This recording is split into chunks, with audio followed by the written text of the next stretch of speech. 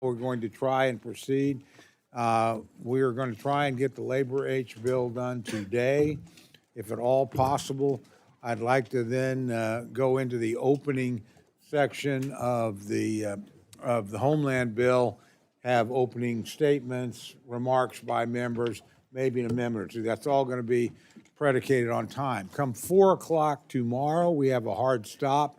That's to allow our members on both sides that are playing in the baseball game. It's kind of a direct order from the majority leader.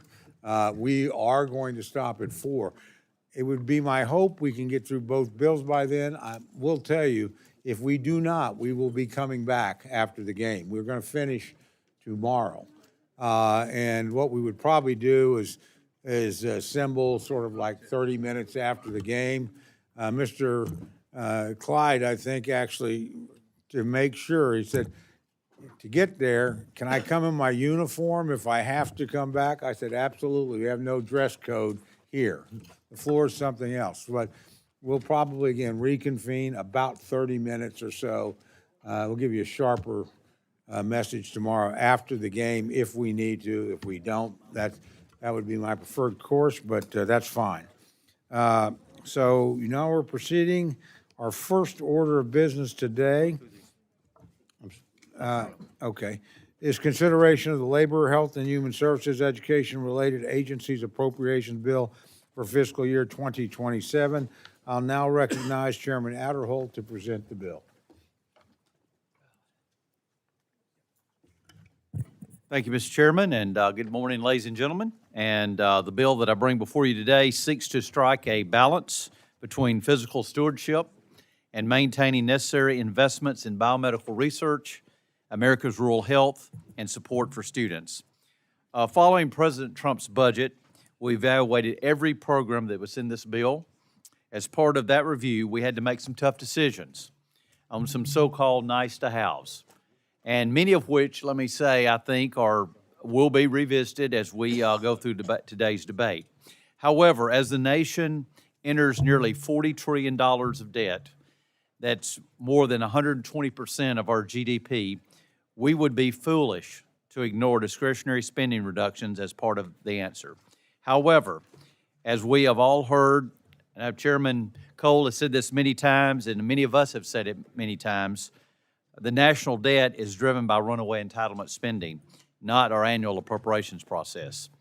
That being said, Congress must put a priority on resources that are the greatest needs to this nation, and not to programs that, while they may be very well intentioned, have shown limited long-term impact or sustained benefit. Our subcommittee has sought to do just that. Rank at the top the programs serving those with limited access to services, bolster national security, and maintain our federal responsibilities. While this bill reduces several programs and proposes many for elimination, at the same time, it also increases support for America's biodefense infrastructure. It provides long-needed lifelines for rural hospitals and funds necessary basic science. The bill also responsibly addresses a projected $15 billion shortfall in the Pell Grant system and provides a modest $50 increase for the maximum Pell award. The bill codifies the President's executive order to end diversity, equity, and inclusion policies. It builds on the success of the Big Beautiful Bill by eliminating funding for Planned Parenthood. It also protects the rights of women and girls to play sports and prohibits federal funding for sex-rejecting procedures and services. The bill maintains the Hyde Amendment. Has always been the case. It prohibits funds for abortion on demand and ensures that no one is forced to participate in an abortion if doing so would violate their beliefs. This bill is not against women. It is for women. It's for families. It supports family decisions where they belong, and that's in the family, not liberal policies that's forced upon the states and communities by the D.C. bureaucrats. I want to thank my colleagues for joining me once again in supporting community projects that are funded in this bill. I'm proud of the effort to bring back this source of support for hospitals, for health centers, and for other safety net providers that I appreciate all the staff working to review these projects. that we wanted to make sure that the ones that were eligible were reviewed, and like I said, very thankful to staff for helping us go through that. This bill funds nearly 500 projects for over 200 members. These designated funds will be deeply impactful for communities all across the nation. But bottom line is, we can't let the perfect be the enemy of the good, but these are, I think, some very good projects, and so I look forward to your support for those. In addition to the community funding projects, this subcommittee received more than 15,000 member requests for both funding and policy requests. And with that being said, for all the work that's gone into this bill, I want to say a thank you to the subcommittee staff from the majority: Catherine Salmon, Kirk Boyle, Emily Goff, Jaime Varela, Michaela Bordeaux, and from the minority, Stephen Stigletter, Jackie Kilroy, Philip Tizani, Lori Mignon, and from my personal office, Megan Medley, who has been right by my side for many, many years, and I appreciate her support. I can't list every staff of every member that's been on that's on this committee, but I know that they contributed each very much to the product, and I thank them for their hard work.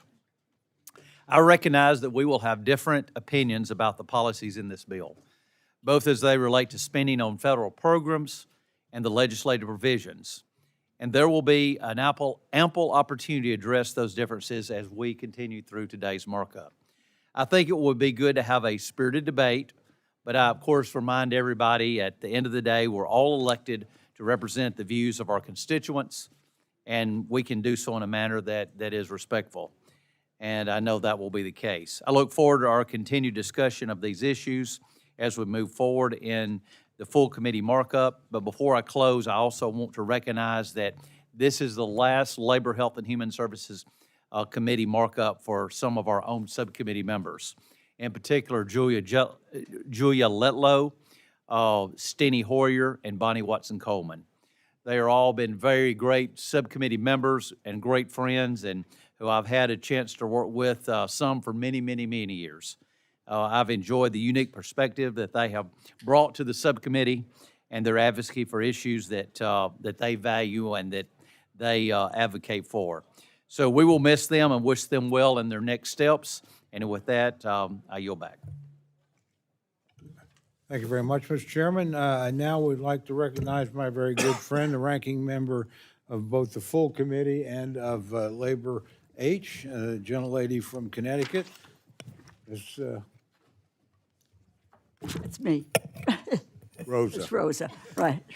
Thank you so much, Chairman Cole, and above all, thank you for your friendship and our opportunity to work together.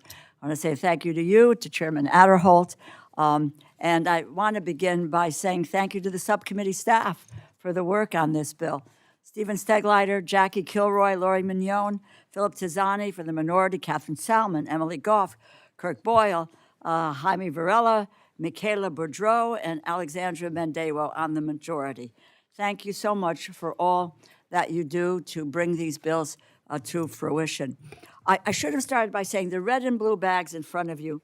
I wanted to bring the best pizza in the country from New Haven, Connecticut, but what you have to do then is find a place to finish, cooking it, and we didn't have a place to do that. So what's in the bags are non-alcoholic beer. I wish we could have done otherwise, but it's non-alcoholic beer, but it is brewed in Connecticut's 3rd District by Athletic Brewing, and in Connecticut 3, we really invented, I wish we had brought the Frisbees as well, but we have the lollipops, so we did the lollipops. So that's what you have in the bags, and so happy to share with you.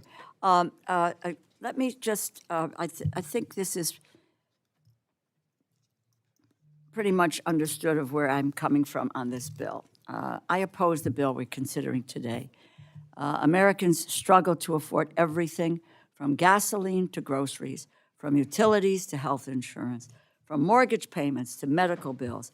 But instead of doing anything to address the affordability crisis, this bill makes the problems even worse. Affordability is not a hoax. Affordability is not a con job. despite what President Trump might claim. Clearly, the cost of living is not a problem for him or for his family. But it is a real crisis that impacts millions of Americans. It is a crisis that this bill does nothing to alleviate. And in fact, in many regards, it will only make it worse. Thanks to the president's signature piece of legislation, the one big, beautiful bill, healthcare costs are going up and hospitals are shutting down. 15 million Americans will likely lose their health insurance, while the very wealthy and the large corporations continue to rake in profits, record profits, I might add, and enjoy the benefits of their $4.5 trillion tax cut. The president wants to increase the defense budget by $500 billion. He claims we do not have the money for child care, for Medicare, for Medicaid, because, and I quote, we are fighting wars, end quote. Meanwhile, this bill cuts funding for education, public health, reproductive health, and job training. Horace Mann called education, and I quote, the great equalizer, the real safeguard of democracy. The belief in education as an inalienable right is woven into the fabric of our country. It is a promise we make to teach each succeeding generation that they will be better off than the last. Yet, this bill cuts $8 billion, or 10%, from the Department of Education. That includes a $2 billion cut to Title I grants, which will push 30,000 teachers out of their classrooms and leave countless children with a worse education. Throughout history, access to a quality education has always been the pathway for the working class, middle class, and vulnerable Americans to greater prosperity and opportunity. These cuts are an attempt to undo the progress we have made, to cut off access to these opportunities. It is a step down the path toward eliminating public education, and that, I believe, is their ultimate goal. This bill eviscerates funding for employment and training programs by $3.3 billion, one-third below the 2026 level. It eliminates funding for adult and youth job training entirely, while cutting funding for the Job Corps in half. As inflation outpaces wage growth and new technology upends the workforce, we ought to be investing in programs that support workers, not cutting funding and leaving them out to dry. This bill cuts the funding for health and human service programs by $4.5 billion, including a $1 billion cut to the Centers for Disease Control and Prevention. The majority of these cuts target the programs that combat the HIV/AIDS epidemic, jeopardizing the extraordinary progress we have made toward defeating this disease. The recent Ebola outbreak threatens to become the deadliest in history because the Trump administration chose to dismantle USAID, to withdraw the United States from the World Health Organization, and to drastically scale back our global health footprint. This outbreak has a significant head start. Humanitarian aid workers are trying to contain the outbreak without adequate personal protective equipment in active combat zones, waiting days just to get test results back. We are in this position because this administration tore apart our existing programs, and now we are facing the consequences. Further compounding the risk to our public health security, this bill leaves funding for the CDC global health activities stagnant, which will not be nearly enough to sustain our global presence after the State Department's decision to restructure the PEPFAR program. The bill cuts funding for Title X family planning, leaving 2.6 million men and women without access to preventive care services and contraception. It eliminates the teen pregnancy prevention program entirely, and it includes dozens of bipartisan provisions that target reproductive health care access. Even now, years after Roe was overturned, and reproductive health care has become much more difficult and even dangerous to access in much of the country, this bill would restrict access even further, no matter what state you live in. This bill cuts $2 billion in operations funding from the Affordable Care Act marketplace, threatening health care coverage for millions of Americans. Even if you qualify for an affordable plan through the program, you will have a harder time accessing it. After the big, beautiful bill cut $1.2 trillion from Medicaid and food assistance, it seems the Republican plan is to make it even more difficult to access health care in this country. This bill squeezes working families from both ends. It increases costs for daily necessities while hollowing out health, education, nutrition, and employment programs that support the working class, the middle class, and vulnerable Americans.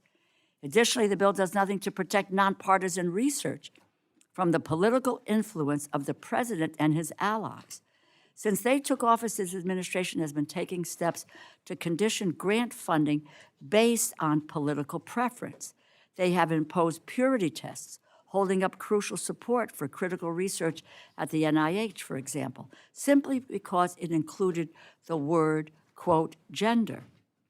Now they are trying to formalize this process by issuing a new federal regulation, subjecting all grant-making across the government to political interference, not peer review, not objective merit, not empirical evidence, just personal political preference. This cannot be allowed to happen. We need to exercise our power of the purse. I have strong objections to this bill as written, and as it moves through the legislative process, I will continue working to improve it. That being said, there are some bright spots that I believe are worth recognizing. First, I'm glad to see the overall funding level for the National Institutes of Health is slightly increased under this bill, especially targeted increases for research on cancer, Alzheimer's, ALS, diabetes, women's health, and rare diseases. Second, during our subcommittee hearing on the science of reading earlier this year, I called for this committee to reestablish a national reading panel to explore ways to improve how we teach our children to read. I am pleased that this committee has answered that call, and I want to commend Congressman Harder for his advocacy on this issue. I support these provisions and applaud their inclusion. However, I remain overwhelmingly opposed to the legislation as a whole. Together, the bill undermines education, it jeopardizes public health, it limits workers' opportunities, it does nothing to address the rising cost of living while stripping away crucial support that helps families who are navigating the affordability crisis. I encourage my colleagues to oppose this legislation, and I call on our friends in the majority to work with us to craft a bill that meets the needs of the American people, that the American people are facing. Thank you, and I yield back. Thank the gentlelady for her comments. I now recognize myself for remarks on the bill. Thank you, Chairman Adderholt, and thank you, Ranking Member Delora, and to all our committee members for being here today. Today, we take up our 10th fiscal year 2027 appropriations measure before the full committee. I'll start by saying that the significance of the labor HHS education bill is something I understand well. Having spent several years leading this subcommittee, I have a deep appreciation for both the scope of the measure and the responsibilities that come with it. As the largest non-defense funding bill considered by Congress, it touches nearly every American community and supports priorities that shape the health, education, and economic opportunity of our nation. Crafting this legislation requires balancing competing needs, making difficult choices, and ensuring taxpayer dollars are directed toward effective programs. Knowing this, Chairman Adderholt has ensured each provision of this legislation lays a foundation for a healthier, better skilled, and more competitive America. Appropriations is, of course, an exercise in numbers and accounts, but the true measure of our work is not found in spreadsheets alone. It's found in the lives touched and the opportunities created by the decisions we make. Think about just a few of the priorities supported by this bill. A scientist pursuing the next breakthrough discovery, a student working toward a degree and a brighter future, the family seeking access to quality rural care, and the worker gaining new skills and new opportunities.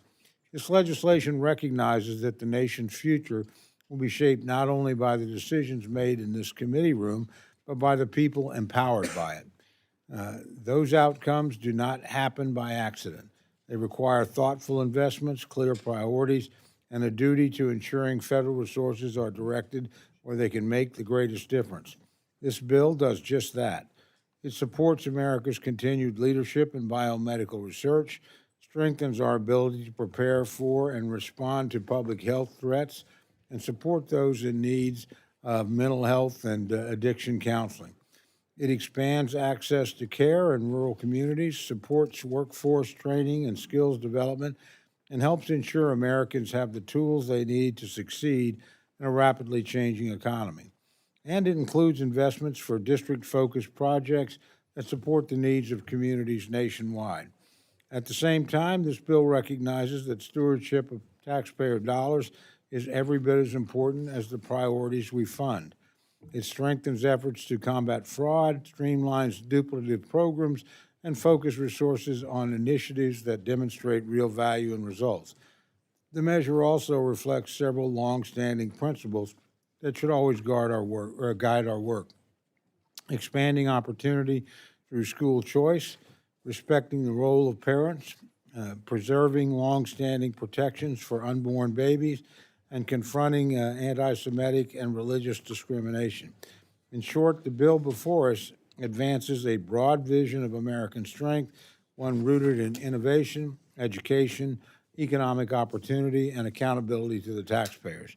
I want to thank Chairman Adderholt, Ranking Member DeLaura, and the staff of both sides of the aisle for their hard work and expertise. Bills of this magnitude are never simple undertakings, and I appreciate the professionalism and dedication that brought us to this point. I look forward to consideration and advancement of today's measure, and with that, I yield back. I now recognize Mr. Hoyer, gentleman from Maryland, for comments on the bill. Thank you very much, Mr. Chairman.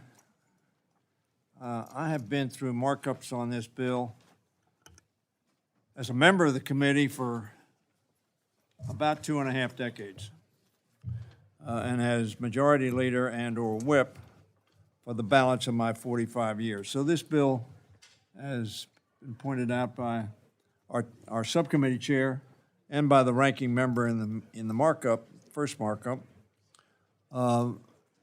means a lot to me. I went on this committee the day I went on the full committee, and we chose committees because I believe it is the committee that is at the heart of the strength and security of America. Certainly the defense bill falls in that category, but no more than this bill. For, as I've quoted Bill Natcher over and over again, as long as you take care of the health of your people and the education of your children, you'll continue to live in the strongest and best nation on earth. Mr. Chairman, lamentably, I do not believe this bill reflects the kind of investment in that strength that this country needs. I want to thank my friend, the ranking member, for whom the annual labor health education bill has been at the center of her work in this Congress. Her focus, as mine has been, is on children and women's health, education, and yes, the welfare of our workers. This is the last labor HHS education appropriation I'll be working on with all of you. I wish it could be one where we meet those promises and deliver what working families expect from us. The committee chairman, the subcommittee chairman mentioned, and as has been mentioned so often by subcommittee chairman and the full chairman, you have to make tough choices. I think we all agree with that as appropriators. But the tough choices were made as to how much revenue you're going to have available and what you're going to pay for. In the big bad bill, as we call it, you call it the big beautiful bill, according to your desires, if dynamic scoring were applied, and that's what you have suggested, that would have cost us $4.7 trillion in revenue. Static scoring would have been ironically less, $3.8 trillion. Either number is an extraordinary number and would fund the appropriation bill for at least 3 years. Sadly, we don't make hard choices. What we do is we give significant tax cuts from no money that we have in excess, but from children, national security, although we don't really do it out of national security because we make exceptions for national security, but not necessarily for children, people with health problems. No hearing was had with the Education Secretary. No hearing, Department of Labor. Not a single hearing with any NIH Institute director. So there was no question posited to an NIH Institute director, what are the consequences of these cuts? And I want to join the ranking member in congratulating our subcommittee chairman in making sure there wasn't a cut in NIH. I think that's a good policy, and I thank him for his leadership on that. Instead of working, however, on a bipartisan manner to produce a bill that helps our people access health care, education, and employment opportunities, the majority is using this bill to, in many ways, dismantle, as the ranking member said, the Affordable Care Act. To start, this bill rescinds funding from PCORI, which saves the taxpayer and helps bring costs down across our health care system. And it takes $2 billion in user fees from the state health care exchanges, squandering money we've already collected and making it harder for those without employer-provided coverage to get insurance they need. Moreover, the fiscal year 27 bill would severely disinvest in the youngest Americans and their families. I spoke during the subcommittee markup about positive income impact of $350 million for preschool development grants, programs, and $150 million for the full-service community school programs. Amendments will be offered for that. Representative Torres and I each have an amendment to that effect, which I hope we will adopt. I also have an amendment to protect scientists, doctors, and medical researchers at NIH and other health and research agencies from being targeted and fired based upon political considerations, not scholarship and science. And I hope we can come together under the vision and leadership of our ranking member to restore the funding cuts across this bill, which includes the $3.7 billion from the Department of Labor, including Job Corps. And I understand Mr. Zinke will have an amendment to address that problem, and I applaud him for it. $4 billion from HHS and $8.1 billion from the Department of Education. Education is the seed corn. We're destroying that. Mr. Chairman, this bill is just another example in a long list of appropriations bills that the majority has put forward with one simple message to the American people. You're on your own. You want to make sure your preschoolers get the support and education they need to start kindergarten ready to learn? You're on your own. You want to provide your family with affordable health care coverage through the New York State Exchange? You're on your own. Want to access hands-on skills training through the Job Corps and get a pathway to a good career? You're on your own. Mr. Chairman, we have an opportunity today to change the rhetoric from you're on your own to we're on your side. Let's do it. I yield back. Thank the gentleman for his comments. The gentlelady from Ohio, Ms. Capters, recognized for remarks on the bill. Thank you, Chairman Cole, Ranking Member DeLauro, and Chairman Adderholt. Thank you all for your hard work, and our dear friend, Ranking Member DeLauro, detailed and spoke out against the many programs and departments which received harmful cuts in this bill. Over the weekend, in my district, there was a mass shooting. 12 people were shot on Sunday while enjoying the Old West End Festival, and thanks to our dedicated first responders, no one has yet succumbed to their injuries. All of the victims are in some state of recovery, and we pray for their full recovery. Those first responders were likely able to provide such excellent care in part thanks to the groundbreaking research done by programs like the Center for Disease Control's Firearm Injury and Mortality Prevention Research Program. Yet the majority in this bill has decided this program, which has likely saved constituents in each of our communities, is no longer worthy of the $12.5 million for a whole country, $12.5 million it received in fiscal year 2026. Instead of flat funding, the majority decided to eliminate its entire funding. Thus, the bill provides $0 for the Firearm Injury and Mortality Prevention Research Program. Some might call that insanity, but this is what's happened. Our country has had and endured this year 217 mass shootings already. 217. And yet the majority is eliminating the firearm injury and mortality prevention program. How do you explain that? This bill just doesn't cut the obvious programs to help situations like the one in our community. It cuts wraparound constructive community services to help prevent tragedies that unfortunately are happening. How? It eliminates all funding for the youth job training under the Workforce Innovation and Opportunity Act state grants. It also cuts substance use treatment and prevention by $58 million. And it cuts mental health services, my goodness, by $33 million. Talk to any of your sheriffs. 3/4 of the persons in county jails across this country have conditions of mental illness, sometimes coupled with alcohol and drug abuse. 75%. These programs were created with the intent to build a civil society. We are becoming an uncivil society. This bill cuts or eliminates essential programs without giving, especially our youth and others who are troubled, services and support to fill the gap. Leaving very seriously ill people at the side of the road is actually radical. I always thought the Republican Party was a conservative party.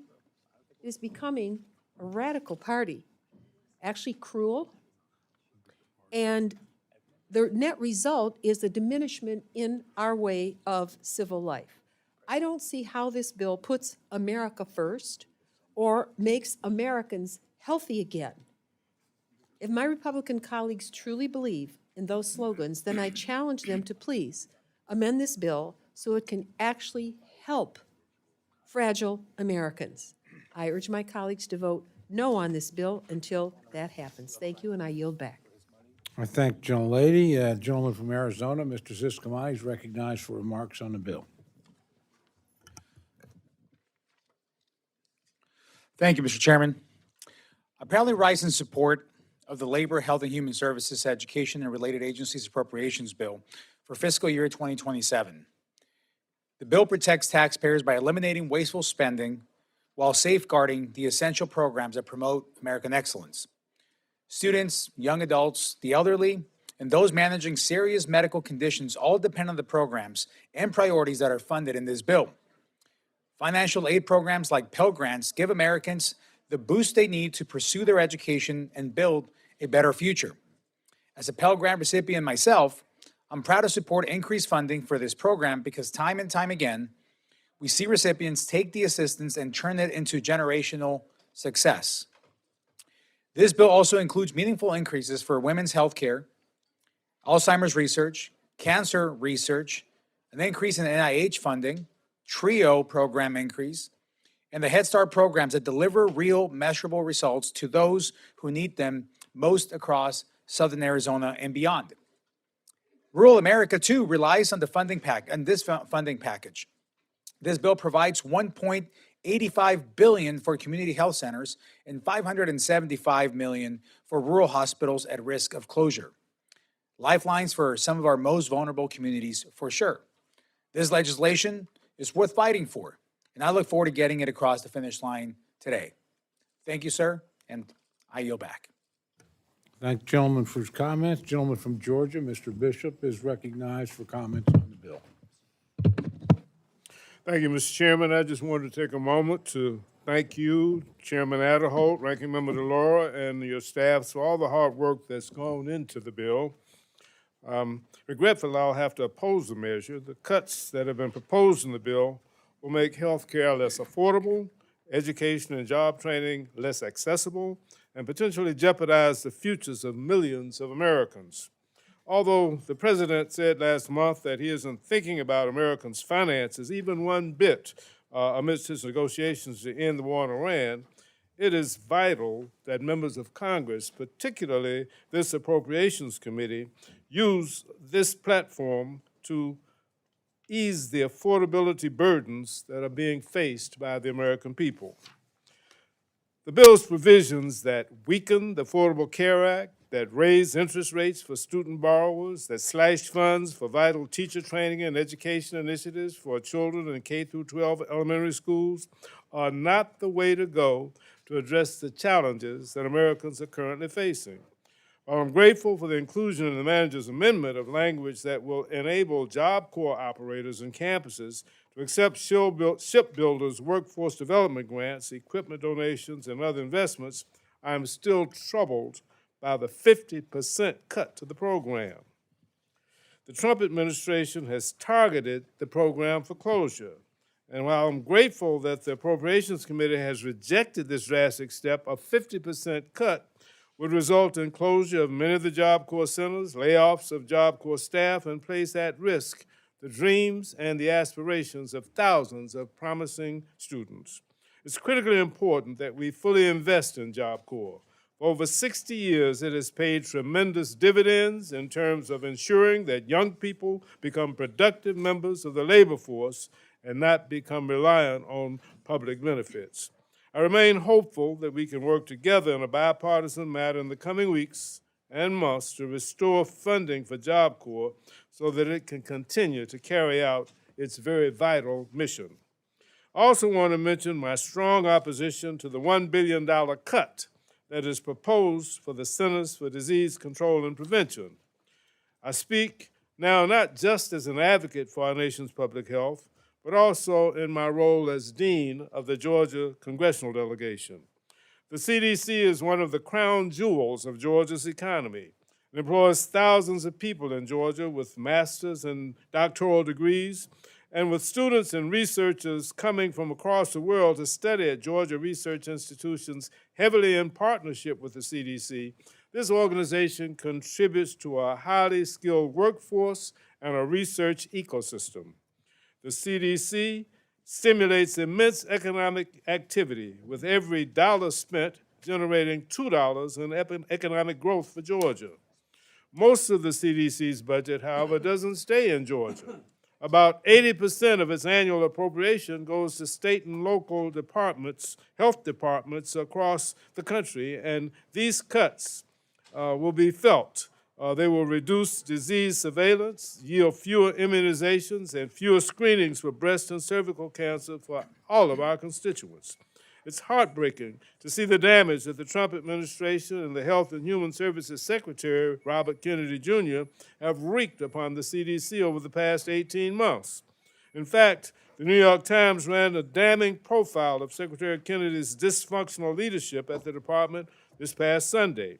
In the article, it described his little interest in managing the details of work in the department, his deep mistrust of career civil officials, and low morale throughout HHS, and his disinterest in matters that are not on his priority list. In other words, this is not the best and brightest that until this administration we've come to expect from the leaders over there. The firings and the high-profile resignations of top CDC leadership, the departure of experienced health professionals, the politicization of scientific guidance, the disparaging of career professionals, and now the $1 billion cut in the CDC budget do not bode well for our nation's ability to respond to emerging public health threats at home and abroad. President John F. Kennedy, the Secretary's uncle, once said that the time to repair the roof is when the sun is shining. Sadly, that is a lesson both he and House Appropriations Committee seem to have forgotten. We don't want to wait for another pandemic to begin to make investments in our public health infrastructure. We want to do it now when the conditions are favorable so that we are not caught unprepared. Millions of lives are literally at risk by the decisions that we make today. I do applaud the significant work that CDC is doing despite its leadership challenges to ensure that no infectious diseases are spread as the United States, Canada, and Mexico welcome guests from around the globe for the World Cup. The CDC has taken on a high-level role, gathering and reporting outbreak data, sharing guidance on testing and reporting symptoms. In recent weeks, CDC officials have convened weekly calls with public health officials in the 11 U.S. host cities and dispatched staff to assist them in person. Doctors nationwide are participating in simulations that anticipate the work. Secretary Kennedy, however, has left the department's response to Dr. Jay Bhattacharya, a health economist with no prior experience in public health, even though he's leading the CDC. I might add that he's also leading the National Institutes of Health as well. I'd also note that the Administration for Strategic Preparedness and Response, which is in charge of pandemic preparedness and standing up field hospitals and quarantine facilities in Kenya, is currently being run on an acting basis by John Knox, a former Los Angeles firefighter who founded a group, Firefighters for Freedom, during the pandemic to fight vaccine mandates.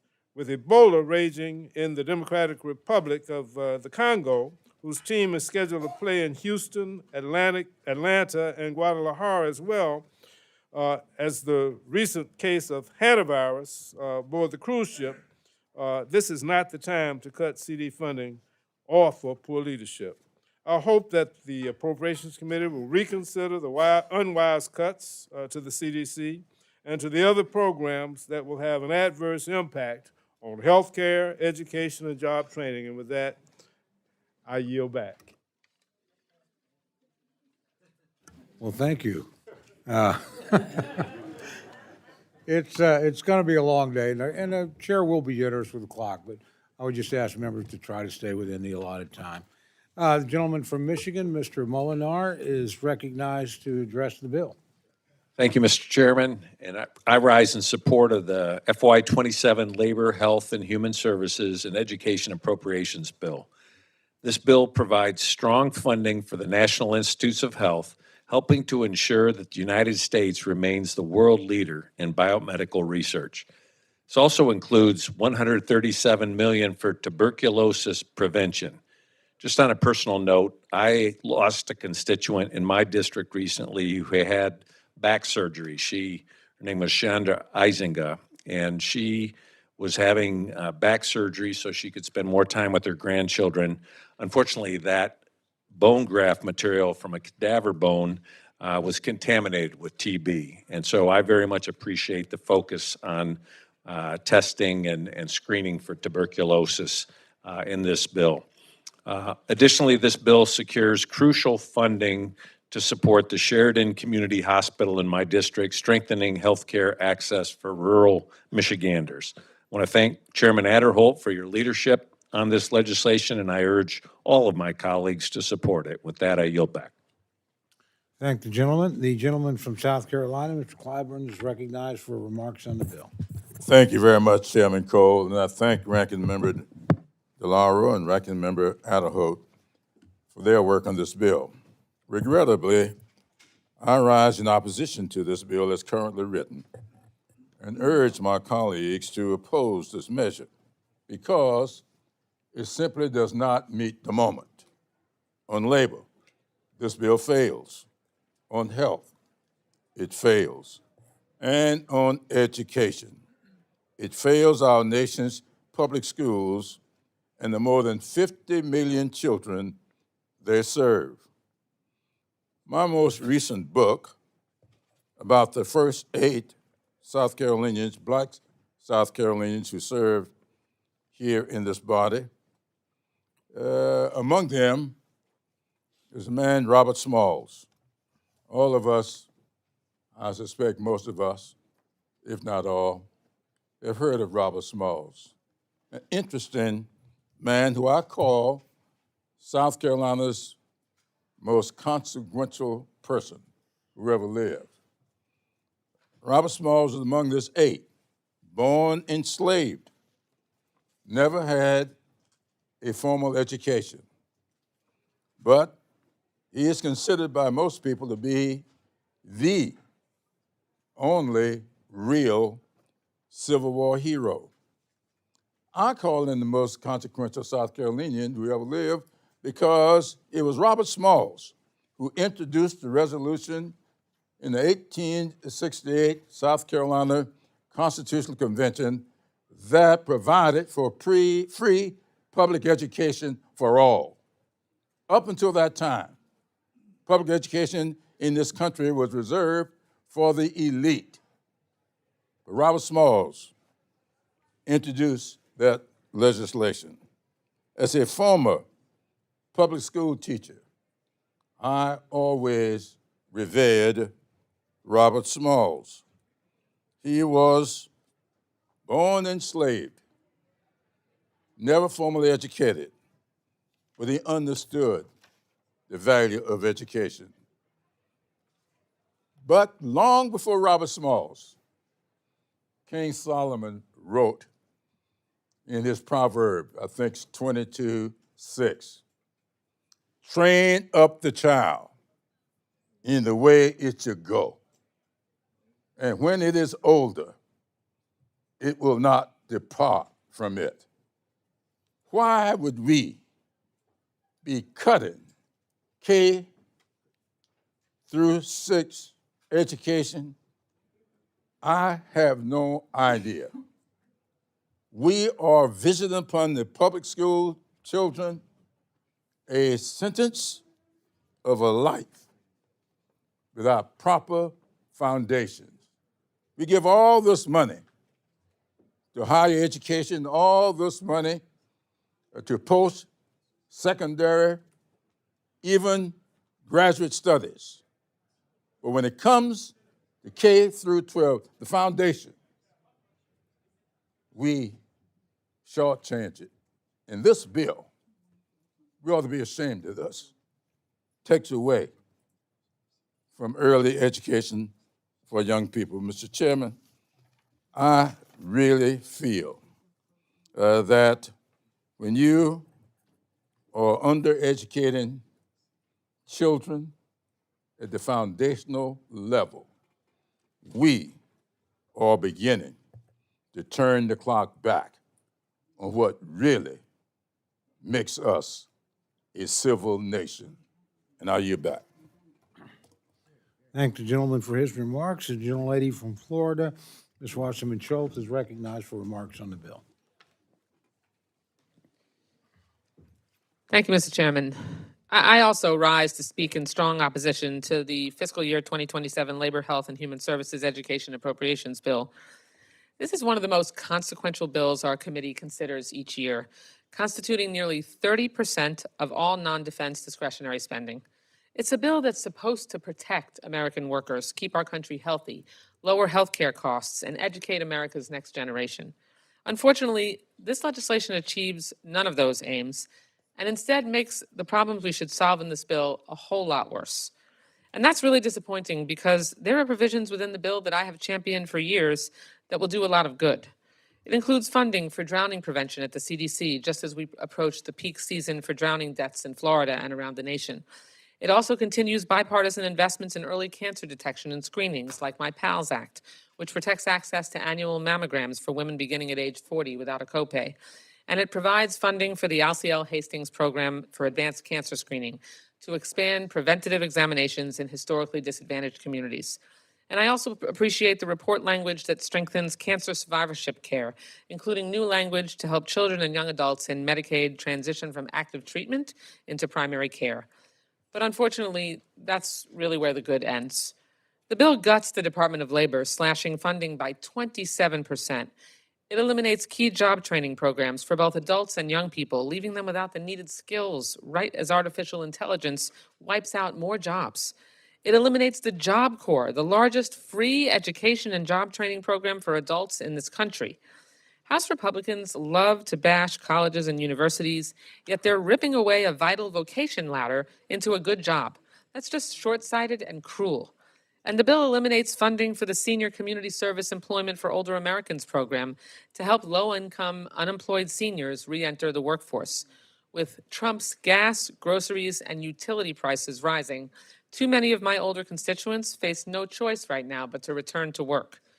For the Department of Health and Human Services, it gets even worse. House Republicans continue their unending assault on the Affordable Care Act, this time cutting $2 billion for operating the ACA insurance marketplace.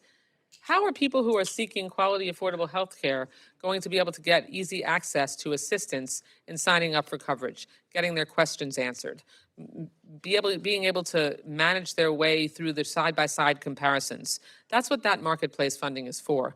And at a time when healthcare premiums are skyrocketing and over 1 million people have dropped insurance coverage because House Republicans let the enhanced premium tax credits expire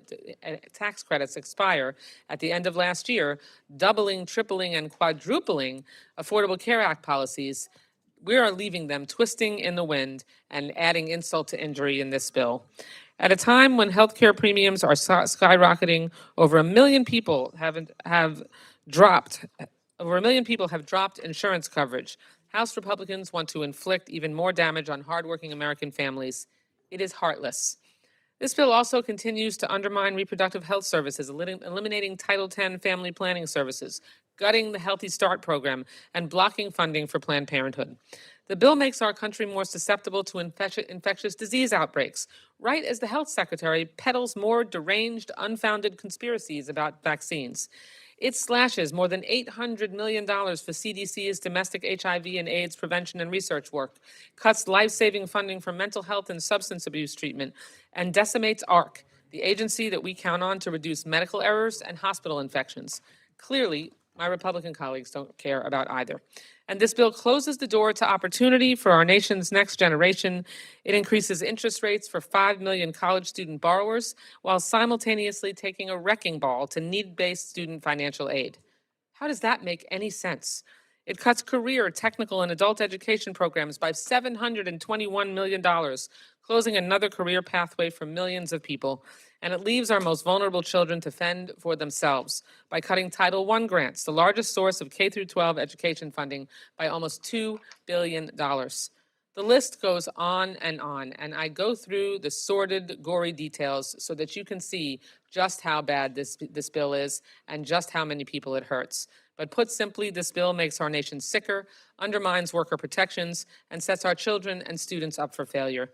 How anyone can support this piece of legislation is beyond me, but as we know, a budget is a document about values. It shows us where someone's priorities lie.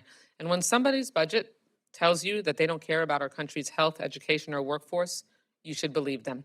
I urge a no vote on this bill, and I yield back. Thank you, gentlelady. The gentleman from Texas, Sorry for my Mr. daughter. Cuellar, is recognized for remarks on the bill. Thank you, Mr. Chairman. And I understand that this bill is a work in progress, and but I certainly want to thank the Chairman, Mr. Adler, for the work, and your staff, and the ranking member also for the work and your staff on this. There's additional work that needs to be done so we can continue, but we'll get to that at a later time. But I do want to highlight a couple of things that I think are very important and that I supported, are important to my area, and important to every part of this nation. First of all, the Child Abuse Hotline and National Domestic Violence Hotlines. I want to thank the committee for continuing the support for the National Child Abuse Hotline and National Domestic Violence Hotline. The $2 million for the National Child Abuse Hotline, the $20.5 for the National Domestic Violence Hotlines. Those programs are critical lifelines for children, families, individuals who are facing crisis situations. For many victims of abuse or violence, a phone call or a text message may be the first step towards safety and recovery. The continued support reflected in this bill ensures that trained professionals remain available to respond to Americans when they need help. So thank you so much for adding that funding. The second area is the Gear Up and the Federal TRIO program. In fact, I just finished meeting with somebody, a student outside from Rio Grande La Grulla, that is part of the TRIO program. So I want to say thank you for the increased funding for Gear Up and for the Federal TRIO programs. The bill provides $394 million for Gear Up and nearly $1.2 billion for the Federal TRIO programs. These programs have helped first-generation and low-income students prepare for and succeed in higher education. In South Texas, in my area, where many students are first in their families to attend college, These programs provide critical guidance and academic support throughout the college process. They've helped expand educational opportunities for students who may otherwise face significant barriers for completing their higher education. So I thank the committee. The third area I want to cover is Job Corps. Look, I know we reduced funding. I know this is the beginning part. I look forward working with the chairman and ranking members so we can get to where we need to get when it comes to Job Corps. The Job Corps provides young Americans with education, vocational training, workforce skills that lead directly to employment opportunities. It really provides a second opportunity for these kids. I've met kids in the San Marcos area, in the Laredo area. In fact, just recently in the Laredo, some of those students who have struggled to get the traditional education, and this provides a pathway toward economic independence. So again, I am concerned about the significant reduction in funding for Job Corps. I understand this is a process, and I look forward working with the chair and the ranking member so we can get to that proper place at a later time. With that, I yield back the balance of my time. Thank the gentleman for his remarks on the bill. The gentleman from Wisconsin, Mr. Pocan, is recognized to address the bill. Thank you very much, Mr. Chairman. And I just want to thank our subcommittee chair. One of the few, I guess, maybe joys these days in Congress is when we're able to work like Congress used to work, when people can disagree on issues, but you can still find some cooperation and agreement on things. Still happened with this bill because the gentleman and his staff operate the way that hopefully Congress will again someday, much broader. But right now, I just want to thank him for making this place a little better, a little bit more the way it should be. In particular, I want to thank you for helping to ensure that there's global funding for HIV and AIDS, something that clearly is having a huge impact across the globe. I want to thank you for the animal abuse language in multiple fronts for the NIH, making sure that dogs and cats and others aren't abused just to have testing done in cases where they're not needed to. And I want to thank you for, we had a constituent who brought up an issue about a terminal disease and a drug the FDA used to approve, all of a sudden decided they weren't going to allow it anymore. And when you're in stage 4 cancer, it's something that you can't have a focus or test group, right? Because they're going to die if they're the group, the control group. And to get back to that practice is something really important. And I hope the FDA listens to the language that we have in here. So I just really appreciate, honestly, the way Congress should be and hopefully will be again. And that's the main reason I want to stand up. I mean, this is an area as Democrats care greatly about the issues in this bill. We are concerned about, of the cuts that did happen to CDC, 80% are for U.S. HIV and AIDS, and that, I think, is a problem. The cuts for the ACA health insurance plans, the Jobs Corps cuts, the NLRB cut, and K-12 education. But some of this is just going to be our ideological differences, and that's going to make it hard to support a bill like this. But I think it's worth just standing up when someone in Congress stands up and takes us back to an era when we worked much better. And I just really appreciate our subcommittee chair for doing that and his staff for also doing that. Because if we all wound up doing that, I think we all would get up a little more in the morning and be happy to come in. So with that, I yield back, Mr. Chairman. Thank the gentleman for his remarks. The gentlelady from Florida, Ms. Frankel, is recognized for remarks on the bill. Thank you, Mr. Chair. I rise in strong opposition to this bill in its current form. This is the FY27 Labor, Health, and Human Services and Education Funding Bill. I want to thank my next-door neighbor colleague for his kind remarks. So I'll move on. The bill's not without merit, but here's the thing. This bill would have real and painful consequences to the women and girls of this country. And in fact, some might say this is a war on women and girls. Our mothers and grandmothers are the heart of our families, the caregivers, the teachers, the mentors, and the people we turn to in our most important moments. Women power our economy as workers, entrepreneurs, innovators, and leaders who help build prosperity in every community. So when a woman cannot get a cancer screening, when she cannot get access to basic health care, when she cannot be in charge of her own personal health care decisions, the impact does not stop there. It affects her children. It affects her family's financial security. It affects the health and strength of the entire community. And yet this bill eliminates or dismantles programs that generations of women have counted on to stay healthy, control their own health care decisions, and build better futures for themselves and their families. Let me count the ways. First, this bill completely eliminates Title X.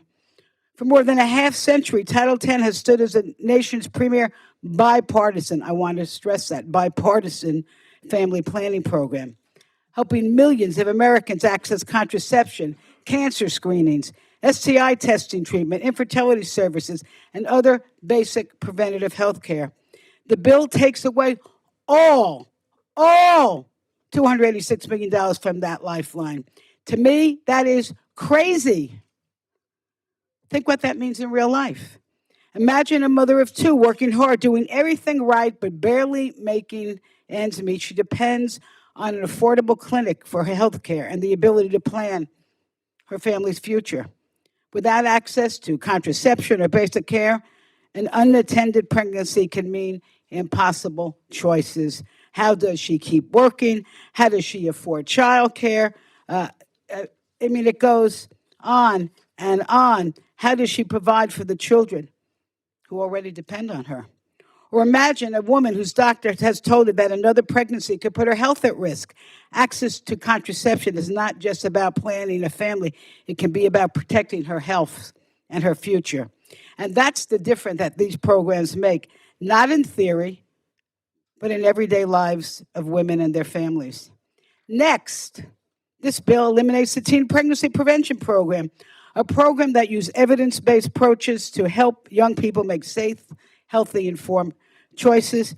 Preventing intended pregnancy should be something we all agree on. Imagine a 15-year-old girl becoming pregnant before she has even a chance to grow up herself, a child facing the responsibilities of raising a child. A teen pregnancy can change the entire course of life for a young person. Young persons are more likely to experience pregnancy-related complications, face barriers, completing their education, and struggle with financial hardship. So why are we turning our backs on this? And the bill also eliminates the funding for Healthy Start that for more than 3 decades have saved lives and moms and babies in the highest risk communities with the care and support they need, improving prenatal care, reducing risk, and helping more babies reach their birthday.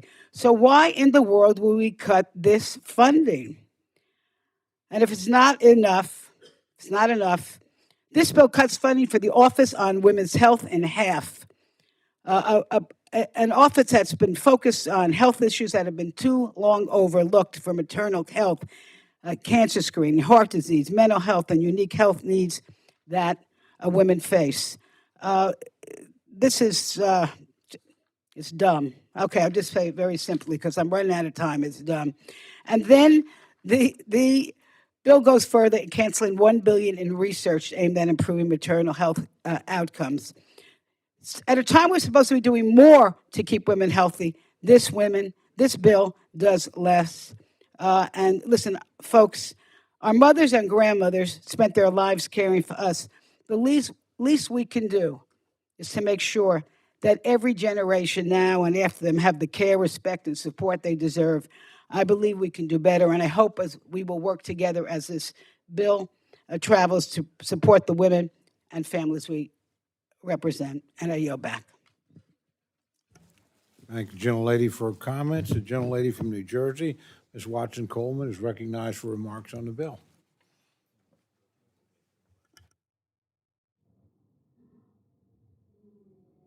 Chairman, I must rise in opposition to this bill. While I appreciate the majority included my common sense amendment to ensure funding for the pregnancy risk assessment monitoring system and language to support youth mental health. There are too many damaging cuts and program eliminations. Nothing in this bill makes America healthy again, sets up our workforce to thrive in this broken economy, or ensures education is attainable for all. It worsens unjustifiable racial health disparities that have devastated communities of color for generations. Americans are struggling to mitigate rising costs, seek affordable health care, and build economic security for their families. Yet this bill cuts more than $19 billion from the very programs designed to help them succeed. As AI transforms our economy and entire industries face disruption, this bill tells workers that they are on their own. It eliminates funding for youth and adult workforce training grants. It eliminates programs that help formerly incarcerated Americans reenter the workforce. It eliminates employment opportunities for seniors, and it wipes out the Job Corps. This bill will also make people sicker. Racial minorities are more likely to get sick and less likely to receive care. And this bill, it slashes funding for the Office of Minority Health by 40%. Furthermore, Black women are more likely to die from pregnancy-related causes. Yet this bill cuts maternal and child health programs by more than $120 million. And there's more. This legislation also cuts over $225 million from the Ryan White HIV/AIDS program, and it eliminates funding for ending the HIV epidemic initiative.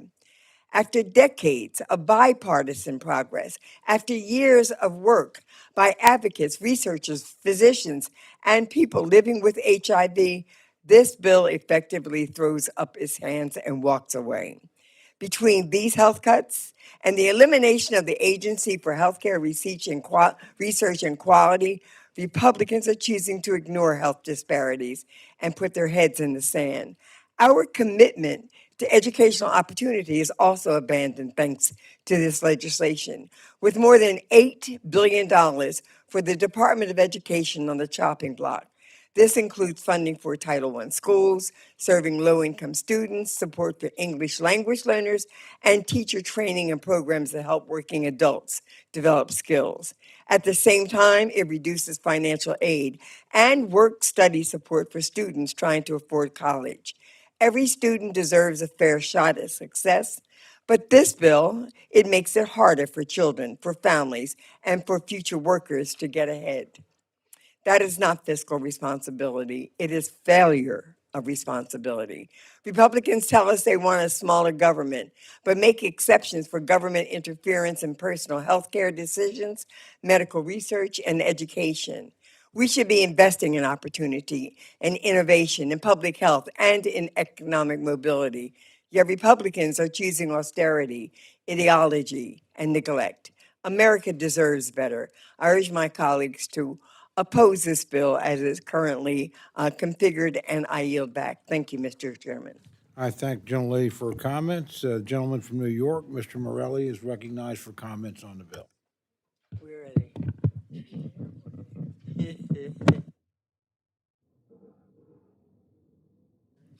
Thank you, Mr. Chairman. I'd like to echo the comments of many of my colleagues about the leadership of the committee and the ranking member and the leadership of the subcommittee.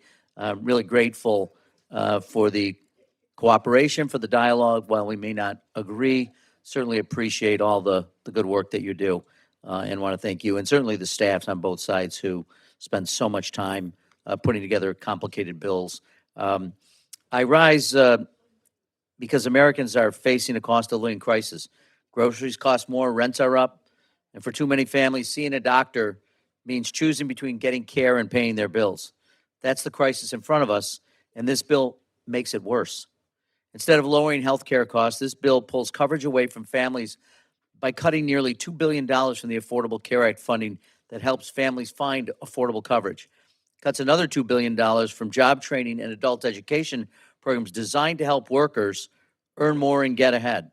And it eliminates programs designed to make child care and education more affordable for working parents. These cuts come on top of a reconciliation bill last year that stripped Medicaid coverage from millions of Americans, including over 50,000 people in my district alone, who are all one bad diagnosis away from financial ruin. The cost of living crisis is real. Families know it. We know it. The question is whether the Congress is going to do something about it.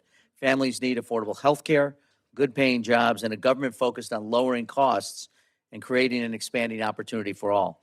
That's why we're sent here to do. Unfortunately, this bill doesn't achieve that, and I oppose it, urge my colleagues to defeat the bill, and yield back my time. Thank the gentleman for his remarks. Gentleman from California, Mr. Levins, recognized for remarks on the bill. Thank you, Mr. Chairman.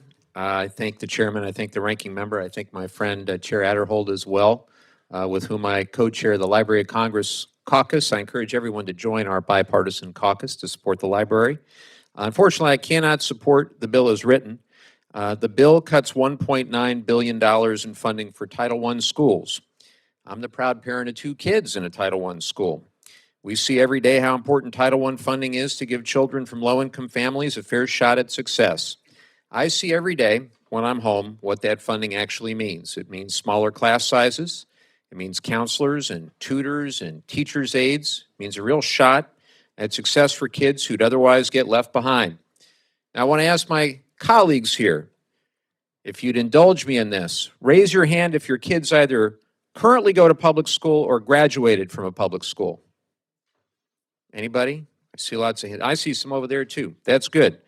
How about if you went to a public school, graduated from public school? Lots of you. Fantastic. Thank you for indulging me in that. And I would just say, even if you don't have children in public school or didn't attend public school yourself, our public schools are also central to our economy and our national security. So, colleagues, I hope we can come together on educating the next generation, because our children and our children's children are counting on us to get this right. Shifting gears, I'm also deeply concerned that this bill doesn't do enough to rein in the systematic dismantling of our vaccine infrastructure. Now, this might be a little sensitive for some, but how many got their flu shot this past year? Almost everybody. Nope, didn't do it. All right, I knew everybody wouldn't. So there's a reason that my doctor, and maybe yours, told you to get the flu vaccine. The flu changes every year. The virus changes. So every year, scientists identify the newest strains circulating around the world, figuring out how to combat them, producing hundreds of millions of doses, and then they get them into pharmacies and doctors' offices before flu season hits. It's a pretty remarkable process. It's complex, it's coordinated, and it's protected this country for decades. Well, friends, that entire process is now in jeopardy. The Secretary of HHS is undermining the scientific review channels that recommend which vaccines our children should receive and the vaccines we all get throughout our lives to keep ourselves and our loved ones safe. The Secretary, as you may or may not be aware, fired all 17 scientific experts who served on the Advisory Committee on Immunization Practices. That's the panel that the CDC has relied on for more than 60 years to tell doctors and health insurers which vaccines Americans should receive and when. The newly appointed committee immediately began rolling back vaccine recommendations for our children. And then this past March, a federal judge stepped in and blocked those changes, ruling that the Secretary had violated federal law and how he reconstituted the committee. The court effectively froze the panel. It cannot meet now, it cannot vote, and it has no quorum. So for the first time in over 6 decades, there's no functioning vaccine advisory committee to guide this fall's flu season.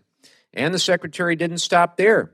Since the ruling, he's made 2 attempts to issue a new charter to reconstitute the committee, both of which have raised serious legal questions, while the administration continues to appeal the court's decision. I, for one, am glad that the courts have intervened, but a court order is not a substitute for Congress, for all of us doing our jobs. It's our responsibility to direct how federal dollars are spent. That includes making sure this bill does not leave the door open for this administration to undermine public health infrastructure that millions of families rely on.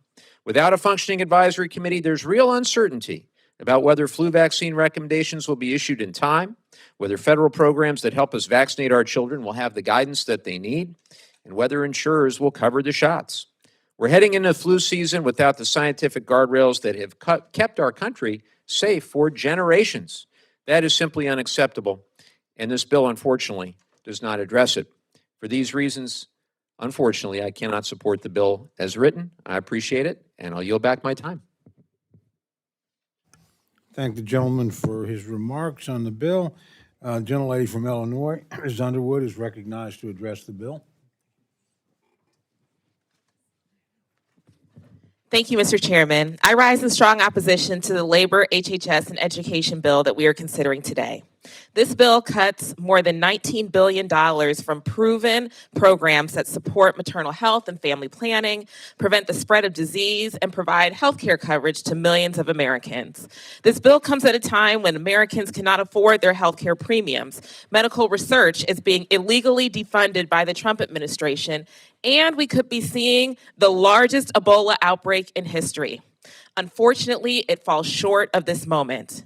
In the past year, Republicans' big ugly bill cut $1 trillion from healthcare and ended the Enhanced Affordable Care Act tax credits I fought to pass, which made healthcare coverage attainable for millions. Families across the country are already paying hundreds or thousands more dollars for coverage or being priced out altogether and going uninsured. I know some of my Republican colleagues agree because they voted to pass my 3-year extension on the House floor just a few months ago. And yet here we are today, considering a bill that cuts $2 billion from the ACA marketplace operations, making it even harder to get covered. Healthcare has never been more expensive, and yet this Republican bill would leave families out to dry. Additionally, this bill eliminates the Patient-Centered Outcomes Research Trust Fund, which supports critical investments in maternal health research that is already saving the lives of countless mothers. We need more research, not less, to end disparities and achieve better birth outcomes, especially for Black moms and other high-risk populations. Our country is in the midst of a maternal mortality crisis, and this bill fails to meet the moment. Hospitals are closing, labor and delivery units are disappearing, and people can't afford to go to the ones that are left. We are also seeing the consequences of the Trump administration's short-sighted decision to slash critical investments in global health and foreign aid, just like Democrats on this committee warned at last year's markups. And sure enough, within a year of Elon Musk bragging that Doge had, and this is a real quote, accidentally canceled Ebola prevention, we have seen a catastrophic failure to detect and contain the deadly outbreak of Ebola in the Democratic Republic of the Congo and Uganda. Instead of investing in the public health infrastructure that has enabled us to navigate past outbreaks, the Trump administration is flailing. They are even sending Americans exposed to the virus to quarantine in Kenya instead of bringing them home for treatment as we have safely done before. And this bill doubles down on these failures by cutting $1 billion more from the CDC during a deadly virus outbreak. Secretary Kennedy has overseen the destruction of our public health infrastructure, spread dangerous misinformation at every turn, reinstated insurance fraudsters, canceled life-saving research, and done nothing to lower costs for the American people. As a nurse, I can tell you that RFK Jr. is the #1 threat to public health in this country. Outside of HHS, the bill eliminates billions in funding for workforce development programs, cuts Job Corps in half, decimates funding that supports the education and development of students and teachers, and slashes workforce protections. And of course, it continues to try to distract the American people from the soaring cost of living and other real problems created by failed Republican policies by bullying children who just want to access health care or play sports. Secretary Kennedy told this committee that the extreme funding cuts in the bill are necessary because, quote, we've got to tighten our belt. Please, the American people can see right through that. They're spending $2 billion a day bombing Iran and are happy to give Trump $1 billion taxpayer dollars for a ballroom. Republicans in Congress spent $2 trillion on a tax cut for their wealthy friends and paid for it by cutting health care for American families. It's shameful. This bill fails our workforce. It fails our students. It fails our teachers. It fails medical researchers who are looking for cures. It fails public health experts trying to prevent the next pandemic. It fails small businesses who need affordable healthcare coverage. It fails moms who want to deliver healthy babies and come home safely. It fails working families trying to make ends meet. I urge my colleagues in voting no, and I yield back. Thank you, gentlelady. The gentlelady from Pennsylvania, Ms. Dean's recognized for comments on the bill. I thank you, Chairman Cole, Chairman Adderholt, Ranking Member DeLauro. Regrettably, I rise in opposition to this most important appropriation bill, labor HHS education. I'm deeply concerned by the funding cuts proposed in this bill, particularly to behavioral health services, education, and workforce training programs. Millions of Americans rely upon these to build stable and healthy lives. You know, Martin Luther King once said, of all the forms of inequality, injustice in health is the most shocking and inhuman. So, on health. First, the bill cuts funding for SAMHSA by $91 million. I have to ask folks, what are we doing here? Overdose deaths are finally on the decline, dropping by 27% in 2024, the largest one-year decline ever recorded. Recent CDC data suggests that trend is continuing. That's incredible life-saving progress. So why at this moment would we cut the funding? To save taxpayer dollars? We know that untreated substance use disorders, addiction, costs this country $400 billion every year. We also know that treating addiction saves $7 for every dollar that we spend. The proposal cuts funding for mental health services by $33 million, substance use treatment services by $21 million, and substance use prevention programs by $37 million. These are programs helping to keep people alive or to get into recovery or prevent addiction altogether, also to rebuild one's life. Cutting them now risks undoing the progress we fought so hard to achieve. And I have to point out the contradiction here. Republicans propose eliminating the Agency for Healthcare Research and Quality, and PCORI, noting that other agencies like SAMHSA already provide this research. I guess my colleagues across the aisle forgot that DOJ fired the entire SAMHSA team and riffed hundreds more from other research-focused agencies. You cannot eliminate one source of expertise, weaken another, and then claim the work will somehow continue. And then there's the report language blocking further study on harmful health effects of alcohol consumption. We already know excessive alcohol is a leading cause of preventable death in this country. Studying those harms shouldn't be controversial. It's what public health agencies are called to do. On NIH, I'm pleased to see that the majority recognizes the importance of biomedical research, but I'm worried about the broader policy environment. There is no language in this bill to limit multi-year funding of awards, which this administration is using to reduce support for biomedical research despite congressional intent and strong budgets. This policy results, we know, in fewer projects and people supported by the same NIH budget, leaving promising research unfunded. There is no language enforcing the negotiated indirect cost rates. In fact, there is language in this bill that further targets universities, the engines of medical research and innovation. And there is no language in this bill to rein in an administration set on politicizing grant-making process.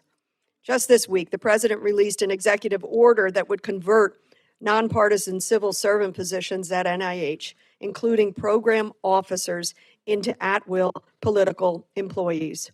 And last week, OMB released a rule that undermines the merit-based, expert-driven grant processes that have made NIH America's crown jewel and American leader in science and technology.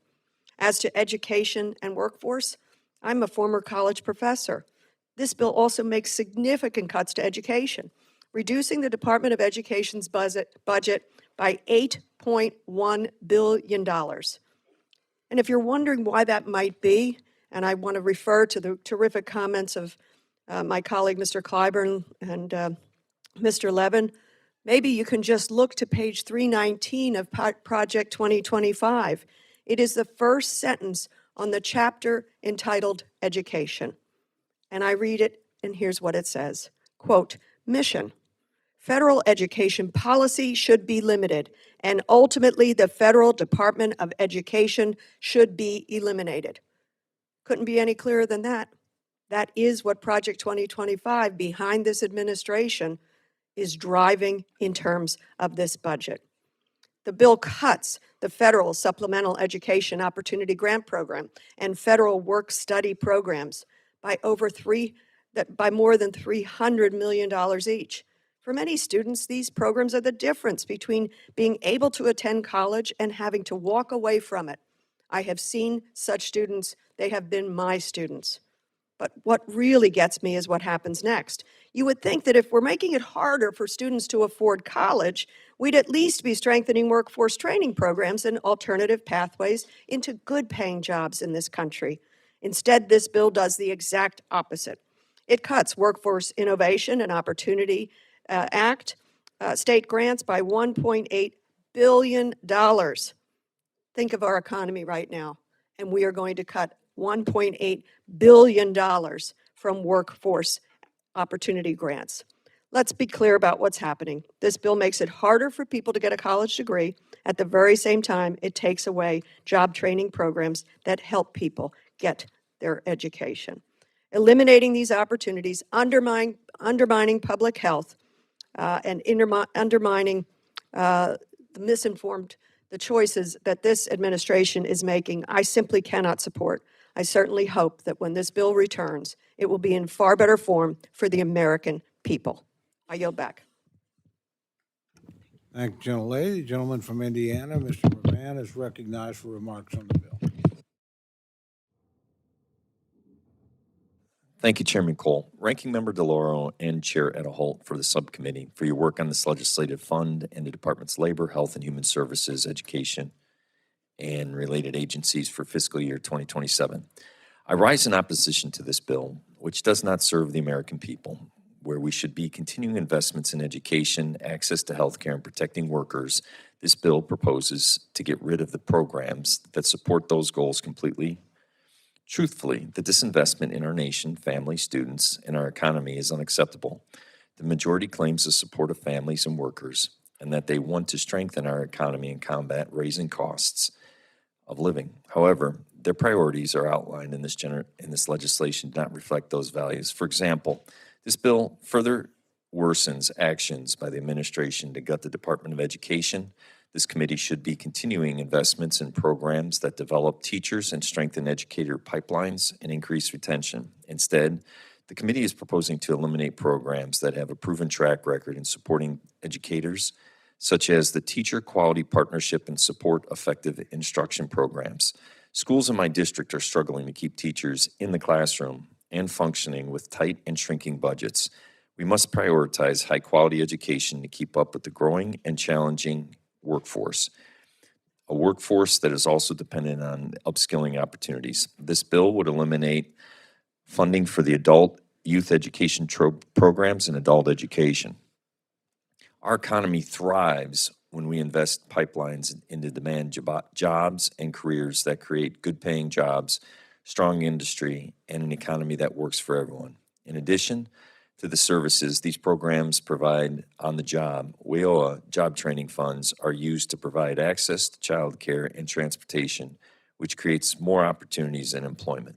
Unfortunately, this bill attacks on workers on several fronts. While the administration seeks to upend regulations that keep workers safe, put their hard-earned wages at risk, and strip their rights of collective bargaining, the majority has decided that is not enough. For example, the National Labor Relations Board would face a $94 million decrease in their budget for fiscal year 2027. The NLRB has been functioning within an inadequate staffing, leaving regional field offices to manage increased caseloads. Our continued investment in the agency is not only essential, is in the best interest of our workforce and our economy. Despite these failings, I would like to acknowledge the committee's decision to include $4 million for Child Sexual Abuse Prevention at the CDC Center for Injury Prevention and Control. The Injury Center does critical work in prevention, violence, and injury, including research to develop primary prevention practices regarding child sexual abuse. The continued funding for this program will help serve that mission, and I look forward to continuing the work to fully fund this priority in order to protect children from maltreatment and abuse. Child sexual abuse is a public health and safety issue that we have the ability to prevent. Increased investment in prevention activities at the Injury Center will help to ensure the responsibility to stop or report abuse does not rest with the children. With that, I urge my colleagues to oppose this legislation, and I yield back. Thank the gentleman for his comment. Are there other members wishing to address the amendment? Gentlelady from Washington is recognized. I should address the bill. Thank you, Mr. Chairman, and thank you to Chairman Adderholt and Ranking Member DeLauro and their staff for your hard work on this bill. I'm deeply appreciative of the open lines of communication that have existed between our teams across the aisles. While I do not support the underlying bill, I'm encouraged by the bipartisanship that went into drafting it and look forward to the improvements made possible in this markup. Last year, I stood in this committee and asked you all to not put the failures of adults on our children and to vote to ensure parents reserve the right to remove their children from traumatic drills. I remain profoundly grateful to the parents and grandparents and people with children in their lives in this room who helped pass my amendment to require parental opt-outs of active school shooter drills. And I am so appreciative of the parents and teachers I've been able to connect with on this difficult topic since then. This year, I'm profoundly grateful to see this language carried into the base text. At a time when there isn't a lot our two sides of the room seem to agree on, in this space, this language shows me that we can at least agree on one thing, that we don't want to see our federal dollars going to unnecessarily traumatize our children. I've talked a lot about bananas, so I will keep this brief. I am thrilled to see language to develop low-risk classification for preparing fresh foods included in this bill. This committee initially passed this language as an amendment to the Ag-Appropriations bill back in April, and the bill before us today includes complementary language directing the Secretary of HHS in coordination with the Secretary of Ag to make this distinction and use it to update nutrition, food safety, and food preparation regulations to reflect its common sense approach to ensure states are not hindering the ability for child care providers to serve fresh fruits in daycare. This language listens to our child care providers, it makes their lives easier, and ultimately will bring down the cost of child care in this country. Back home in Washington State, our state is battling a budget shortfall that leaves schools in the impossible position to have to let our staff go. But what I'm hearing that is most troublesome to me is that our schools are letting go of our most student-facing roles first, the part-time paraeducators, cafeteria cooks, bus drivers, instead of cutting administrative salaries. Our students, especially those in need of an extra hand, rely on these educational support professionals. They are instrumental in fostering student development and setting up students for long-term success. But I'm hearing stories back home about superintendents getting personal showers installed in their office because they like to go on runs during their lunch. All while our support staff are being told their part-time wages aren't part of a tighter budget. So it's great to see language included in the report recognizing the critical work of our nation's student-facing education staff and outlining these concerns. And I look forward to seeing schools make better decisions with our limited resources.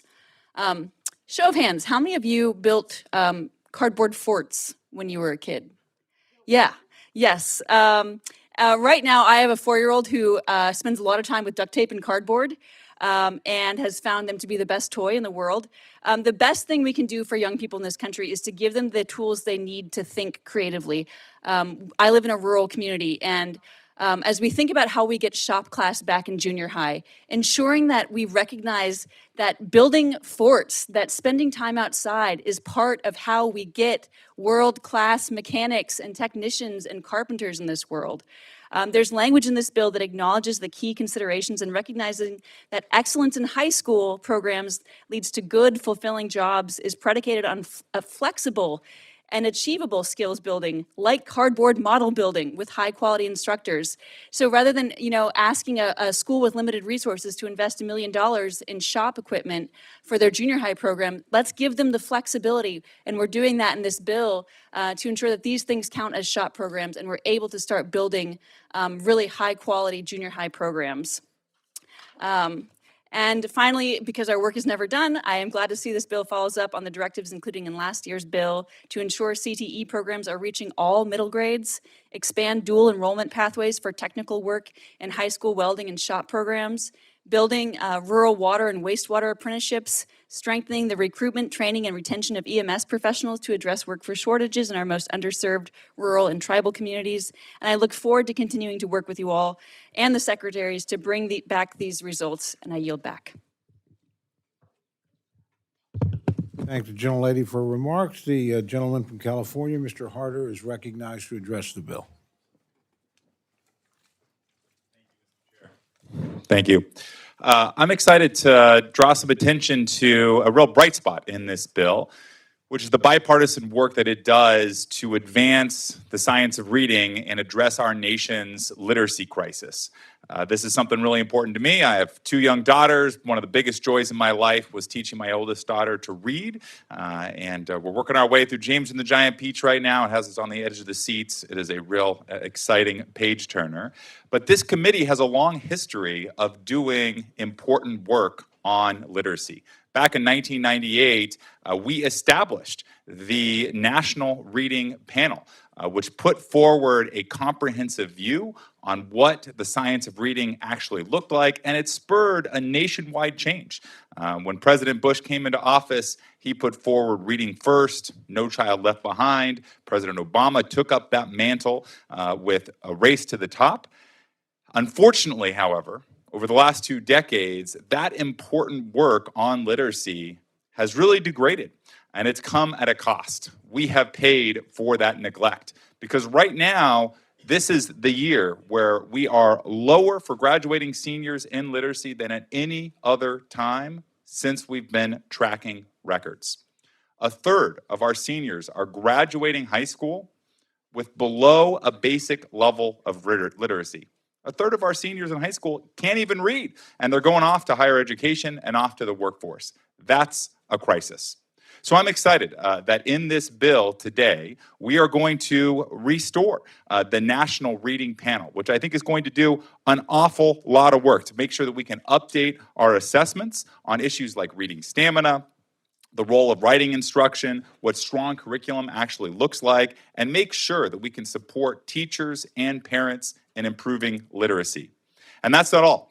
We are also going to make sure that we are highlighting the importance of literacy coaches in schools, encouraging the Department of Education to prioritize science of reading investments when it makes grants to states and school districts. And then we also have laid the groundwork for reforms to the What Works Clearinghouse, which is a really essential resource for teachers that unfortunately has again been degraded because of a lot of red tape and bloat. And we have to make sure that the guidance that comes out of that clearinghouse is actually useful and actionable for folks in the classroom.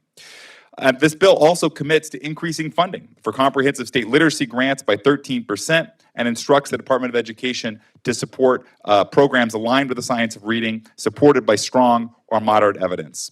We know that this works. We have now seen a number of states, Mississippi, Alabama, Tennessee, Louisiana, that have put forward these reforms already, and they've seen huge gains in literacy in every single state that has adopted and implemented what the science of reading actually looks like. So my hope is that we're going to be able to reignite a national bipartisan conversation on how to improve reading and how to improve education through the work of this committee. And I really want to thank our chair, Mr. Adderholt, the ranking member, Ms. DeLauro, as well as my colleagues across the aisle, Mr. Strong and Mr. Guest, who have been tremendous partners in this effort. And I'm so excited about what we're going to be able to do here to bring back education as a real important issue that unfortunately has seen a lot of neglect over the last couple of decades. And with that, I yield back. Thank you.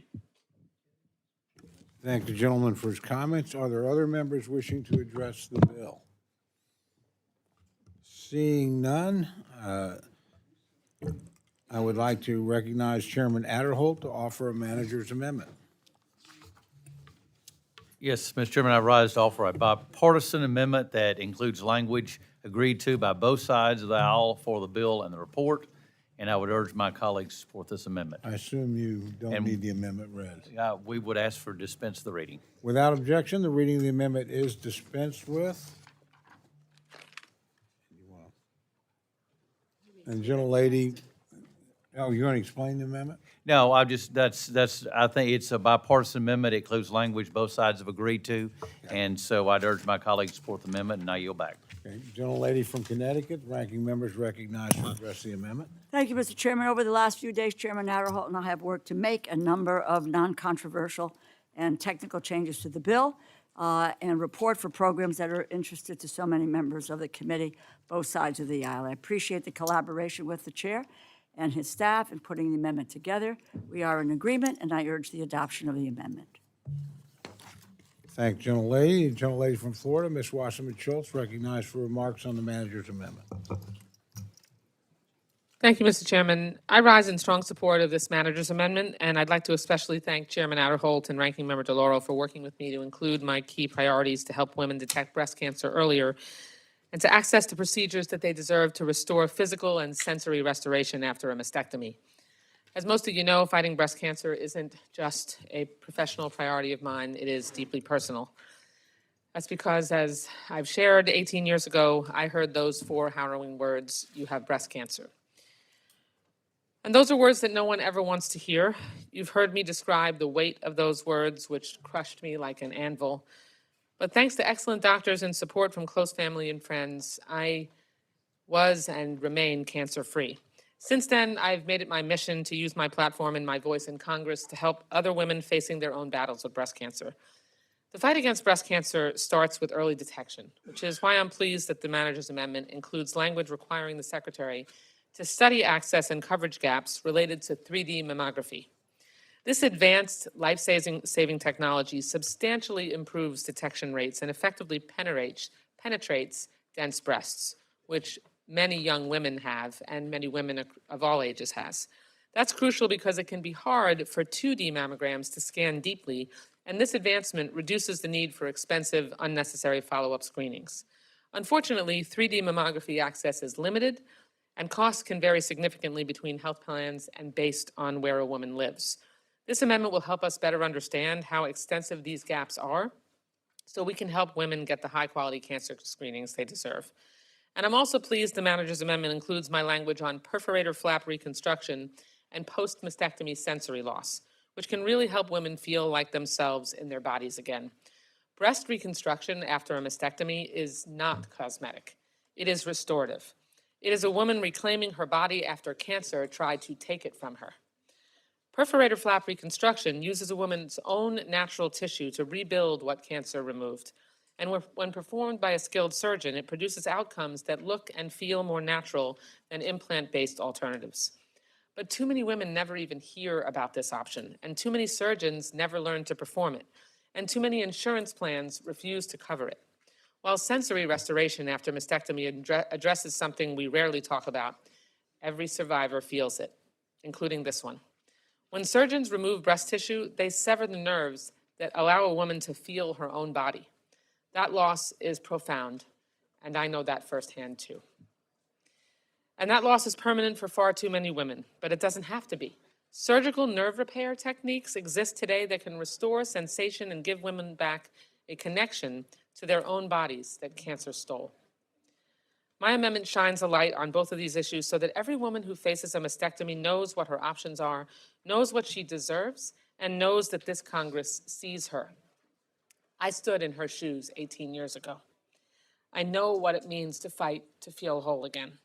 And I come to this committee today not just as a member of Congress, but as a survivor who refuses to stop fighting until every woman gets the care, the information, and the dignity that she deserves. So many of these advances weren't available when I battled breast cancer at 41. We must mainstream helping women get the best treatment possible that has become essential standard practice, not a luxury. And very quickly, I also want to thank Representative Pocan for his amendment, preventing convicted human traffickers from participating in the H-2B visa program, and to Chairman Adderholt for including this amendment in the manager's package. A federal visa program should never be a pipeline for exploitation, not on our watch, not now and not ever. Thankfully, Representative Pocan's amendment, which is in the manager's amendment, fixes this problem, and I urge my colleagues to support the manager's amendment. Appreciate your indulgence, and I yield back. Thank the gentlelady for her comments. The gentleman from Texas, Mr. Cuellar, is recognized for comments on the manager's amendment. Thank you, Mr. Chairman. I thank the chairman and the ranking member for putting together this manager's amendment, and this is certainly a snapshot of what the Appropriations Committee is supposed to be doing, and it's working together. So I thank both of them and their staff. I want to talk about two provisions that got added. One provision deals with the outcome-based program review, which I've been asking that every appropriation bill have this. And as you know, it's very simple, to the point, that it calls that for all the agencies under this bill, that they review all their existing regulations, internal policies, administrative requirements to identify what is outdated, what's duplicative, and what's not needed, that is unnecessarily burdensome, and find opportunities for cost savings and better program delivery. If we spend $1, let's get the bang for $1. So I certainly want to thank them for adding this. The other one is the energy workforce development language that got added, the adoption and the implementation of the energy and natural resource career cluster within the state and local career technical education. A strong domestic energy workforce is critical to supporting our nation's energy reliability, economic competitiveness, and infrastructure resilience. This provision supports efforts to expand access to career opportunities across the energy sector, and I'm talking about oil and gas career opportunities by strengthening the workforce pathways for students and workforce. In South Texas, the oil and gas industry continues to play a vital role in job creation and economic growth. In fact, the pay is higher than the state average for the ones that work for the oil and gas industry. And ensuring students have access to this workforce training opportunities aligned with the industry's needs that will help address the workforce shortages and support the region's long-term energy sector. So with that, I want to thank the chairman and the ranking member, and I yield back the balance of my time. Thank you, Mr. Chairman. Thank the gentleman for his remarks. Gentlelady from Florida, Ms. Frankel, is recognized for remarks on the manager's amendment. Thank you, Mr. Chair. Well, this manager amendment actually includes, I think, an extraordinary collaboration between Dr. Harris and myself. I know you don't think it's possible, but it is. I thank him. I don't know where he is, but I do thank him. He's actually been the driving force here. It's to prohibit HHS from using any funds in this act to continue a deeply concerning Medicare prior authorization program that allows private companies to second-guess doctors by using artificial intelligence to determine whether seniors can access care their physicians have already determined that they need. And we've already seen the consequences of these barriers. Physicians are reporting that patients are being denied services that are covered under Medicare's own guidelines. Seniors are waiting longer for care, left in pain, uncertainty, and frustration, while paperwork and artificial intelligence stands between them and treatment. And these are for treatments for seniors living with Parkinson's disease, sleep apnea, chronic pain, spinal conditions, diabetic wounds, and other serious illnesses. And a delay in treatment can mean a worsening illness, loss of independence, a trip to the hospital, or even the difference between life and death. And listen, I think we all agree, Medicare was built on a simple promise that after a lifetime of work, Americans should be able to get the health care they have earned, and prior authorization by artificial intelligence is putting the judgment of doctors and the needs of patients behind. I urge the adoption of this amendment. And I yield back. I thank the gentlelady for her remarks. Gentleman from New York, Mr. Esbiot, is recognized for remarks on the manager's amendment. Thank you, Mr. Chairman. This manager's amendment is much needed since the original bill has so many loopholes and problematic provisions for my district, including over 20,000 students in my district that have received Pell Grant. 25% of the residents live under the poverty level, and of course, the original bill does very little to address that issue. And of course, the district is also home to 250,000 immigrants, making it up to be 33% of the overall population. This is a community that continues to contribute to our economy and our city. So we need to do more through these types of amendments, and unfortunately, the original bill doesn't do that. We have English language learners, and the original bill does away with these programs. And the original bill also rescinds funding for job training and workforce development. So thank you for any efforts to make some sense of this assault. And of course, this is an effort that we must push forward together. Thank you. Thank the gentleman for his remarks. Gentlelady from Illinois, Mr. Underwood's recognized for remarks on the manager's amendment. Thank you, Mr. Chairman. I rise in support of the manager's amendment because it includes several important provisions that I advocated for. Now, this amendment will block the Department of Education's misguided decision to reclassify nursing as a non-professional degree with lower caps on student loans. This rule would saddle students with mountains of debt and put advanced nursing careers out of reach for many. America needs more nurses, not fewer. But this decision would worsen our nursing shortage and put more of a strain on our healthcare system, especially in rural and underserved areas. This amendment ensures that no funds from this bill can be used to enforce the Trump administration's misclassification of nursing degrees. It's a good start, but unfortunately, it does not go far enough.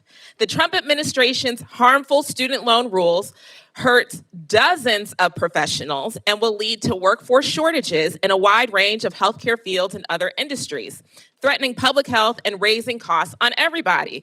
The entire rule must be blocked or rescinded. The manager's amendment also includes my language supporting NIH research to develop strong standards for prenatal and postnatal vitamins.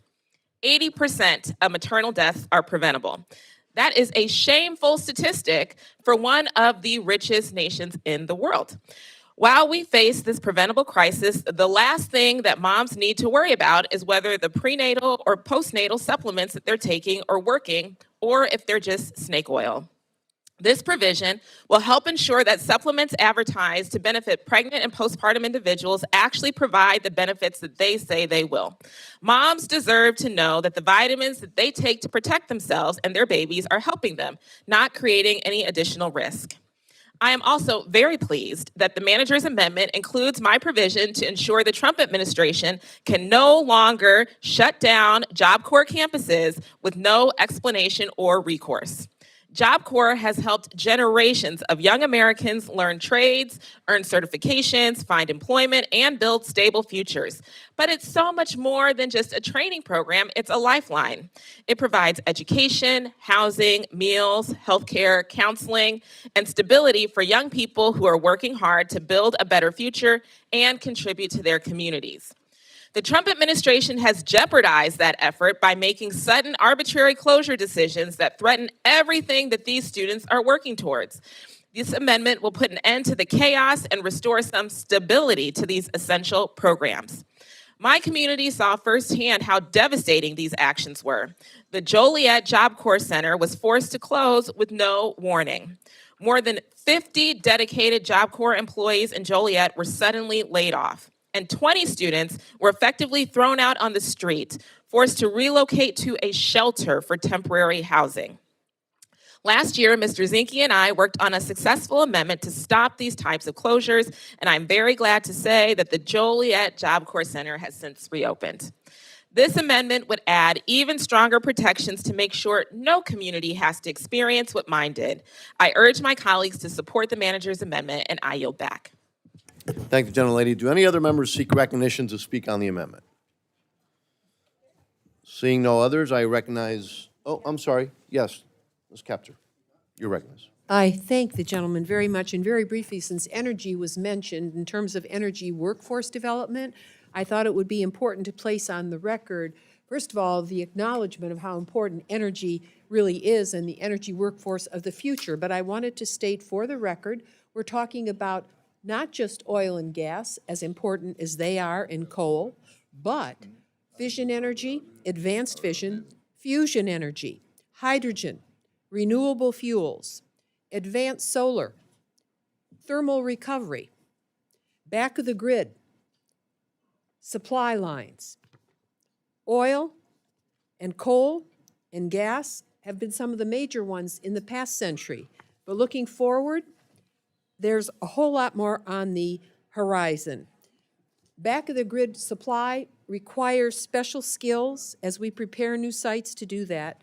And we need people who are experts in advanced building materials as well as energy conservation systems. So there's a lot more we can do even with heat recovery and new systems that are being installed in homes today. It's just remarkable. Though I don't live in Arizona, I know how homes are being built to face the sun and heating water at the same time in those homes and helping to air condition those homes. So there's a lot of new responsibilities that come to us as a country as we move toward a self-sufficient energy future, and it involves much more than the traditional sources, and I just wanted to put that on the line. We have an exciting energy future ahead of us as a country, and it's diversified so that there's true competition. Thank you, and I yield back. Thank you, gentlelady. Any other members seek recognition on the amendment? Seeing none, I recognize Chairman Aderholt for 1 minute to close on the amendment. Yeah, again, this is a bipartisan amendment that includes language that both sides have agreed to. As you have just heard, I'd urge my colleagues to support this amendment, and I yield back the balance of my time. Thank you. The question is on the amendment. All those in favor say aye. Aye. All those opposed say no. In the opinion of the chair, the ayes have it, and the amendment is adopted.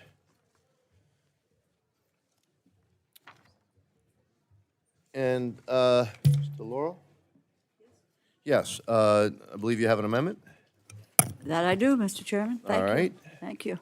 There's an amendment on the desk. I have an amendment at the desk, and I ask unanimous consent that the reading of the amendment be dispensed with. All right, so ruled. You're recognized for your amendment. Okay. I rise to offer an amendment to block the Trump administration's most recent and brazen attempt to politicize all grant-making across the federal government. Over the last 15 months, we have seen the Trump administration sow chaos across the country. Last year, Elon Musk and Doge canceled billions of dollars in grants, including grants for life-saving NIH research, public health, substance use treatment, education programs, housing, renewable energy, and the list goes on. Now OMB is trying to codify that chaos and politicization of federal funding into a federal regulation. OMB's proposed rule would require all federal grants to be approved by the president's political appointees, who would require that grants would, quote, advance the president's policy priorities, end quote. Excuse me? The Constitution is clear. Congress holds the power of the purse. This committee, the Appropriations Committee, determines how to allocate funding for grants, for NIH research, for public health, for substance use or education. It is not the president's policy priorities, whatever they may be. This is our responsibility. Our colleagues on the authorizing committees determine the activities that are authorized under federal statute or the recipients who are eligible to receive funding under a federal program. It is the executive's branch that's their job to execute the laws that we pass, not to manipulate the process to advance a partisan agenda. Over the last year, federal judges have blocked many of the administration's efforts to illegally cancel grants or divert funds to favored political allies. Judges have ruled that cancellations were arbitrary and capricious and ordered the grants to be reinstated. OMB's proposed rule is an effort to enshrine arbitrary and capricious grant cancellations as standard operating procedure. The rule would encourage political appointees to terminate grants in the middle of a project simply because they, and no one else, believe the grants may be, quote, inconsistent with program goals or agency priorities. No findings of fraud or noncompliance would be required, just the whims of an unelected political appointee.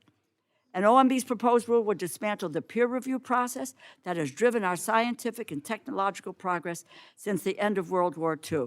Our scientific agencies, including the National Institutes of Health, the National Science Foundation, Department of Energy, and NASA, rely on independent experts to review the scientific merit of a research proposal. The best science rises to the top, but not under this proposed rule. OMB's proposed rule specifically directs political appointees to seek out ways to ignore and to override the scientific peer review process.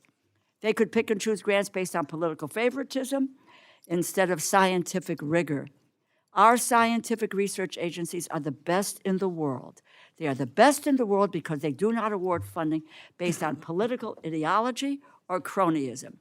NIH, NSF, Department of Energy, NASA, these scientific agencies have seeded advances in healthcare, chemistry, physics, computing, technology, renewable energy, and the list goes on. But our advantage as a scientific leader of the world relies on funding the best ideas, the most innovative ideas, the ideas with the greatest potential to cure disease or create a technological breakthrough. Turning our scientific agencies into factories of political patronage would be a disaster. The lost knowledge, the lost breakthroughs would be delayed for years or even gone forever. Mr. Chair, have my colleagues forgotten what their districts looked like just a year ago?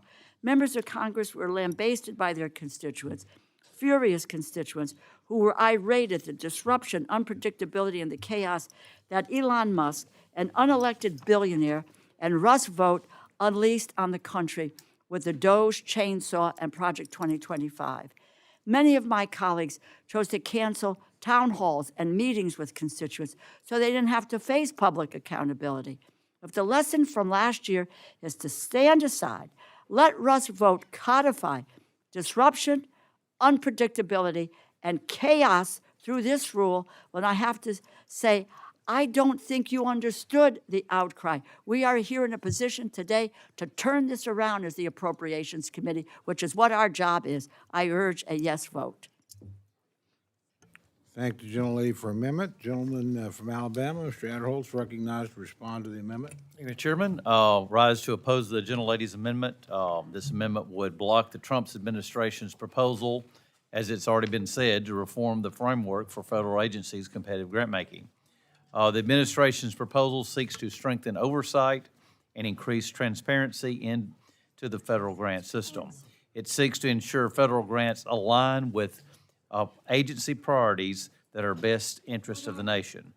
OMB is currently seeking public comment on this proposal, so this matter would be best addressed through the formal process. And with that, I'd urge my colleagues to oppose the amendment. Thank the gentleman. The gentleman from Maryland, Mr. Hoyer, is recognized to address the amendment. Thank you. Thank the chairman.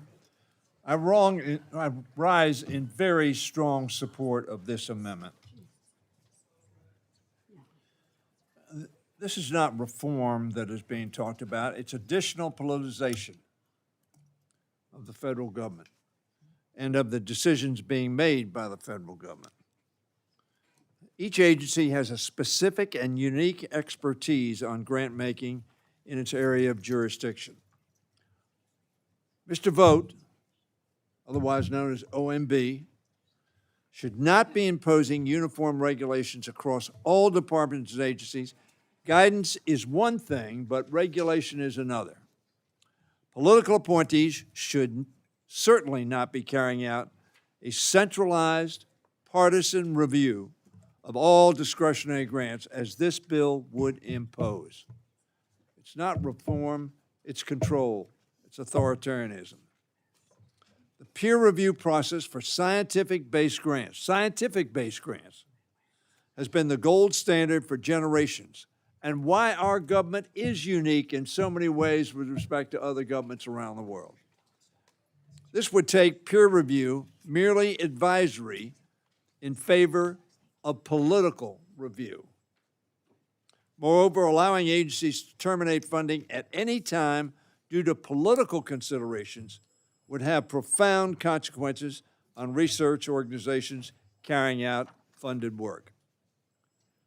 Ladies and gentlemen, Congress has a duty carry out its oversight and accountability role by ensuring that this administration and any administration cannot simply decree harmful policies across every agency. Again, you talk about accountability, you talk about waste, fraud, and abuse. You don't talk about politicization. You talked about weaponization in the Biden administration, and then we have the most weaponized government in our history confronting us today. Its intention, as stated, streamlining agencies' work, but they're suffocating it, not streamlining.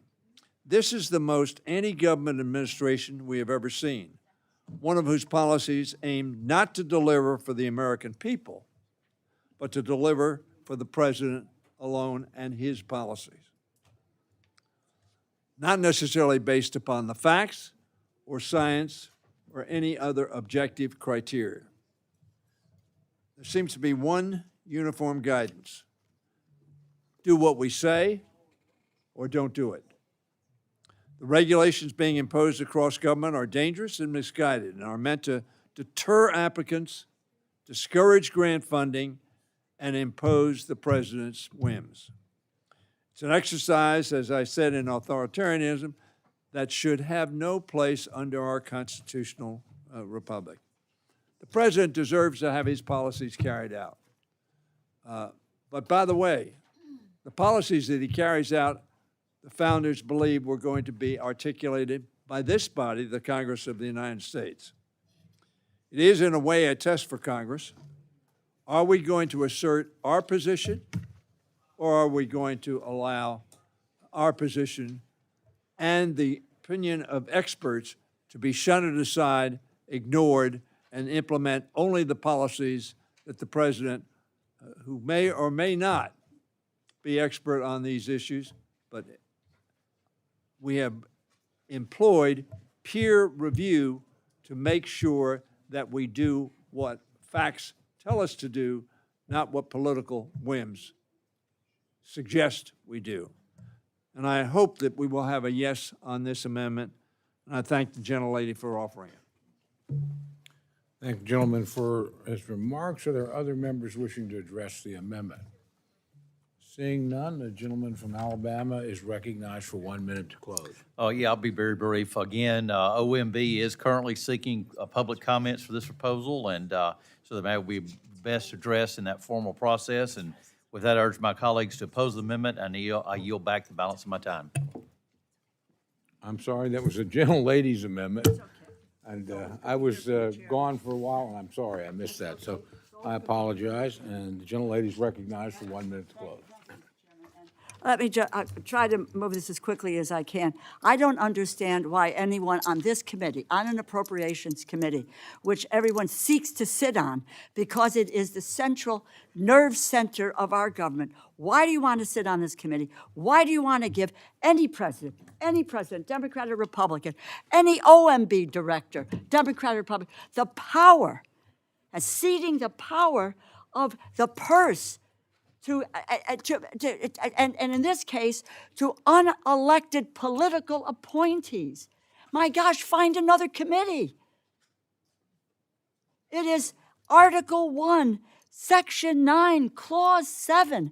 The Constitution is clear. Congress holds the power of the purse. Why do you want to give it up? The executive's job is to execute the laws that we pass, not to manipulate the grant making according to political ideology. I have comments from Research America, from the AAAS statement on the OMB rule. What they're talking about is that we're destroying American science by going down this road. I want to suggest to the general public, please make your comments heard. If there's general rulemaking there, overwhelm the institution with your complaints about this. OMB's proposed rule is an effort to enshrine this administration's arbitrary and capricious approach to federal funding. The political appointees take control of the grant-making progress. Peer review is no longer binding. Active grants can be terminated at any time for any reason. Gender research and related topics are banned as grant conditions. Applicants can be denied based on organization affiliations. OMB claims direct binding authority over all of the agencies. This would dismantle the scientific peer review process. It's been the foundation of our scientific research agencies. That's NIH, NSF, NASA, and others. I just ask my colleagues, please, do not be complicit in destroying American science. I urge my colleagues to support this amendment. Thank the gentlelady. I tried to make up for my mistake by being exceptionally You were generous especially- with the you were time, exceptionally but generous. Thank again, you. I apologize to my friend. The question is now on the amendment offered by the gentlelady from Connecticut. All those in favor say aye. Aye. All those opposed say no. No. Opinion of the chair, the noes have it. Roll call has been requested. Sufficient support has been demonstrated. The clerk will call the roll. Mr. Adderholt? No. Mr. Adderholt, no. Mr. Aguilar? Thank you, sweetheart. Mr. Alford? Mr. Alford, no. Mr. Amadei? Mr. Amadei, no. Mrs. Bice? Mr. Bishop? Yes. Mr. Bishop, aye. Mr. Calvert? Mr. Calvert, no. Mr. Carter? Mr. Carter, no. Mr. Case? Mr. Case, aye. Mr. Siscomani? Mr. Siscomani, no. Mr. Klein? Mr. Klein, no. Mr. Cloud? Mr. Cloud, no. Mr. Clyburn? Mr. Clyde? Mr. Clyde, no. Mr. Cole? No. Mr. Cole, no. Mr. Cuellar? Ms. Dean? Ms. DeLauro? Aye. Ms. DeLauro, aye. Mr. Diaz-Balart? Mr. Diaz-Balart, no. Mr. Edwards? Mr. Edwards, no. Mr. Elzey? Ms. Escobar? Ms. Escobar, aye. Mr. Espaillat? Mr. Fleischman? Mr. Fleischman, no. Ms. Frankel? Ms. Frankel, aye. Mr. Franklin? Mr. Franklin, no. Mr. Guest? Mr. Guest, no. Mr. Harder? Mr. Harder, aye. Dr. Harris? Dr. Harris, no. Mrs. Hinson? Mr. Hoyer? Aye. Mr. Hoyer, aye. Mr. Ivy? Mr. Joyce? Mr. Joyce, no. Ms. Capter? Ms. Capter, aye. Mr. Lalota? Ms. Lee? Ms. Lee, aye. Ms. Letlow? Mr. Levin? Ms. Malloy? Ms. Malloy, no. Ms. McCollum? Ms. McCollum, aye. Ms. Ming? Ms. Ming, aye. Mr. Molinar? Mr. Molinar, no. Mr. Moore? Mr. Moore, no. Mr. Morelli? Mr. Morelli, aye. Mr. Mervan? Mr. Mervan, aye. Mr. Newhouse? Mr. Newhouse, no. Ms. Perez? Ms. Perez, aye. Ms. Pingree? Ms. Pingree, aye. Mr. Pocan? Mr. Pocan, aye. Mr. Quigley? Mr. Quigley, aye. Mr. Reschenthaler? Mr. Reschenthaler, no. Mr. Rogers? Mr. Rogers, no. Mr. Rutherford? Mr. Shreve? Mr. Shreve, no. Mr. Simpson? Mr. Simpson, aye. Mr. Strong? Mrs. Torres? Mrs. Torres, aye. Miss Underwood? Miss Underwood, aye. Mr. Valadeo? Mr. Valadeo, no. Miss Wasserman Schultz? Miss Wasserman Schultz, aye. Mrs. Watson Coleman? Mrs. Watson Coleman, aye. Mr. Womack? Mr. Zinke? Mr. Zinke, no. Are there any members wishing to vote or change their vote? Gentlelady from Pennsylvania. Ms. Dean, aye. Gentleman from New York. Mr. Espaillat, aye. Gentleman from California. Mr. Levin, aye. Gentleman from Florida. Mr. Rutherford, no. Gentleman from Texas. Mr. Elzey, no. Gentleman from Arkansas. Mr. Womack, no. Gentleman from New York. Mr. Lalota, no. Gentleman from South Carolina. Mr. Clyburn, aye. Gentleman from Texas. Mr. Cuellar, aye. Gentleman from California, Mr. Aguilar. Mr. Aguilar, aye.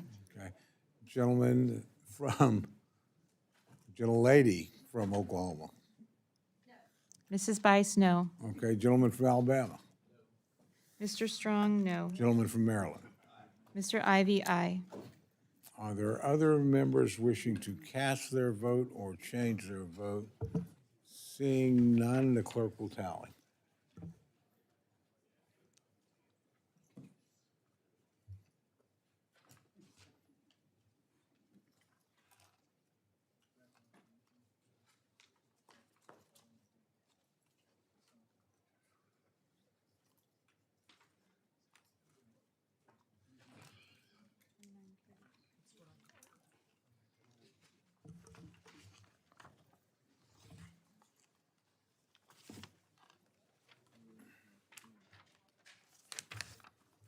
On this vote, the ayes are 29, the noes are 32. Gentleman from Arizona? Let me check this.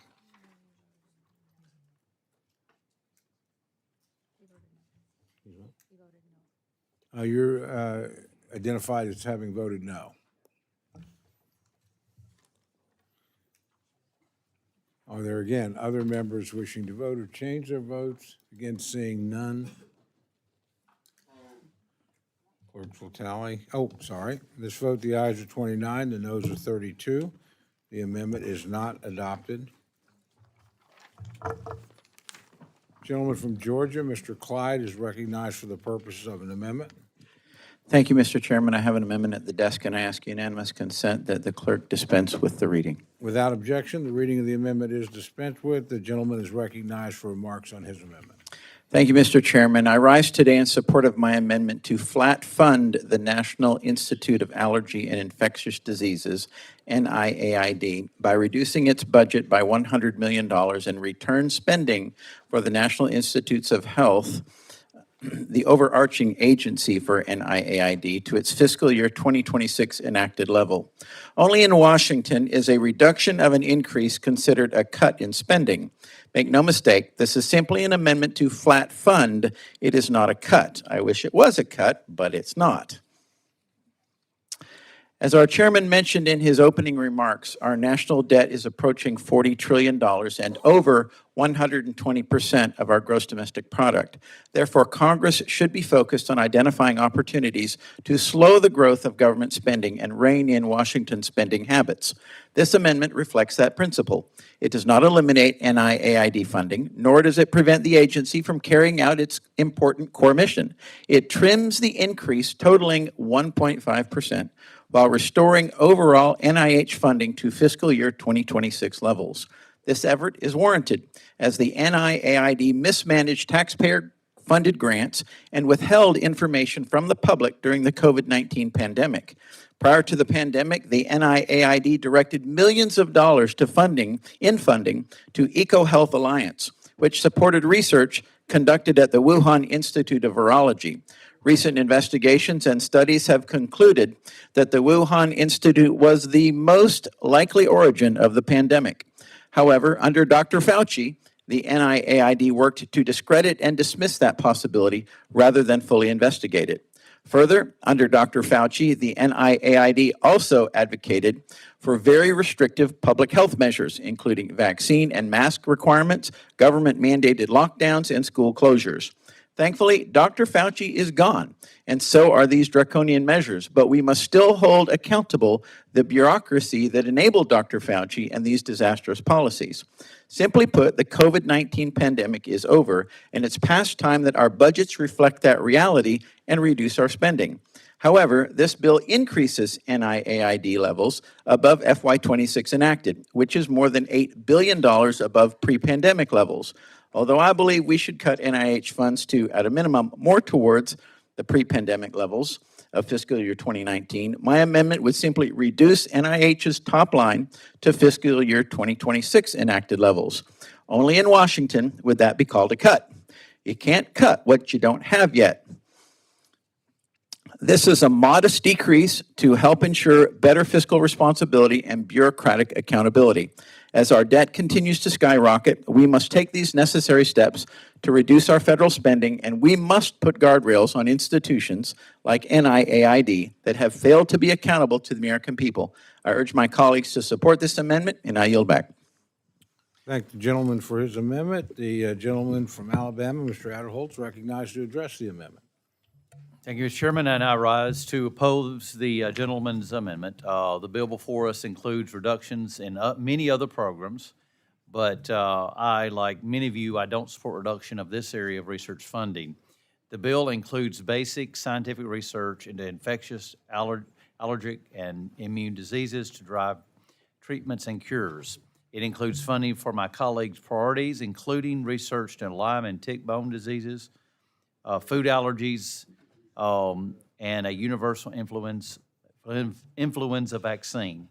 I look forward to working with the gentleman and on his goal to see additional funding reductions But again, I would not support reduction of this area, and therefore I would oppose the amendment and yield back. Thank the gentleman. Gentlelady from Connecticut, Ms. Delors, is recognized to address the amendment. Thanks, Mr. Chairman. I rise in strong opposition to this amendment, and I would just say, if you're worried about the national debt, please reconsider your support of the $4.5 trillion that you may have voted for tax credits for the wealthiest in the nation and for the biggest corporations. Let's find a way to deal with how we save lives. My grandfather died in 4 days, 36 years old, from the Spanish flu in 1917, leaving 6 children with my grandmother. Thank God we had the foresight of the, with COVID, of understanding what was needed in terms of a vaccine and how we moved as quickly as we did. In my opening remarks, I said one of the bright spots in this bill is a modest increase in funding for NIH research. And I thank the chairman for opposing this. This amendment would wipe out the entire funding increase for NIH research, specifically by cutting $100 million from the National Institute of Allergy and Infectious Diseases, or NIAID. It would cut funding for research on infectious diseases while an Ebola outbreak threatens to become the deadliest in history, in part due to the Trump administration's misguided choice to dismantle USAID, withdraw from the World Health Organization, and drastically scale back our global health footprint. But also because we do not have a vaccine for the strain of Ebola driving this outbreak.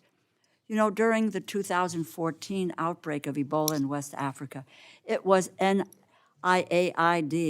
and Dr. Fauci who led the phase 1 human safety trials at the NIH Clinical Center to ensure vaccine candidates were safe and generated the required immune response. NIAID funding contributed to the development of antibody-based therapies like ZMapp to combat viral hemorrhagic fever such as Ebola and Marburg. And NIAID supported research to develop rapid point-of-care diagnostics for Ebola. NIAID research has been critical to developing the mRNA technology that has led to life-saving vaccines, including the COVID vaccines that saved millions of lives.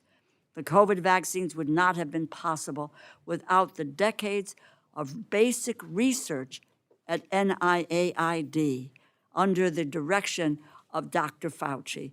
NIAID research has been instrumental in developing antiretroviral therapy, which has transformed HIV from a fatal diagnosis into a manageable health condition. Malaria, RSV, hepatitis A, the list goes on. I'm a strong supporter of research, and what we need to be doing is to developing a universal flu vaccine, which would be a game changer for healthcare. Denying the funds necessary for these efforts, and as we were able to develop the COVID vaccine as quickly as possible because of the years of investment in NIAID, that we were able to move as quickly to be able to save millions of lives. That is what we are about here, is saving lives.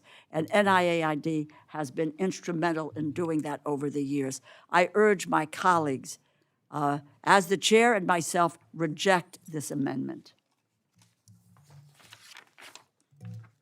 Thank the gentlelady. The gentlelady from Minnesota, Mr. Combs, recognized to speak on the amendment. I apologize, my friend. We'll come back to you. Yeah, that's fine. I thank the ranking member for some of the examples that she gave, but I'm going to give a different example, and one that is really misunderstood by the public at large. This proposal is to cut $100 million from NIAID. I think it's pretty irresponsible at a time when Americans are facing cuts to their health care at every turn. So let's take a few minutes and talk about celiac disease. I'm the chair of the Celiac Caucus, and it's a particularly troubling disease to talk about with people because it's an autoimmune disease. It's been with us since the beginning of time, but really got recognized in the 1940s by the Dutch. there was this shortage of wheat available to bake bread, and all of a sudden some of the doctors noted there were clusters in families where all of a sudden children were thriving. They didn't have brittle bone, they weren't sick, they were gaining weight, they were doing well. And then after the war, when the wheat got reintroduced, they started saying, hey, there's some kind of connection here. So it's the 1940s that we really started kind of understanding what was going on. Research here in the United States has really been an afterthought. We didn't start even talking about it very openly until the early 2000s. And a lot of you will see the symbol of wheat with a symbol through it. And I'll tell you, we went through a lot of, people with celiac went through a lot of just crazy things being said to them, like, oh, well, here's gluten-free water for you. Well, we know there's no gluten in water, but it became kind of a fad to just label everything as gluten-free. And then people say, oh, so you're on a no-carb diet. Gluten is in ice cream, it's in everything that's probably on this table right now that I'm looking at, except for the fruit and fruit on this table.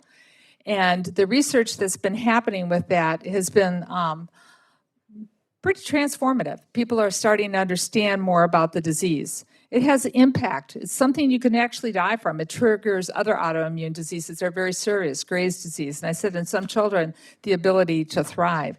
So when I hear about cutting $100 million to do this research, for me, that's 1 in 100 Americans that have celiac disease, that Washington isn't very fun about finding a treatment, finding even a way in which you can be tested for it more efficiently. Doctors even know about it to test for it. So when you talk about not having no treatment period, that means that there's never going to be, likely, an improved drug for celiac disease, because private philanthropy, they aren't going to fill the $100 million hole. So when we cut it, we're making a choice. We're making a choice for people who have celiac disease. Just don't eat gluten. That's good enough for you. So I don't see this as about efficiency. I see this as about abandoning future patients when you cut federal funding.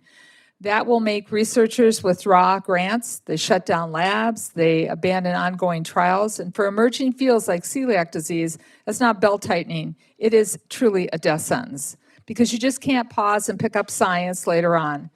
So I want to just really say that, when you choose to cut in areas like that, it means we're choosing not to cure people. And researchers are on the verge of therapies, and the ranking member meant some that could be transformative in people's lives. And gluten could be a tolerance in which we could transform children's lives and adults' lives not to live with pain and misery and other autoimmune diseases. So I rise in support of defeating this amendment soundly. With that, I yield back. Thank you, gentlelady. The gentleman from Maryland is recognized to address the amendment. I thank the subcommittee chairman for opposing this amendment. He does not need my defense, but I'm going to give it anyway. Because I had the opportunity to serve a long time on this committee and hear Dr. Fauci repeatedly. George Bush, President Bush, was asked who his heroes were. And George Bush responded, one of them was Dr. Anthony Fauci, one of the most respected virologists in the world among his peers, among public authorities, not just in this country, but throughout the world. Now, my friend mentions that only in Washington,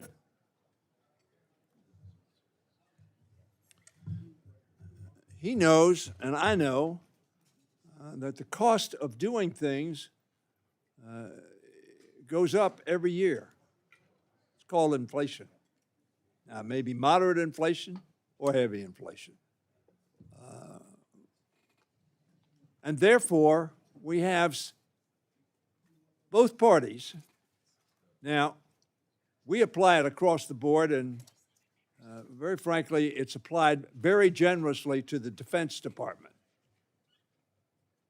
Because, of course, the cost of doing something yesterday is not the same as it is today and tomorrow.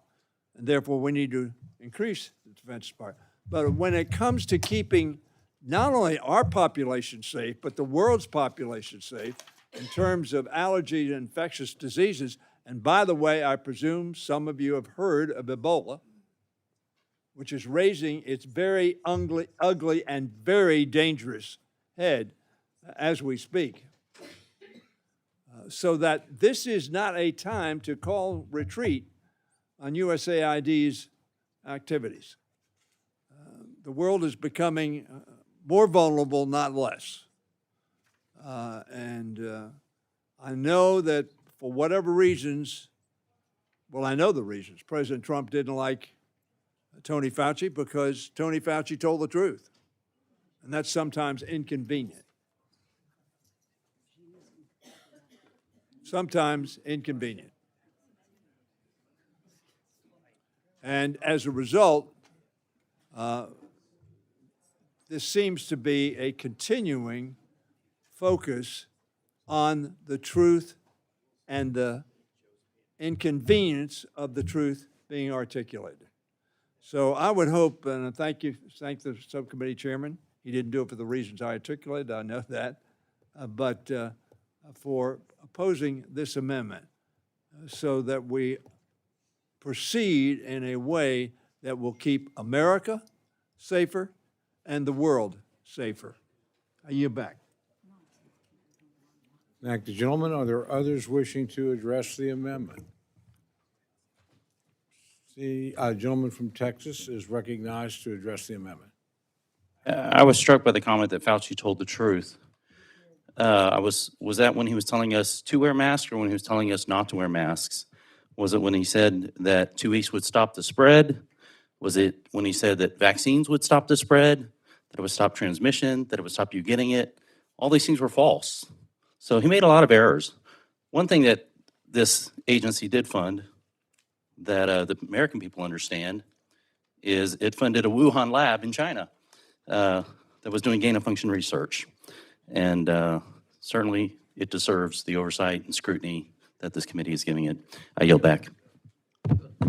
Thank the gentleman for his comments. Are there others wishing to address the amendment? Seeing none, the gentleman is recognized for 1 minute to close.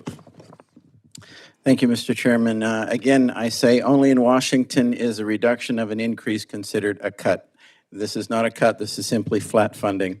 If there's one agency that has been responsible for funding Dr. Fauci and his disastrous policies during the pandemic, both causing and making the pandemic worse, it's NIAID. We don't need to be increasing its funding. And with that, I ask that we support this amendment, and I yield back 33 seconds. Thank the gentleman. The question is now on the amendment offered by the gentleman from Georgia. All those in favor say aye. Aye. All those opposed say no. No. Opinion as chair, the noes have it, and the amendment is not adopted. Just a quick note, as you note, we have votes going on. We're going to skip ahead a couple of amendments in agreement with the minority to try and find a shorter, a matter that might not be quite as robust in debate. We don't know, but because you're free to say whatever you want to do. But I would, and then immediately after this, we will recess, go, and I would ask you to return as quickly as possible after the vote series is over, and we'll resume. I would now recognize Chairman Adderholt to offer a Republican en bloc amendment. Yes, sir. Rise to offer an amendment put together by my colleagues to improve this bill, and I think many of you, I know you are, and we've worked with you to get this language in there. I want to thank member offices for providing these important amendments that were some really good ideas to the bill and the report, and I urge a yes vote on the amendment, and I yield I'm back. assuming you don't want the amendment read. We will disregard the reading. Without objections. The reading of the amendment is dispensed with. Gentlelady from Connecticut, Ms. Delores, recognized to respond to the amendment. Thank you, Mr. Chairman. I rise in opposition to the amendment. The Republican en bloc amendment would add yet another rider to the bill, in this case to block the Department of Labor from issuing new H-2A prevailing wage determinations. A fundamental premise of the H-2A program is that employment of foreign guest workers must not adversely affect the wages and working conditions of similarly employed U.S. workers. Prevailing wage standards prevent the undercutting of local labor markets. Once again, at a time when inflation is rising faster than wages, the majority chooses to undermine the wages of American workers. Urge my colleagues to oppose the amendment. Thank the gentlelady for her comments. Are there others wishing to address the Republican en bloc amendment? Seeing none, Mr. Adderholt is recognized for 1 minute to close. I'll just be very brief, just say, ask for support, ask for support of the Republican en bloc, and yield back. Thank the gentleman. The question is now on the amendment. All those in favor say aye. Aye. All those opposed say no. No. Opinion of the chair, the ayes have it. And the amendment is adopted. Votes, again, as you know, have been called. The committee will now recess. Again, please return promptly once the vote series has been completed.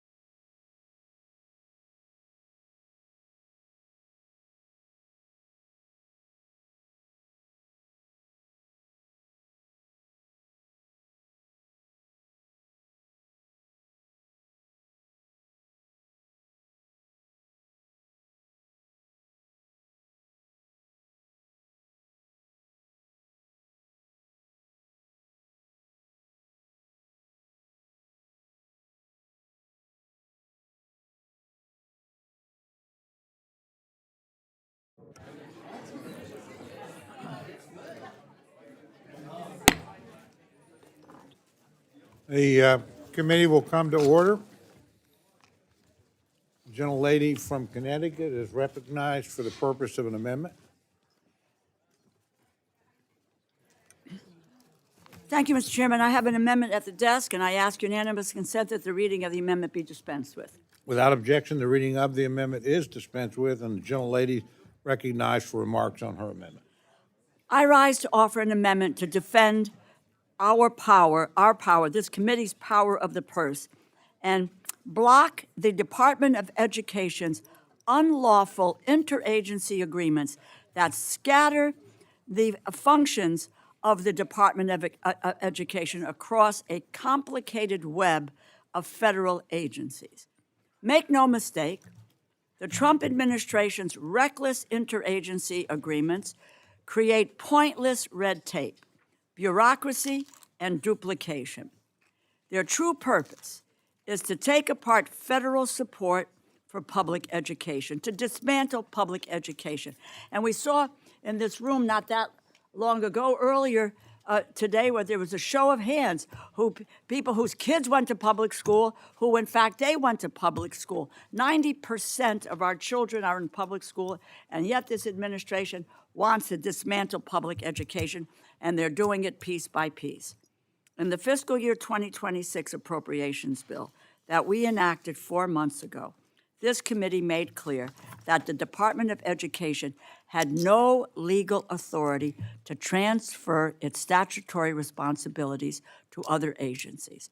But Secretary McMahon, who has not yet appeared before this committee, and OMB Director Russ Vought continue to twist and bend the law to the great detriment of our nation's public schools and the children and the families who count on them.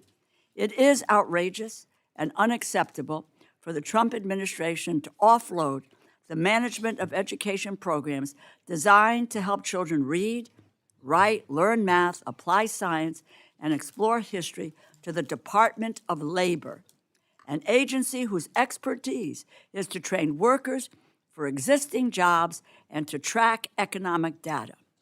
Children are learners, not economic cogs to fill employment pipelines. And we have seen firsthand how the Trump administration's interagency agreement between the Departments of Education and Labor have caused TRIO programs to suffer, diverting the programs from their core mission of college access and success. Does the administration seriously believe it will be more efficient for schools to navigate the 11 separate interagency agreements that are now in place with various federal entities instead of working with one Department of Education?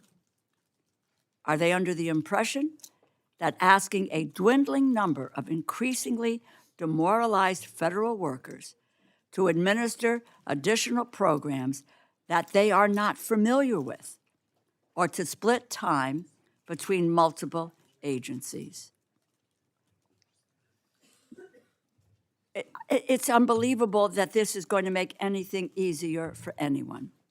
No, their true goal is to undermine federal support for public, elementary, secondary, and post-secondary education, ending the dreams and the aspirations of our children. We are the Appropriations Committee. We cannot stand idly by and watch a lawless executive ignore the laws of this body to the detriment of the American children and families. We hold the power of the purse. We cannot allow families who count on education as their best path to social mobility and economic opportunity to be thwarted in that desire to see their kids be successful and to pursue the American dream. I urge my colleagues to support my amendment. And I yield back. Thank you, gentlelady, for her amendment. The gentleman from Alabama, Mr. Adderholt, is recognized to address the amendment. Yes, Mr. Chairman, I rise to oppose the gentlelady's amendment. As you know, the Department of Education has implemented these interagency agreements to right-size the bloated federal education bureaucracy and return education back to the states. The department is leveraging the subject matter expertise of these federal partner agencies, such as the Department of Labor and the Treasury, and improving the administration of the federal programs to benefit students and their grantees. These interagency agreements are about making a priority for efficiency and delivering of programs and services. And so with that, I would urge my colleagues to oppose the amendment, and I yield back. Thank the gentleman. Are there other members wishing to address the amendment? Not, the gentlelady is recognized to close. Efficiency. Let's talk about efficiency. Do we really believe that it will be more efficient for schools to navigate 11 separate interagency agreements that are now in place with the various federal entities instead of working with one Department of Education? That is the height of inefficiency. It's like food safety in this nation. We've got 15 agencies that deal with food safety, and when there is a recall, everybody's blaming everybody else. And isn't it intentional that elementary and secondary kids are going to be under the jurisdiction of the Department of Labor when they don't know, excuse me, jack about elementary and secondary education with our kids? Do we playing fast and loose with the education of our children? You know, I said education is that great equalizer. It opens up the ability for youngsters to be able to realize their dream and their aspirations. And we opened up the corridors of knowledge to our children, and most of whom we know attend public schools. And now what this administration would do is to pull that rug out from under them. No, we are not going to allow them to do that, not on our watch. We cannot do that and hamstring youngsters and their ability for their success in their future. It is wrong-headed, and it is, once again, let us turn education back to the purview of the rich who could afford it. We have indeed, through Pell Grants and others, said to working families, middle-class families, you can get your kids to school and they can succeed. And now we are turning that around. It is unconscionable that this is a road we will go down, and I yield back. Thank the gentlelady. The question's now on the amendment offered by the gentlelady from Connecticut. All those in favor say aye. Aye. All those opposed say no. No. And the chair, the noes have it. Roll call has been requested. Sufficient support has been demonstrated. Clerk will call the roll. Mr. Adderholt? No. Mr. Adderholt, no. Mr. Aguilar? Mr. Aguilar, aye. Mr. Alford? Mr. Alford, no. Mr. Amadei? Mrs. Bice? Mrs. Bice, no. Mr. Bishop? Mr. Bishop, aye. Mr. Calvert? Mr. Carter?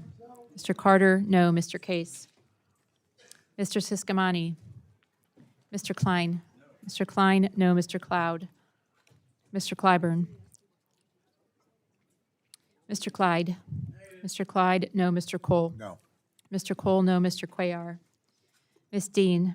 Ms. Dean, aye. Ms. DeLauro? Ms. DeLauro, aye. Mr. Diaz-Balart? Mr. Diaz-Balart, no. Mr. Edwards? Mr. Edwards, no. Mr. Elzey? Mr. Elzey, no. Ms. Escobar? Ms. Escobar, aye. Mr. Espaillat? Mr. Fleischman? Ms. Frankel? Mr. Franklin? Mr. Franklin, no. Mr. Guest? Mr. Guest, no. Mr. Harder? Mr. Harder, aye. Dr. Harris? Mrs. Henson? Mr. Hoyer? Mr. Ivy? Mr. Joyce? Mr. Joyce, no. Ms. Capter? Ms. Capter, aye. Mr. Lalota? Mr. Lalota, no. Ms. Lee? Ms. Lee, aye. Ms. Letlow? Mr. Levin?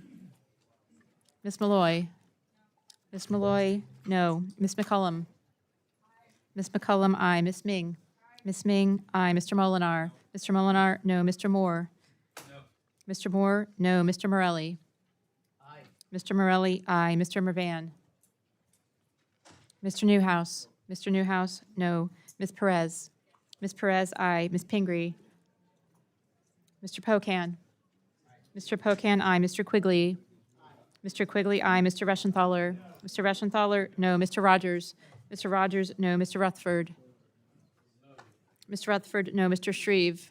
Mr. Shreve, no. Mr. Simpson? Mr. Simpson, no. Mr. Strong? Mr. Strong, no. Ms. Torres? Mrs. Torres, aye. Ms. Underwood? Ms. Underwood? Ms. Underwood, aye. Mr. Valadeo? Mr. Valadeo, no. Ms. Wasserman Schultz? Ms. Wasserman Schultz, aye. Mrs. Watson Coleman? Mrs. Watson Coleman, aye. Mr. Womack? Mr. Womack, no. Mr. Zinke? Are there any members wishing to vote or change their vote? Gentleman from California, Mr. Calvert, no. gentleman from Tennessee, Mr. Fleischman, no. gentleman from Arizona, Mr. Siscomani, no. gentleman from Maryland, Dr. Harris, no. gentleman from Texas who's responsible for this delay, but it's worth it. Wow, it's great stuff. Thank you very much.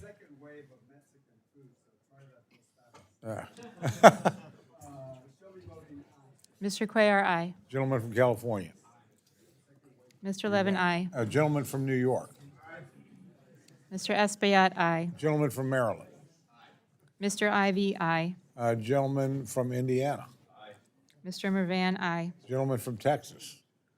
Mr. Cloud, no. Are there, gentlelady from Florida, Ms. Frankel, aye. gentleman from South Carolina. Mr. Clyburn, aye. Are there other members wishing to vote or change their vote? Seeing none, the clerk will tally.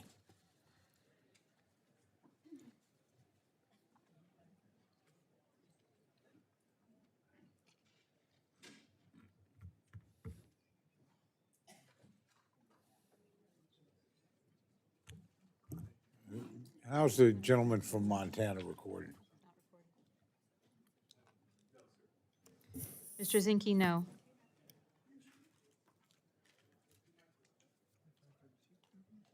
How's the gentleman from Maryland recorded?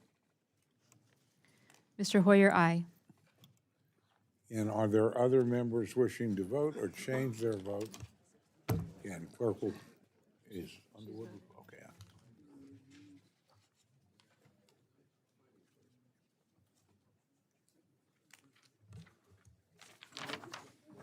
This vote, the ayes are 26, the noes are 32. The amendment is not adopted.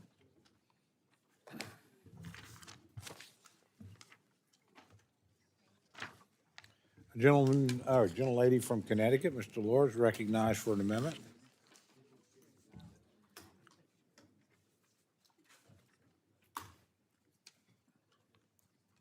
Thank you, Mr. Chairman. Let's just see if we can make it 3 for 3, right?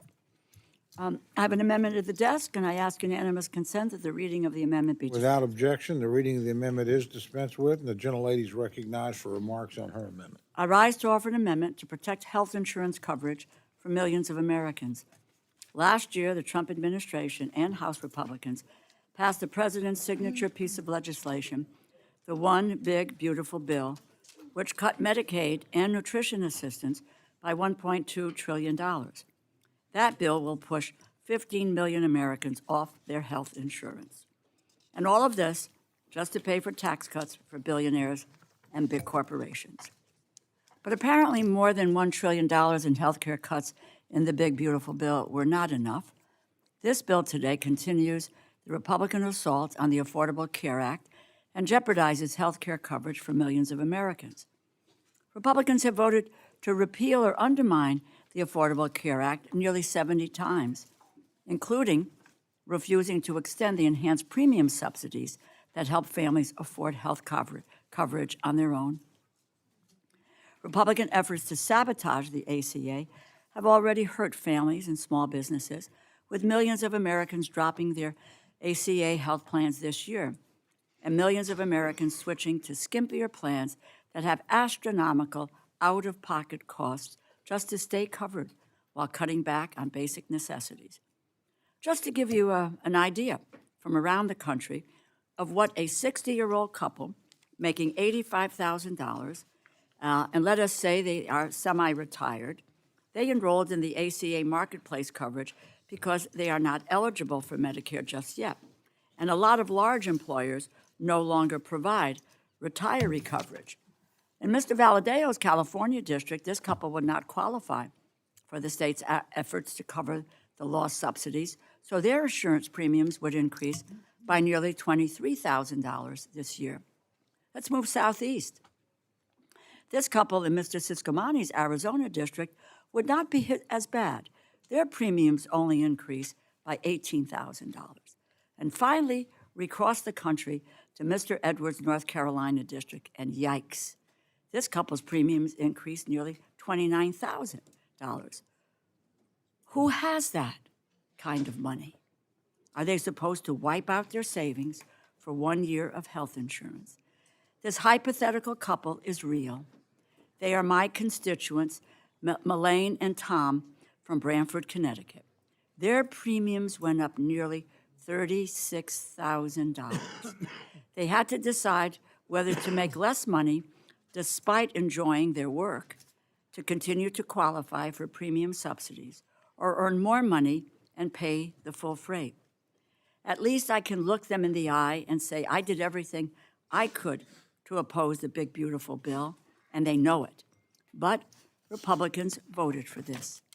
The Trump administration and House Republicans are squeezing American families from both ends, increasing the cost of necessities, including health coverage, as they reduce the benefits in their existing health plans. Now, in this bill, the Republican majority is terminating $2 billion that is necessary to operate the ACA health insurance marketplace.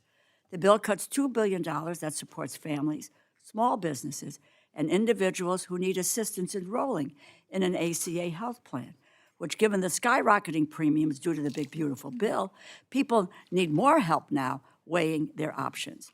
So what are you doing now? Cutting the funding that pays for the navigators who help people choose the best coverage for them and their families? This bill would cut funding for ACA outreach and education, the information that helps people know where and how to get health coverage. It cuts oversight of the plan so we know what is working and what isn't. Even if you qualify for an affordable health plan through the ACA, you will have a harder time accessing it. And critically, this bill would cut funding for oversight of agents, brokers, and health plans. That is how CMS identifies fraud. But this bill could cut funding that protects the ACA marketplace from fraud. For last year, the Trump administration and House Republicans have claimed to care about fraud in federal programs, always talking about fraud. But if that was true, you would increase funding for oversight. But this bill eviscerates funding to clamp down on fraud. This bill is yet another Republican assault on health care coverage and the Affordable Care Act. By terminating $2 billion that is necessary to operate the ACA health insurance marketplace, it would jeopardize health care coverage for millions of Americans who are covered by these plans. My amendment would strike the provision in the bill that terminates this fund. It would restore funding to operate the ACA health insurance marketplace. I urge support for this amendment so millions of Americans will not be at risk of losing their health care coverage. I yield back. Thank the gentlelady for amendment. The gentleman from Alabama, Mr. Adderholt, is recognized to respond to the amendment. Yeah, I'd like to rise to oppose the gentlelady's amendment. Since passage of the Affordable Care Act, insurers participating in the federally facilitated exchange pay user fees to CMS. Over time, CMS has accumulated substantial unobligated balances from these collections that exceed the amount needed to support exchange operations. This provision simply rescinds excess balances while preserving CMS's ability to continue administering the exchanges. It is a common sense accountability measure that prevents unnecessary accumulation of unused balances. So on that, I would urge my colleagues to oppose the amendment. Thank the gentleman. Are there others wishing to address the amendment? Gentlelady from Ohio is recognized. Thank you. Mr. Chairman, I rise in strong support of the DeLauro amendment. This amendment would strike a rider which rescinds almost $2 billion in funds needed to ensure the continuous and smooth operation of the affordable care marketplace. Preceding this latest attack, the majority's refusal to quickly act on the expiring enhanced premium tax credits under the Affordable Care Act last year and the numerous other attacks to the ACA marketplace over the years, it is clear the majority wishes to destroy affordable health insurance coverage for millions of Americans. In fact, at least 15 million. 15 million people, families, without health insurance. Last year, the Affordable Care Marketplace effectively provided affordable health insurance coverage to 25 million small business owners, farmers, young people, and Americans just trying to make ends meet during a cost of living crisis. But this year, due to the expiration of the enhanced premium tax credits, more than 1 million people have already dropped their health insurance. This is not a win. This is not something to gloat about. This is a callous, heartless attack on health insurance for people in our districts, especially the majority's districts. In fact, more than 3 in 4 Affordable Care Act Marketplace enrollees live in states President Trump won in 2024. This $1.9 billion rescission will disproportionately hurt your constituents, and I can guarantee you they're hurting mine. These people are already struggling to make ends meet, and forcing them to decide between paying a gas bill, getting food on the table, paying their electric bill, and their family's health care coverage is really cruel. Cruel. We must not just ensure the continuation of the Affordable Care Marketplace, but also ensure it has the necessary funds to be successful and operational, because you know what? When people get sick and they end up in the emergency room, they're going to end up costing the country more. I encourage all of my colleagues to support the DeLauro amendment. It is humane. Thank you, and I yield back, urging support. Thank you, gentlelady. Are there others wishing to address the amendment? Seeing none, the gentlelady is recognized for 1 minute to close. Thank you, Mr. Chairman. Once again, this amendment would protect ACA health insurance coverage for millions of American families. The Republicans have voted to repeal or to undermine the Affordable Care Act nearly 70 times. The president's signature piece of legislation, the One Big Beautiful Bill, is leading millions of Americans to losing their health plans. In this bill, Republicans have cut $2 billion from funds to operate the ACA health insurance marketplace.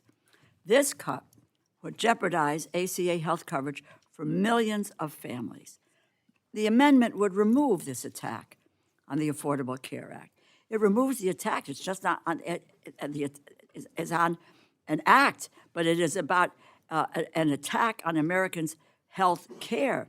And you will have to explain to your constituents why you voted to just allow this to go forward, and why you would continue to allow their health care costs to go up. And I don't know how understanding they're going to be about this. I suspect as earlier on they will be less than understanding, but those are the consequences that you will have to deal with. I yield back. Thank the gentlelady. The question is now on the amendment offered by the gentlelady from Connecticut. Those in favor say aye. Aye. Those opposed say no. No. Being the chair, the noes have it. Roll call has been requested. Sufficient support has been demonstrated. The clerk will call the roll. Mr. Adderholt. No. Mr. Adderholt, no. Mr. Aguilar. Aye. Mr. Aguilar, aye. Mr. Alford. Mr. Alford, no. Mr. Amade. Mrs. Bice. No. Mrs. Bice, no. Mr. Bishop. Aye. Mr. Bishop, aye. Mr. Calvert. Mr. Calvert, no. Mr. Carter. No. Mr. Carter, no. Mr. Case. Mr. Siscomani. No. Mr. Siscomani, no. Mr. Klein. Mr. Cloud. No. Mr. Cloud, no. Mr. Clyburn. Mr. Clyburn, aye. Mr. Clyde. Mr. Clyde, no. Mr. Cole. No. Mr. Cole, no. Mr. Cuellar. Ms. Dean. Ms. Dean, aye. Ms. DeLauro. Aye. Ms. DeLauro, aye. Mr. Diaz-Balart. Mr. Diaz-Balart, no. Mr. Edwards. Mr. Elzey. Mr. Elzey, no. Ms. Escobar. Ms. Escobar, aye. Mr. Espaillat. Mr. Espaillat, aye. Mr. Fleischman. Mr. Fleischman, no. Ms. Frankel. Ms. Frankel, aye. Mr. Franklin. Mr. Franklin, no. Mr. Guest. Mr. Guest, no. Mr. Harder. Mr. Harder, aye. Dr. Harris. Dr. Harris, no. Mrs. Hinson. Mr. Hoyer. Aye. Mr. Hoyer, aye. Mr. Ivy. Mr. Ivy, aye. Mr. Joyce. Mr. Joyce, no. Ms. Capter. Ms. Capter, aye. Mr. Lalota? Mr. Lalota? No. Ms. Lee? Ms. Lee? Aye. Ms. Letlow? Mr. Levin? Mr. Levin? Aye. Ms. Malloy? Ms. Malloy? No. Ms. McCollum? Ms. McCollum? Aye. Ms. Ming? Ms. Ming? Aye. Mr. Molinar? Mr. Molinar? No. Mr. Moore? Mr. Moore? No. Mr. Morelli? Mr. Morelli? Aye. Mr. Mervan? Mr. Newhouse? Mr. Newhouse? No. Ms. Perez? Ms. Perez? Aye. Ms. Pingree? Ms. Pingree? Aye. Mr. Pocan? Mr. Pocan? Aye. Mr. Quigley? Mr. Reschenthaler? Mr. Reschenthaler? No. Mr. Rogers? Mr. Rogers? No. Mr. Rutherford? Mr. Rutherford? No. Mr. Shreve? Mr. Shreve? No. Mr. Simpson? Mr. Simpson? No. Mr. Strong? Mr. Strong? No. Mrs. Torres? Mrs. Torres? Aye. Miss Underwood? Miss Underwood? Aye. Mr. Valadeo?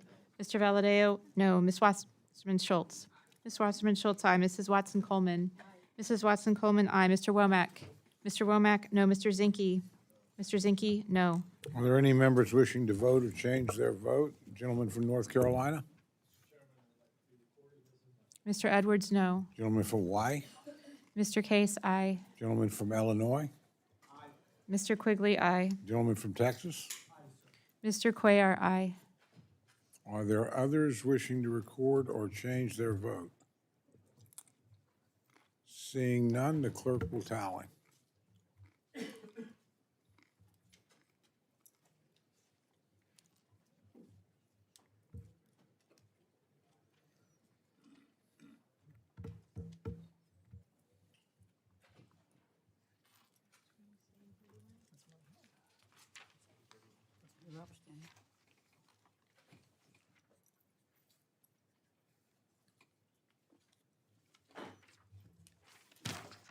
On this vote, the ayes are 27, the noes are 31. The amendment is not adopted. Gentleman from Maryland, Mr. Hoyer, is recognized for the purpose of an amendment. Thank you very much, Mr. Chairman. I ask that so much the reading of the amendment be considered the reading of all the amendment. Without objection, the reading of the amendment is dispensed with, and the gentleman's recognized for remarks on his amendment. Thank you. Thank you, Mr. Chairman. I offered this amendment in subcommittee and then withdrew it, but we'll have a vote on it today. This program is a program that I talked to Senator Nelson, Ben Nelson from Nebraska about, and we started this program in 2007, so about 20 years ago, just short of 20 years ago. This program is designed to assist our local school systems with full-service schools. We build these schools, they cost a lot of money. You build a high school nowadays, you're talking somewhere in the neighborhood of $30 to $50 million, depending upon how large and where it's sited. So these are essentially community facilities.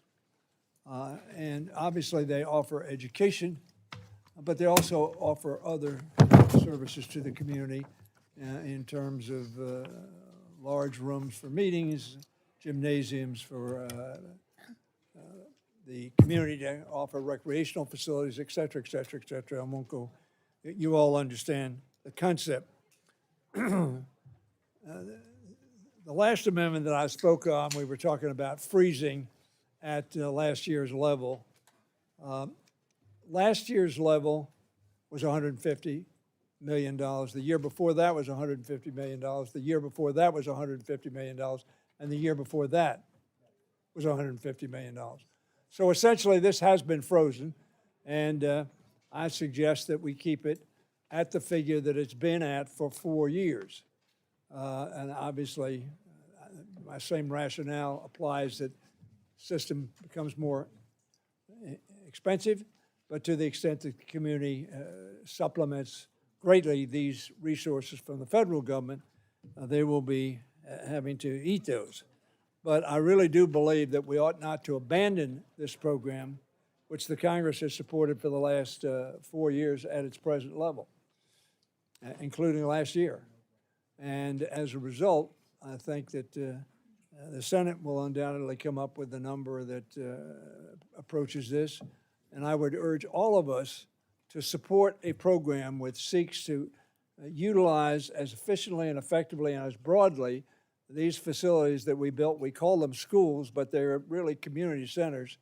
And this program provides for assisting communities in making their facilities available to the widest possible group of citizens to not only educate their children, to have places for recreation, places to have meetings, and frankly, health services as well, which we do offer, but only in Head Start do we offer dental services. And many of these dental services use their facilities, but are volunteer services. I know in my jurisdiction we have a number of, the Dental Association participates in programs that are charitable in nature. So, Mr. Speaker, I would urge that we adopt this amendment and restore the full-service school program, which we've had for now some 20 years, to the place where it is not zero funded, but funded at last year and the year before and the year before and the year before levels. Thank you. Thank the gentleman. The gentleman from Alabama, Mr. Adderholt, is recognized to respond to the amendment. Oh, I rise to oppose the gentleman's amendment. States and localities, not the federal government, are the best suited to determine what kinds of services are needed for children and their families. That said, I understand the personal importance of this full-service community schools is to the gentleman from Maryland, and I certainly pledge to work with him as we move through the process, but I would have to urge my colleagues to oppose this amendment, and I yield back. Thank the gentleman. The gentlelady from Connecticut, Mr. Laura, is recognized to address the amendment. Thank you, Mr. Chairman. If you give me a moment before I address the amendment, I want to take this opportunity to really say congratulations to my colleague, Steny Hoyer. Extraordinary career in the Congress. Since my first day in office 35 years ago, Steny has been just really a rock in the House of Representatives, a real staple. A thoughtful partner in legislating, a patient sounding board for ideas or complaints, I might add, and an honest broker. He's able to weave together the disparate chords of an at times unruly Congress. And I can assure you there is no stronger defender of the House of Representatives as an institution than Steny Hoyer. Steny was on this committee when I arrived in the Congress, and it has been my privilege to work alongside him ever since. He is one of the most effective negotiators, legislators, and deal makers that I have known. It's been a remarkable career, as I said. He has played a role in just about every piece of major legislation produced by the Democratic majority in the past 2 decades. And even before that, as chief sponsor of the Americans with Disabilities Act. The institution will not be the same without you, Mr. Hoyer. Congratulations on all that you have accomplished, my friend, really. It's an extraordinary career. Thank you. And I rise in strong support of my colleague's amendment.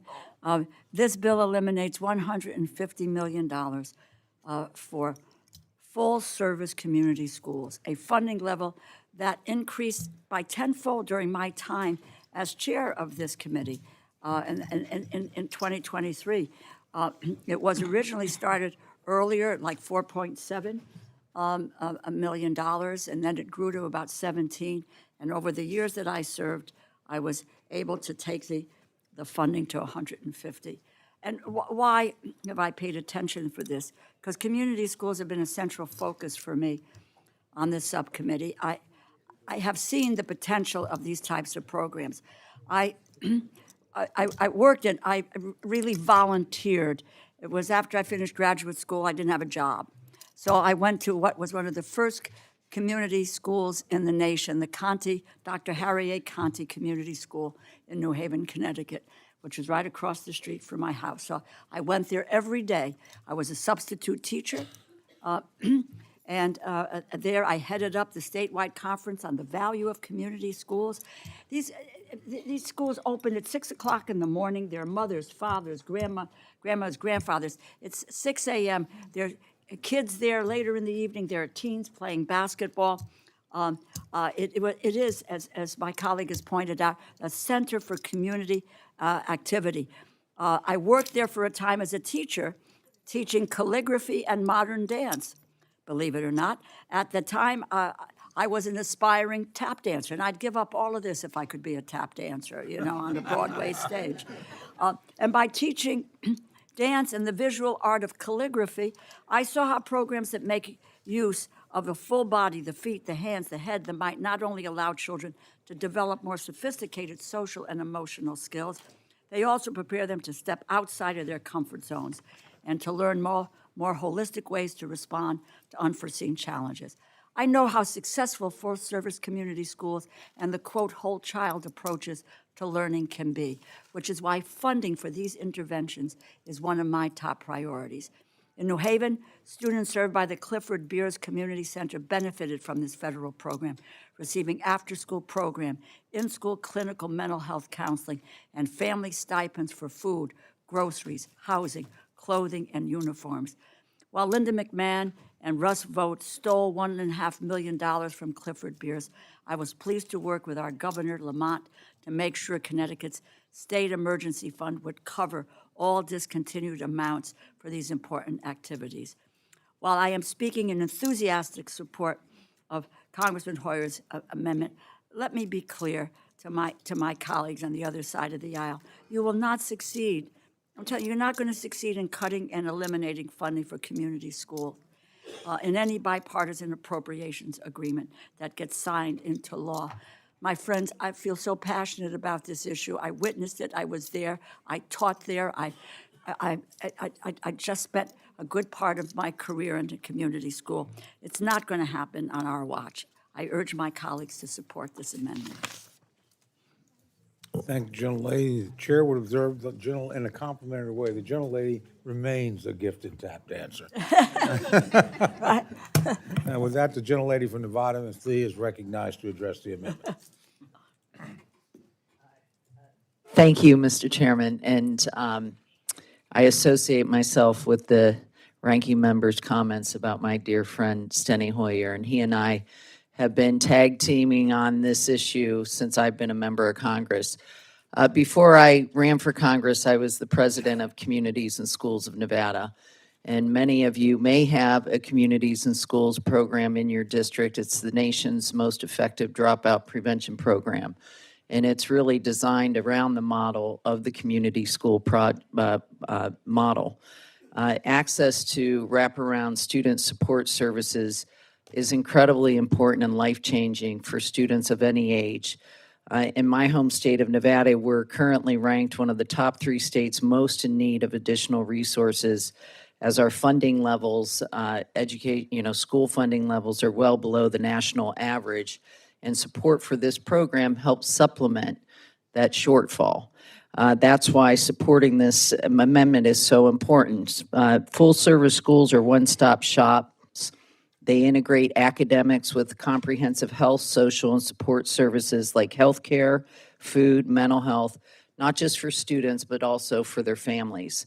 And let's be clear, when students can't meet their needs off of school grounds, they come to school and proceed to struggle with academics, mental, and physical health. In Nevada, over 100,000 students live in poverty with a 25% chronic absenteeism rate. A fully resourced, full-service community school program helps schools bridge those gaps. Kids learn better when their basic needs are met. Chronic absenteeism, which is something I think we're all struggling with in our home school districts, declined 30% more on average than at comparison schools, those that had community schools program. And suspension rates decreased by an average of 15%. Students at community schools improved their English scores, equaling 36 additional days of learning, and math scores equating to 43 additional days of learning, more than what would have happened at comparative schools. At the age of 27, students who attended community school programs earned an average of $1,140 more a year than students who had not. To me, this is when we look at federal grant programs, to me, this is an efficient and an effective use of federal money. These programs help schools meet students' needs where they are all in one place. Let's face it, every child deserves a fair chance to succeed, and funding this program makes sure that no students fall through the cracks just because of circumstances they face outside of the classroom. Thank you, and I yield. Thank you, gentlelady. Are there other members wishing to address the amendment? Seeing none, the gentleman is recognized for 1 minute to close. Thank you, Mr. Chairman. In subcommittee, when I offered this amendment, I quoted two people. One was Frederick Douglass. Frederick Douglass was born a slave on the Eastern Shore. And he said, it is easier to build strong children than it is to repair broken men. Ted Agnew was elected governor the same year I was elected to the state senate. And in his inaugural address in January of '67, he said, the cost of failure far exceeds the price of progress. Both Frederick Douglass and Agnew were saying the same thing. If you do not bring up a child so that that child is healthy, educated, and ready to participate as a positive citizen, you're going to pay a lot more. And you and I and everybody in this committee knows that to be the case, because you've seen it firsthand. Cutting out this $150 million is penny wise and very pound foolish. Unfortunately, the pound foolish that it is the children of our country. I urge you to support this amendment.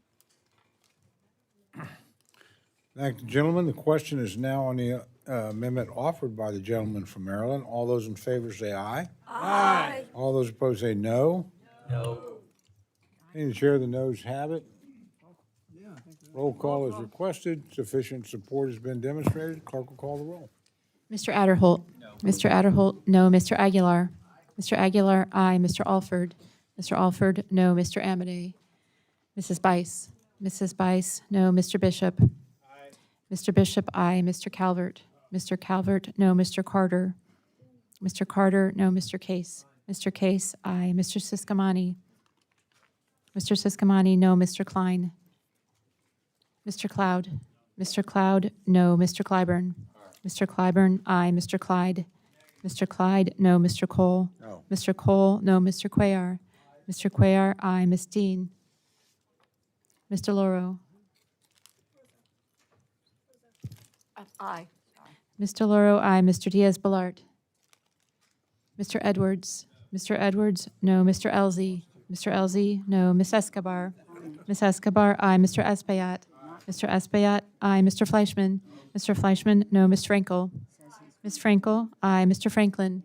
Mr. Franklin, no. Mr. Guest? Mr. Guest, no. Mr. Harder? Mr. Harder, aye. Dr. Harris? Dr. Harris, no. Mrs. Hinson? Mrs. Hinson, no. Mr. Hoyer?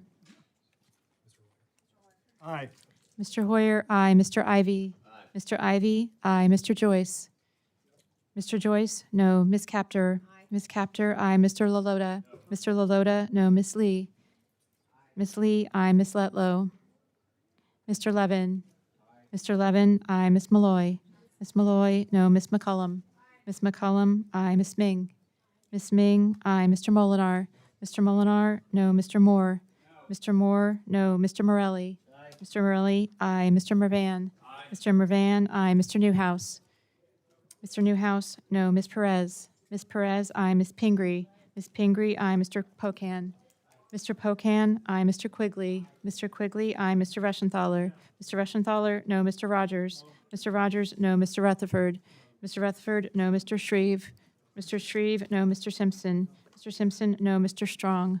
Mr. Strong, no. Mrs. Torres? Mrs. Torres, aye. Ms. Underwood? Ms. Underwood, aye. Mr. Valadeo? Mr. Valadeo, no. Ms. Wasserman Schultz? Ms. Wasserman Schultz, aye. Mrs. Watson Coleman? Mrs. Watson Coleman, aye. Mr. Womack? Mr. Womack, no. Mr. Zinke? Mr. Zinke, no. Are there members wishing to vote or change their vote? Gentlelady from Pennsylvania. Ms. Dean, aye. Gentleman from Florida? Mr. Diaz-Balart, no. Are there others wishing to record their vote or change their vote? Seeing none, the clerk will tally. Russian call vote?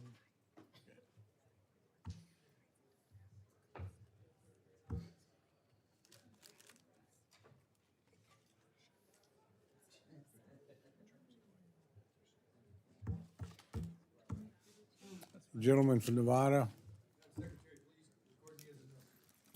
Mr. Amade, no.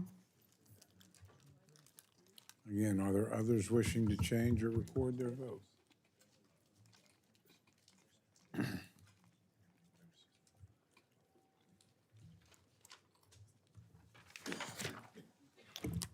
On this vote, the ayes are 28, the noes are 33. The amendment is not adopted.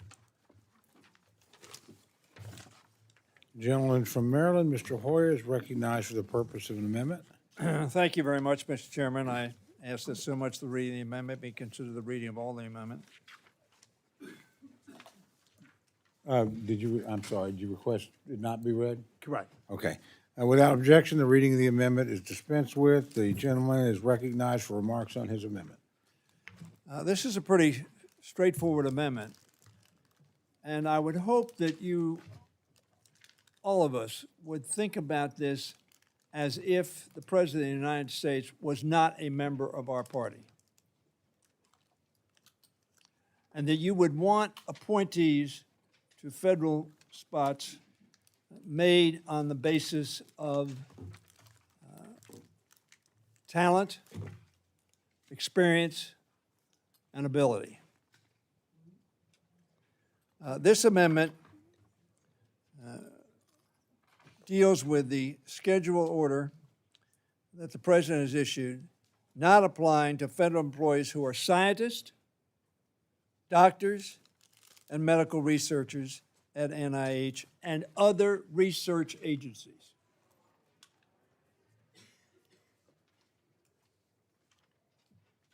Now, if there were a Democratic president, you would probably want scientists, researchers, doctors in the federal government to be judged not upon their political inclinations, but on their professional and academic skills. These individuals, by their very nature, are apolitical. I don't mean that they don't have political views. I mean that they do not bring those political views to their decision-making process. At the end of the term, the first term of the president, Mr. Vogt proposed making 50,000 additional people beyond that which the president already appoints as political appointees to carry out his or her policies, all his so far. Rather than 50,000, I think they're down to somewhere less than 20,000 that they're talking about at this point in time. But this amendment would say you cannot apply a political criteria to scientists, doctors, researchers, and other professionals who bring a skill and an expertise to their service in the federal government. We did this a long time ago when we adopted the Civil Service Reform Act because we did not want political hacks running very important agencies and departments of our government. We're having that discussion right now in the United States Senate. Mr. Pulte does not qualify under any of the criteria for the Director of National Intelligence under law. Notwithstanding that, the President has appointed him to replace Ms. Gabbard. There are substantial questions being raised in the Senate about that appointment because, not because personal ones, but he does not qualify or have the experience necessary to assure our security as a nation as the director of DNI. That's what people are worried about. This is not nearly, I would think, as controversial, because none of you, Henry Hyde once told a story, but I'm going to change it. You're going into a serious operation, and you're going to have a heart transplant, and you're on the gurney. And Henry Hyde described you being rolled into to the operating room, and you look up at the doctor and say, "Doctor, are you a Democrat or are you Republican?"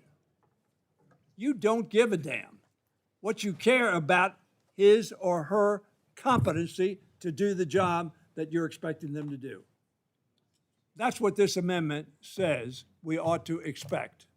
Not politics, but performance. Not politics, but expertise. And so I urge this, not a money amendment, and it does contravene Russell Vote's desire to have most of the civil service subject to firing and hiring at will by any president of the United States. But that's not what our government is about. It is what a lot of other governments that we look down upon are. So I urge, Mr. Chairman, and I want to appreciate your previous remarks. That amendment was very important to me, as you pointed out, and I look forward to working with you on it. But I would hope that you could see fit to support this amendment so that we could have a civil service, particularly in the technical areas, based upon merit.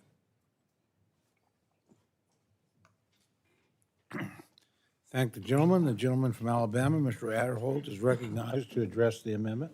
Thank you, Mr. Chairman. I rise in opposition to the gentleman's amendment. I appreciate his comments, but this amendment would strike the new Schedule Policy Career Authority, which would remove an important tool for securing accountability in federal workforce. The American people expect those in positions of significant policy influence are responsive to elective leadership and faithfully carry out the policies chosen by voters through their elected representatives. Schedule Policy Career is narrowly focused on employees whose duties involve policy influencing functions. It does not affect the vast majority of career civil servants who perform essential government services on an everyday basis. Striking this provision would preserve a system in which officials who play a substantial role in shaping policy can be insulated from meaningful accountability to an elected president. So therefore, I urge my colleagues to oppose this amendment, and I yield back. Thank the gentleman. Before we proceed with the debate, I want to take personal privilege. There's one of our former colleagues from this committee at the back of the room, now the president of the University of South Alabama, Joe Bonner, and so it's good to have you back. Had he stayed, he would have been in this chair now, and fortunately made a wiser career choice, leaving the rest of us behind. But Joe, good to see you again, my friend. And one other thing I forgot to do earlier, this is Ken Calvert's birthday. So he does get the band. This is your birthday song. It doesn't last too long. Hey, I appreciate the members' indulgence. Thank you very much. With that, I recognize my good friend, Mr. Laura, to address the amendment.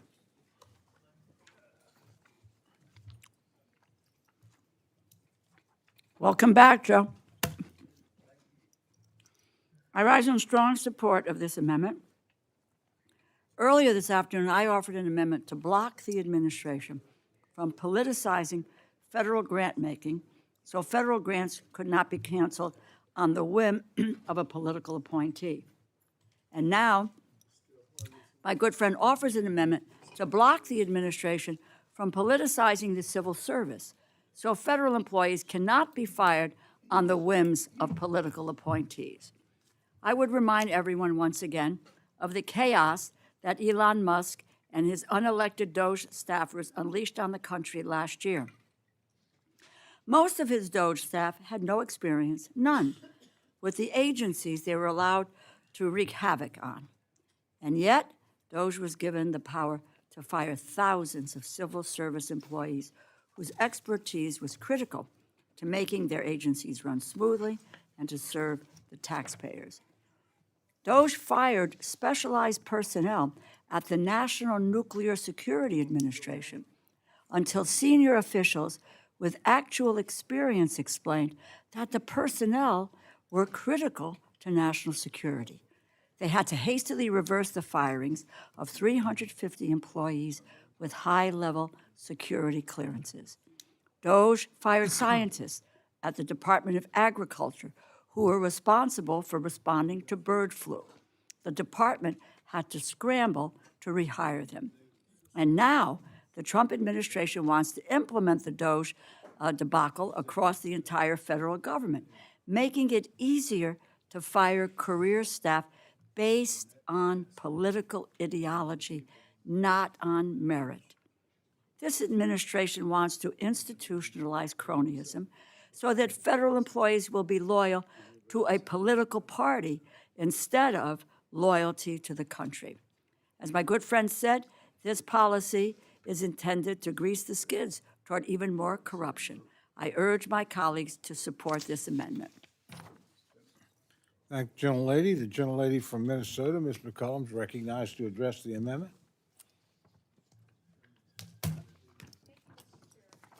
I appreciate what the chairman of the subcommittee said about this is not all employees, but these are senior level employees who are going to have significant oversight in how an office is run and reviewing the staff that work underneath them. So currently, in the EPA, scientists have continually faced intense pressure to alter, downplay, particularly regarding, in this case, chemical safety. The reports from former EPA and the Office of Public Safety Pollution Prevention highlight several things going on. And here's just examples of what these employees are being told to do by their supervisors, who are the political appointments. Downplaying health risks. Scientists report being pushed by their supervisors to remove or minimize mentions of serious health hazards. Technical alterations. Staff are asked to change testing parameters to minimize contact scenarios. For example, a supervisor may have asked a scientist to model safety chemical based on 1 finger's worth of exposure instead of 2-handed contact to avoid triggering the risk that could be involved to people in the future. Reassignments. Senior experts who refuse to compromise their findings have been reassigned to non-oversight roles, being replaced by less experienced employees. Retaliation. Broader scientific interference. So scientists, when they look at something, especially when it comes to health, they look at race, they look at gender, they look at age, they look at a lot of things. Scientists are now reportedly being ordered to omit considerations of how chemical impacts disproportionately affect specific racial groups. Research and funding. I could go on. You get the gist of this. I understand what the chairman's trying to do, that the administration has the right to appoint certain people to be at a certain place, but without oversight, without proper scrutiny onto what they're doing, without knowing what the clear context of how these supervisors, these political appointees are going to have watch over, reign, or what scientists and other employees are going to be able to bring forth without fear of retaliation, fear of losing their job, fear of being blacklisted in the future. I have to say that I strongly agree with the amendment before us, and I thank the author for bringing it. And with that, I yield back. Thank you, gentlelady. Are there others wishing to address the amendment? Seeing none, the gentleman is recognized for 1 minute to close. Thank you very much, Mr. Chairman. The subcommittee chairman mentioned accountability. If accountability were the issue, frankly, I want you to think back on how many amendments we have offered in this committee, in almost every bill, to require accountability. Accountability of the administration, accountability of others. If this were about accountability for the professional performance of one's duty, that would be one thing. But this is not about accountability for professional services. It's about political accountability. Are you doing what I think ought to be done if I'm the President of the United States? I.e., I think, as the gentlelady mentioned, releasing water from this particular reservoir is unhealthy. Let's just say the professional who does that, not a political appointee, the manager of the plant, if you will. And the president says, no, I think it's healthy. I want you to release it. Well, if you politically don't respond, yes, sir, then you're subject to removal. Now, if you're not performing your job properly, you can be removed. You can be. We're not talking about malfeasance or misfeasance. Under the law now, if you perpetrate any of those two, you can be fired. Does it take some time? Yes, it does. But it should take time when somebody gives 20 years service to the people of the United States. So I would urge that we pass this amendment and keep accountability, which we have, but take politics out of it. I have a hanging in my office where John Kennedy said, let us not seek the Republican answer or the Democratic answer. Let us seek the right answer. And I would substitute that, not the political answer, but the right answer. I urge adoption of the amendment. Thank you, gentlemen. The question is now on the amendment offered by the gentleman from Maryland. All those in favor say aye. Aye. All those opposed say no. No. Opinion of the chair, the noes have it. Yep. Roll call has been requested. Sufficient support has been demonstrated. The clerk will call the roll. Mr. Adderholt? No. Mr. Adderholt, no. Mr. Aguilar? Mr. Aguilar, aye. Mr. Alford? Mr. Alford, no. Mr. Amade? Mr. Amade, no. Mrs. Bice? Mrs. Bice, no. Mr. Bishop? Mr. Bishop, aye. Mr. Calvert? Mr. Calvert, no. Mr. Carter? Mr. Carter, no. Mr. Case? Mr. Case, aye. Mr. Siscomani?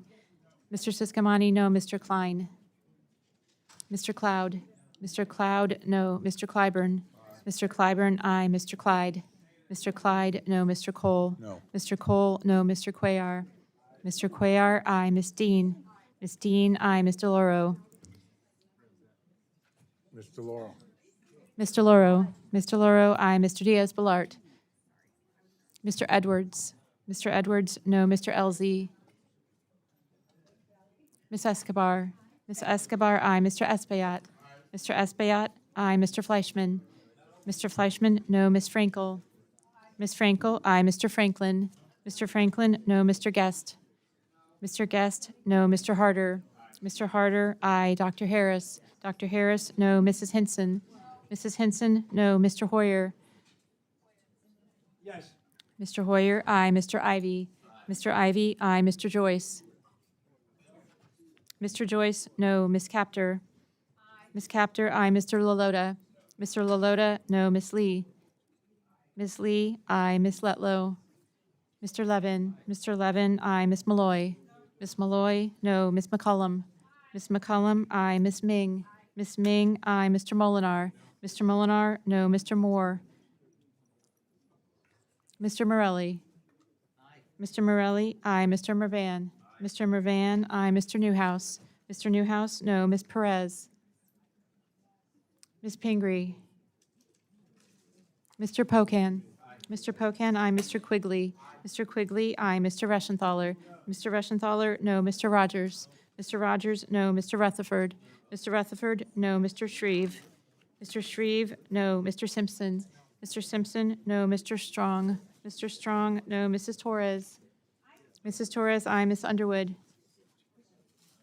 Mr. Valadeo? Mr. Valadeo, no. Ms. Wasserman Schultz? Mrs. Watson Coleman? Mrs. Watson Coleman, aye. Mr. Womack? Mr. Womack, no. Mr. Zinke? Mr. Zinke, no. Are there any members wishing to record their vote or change their vote? Gentlelady from Washington? Ms. Perez, aye. Gentlelady from Florida? Ms. Wasserman Schultz, aye. Are there other members wishing to record their vote or change their vote? Seeing none, the clerk will tally.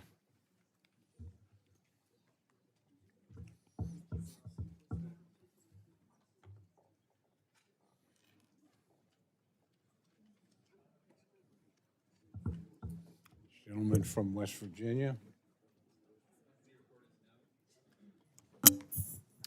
Mr. Moore, no.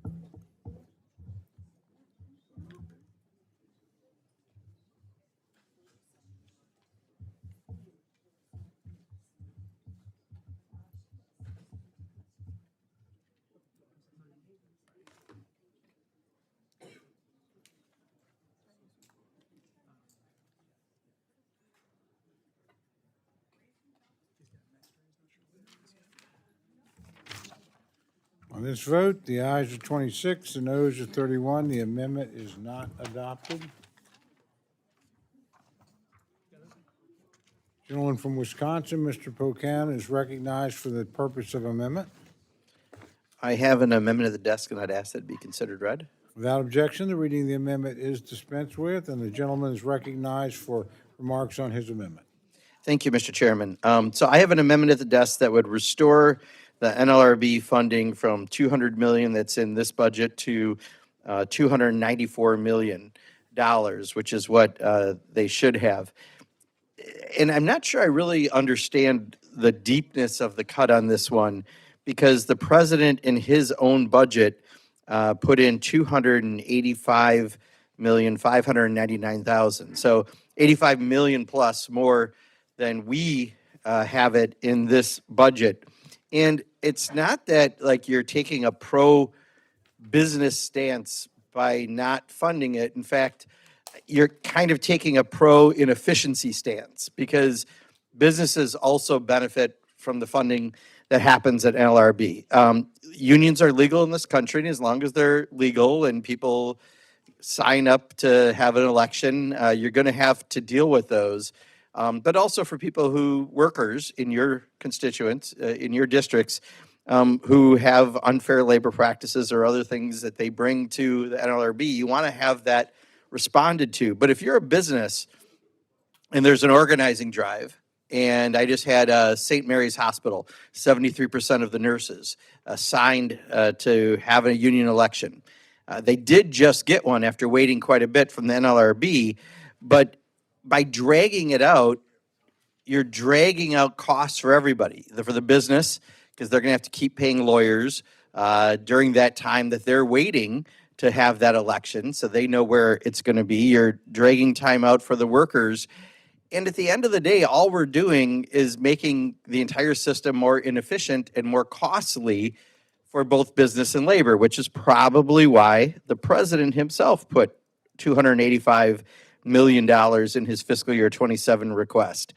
I can tell you that staffing has not kept pace with their workload. Their field staffing's declined by a third in the last decade. Their caseload per employee has increased by 46%. And they're just not able to keep up with the budget they have right now, much less if we lower it to 200 million. So I didn't put an offset in here because you can put whatever offset you want. We've had that debate, and that's a separate debate to have. But I do think this is one where we may be making a mistake in the guise of trying to make a point. We are not pro-business by doing this.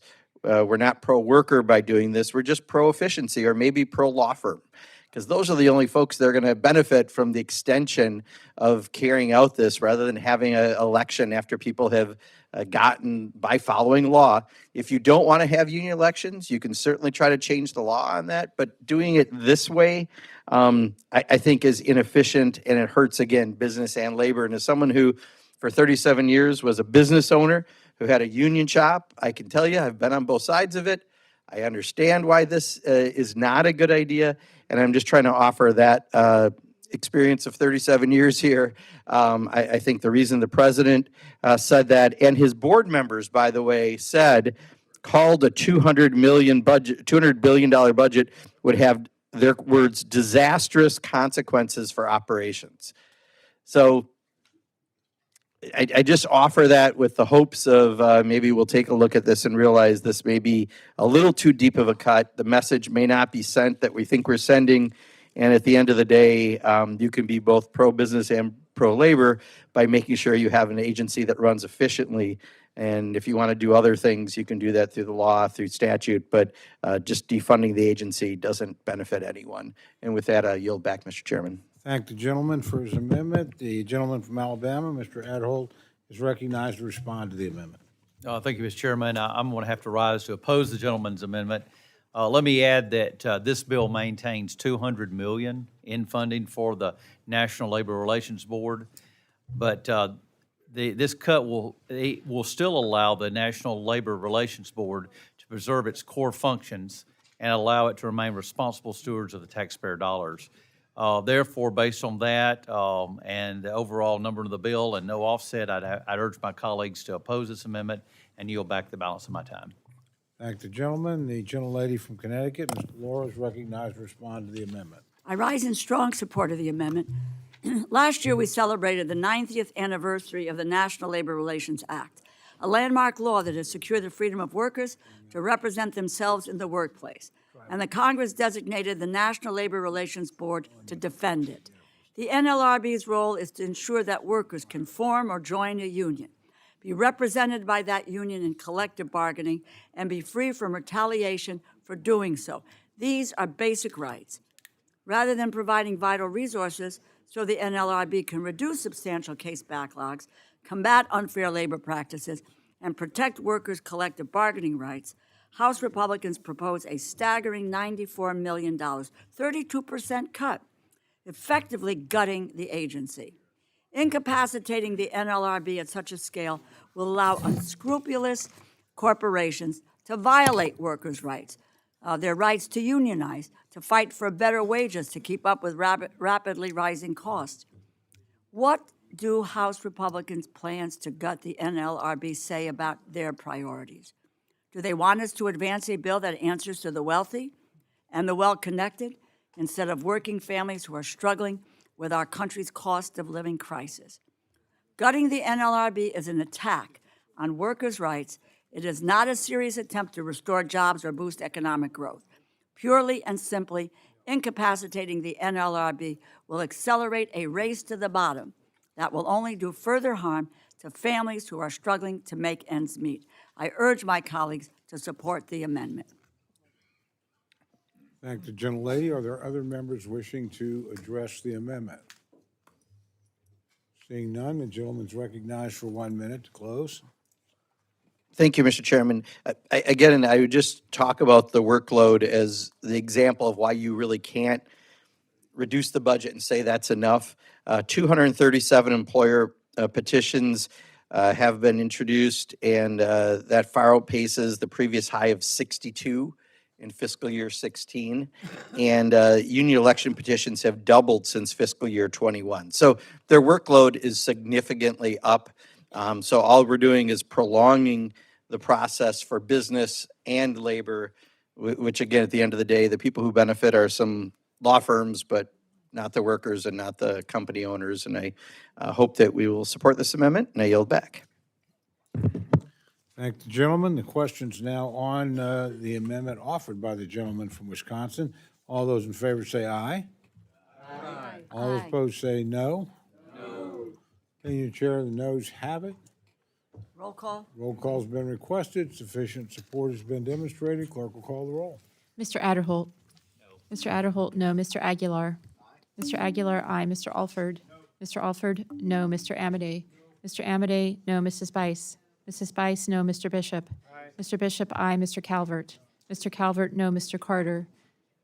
Mr. Carter, no. Mr. Case. Mr. Case, aye. Mr. Siscomani. Mr. Klein. Mr. Cloud. Mr. Clyburn.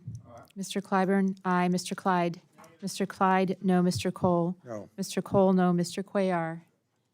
Ms. Dean. Ms. Dean, aye. Mr. Loro. Aye.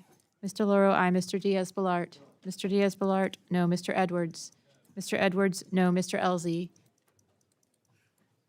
Ms. Escobar. Ms. Escobar, aye. Mr. Espaillat. Mr. Espaillat, aye. Mr. Fleischman. Mr. Fleischman, no. Ms. Frankel. Ms. Frankel, aye. Mr. Franklin. Mr. Franklin, no. Mr. Guest. Mr. Guest, no. Mr. Harder.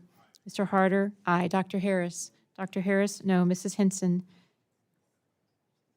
Mr. Hoyer. Aye. Mr. Hoyer, aye. Mr. Ivy. Mr. Ivy, aye. Mr. Joyce. Mr. Joyce, no. Ms. Capter. Mr. Lalota. Mr. Lalota, no. Ms. Lee. Ms. Lee, aye. Ms. Lutlow. Mr. Levin. Mr. Levin, aye. Ms. Malloy. Ms. McCullum. Ms. McCullum, aye. Ms. Ming. Ms. Ming, aye. Mr. Molinar. Mr. Molinar, no. Mr. Moore. Mr. Morelli. Mr. Morelli, aye. Mr. Mervan. Mr. Mervan, aye. Mr. Newhouse. Mr. Newhouse, no. Ms. Perez. Ms. Perez, aye. Ms. Pingree. Ms. Pingree, aye. Mr. Pocan. Mr. Pocan, aye. Mr. Quigley. Mr. Quigley, aye. Mr. Reschenthaler. Mr. Reschenthaler, no. Mr. Rogers. Mr. Rogers, no. Mr. Rutherford. Mr. Shreve. Mr. Shreve, no. Mr. Simpson. Mr. Simpson, no. Mr. Strong. Mr. Strong, no. Mrs. Torres. Mrs. Torres, aye. Miss Underwood. Miss Underwood, aye. Mr. Valadeo.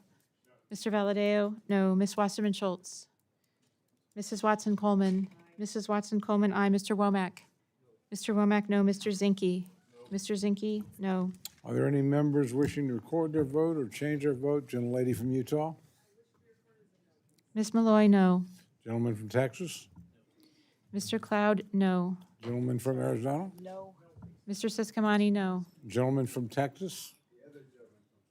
There's many gentlemen from Texas. Mr. Cuellar, aye. Are there other members? Oh, gentlelady from Florida. Ms. Wasserman Schultz, aye. Are there other members wishing to record their vote or change their vote? Mr. Rutherford. Mr. Rutherford, have you been recorded? Mr. Rutherford votes no. Okay. Again, others wishing to record or change their vote, seeing none, clerk will tally.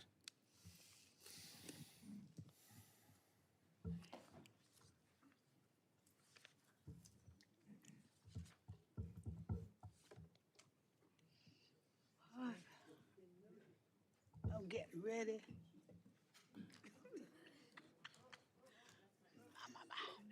I'm not gonna mind it. Oh, gentlelady from Ohio? Ms. Capter, aye.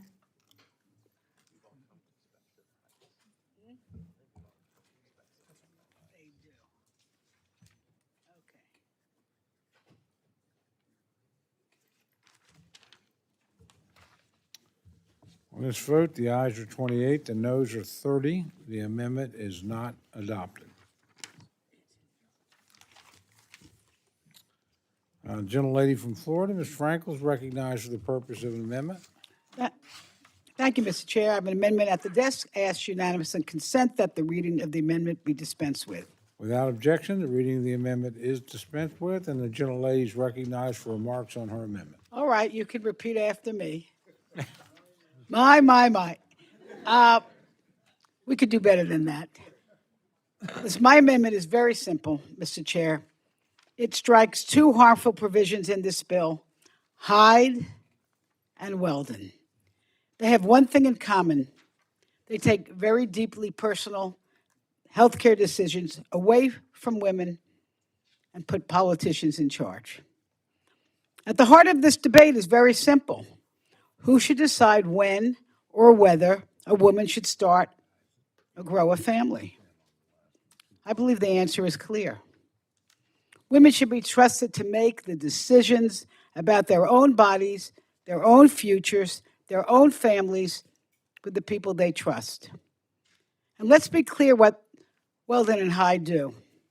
The Hyde Amendment denies millions of women, especially women with lower incomes, the ability to make their own reproductive health care decisions simply because they rely on federal health care coverage. Hyde creates a two-tier system in America, one where people with money can access a full range of reproductive care, and another where women struggling to pay rent, to buy food, support their families, and denied that same freedom. A woman's ability to decide whether or when to start or grow their family should not depend on their income, should not depend on her zip code or their insurance card in her wallet. A mother working 2 jobs, a woman serving our country, a family already facing impossible choices should not have fewer options because politicians decided that only those who can afford it can get care. And the Weldon Amendments take us further down the wrong path. It actually allows healthcare institutions to put their own ideological policy ahead of a patient's needs, restricting access to abortion care, coverage, information, referrals, and even when a woman is facing her hardest moment in life, a moment that calls for facts, that calls for compassion, it calls for medical care. It doesn't call for politicians standing over her shoulders. Hyde and Weldon are out of date, out of touch with the lives that women lead today as mothers and grandmothers, caregivers, members of our military, and breadwinners for their families. These provisions do not protect life. They block access to health care. They deepen inequality. They silence medical judgment. And they take important personal decisions away from women and the people they trust and put the politicians in charge. So let's get back to where we started. Who should decide? Who should decide whether a woman is ready to start or grow a family? Who should decide whether a mother can safely continue a pregnancy? Who should decide what is best for a family facing the most personal and painful moments in their life? The answer should not be Congress. It should not be politicians. It should be women with the people they trust. And I yield back. Thank you, gentlelady. The gentleman from Alabama, Mr. Adderholt, is recognized to address the amendment. Thank you, Mr. Chairman. I rise in strong opposition to this amendment to strike the Hyde and the Weldon amendments. It's been almost 5 decades that the Hyde Amendment has represented a longstanding and a bipartisan principle that Americans who have sincere and profound moral objections to abortion should not be compelled to subsidize it with their taxpayer dollars. I know our nation remains deeply divided on the issue of abortion itself. However, Hyde has served as an important point of consensus by simply respecting the conscience of millions of Americans. As one of the many millions of Americans who steadfastly support the right to life, I urge this committee to maintain our longstanding consensus that Americans should not be required to fund elective abortions. Likewise, the Weldon Amendment protects the conscience rights of Americans by prohibiting federal, state, and local government discrimination against healthcare entities that decline to pay for or provide coverage of abortion. I would hope that we all agree that at a very minimum, that pro-life Americans should not be subject to discrimination for their sincere and their deeply held views on the right to life. Therefore, I respectfully ask my colleagues to reject the amendment. Now you go back. Thank the gentleman. The gentlelady from Connecticut, Ms. Delors, recognized to address the amendment. I rise in strong support of this amendment, which strikes a discriminatory policy that has been perpetuated for over 40 years. The radical supermajority on the Supreme Court's ruling overturning Roe v. Wade was not about protecting life. It was all about stripping agency and dignity away from women. And that has been the result of the Hyde Amendment for decades. When Medicaid covers the cost of pregnancy-related care, including abortion, it means patients can make informed decisions. Currently, 30 states and the District of Columbia, though not by their choosing, deny state funding to women seeking access to abortion. As a result, millions of women in these states are hostage to their geography. With the radical Supreme Court decision, it is more important than ever that we act to empower all women to make these decisions. This amendment also strikes the Weldon Amendment, which prioritizes a health provider's beliefs over a patient's health needs. It gives power to determine women's health choices to institutions insurance companies, hospitals, or any kind of healthcare facility or organization, rather than leaving that decision to a woman. The Weldon Amendment has been used to block efforts to expand abortion coverage by threatening critical federal health dollars. If this debate was truly about protecting life, every member in this room would vote against this bill. It cuts funding for public health, reproductive health, education, job training, and more. But the interest in protecting life doesn't seem to extend beyond pregnancy. Arguing that these riders have been law for decades and therefore we are prevented from making changes is disingenuous. The activist Supreme Court disregarded science and decades of legal precedent and the will of the majority of the American people to strip away a woman's fundamental and constitutional right to make her own health decisions. The decision to get an abortion should be made by a woman and her family in consultation with her doctor and in accordance with her own faith. I urge my colleagues to support this amendment, and I yield back. Thank you, gentlelady. Gentleman from Georgia is recognized to address the amendment. Thank you, Mr. Chairman. I rise today in strong opposition to this amendment, which would strike longstanding pro-life protections in the labor HHS bill. Since 1976, the Hyde Amendment has been passed annually with bipartisan support as an appropriations rider to prohibit the use of federal funding for abortions, except in cases of rape, incest, or to preserve the life of the mother. If you've ever supported a labor HHS bill that actually became the law of the land, then you have voted in favor of this amendment. Additionally, the Helms Amendment is a conscience protection that prevents HHS funding recipients from discriminating against entities because they refuse to provide an abortion that violates their beliefs. This is an essential and non-controversial First Amendment protection. In fact, a 2023 Knights of Columbus Marist poll found that 77% of Americans believe doctors, nurses, and other healthcare professionals with religious objections to abortions should not be legally required to perform them. Let's be clear. This appropriations bill is supposed to be about funding essential federal healthcare support and investing in critical research to support life. Yet this amendment is antithetical to that purpose. Rather than increasing support for life-saving measures, this amendment seeks to make the federal government and every American taxpayer an accomplice to the intentional murder of unborn babies. The size, location, and level of development of a human being should never determine a person's value or right to life. In or out of the womb, an innocent child has an unalienable, God-given right to life. After all, and I've said this before, in the Declaration of Independence, our nation's birth certificate, the first and most fundamental unalienable right mentioned is the right to life. We hold these truths to be self-evident, that all men are created equal, that they are endowed by their Creator with certain unalienable rights, and the very first one mentioned is life. Life, liberty, and the pursuit of happiness.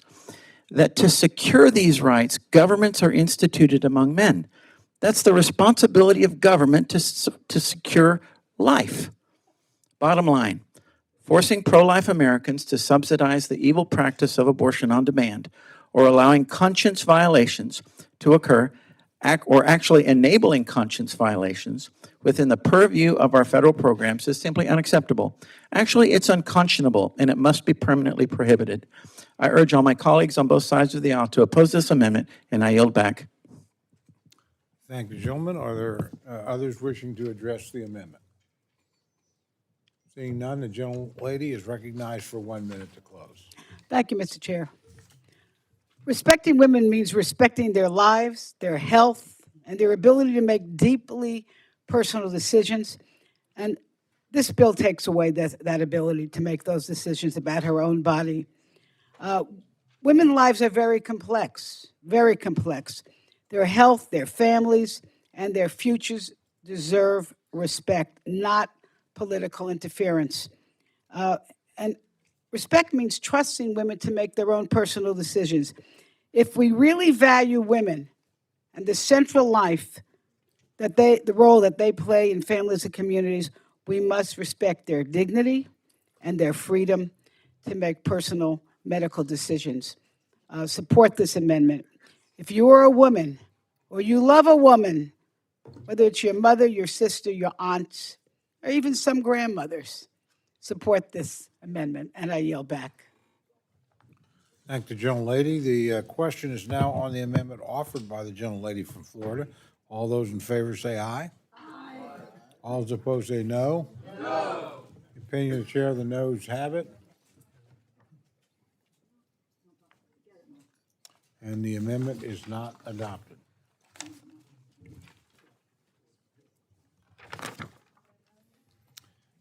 Gentlelady from Florida, Ms. Frankel, is recognized for the purpose of an amendment.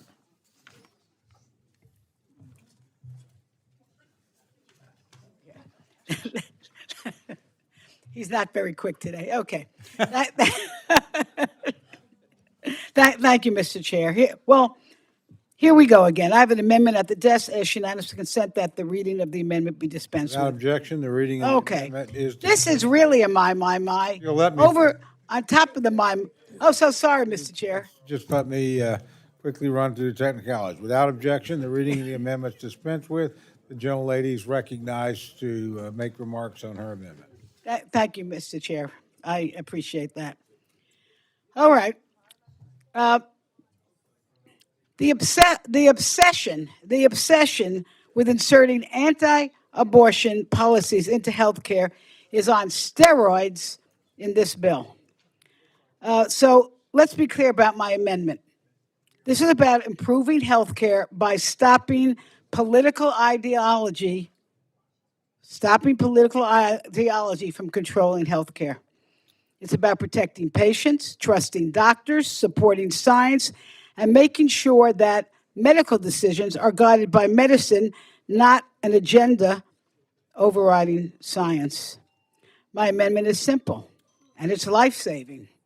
It removes dangerous provisions that threaten medical research, medical training, and the ability of patients to get the care they need. They are put politicians in the middle of the most personal and complicated decisions a woman can face. And this is why we call them poison pills, because they're going to make people sicker, especially women. Pregnancy is more dangerous and take away the care that families depend on. And this is what happens when government substitutes and replaces medical judgment. It's not healthcare, it's politics. Now, one deadly rider, listen to this, one deadly rider attacks life-saving medical research, the kind of science that gives families hope when they receive a devastating diagnosis. Research that helped us lead to medical breakthroughs through including vaccines and advances in cancer and HIV, Alzheimer's, diabetes, and pregnancy complications. Another rider, another one of these poison pills, interferes with medical training, making it harder for future OBGYNs to learn how to respond to miscarriages, pregnancy complications, and emergencies. Another blocks funding for Planned Parenthood health centers, trusted providers that millions of Americans rely on for cancer screenings, birth control, and preventative care. And another will keep going. Another prevents doctors from giving patients full information about their reproductive health options. And another poison pill opens the door to lawsuits against states and communities trying to protect access to care, putting a provider's refusal ahead of a patient's need. Now, some of my colleagues, they might say these provisions, these poison pills protect life. I say protecting life means protecting the health and safety of women carrying life. It means valuing the mother, her health, her future, her family. It means trusting women, mothers, families, and doctors to make the most personal and difficult medical decisions. I urge my colleagues to support this amendment so we can get back to a bill that this should be about, right? And helping people live healthier lives, not pushing a political agenda. Support this amendment. I yield back. Thanks, gentlelady, for amendment. Gentleman from Alabama, Mr. Adderholt's recognized to respond to the amendment. Thank you, Mr. Chairman. I rise again in opposition to this amendment. This amendment would gut numerous pro-life, non-discrimination, and conscience protection provisions that are in the bill. For example, this amendment eliminates conscience and non-discrimination protections for medical students. Under this bill, students cannot be required to participate in training to perform or assist in the performance of an induced abortion. However, this amendment removes a provision that prevents taxpayer dollars from going to Planned Parenthood, which is the largest facilitator of abortions in the nation. Americans should not be forced to pay taxes to support an organization that violates their conscience regarding the right to life.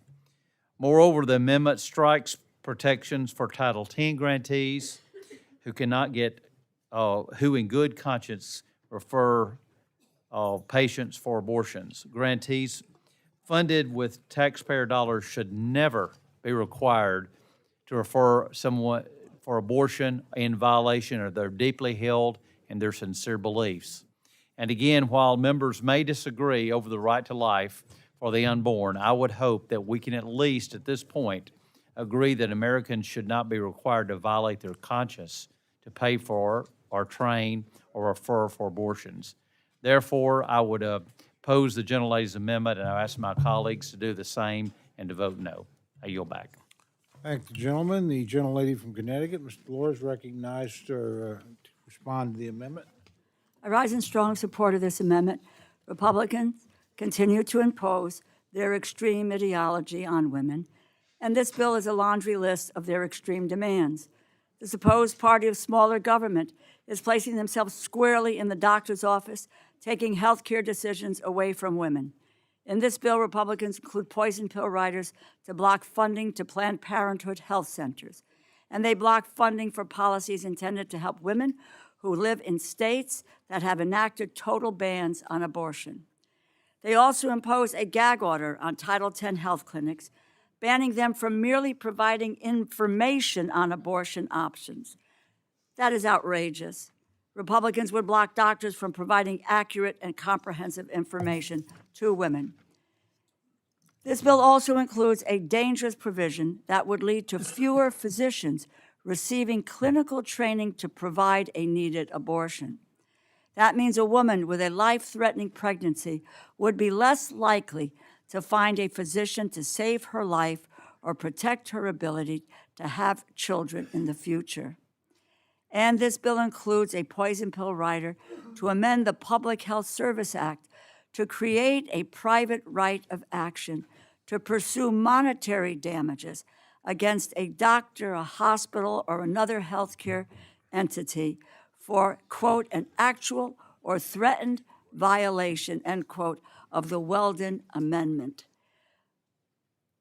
Since the Supreme Court overturned Roe v. Wade and took away a constitutional right that was in place for more than 50 years, this was in place for 50 years.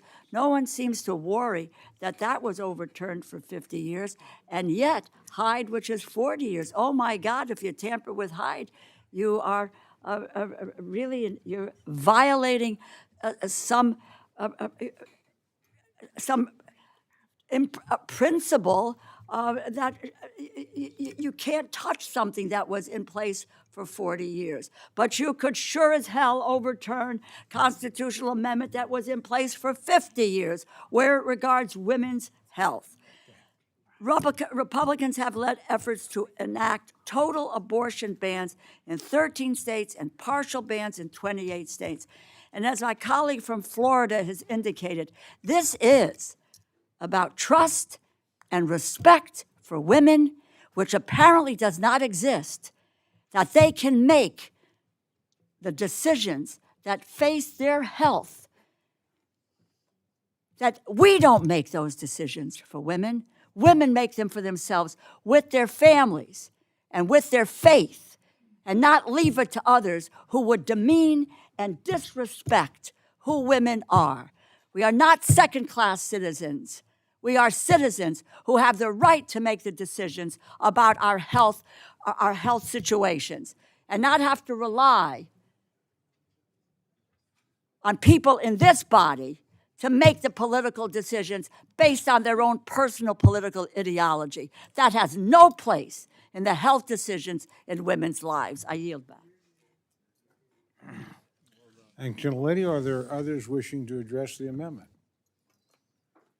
Seeing none, the gentlelady is recognized for 1 minute to close. Thank you, Mr.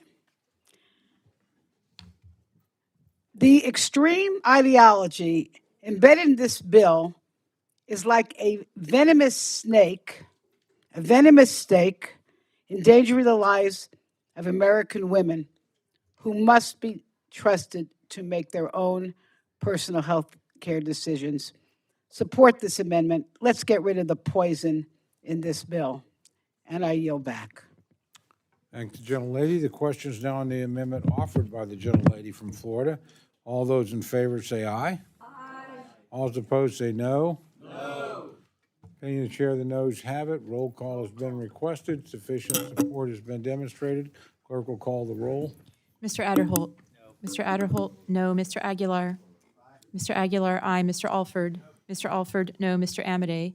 Mr. Amade, no. Mrs. Bice. Mrs. Bice, no. Mr. Bishop. Mr. Bishop, aye. Mr. Calvert. Mr. Calvert, no. Mr. Carter. Mr. Carter, no. Mr. Case. Mr. Case, aye. Mr. Siscomani. Mr. Siscomani, no. Mr. Klein. Mr. Klein, no. Mr. Cloud. Mr. Cloud, no. Mr. Clyburn. Mr. Clyburn, aye. Mr. Clyde. Mr. Clyde, no. Mr. Cole. No. Mr. Cole, no. Mr. Cuellar. Mr. Cuellar, no. Miss Dean. Miss Dean, aye. Ms. DeLauro. Ms. DeLauro, aye. Mr. Diaz-Balart. Mr. Diaz-Balart, no. Mr. Edwards. Mr. Edwards, no. Mr. Elzey. Mr. Elzey, no. Ms. Escobar. Ms. Escobar. Ms. Escobar. Ms. Escobar, aye. Mr. Espaillat. Mr. Espaillat, aye. Mr. Fleischman. Mr. Fleischman, no. Ms. Frankel. Ms. Frankel, aye. Mr. Franklin. Mr. Franklin, no. Mr. Guest. Mr. Guest, no. Mr. Harder. Mr. Harder, aye. Dr. Harris. Dr. Harris, no. Mrs. Hinson. Mrs. Hinson, no. Mr. Hoyer. Aye. Mr. Hoyer, aye. Mr. Ivy. Mr. Ivy, aye. Mr. Joyce. Ms. Captor. Ms. Captor, aye. Mr. Lalota. Mr. Lalota, no. Ms. Lee. Ms. Lee, aye. Ms. Letlow. Mr. Levin. Mr. Levin, aye. Ms. Malloy. Ms. Malloy, no. Ms. McCullum. Ms. McCullum, aye. Ms. Ming. Ms. Ming, aye. Mr. Molinar. Mr. Molinar, no. Mr. Moore. Mr. Moore, no. Mr. Morelli. Mr. Morelli, aye. Mr. Mervan. Mr. Mervan, aye. Mr. Newhouse. Mr. Newhouse, no. Ms. Perez. Ms. Perez, aye. Ms. Pingree. Ms. Pingree, aye. Mr. Pocan. Mr. Pocan, aye. Mr. Quigley. Mr. Quigley, aye. Mr. Reschenthaler. Mr. Rogers. Mr. Rogers, no. Mr. Rutherford. Mr. Rutherford, no. Mr. Shreve. Mr. Shreve, no. Mr. Simpson. Mr. Simpson, no. Mr. Strong. Mr. Strong, no. Mrs. Torres. Mrs. Torres, aye. Ms. Underwood. Ms. Underwood, aye. Mr. Valadeo. Mr. Valadeo, no. Ms. Wasserman Schultz. Ms. Wasserman Schultz, aye. Mrs. Watson Coleman. Mrs. Watson Coleman. Mrs. Watson Coleman, aye. Mr. Womack. Mr. Womack, no. Mr. Zinke. Mr. Zinke, no. Are there any members wishing to vote or change their vote? Gentleman from South Carolina? He's recorded. Gentleman from Georgia? Have you already voted? I'm sorry. You are. My mistake. I'm just sort of anybody that's standing up. Are there any members? Gentleman from Idaho? Is he? Okay. Clerk will tally.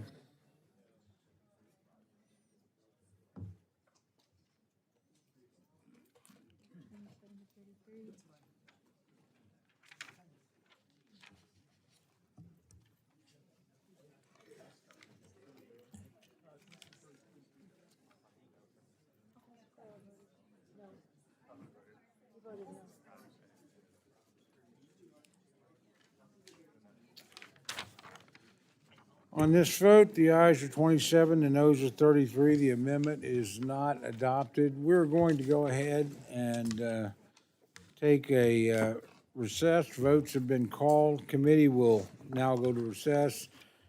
Please return promptly after the votes. We'll resume. Thank you.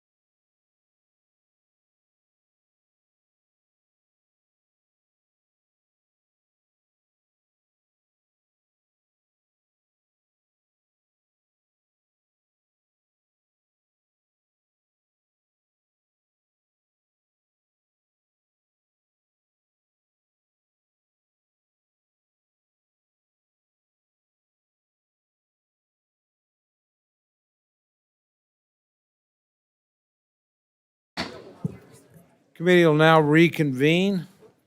The gentlelady from New Jersey, Ms. Watson Coleman, is recognized for the purpose of an amendment.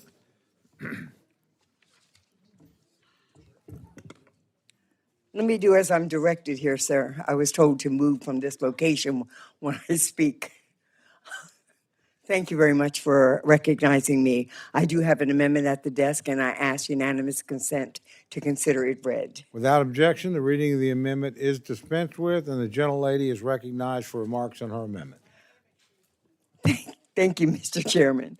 My amendment would restore funding for the reintegration of ex-offenders program that is at the Department of Labor.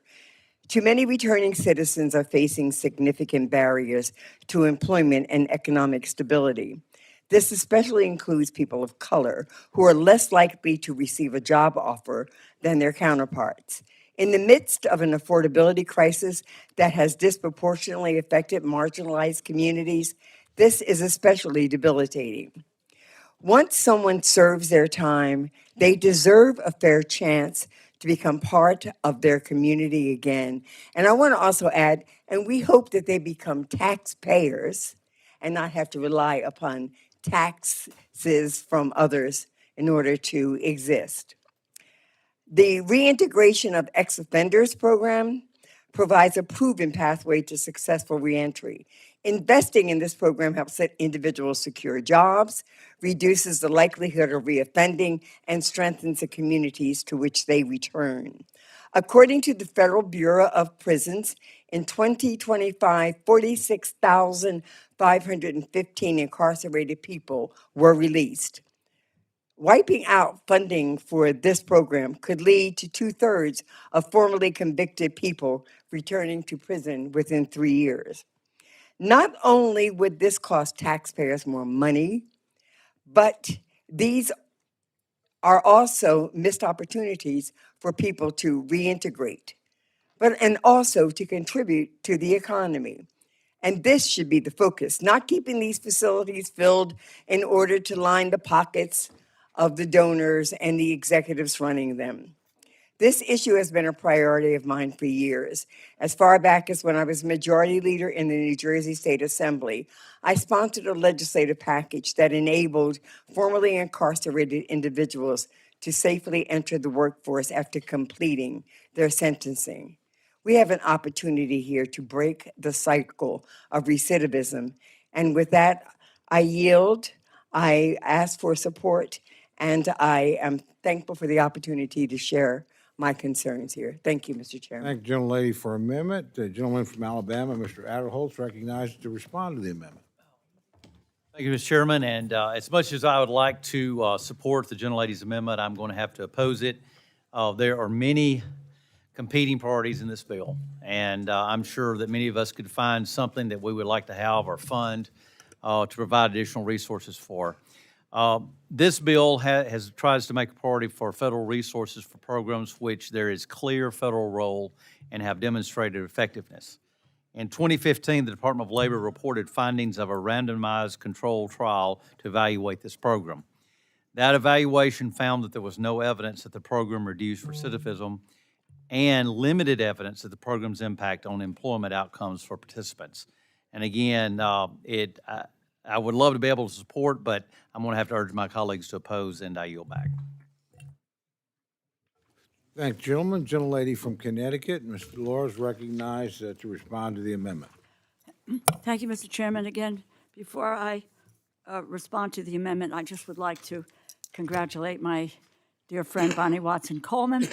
Remarkable career in public service. It really is incredible. It's been wonderful to work side by side with you. Tireless commitment to fighting for the most vulnerable Americans, not only in New Jersey, but across this country. She has been a relentless advocate, housing, health, equity, civil rights, the dignity of work, the abolition of poverty, and making sure there was economic opportunity for all. From the New Jersey Division on Civil Rights, General Assembly, to the House of Representatives, she leads, my friends, with compassion, and she wants to uplift the voices of those who have gone for too long being unheard. She's guided by her faith. She's driven by an unwavering moral clarity. that inspires resilience in her allies and reluctance in her adversaries. I'm grateful to call you a colleague and blessed to call you a friend. We'll miss your partnership next Congress, but we got a few more months to go, my friend. So congratulations on an incredible career. Thank you. And I rise in support of the gentlelady's amendment. The Department of Labor's Reentry Employment Opportunities, the REO program, provides critical funding to local workforce boards, community colleges, and nonprofits to deliver job training opportunities for youth and adults transitioning out of the justice system.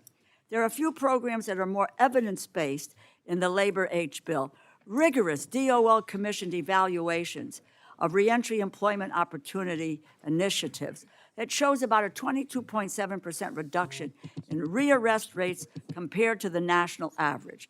Furthermore, according to Mathematica, by successfully shifting individuals into high-demand vocational fields, the REO framework drives an 11% long-term decrease in reoffending. In my district, thanks to the support from REO, the workplace provides comprehensive workforce preparation, job placement services for justice-involved individuals in the New Haven area. The workplace actively enters correctional facilities months before the individual's release to help to build a customized career plan, develop immediate job readiness training. Once these individuals return home to the New Haven region, this critical grant bridges the gap to stable employment. It funds hands-on technical training, industry-recognized credentialing, and targeted wage subsidies that incentivize local businesses to hire them. These programs have a profound impact on my constituents and countless other Americans around the country re-entering the workplace and society. That is why we cannot accept my Republican colleagues' reckless proposal to eliminate REO.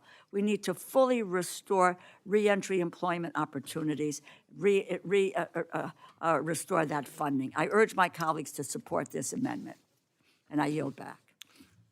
Thank the gentlelady. Are there additional members wishing to address the amendment? Gentleman from Maryland is recognized. Thank you, Mr. Chairman. I fully support this amendment. My experience when I was a local prosecutor was that this was a key component in a variety of ways with our criminal justice reform efforts in Prince George's County, and I saw evidence of that in Washington, D.C. as well. But, you know, at the end of the day, 99.9+% of these guys are usually coming out. And what that means is one way or the other, they're going to be back in our community.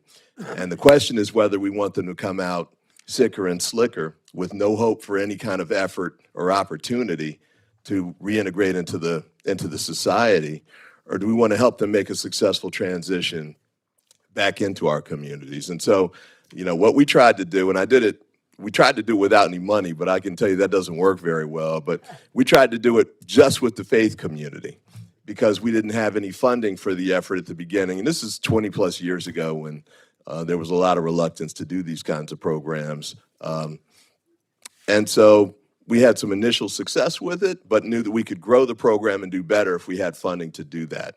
And what we found was that when people came out, and there were a couple of components that worked for the guys that I dealt with directly. When we kicked off this program, I actually went to the jail and met with them, and the chaplain was there.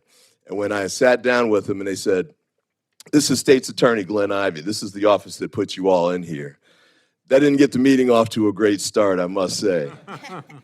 But he quickly calmed them down and explained to them why I was there.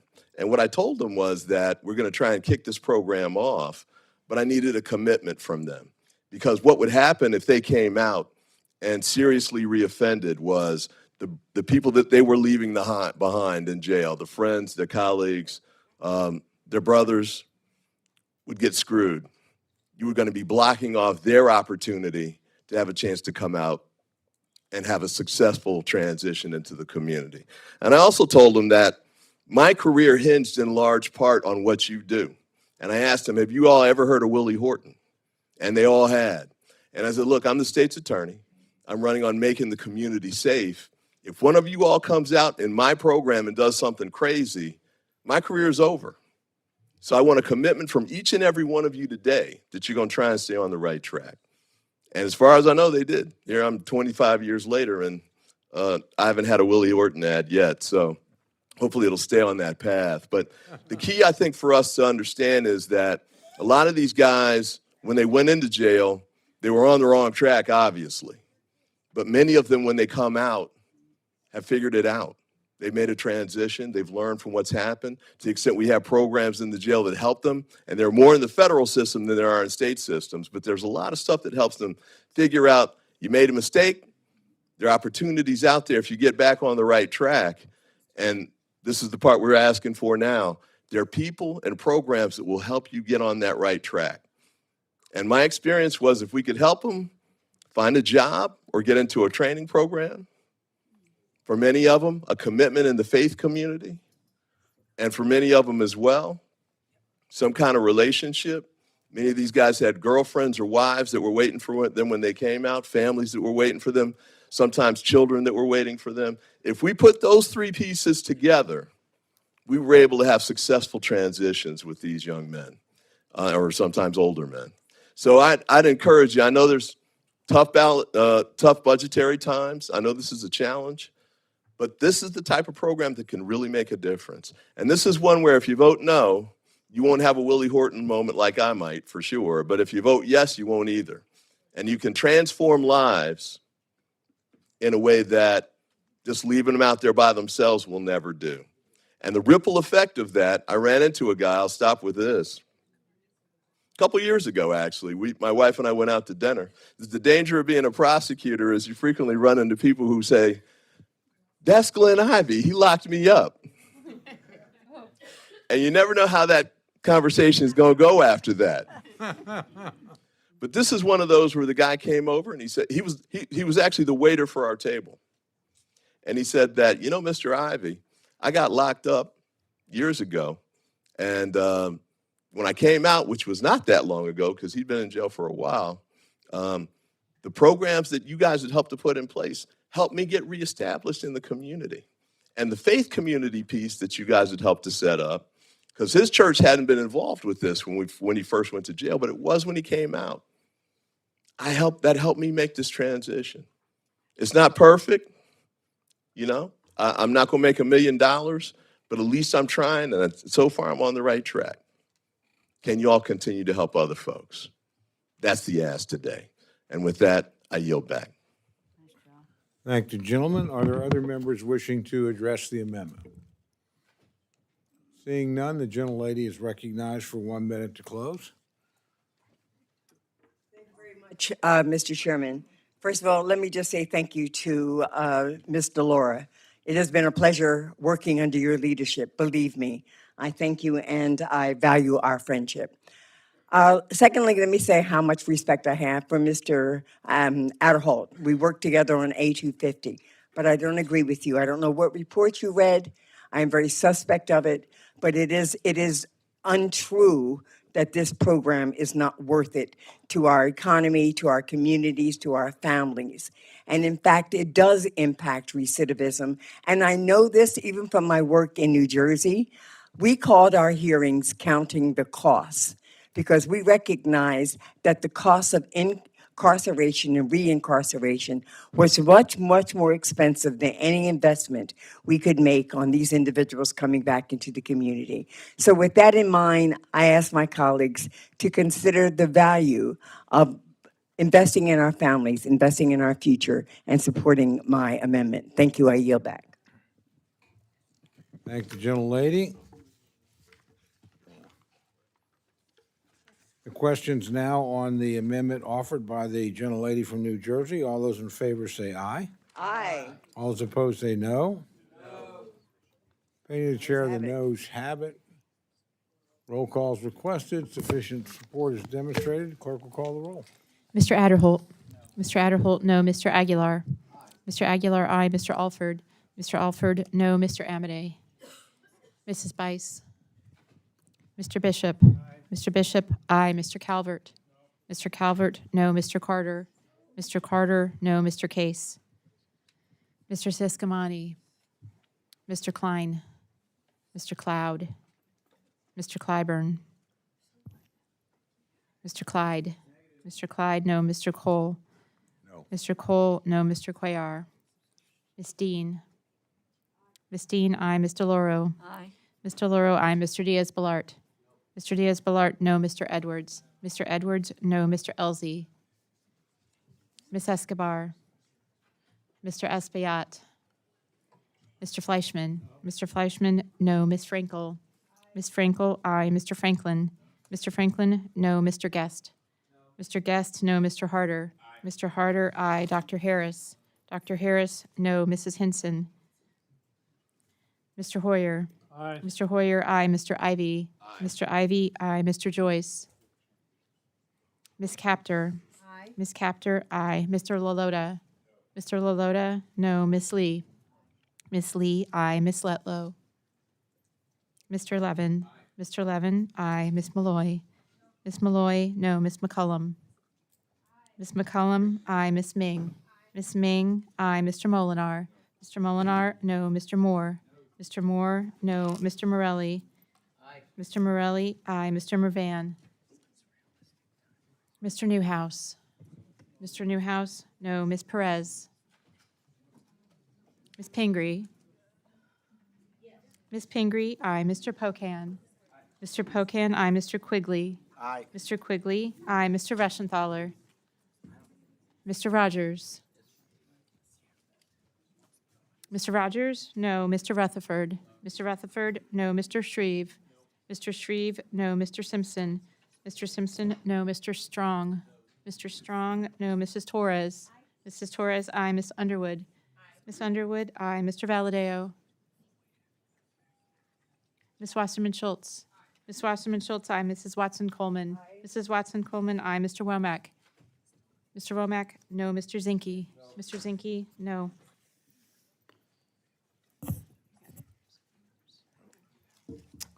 Any members wishing to vote or change their vote? Gentleman from South Carolina?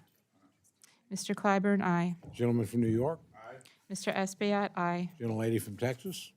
Ms. Escobar, aye. Gentlelady from Washington? Ms. Perez, aye. Gentleman from Virginia? Mr. Klein, no. Gentleman from Texas? Mr. Elzey, no. Gentlelady from Oklahoma? Mrs. Bice, no. Gentleman from Ohio? Mr. Joyce, no. Gentleman from Arkansas? Did I say Arkansas? Arizona? Actually, you have my deepest apologies. Gentleman from Arizona? Mr. Siscomani, no. Gentlelady from Iowa? Mrs. Henson, no. Gentleman from Hawaii? Mr. Case, aye. Gentlelady, did Rosa voted? Yeah, she voted. Okay. Are there any Mr. other members? Valadeo. A gentleman from California? Mr. Valadeo, no. Any other members wishing to vote or change their vote? Seeing none, clerk will tally.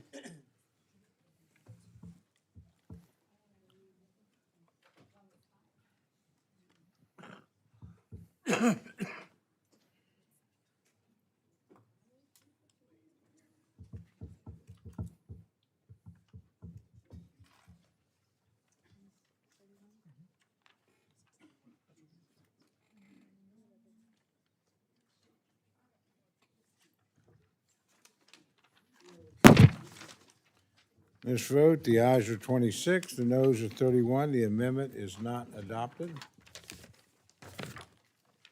Gentlelady from New Jersey, Ms. Watson Coleman, is recognized for an amendment. Okay.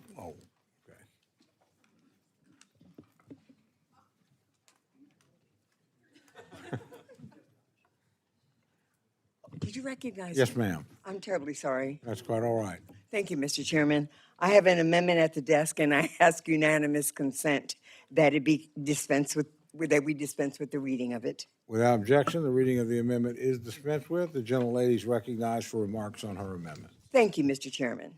My amendment would restore funding for the CDC Racial and Ethnic Approaches to Community Health Program.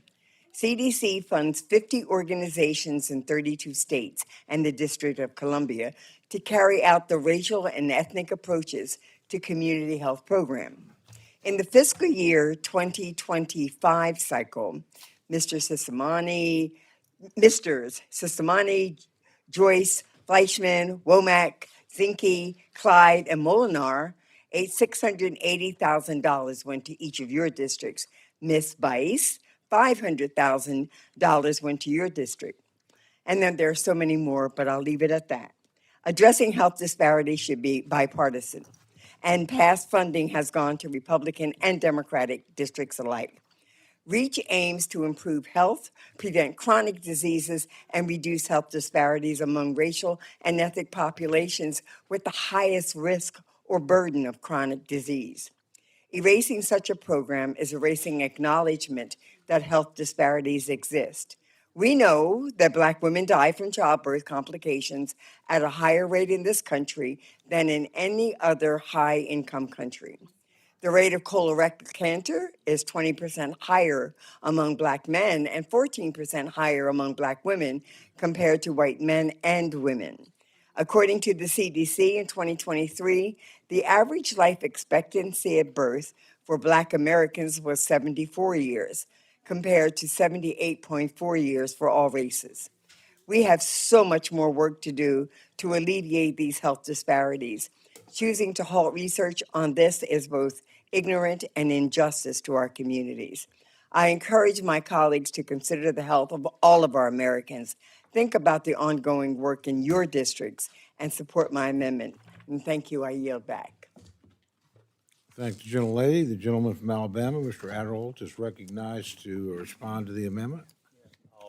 Thank you, Mr. Chairman, and I, again, reluctant to rise to oppose the gentlelady's amendment. She's a great member of our subcommittee and certainly been a good friend, but while I recognize that the chronic diseases disproportionately impact certain racial and ethnic minorities, the CDC REACH program impact remains unclear.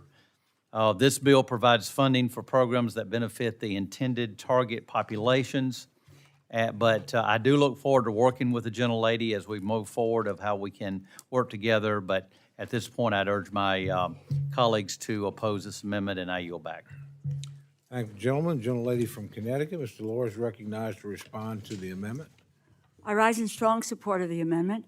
This bill eliminates funding for the racial and ethnic approaches to community health program at the Centers for Disease Control and Prevention.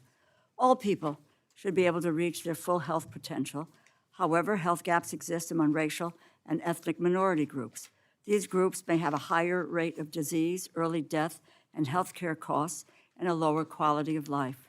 The REACH program was created to allow recipients to plan and carry out local, culturally appropriated programs, use improving strategies to help improve health, prevent chronic diseases, and reduce health disparities. The program's goal is to make healthy eating and active living more accessible and affordable for those with the highest risk or burden of chronic diseases. Such diseases include high blood pressure, heart disease, type 2 diabetes, and obesity. The REACH program was intended to address a variety of racial and ethnic minority groups: African American, Hispanic, Asian American, Native Hawaiian, Pacific Islander, American Indian, and Alaska Native. The bill before us eliminates all of the funding for this effort except for the funding that focuses on Indian country. I disagree with this approach.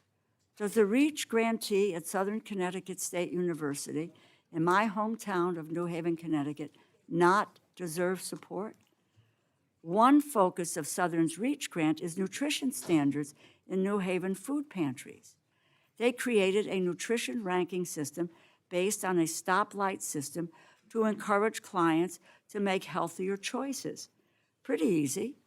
They also partnered with the Coordinated Food Assistance Network to increase the accessibility and distribution of healthier foods. And guess what? It worked. More nutritious food was available in low-income neighborhoods, and therefore pantry users chose healthier options with a stoplight as their guide. Why just one community, the Indian community? Why are the others excluded? The entire population needs to be funded if we are going to continue to address these health challenges. My constituents deserve to have these programs continue just as much as any individual in Indian country, and I applaud that. I want to say a thank you to Congresswoman Watson Coleman for offering this amendment, and I urge my colleagues to support this amendment. I yield back. Thank the gentlelady. The gentleman from Georgia, Mr. Bishop, is recognized to address the amendment. Thank you, Mr. Chairman. I strongly support Representative Watson Coleman's amendment to restore funding for the CDC's racial and ethnic approaches to community health, the REACH program. The Centers for Disease Control and Prevention serves as the cornerstone of our nation's public health system, leading vital efforts in disease surveillance, prevention, emergency response, and public health education.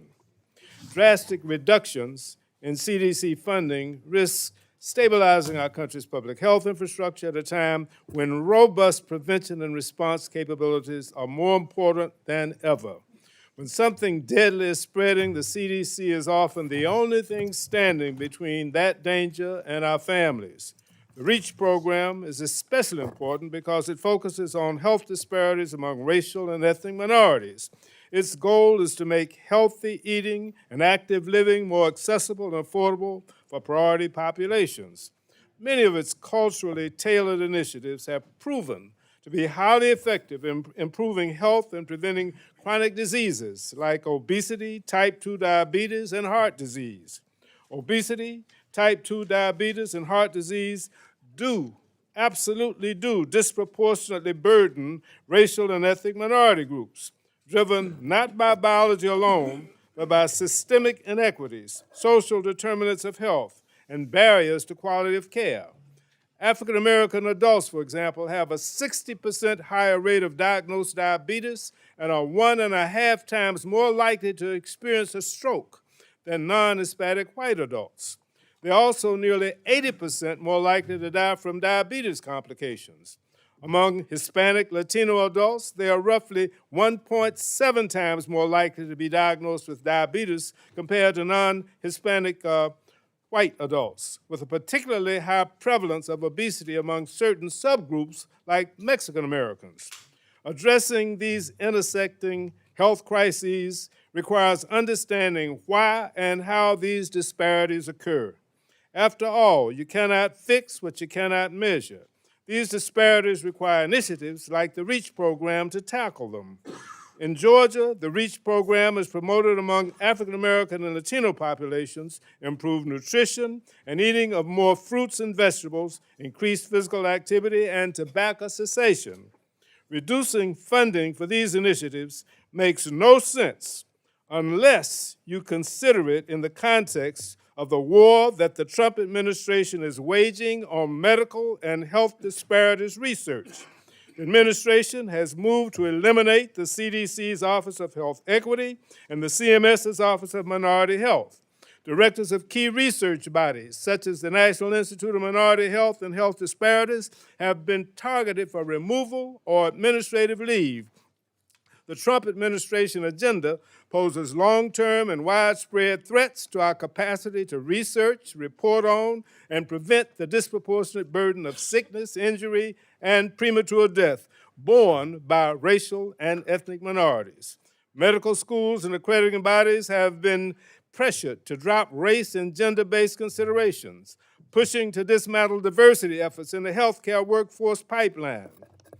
Viewed in connection with the many other priority reductions in funding that we are seeing in this year's appropriations bills, it is clear that this administration is not just taking steps that will eliminate a better quality of life for minority, racial, and ethnic groups in America, but will ultimately eliminate life itself.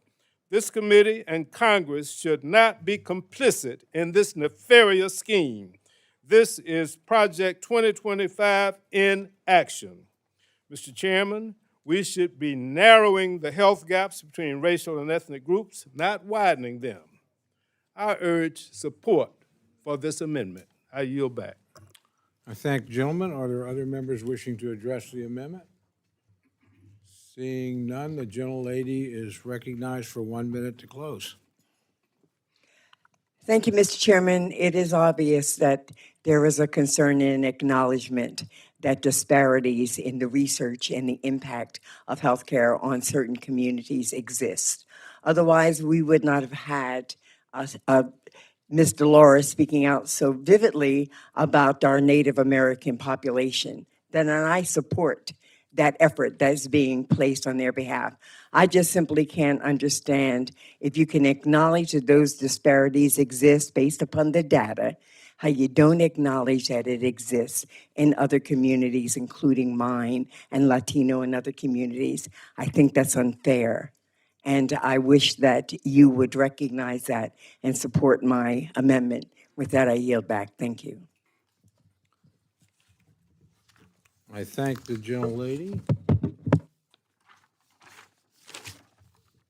The question is now on the amendment offered by the gentlelady from New Jersey. All those in favor say aye.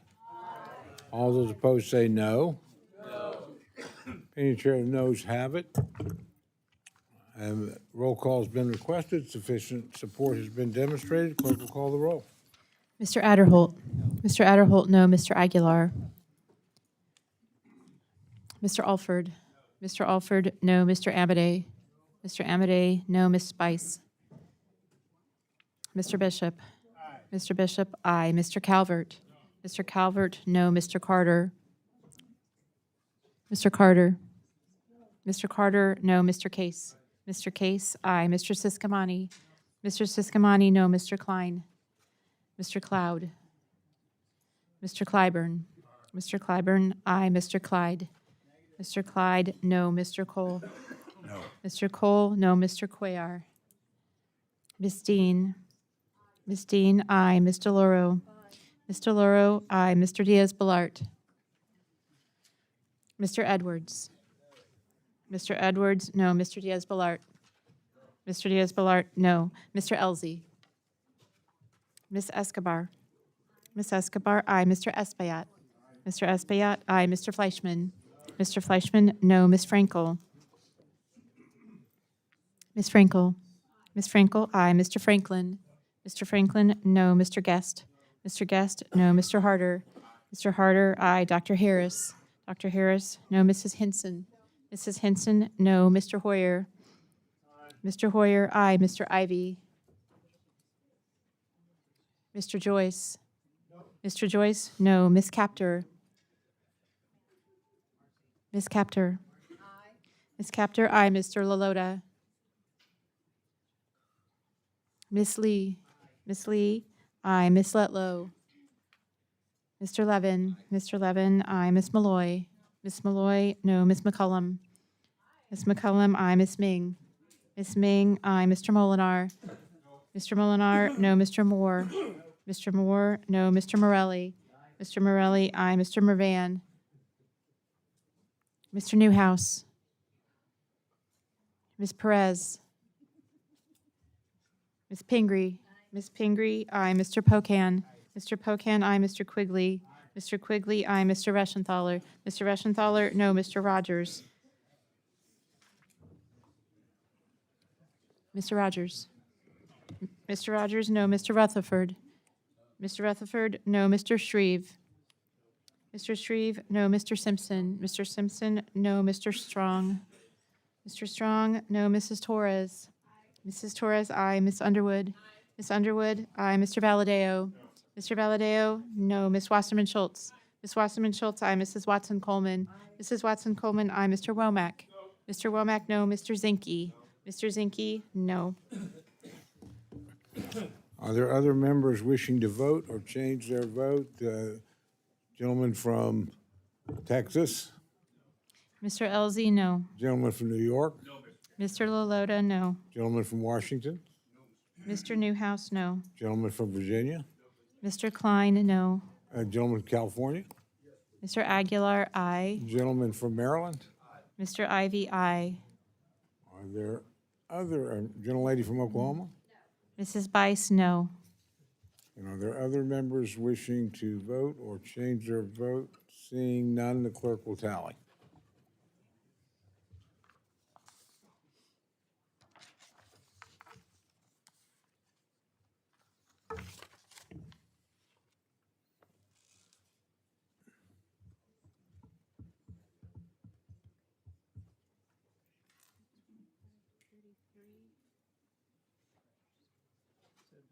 2533.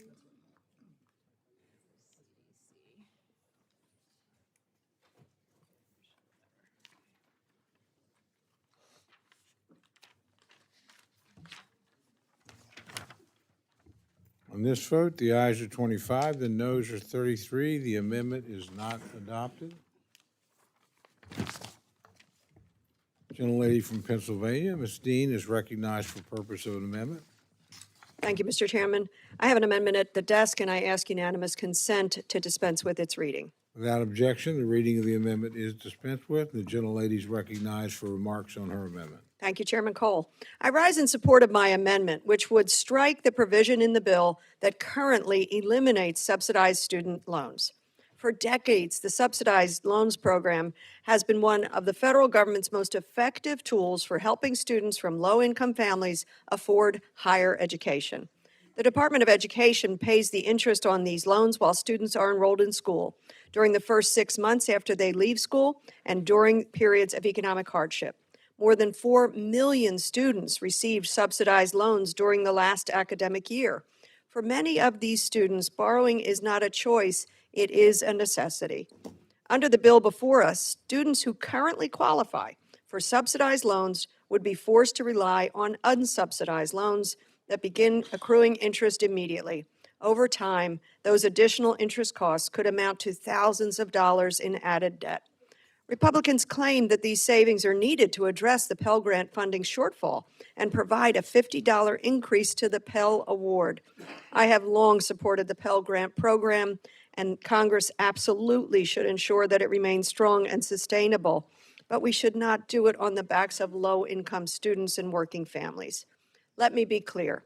Taking away subsidized loans from students with financial need in order to finance a modest increase in Pell Grants is not a meaningful investment in college affordability. We can and we must do better. In fact, even with that increase, the maximum Pell Grant would still cover less than 1/4 of the cost of attending a public four-year institution, and its purchasing power continues to lag far behind the rising college costs. The question before us is whether we want to make college more affordable for students with financial need, or whether we want to shift additional costs onto those least able to bear them. Eliminating subsidized student loans would do the latter. As a former professor at LaSalle University, I know the penalty that this will bring to students with financial need. For these reasons, I urge my colleagues to support my amendment. Thank the gentlelady. The gentleman from Alabama, Mr. Adderholt, is recognized to address the amendment. Thank you, Mr. Chairman. And let me just take a point of personal privilege here and remind everybody that we do have food in the across the hall. So if you when you go to vote or something, maybe you'd stop by. So anyway, with that being said, I'm gonna have to oppose the gentlelady's amendment. The bill that we have before us today will phase in a policy to streamline federal student loan programs by ending subsidized loans for undergraduates. Congress already ended subsidized loans for graduates in 2011. This policy is also not new. It was part of the proposed changes in the House version of H.R. 1 that passed last year.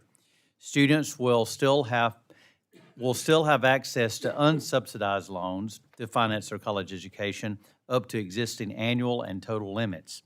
This bill reinvests the savings from this loan policy into the Pell Grant program. It maximizes the, I'm sorry, let me rephrase it. It makes the Pels a priority, and which is the foundation of student financial aid, and it serves the neediest of our students and something that we make sure that we want to protect. So with that, I'd urge my colleagues to oppose this amendment, and I yield back. Thank you, gentleman. Gentlelady from Connecticut, Mr. Lewis, recognized to address the amendment.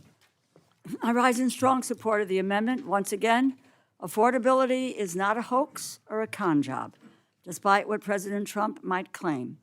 We know the cost of living is not a problem for him or his family, but it is a very real crisis impacting millions of Americans.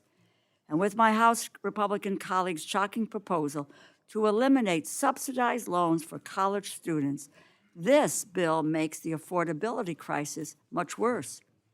With Section 319, House Republicans will hike interest rates for the 4 million undergraduates who use subsidized federal student loans to pay for college.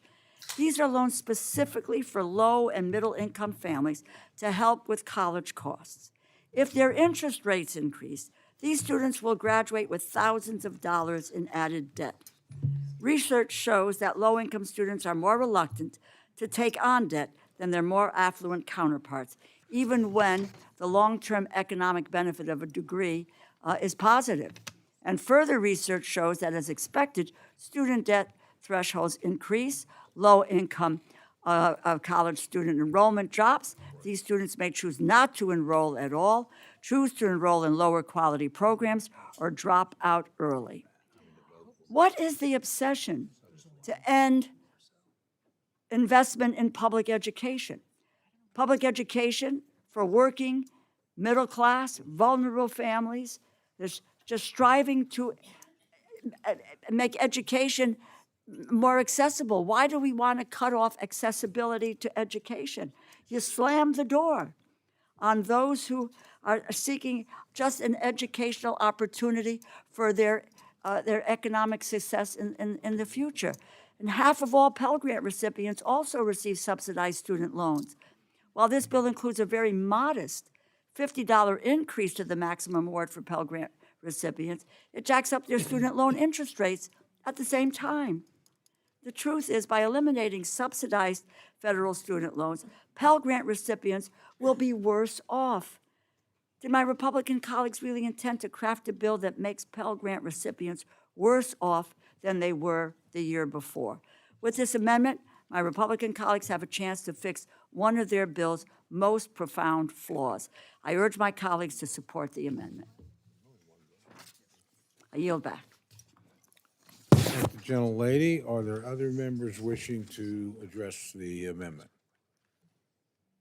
Seeing none, the gentlelady is recognized for 1 minute to close. I thank you again, Chairman Cole. I'd ask my colleagues, before you cast your vote, just to open up to page 162 of the bill and take a look at Section 219 that you will be voting either to strike or to keep in the bill.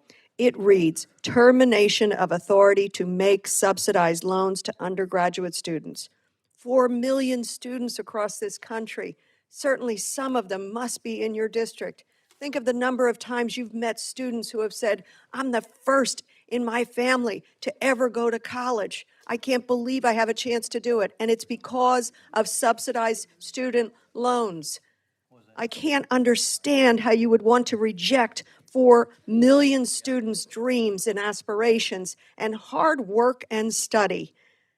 And the notion that somehow the $50 bump in a Pell Grant allocation is going to make all the difference in the world for these students who are struggling financially, it makes no sense. Think of your own constituents, and I urge a yes vote on my amendment.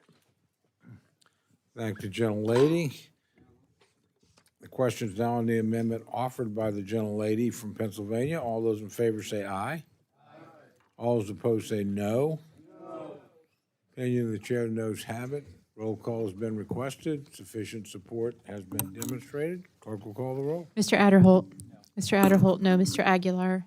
Mr. Aguilar, aye. Mr. Alford. Mr. Alford, no. Mr. Amade. Mr. Amade, no. Mrs. Bice. Mrs. Bice, no. Mr. Bishop. Mr. Bishop, aye. Mr. Calvert. Mr. Calvert, no. Mr. Carter. Mr. Carter, no. Mr. Case. Mr. Case, aye. Mr. Siscomani. Mr. Siscomani, no. Mr. Klein. Mr. Klein, no. Mr. Cloud. Mr. Clyburn. Mr. Clyburn, aye. Mr. Clyde. Mr. Clyde, no. Mr. Cole. Mr. Cole, no. Mr. Cuellar. Ms. Dean. Ms. Dean, aye. Mr. Loro. Mr. Loro, aye. Mr. Diaz-Balart. Mr. Diaz-Balart, no. Mr. Edwards. Mr. Edwards, no. Mr. Elzey. Mr. Elzey, no. Ms. Escobar. Ms. Escobar, aye. Mr. Espaillat.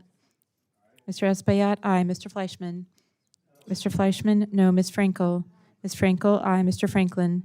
Mr. Franklin, no. Mr. Guest. Mr. Guest, no. Mr. Harder. Mr. Harder, aye. Dr. Harris. Dr. Harris, no. Mrs. Hinson. Mr. Hoyer. Mr. Hoyer, aye. Mr. Ivy. Mr. Ivy, aye. Mr. Joyce. Mr. Joyce, no. Ms. Capter. Ms. Capter, aye. Mr. Lalota. Mr. Lalota, no. Ms. Lee. Ms. Lee, aye. Ms. Letlow. Mr. Levin. Mr. Levin, aye. Ms. Malloy. Ms. Malloy, no. Ms. McCullum. Ms. McCullum, aye. Ms. Ming. Ms. Ming, aye. Mr. Molinar. Mr. Molinar, no. Mr. Moore. Mr. Moore, no. Mr. Morelli. Mr. Morelli, aye. Mr. Mervan. Mr. Mervan, aye. Mr. Newhouse. Ms. Perez. Ms. Pingree. Ms. Pingree, aye. Mr. Pocan. Mr. Pocan, aye. Mr. Quigley. Mr. Quigley, aye. Mr. Reschenthaler. Mr. Reschenthaler, no. Mr. Rogers. Mr. Rogers, no. Mr. Rutherford. Mr. Rutherford, no. Mr. Shreve. Mr. Shreve, no. Mr. Simpson. Mr. Simpson, no. Mr. Strong. Mr. Strong, no. Mrs. Torres. Mrs. Torres, aye. Ms. Underwood. Ms. Underwood, aye. Mr. Valadeo. Mr. Valadeo, no. Ms. Wasserman Schultz. Ms. Wasserman Schultz, aye. Mrs. Watson Coleman. Mrs. Watson Coleman, aye. Mr. Womack. Mr. Womack, no. Mr. Zinke. Mr. Zinke, no. Are there any members wishing to vote or change their vote? Gentleman from Washington? Mr. Newhouse, no. Gentlelady from Florida? She's voted.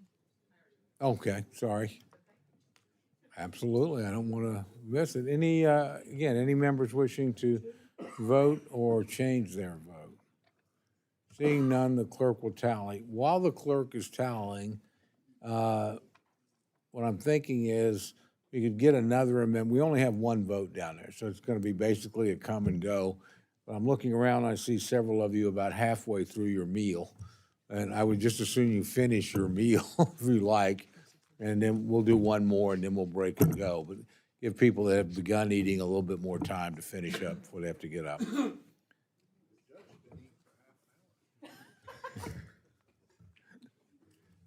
Thank you for that astute observation.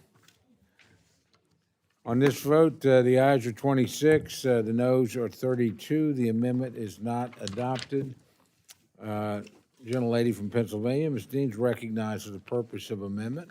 Thank you, Mr. Chairman. I have an amendment at the desk. It's Dean 2, and I ask unanimous consent to dispense with the reading of that amendment. Without objection, the reading of the amendment is dispensed with, and the gentlelady is recognized for remarks on her amendment. Thank you, Chairman. I rise in support of this amendment, my amendment, which would restore funding for several critical programs related to homelessness at SAMHSA.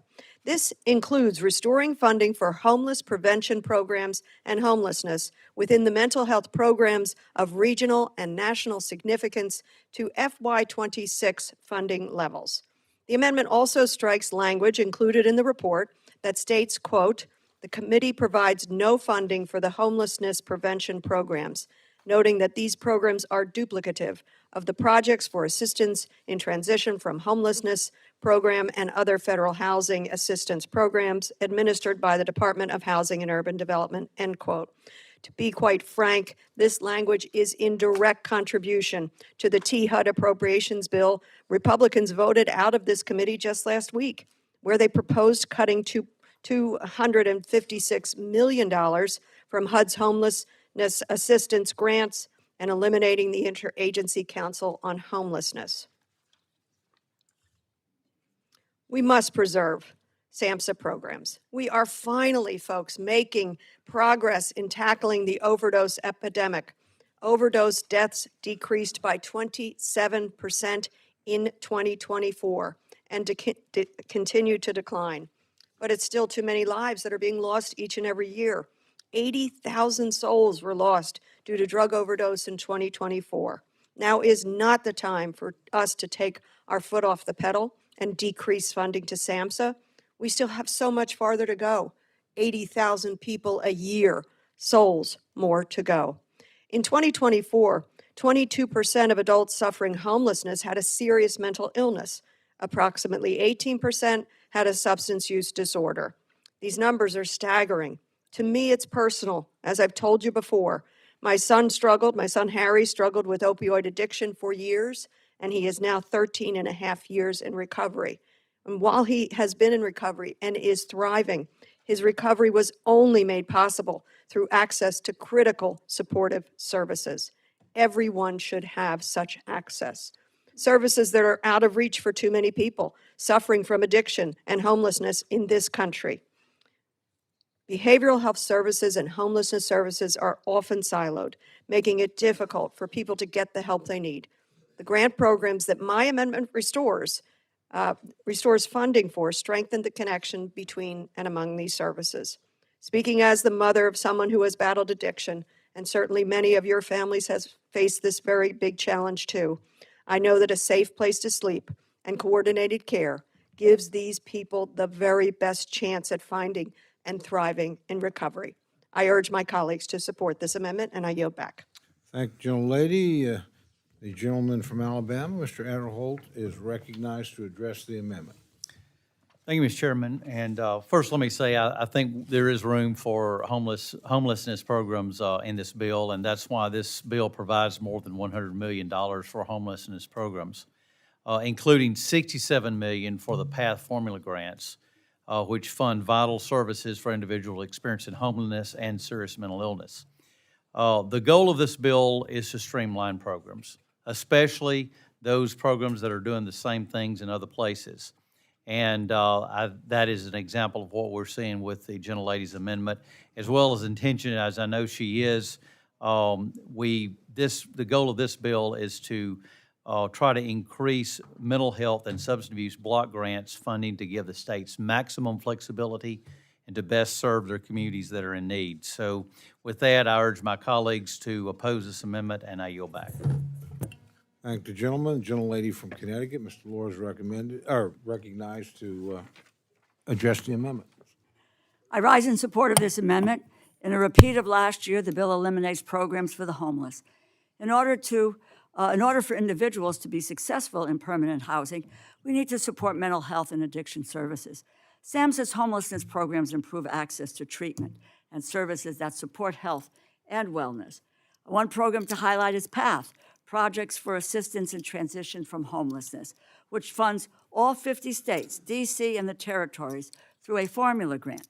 Connecticut uses its PATH funding for outreach to contact individuals by going to homeless shelters, to soup kitchens, encampments, parks, and greens. The outreach teams then work with the homeless individuals to connect them with health care, dental care, housing, and case management. For individuals living outdoors in Connecticut and disconnected to mainstream services, PATH providers can get them assessed and refer them to programs they are all eligible for and prioritize for housing services, like HUD's Continuum of Care. The end goal is to help individuals exit homelessness with housing and long-term treatment. It's important to note that these programs were retained in the fiscal year 2026 final appropriations, and we will continue to fight to do the same this fiscal year. I think the gentlelady's amendment deserves your support, and I think her story, her own personal journey with the issue of addiction is really should be helpful to us in finding our way through support for these efforts. With that, I yield back. Thank you. Thank the gentlelady. Are there other members wishing to address the amendment? The gentlelady from Ohio is recognized. Thank you, Mr. Chairman, and I want to rise in support of this Dean amendment and also say to the chairman of the committee, Mr. Adderholt, I hope, as this bill moves forward, we might be able to have some better language in the bill relating to the homelessness across our country. I ask myself the question, and I have seen many homeless in the state of Ohio, where are they supposed to go? Where are these people supposed to go? There are many that don't like to be in a room with walls. I pray for every single person who has some of these conditions that if you haven't had in your family or in your neighborhood or in your community, well, then you need to pay a little more attention. But I do believe that additional funds are needed, and the Substance Abuse and Mental Health Services Administration leads numerous exceptional grant programs and services which support efforts to end and crucially attempt to prevent homelessness among people with mental and comorbid substance abuse, and also biochemical imbalances of the central nervous system, which humankind still does not understand. I'm hoping some of you might come up to me afterwards. If you really have a good homelessness program in your community, we need to have better reports about that so people can learn across this country of what is successful and what is not. For many homeless people, they can't stand to be encapsulated in a room. I have gone to hospitals where the orderlies have shown me where when they bring people in through the back door and they put them in rooms, they say, Congresswoman, do you see anything on the walls? I say, yeah, what's that? They go, it's like mattresses. They stick them to the wall because these people bang their heads against the wall. If you've never had that in your family, you haven't grown up yet. And so the need for better understanding of homelessness and the medically underlying conditions that cause it, of which, as Congresswoman Dean has indicated, have to do with serious mental illness and also related substance abuse sometimes, but not always. There are chemicals in the brain that aren't secreted in many of these people at the same rate as each of you who can sit here politely all day long and do this work for the sake of the country. So I really do think we need to do better, and I'd like to ask every member of this committee, come to me personally. If you represent a community where the folks who are homeless, you've actually found a solution that has worked, please let me know. I would like to see what it is, because I'm thinking about the places that I have represented and represent now. I don't see a national model that really works. I only saw one in New York City, Fountain House. But that one was a little bit different. But for these people that are on the sidewalks and in the doorways and freeze in the wintertime, and all these things that happen, no shower, you say, oh, take them to the shelter, They don't want to be inside.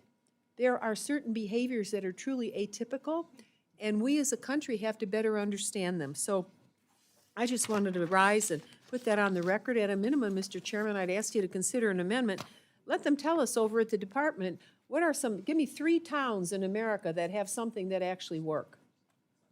I've asked myself the question, do we need huts like we have in some of our military installations where people could kind of go out into the woods but then come back, where they don't feel this pressure of enclosure? I'm not sure, but I've seen enough at my age to know we haven't found a good solution as a country. And many people at the local level who work on this problem become terribly frustrated because there really aren't national models to look to that work. So maybe rather than asking you to come to me, just raise your hand for me. Do any of you live in a place where there's a solution to the homeless that you think has really worked? Raise your hand.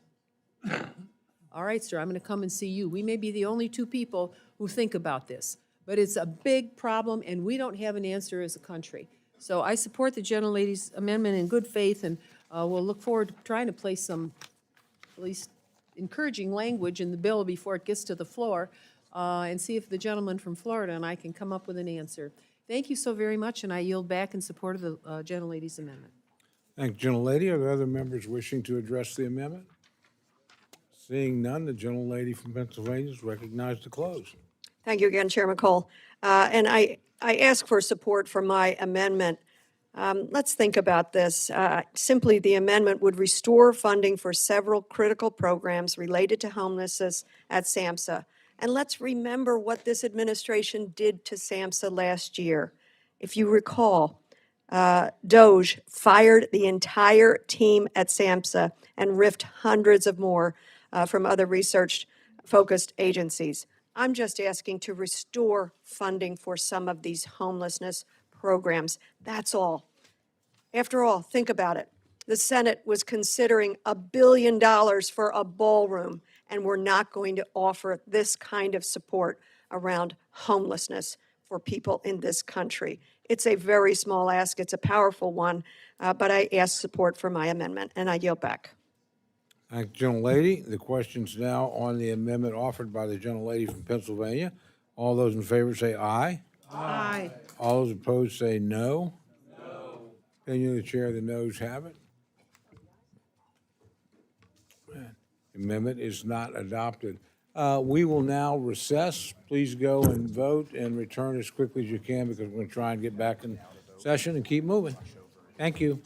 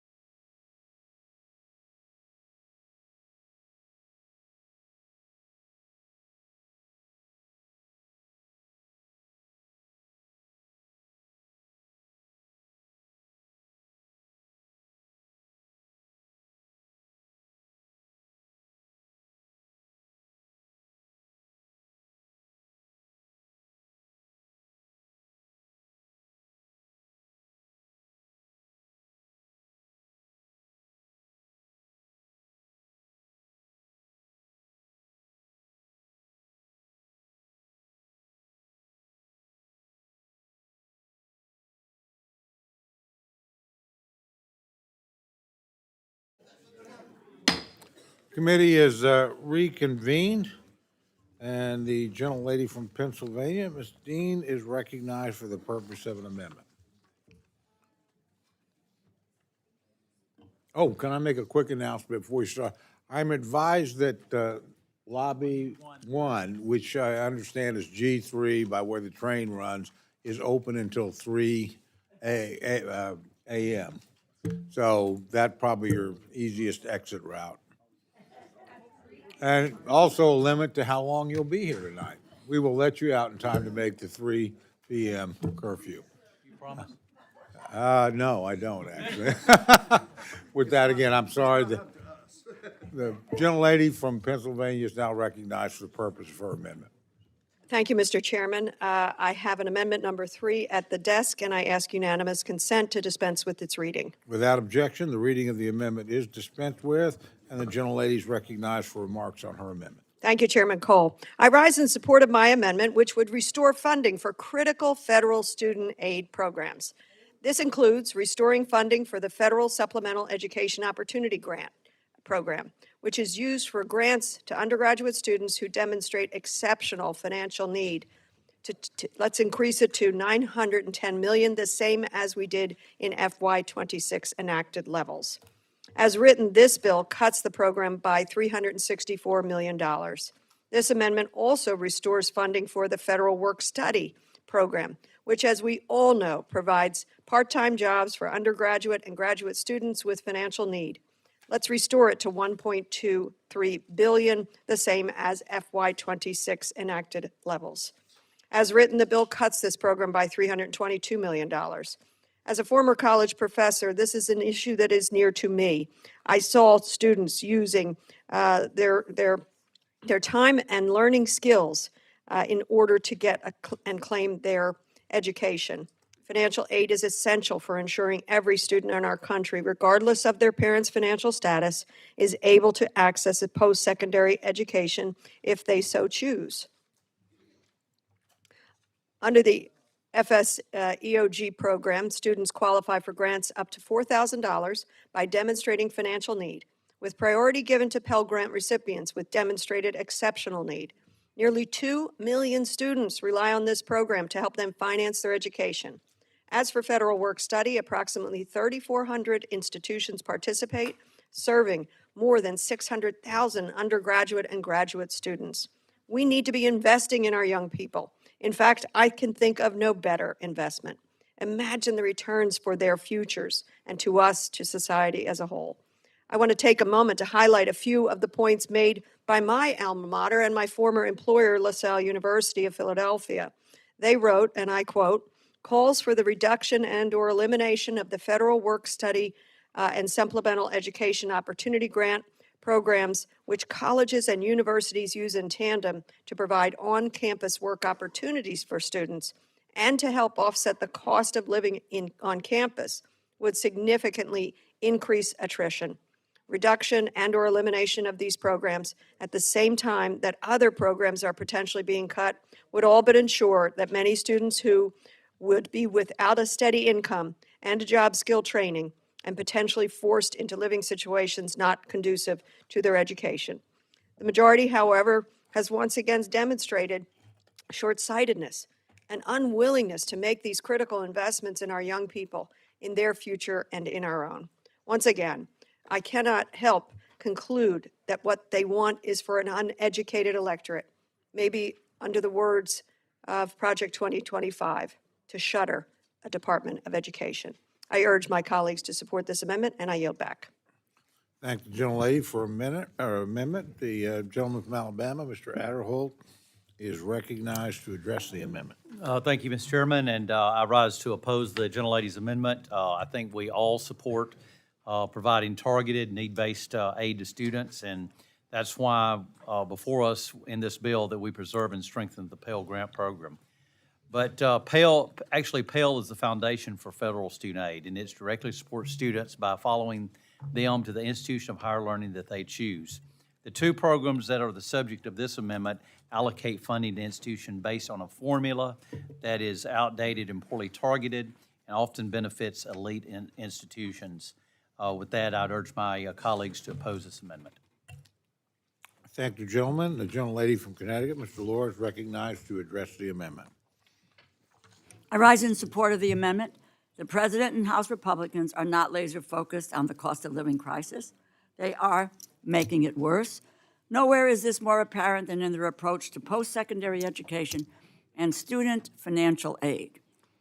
It's a slight increase in the Pell. We just heard a few minutes ago that the subsidized student loan Pell recipients take advantage of as well. But let's cut that program.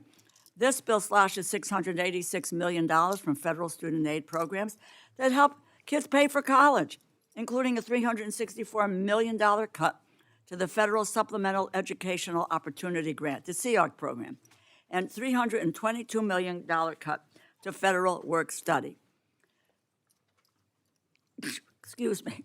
A 40% cut to SEOG will take away need-based financial aid for more than 640,000 low-income students who use these grants to finance their education. Why do we not want to help their families, help them get an education?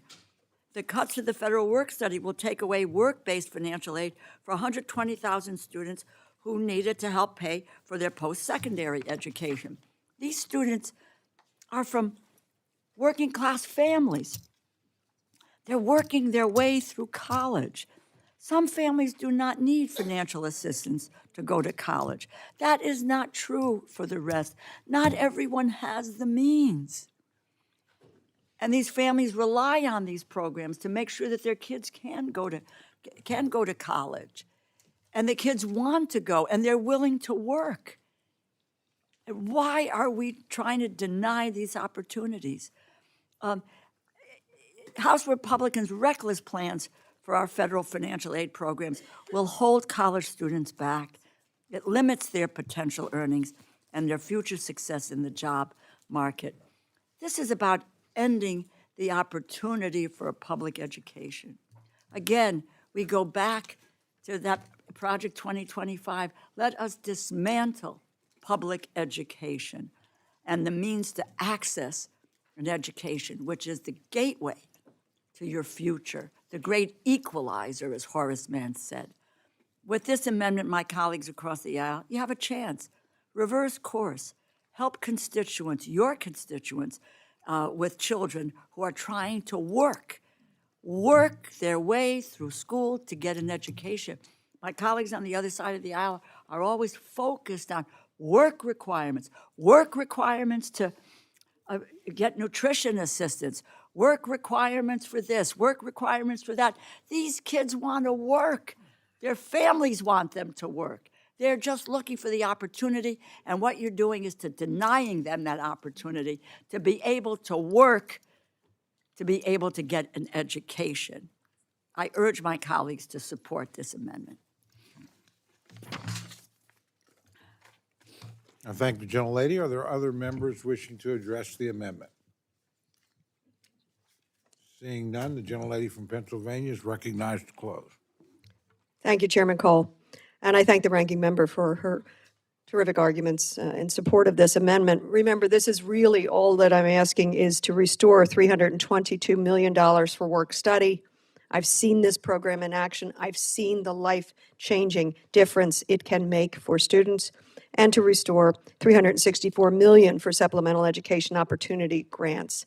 To say that we don't need to do this kind of thing because the addition to Pell Grants of $50 is going to cover these kinds of deep cuts to programming is just an absurdity.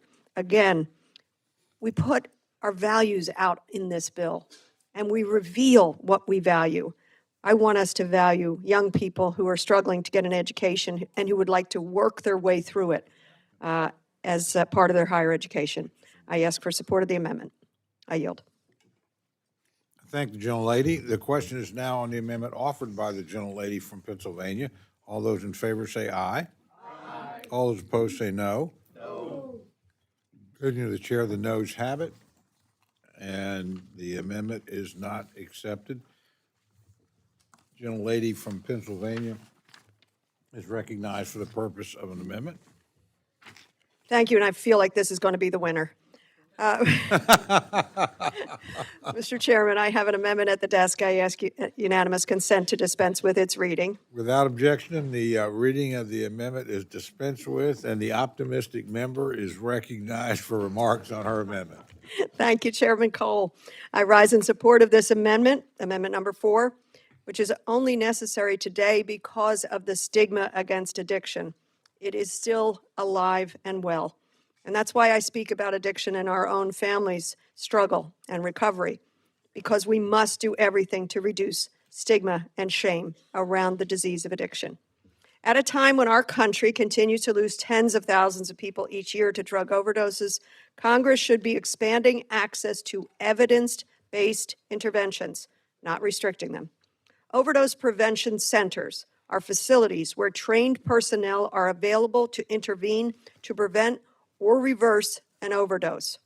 I've seen them. I've seen it in action. I've seen them save lives. And despite the stigmatizing rhetoric often used by folks on the other side of the aisle, or maybe by folks who simply do not understand, they are much more than that. Prevention centers connect people to primary care, mental health services, substance use treatment, housing assistance, case management, hygiene services, and other critical supports. They are uniquely effective at reaching people who are often disconnected from traditional healthcare systems, including people who are struggling with homelessness, those who are at the highest risk for overdose. They are uniquely effective at reaching people who are often disconnected from the traditional healthcare systems.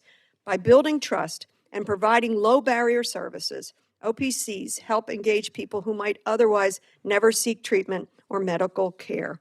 They are often thought to be left behind.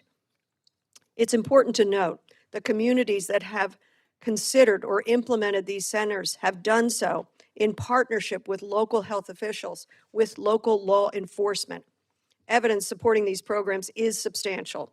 OPCs have operated internationally for more than 3 decades, and research consistently demonstrates that they prevent overdose deaths, reduce the spread of infectious diseases, increase connections to treatment, recovery, and health care, and reduce the reliance on costly emergency services.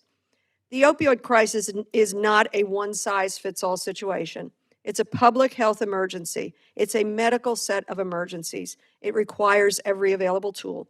The progress we have made in reducing overdose deaths we should be proud of and we should be building on, but that progress is fragile. Let's not jeopardize the progress by eliminating tools because some mistakenly believe it will encourage drug use. It's quite the opposite. Speaking as someone who has watched a family member struggle, addiction doesn't work that way. People with the disease of addiction, people with substance use challenges do not stop using drugs because a safe place is unavailable, nor do they begin using drugs because one exists. Overdose prevention centers do not encourage addiction. They create opportunities for intervention and saving lives. Let's recognize the humanity of those struggling with addiction. For these reasons and many others, I urge support for my amendment, and I yield back.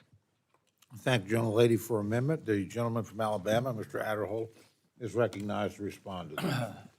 Thank you, Mr. Chairman. I rise to oppose the gentlelady's amendment. This amendment strikes language that prohibits taxpayer dollars from facilitating the use of illicit drugs through supervised drug consumption facilities. This bill that is before us ensures that federal funds go toward effective treatment services that help break the cycle of drug addiction, not activities that normalize or that condone drug use. Therefore, I urge my colleagues to oppose this amendment, and I yield back.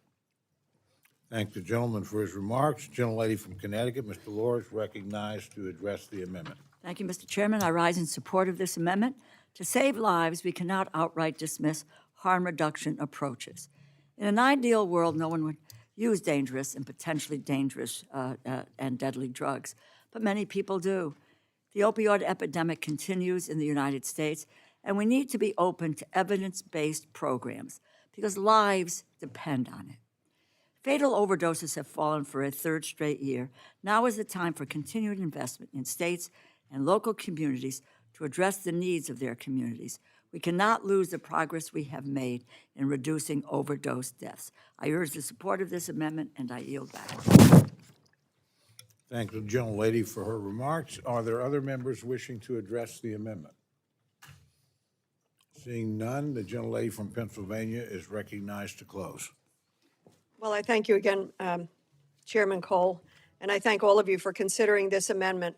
I have a feeling I know how this amendment is going to go. But if I could ask one thing of all of you, I'd ask you to really look into harm prevention centers and what it actually does. I think at first glance, if you don't look into what they do, if you've never seen one in operation, you might think, oh, it's just a place for drug addicts to hang out and use drugs. Wrong. It is a place to save lives. It's a place to connect people to recovery, to stop them from overdosing. And I'd ask you to consider those who are experts in the field, doctors who work in this field. They said the biggest problem I have is that I can't save the life. I can't work on a dead patient and get him or her to recovery. If we can save lives from overdose, we have a shot at getting people to recovery, and it often happens. Please take a look at this. Don't think it is simply just a place for open-air drug use. That is just continuing the stigma and the lack of understanding of this problem of addiction, that it is a disease of the brain, and harm reduction centers can connect people to recovery and to health. I yield back. Thank the gentlelady. The question is now on the amendment offered by the gentlelady from Pennsylvania. All those in favor say aye. Aye. All those opposed say no. No. Opinion of the chair, the noes have it, and the amendment is not adopted.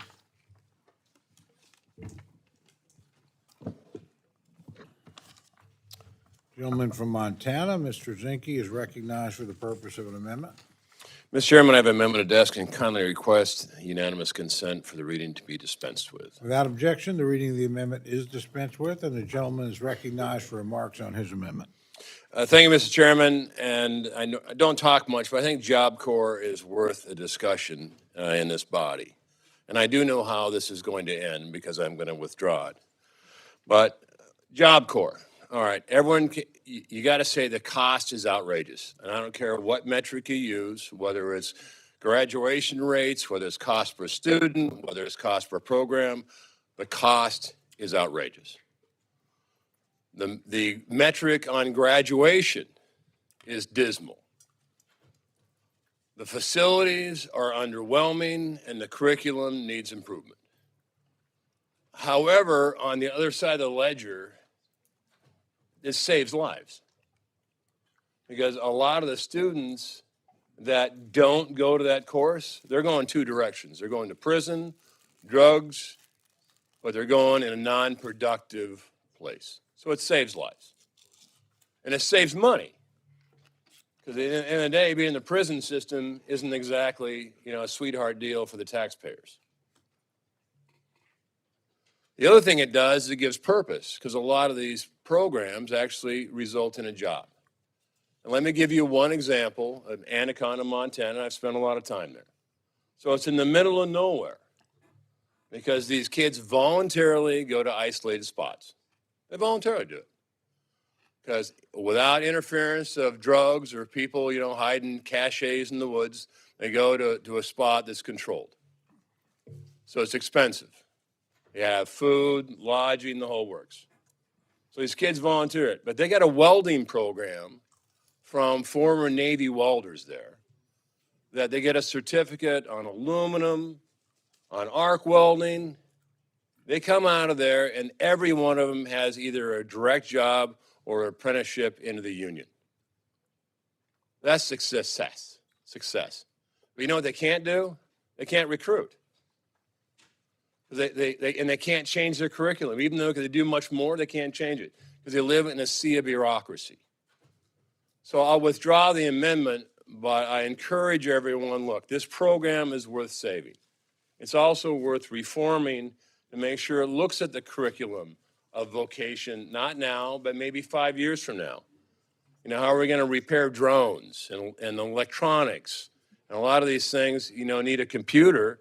because they're snap-in, but we need that type of force. And so Mr. Chairman, thank you for your indulgence, but I will withdraw this amendment. I want all the members to work together on this, and with that, I yield to my fine member from the great state of New York, right? Illinois, I'm sorry. At least it's not a Commonwealth. While the gentleman's going to withdraw, there is interest, obviously, from a number of members in discussing this amendment. I'm going to do the normal thing, and then we'll move through the members. Would the gentleman care to discuss it? It's going to be withdrawn. It's up to you if you want to talk about it or not. Well, I'll just say that I have put your represented Job Corps facilities for many years, and I do understand that there is a lot of merit. This is one of those situations where we just don't have money to do everything that we'd like to do. It would be nice to have this, but with that, let me say I look forward to working with the gentleman from Montana and the other members as how we move this through the process and see how we can try to be helpful, and yield back. I thank the gentleman. The gentlelady from Connecticut is recognized. Should she care to say anything? I would very, very briefly. I'm so supportive of this amendment. It's been more than 60 years since President Lyndon B. Johnson enacted the federal Job Corps program. It was about increasing the employability of young adults, providing them with education, training, and useful work experience. It's 6 decades later, Job Corps has trained more than 3 million low-income students between 16 and 24 years old to fulfill that mission. The program serves 50,000 students annually, 120 centers around the country. The students get connected to registered apprenticeships, in-demand industries, the military post-secondary opportunities. Honestly, it makes no sense to cut Job Corps in half. It's critical. It will take critical opportunities away from tens of thousands of young adults nationwide. For me, very personally, in my first term here, I was able to get the first grant for a Job Corps in the city of New Haven. I visited frequently. I was at an event this past Saturday with kids, and we were talking, and they're all at Job Corps. These are kids who are being trained. They're plumbers, they're welders, they're all engaged and so proud of the work that they are doing. They're looking for good-paying jobs, and we're linking them up with industry. So at the end of the Job Corps experience, they will have a job. And for some of these kids, they have nowhere to go, not even a home someplace. This has become a refuge for them to get a skill, to get training, and to be able to be gainfully employed. You know, I know the gentleman is going to withdraw, but I would just say overall, my gosh, we should really restore Job Corps funding to its fiscal year 2026 enacted level. So I appreciate what the gentleman is doing. I appreciate your interest in Job Corps. And my hope is that with conversation, we can look to, as we move further on, to restoring the funding for the Job Corps. It has made a difference in so many lives. I'm so proud that I was able in that first term to be able to bring that money to open up a Job Corps in the city of New Haven. Thank you. I yield back. Thank you, gentlelady. The gentlelady from Illinois, Ms. Underwood's recognized for remarks on the amendment. Mr. Chairman, I'm proud to co-lead this amendment with my colleague from Montana, Congressman Zinke, to restore funding for the Job Corps. I want to thank Congressman Zinke for his partnership on this effort and for recognizing what so many of us have seen in our districts, that Job Corps saves lives. Job Corps is one of the most successful workforce development programs in the federal government. For decades, it has helped young people earn diplomas, learn trades, gain certifications, and build careers in industries that desperately need skilled workers. And Job Corps provides far more than job training for its students. It provides stable housing, it provides access to care and counseling, and it provides structure, mentorship, and opportunity. For thousands of young people across this country, it provides a pathway to a future that might otherwise be out of reach. That's why so many communities have been devastated by the Trump administration's attempts to effectively dismantle this program. As I mentioned earlier, in my district, the Joliet Job Corps Center was among those targeted for abrupt closure. The consequences were immediate. Students who had been working towards certifications and career training suddenly found themselves facing uncertainty about where they would live, where they would study, and whether they would be able to complete the programs they had worked so hard to pursue. Educators, counselors, and support staff who had dedicated their careers to helping these young people succeed were left unemployed themselves. and employers in my community who depend on Job Corps graduates to help fill workforce shortages were left in a lurch. The funding cuts in this bill, which slashes Job Corps funding in half, would only continue the devastation in communities across the country. At a time when businesses are struggling to find skilled workers, eliminating one of our most effective workforce training programs makes no sense. Job Corps trains electricians, welders, certified nursing assistants, construction workers, and other skilled professionals who are essential to our economy. This amendment would restore full funding to continue investing in young people who want to work and learn skills and contribute to their communities. I am encouraged that there is bipartisan support for preserving this program and ensuring that Job Corps can continue serving the young people who depend on it.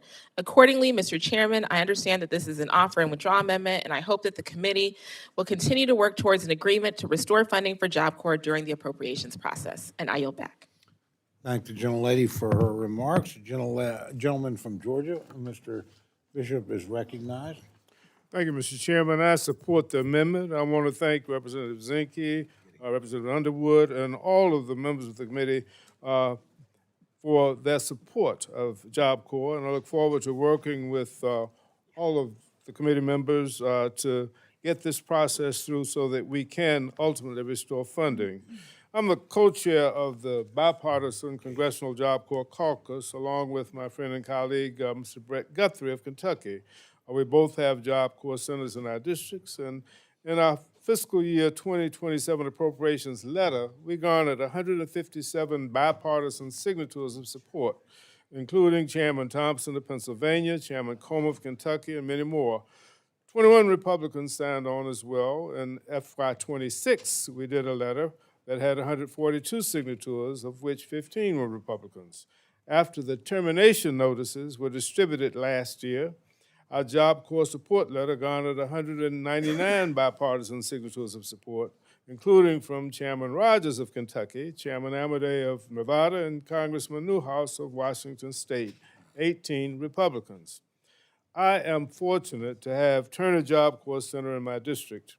I've seen firsthand the impact that it's made on thousands of young people, employers, and community members. The Turner Job Corps Center in Albany, Georgia is a beacon of hope for many of my constituents who've struggled to get into the workforce and provide for their families.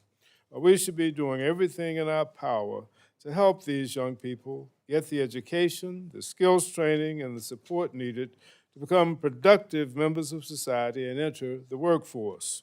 That starts with fully funding Job Corps, avoiding the unnecessary closure of campuses, and helping employers fill the positions that they desperately need.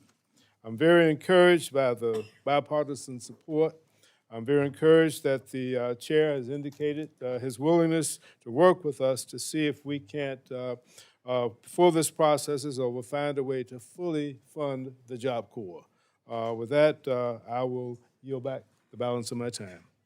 Thank the gentleman for his remarks. Gentlelady from Ohio is recognized to address the issue. Thank you, Mr. Chairman, and I'll be very brief. I want to thank the chairman for listening to all the members on both sides of the aisle, and thank Representatives Zinke and Underwood for their leadership on this. When Representative Zinke used the word mechanic, you got my attention. And the needs for these individuals, whether it is repairing airplanes, whether it's Department of Defense, or whether it's on the civilian side, is huge. In welding, absolutely, including nuclear welding. We don't have enough people in this country. In the construction industry, we couldn't train enough. Drone operators, 100%, I'm with you.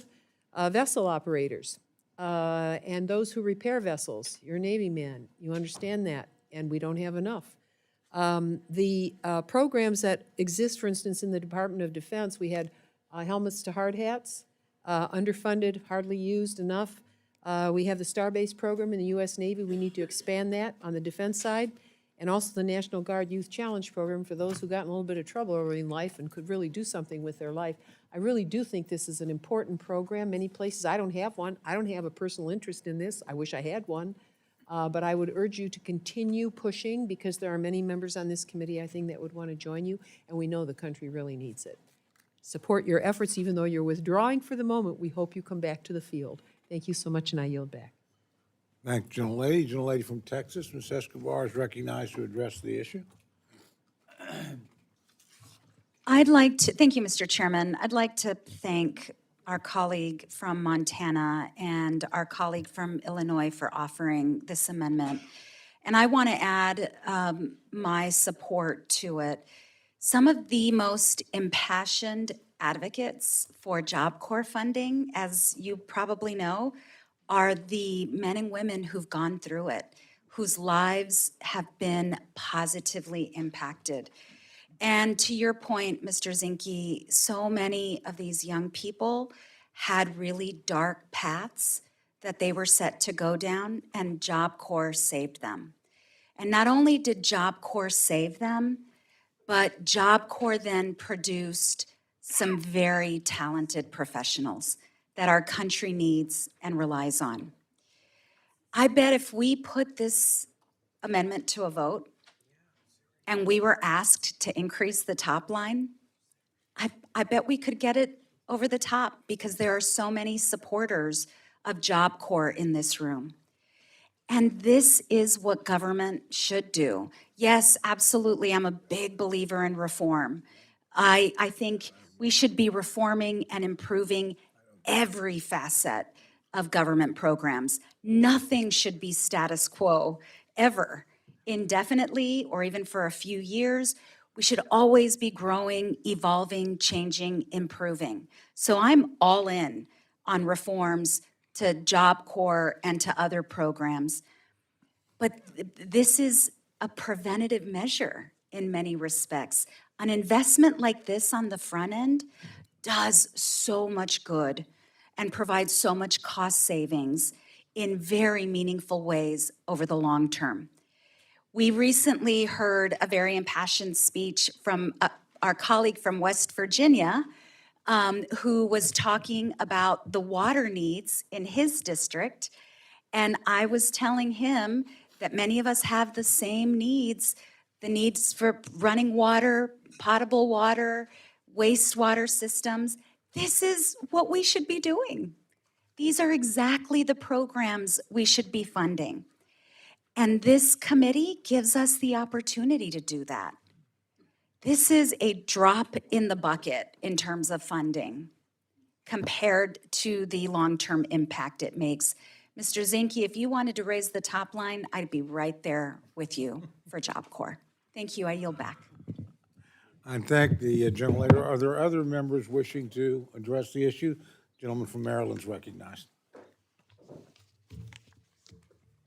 Thank you, Mr. Chairman. I want to thank my colleagues from Montana and Illinois for offering it, even though they're withdrawing it. I kind of passed on a couple of these other ones that came through, but, you know, I was a work-study kid. And one of the ways that I got through college, and by the way, Princeton cost $13,000 a year then. It's like $85,000 now. So, but let's think about, are we leaving our young people any alternatives? So what we've done as an aggregate in the committee so far today is federal student loans we've cut, work study we've cut or haven't restored. Reentry, we're not restoring.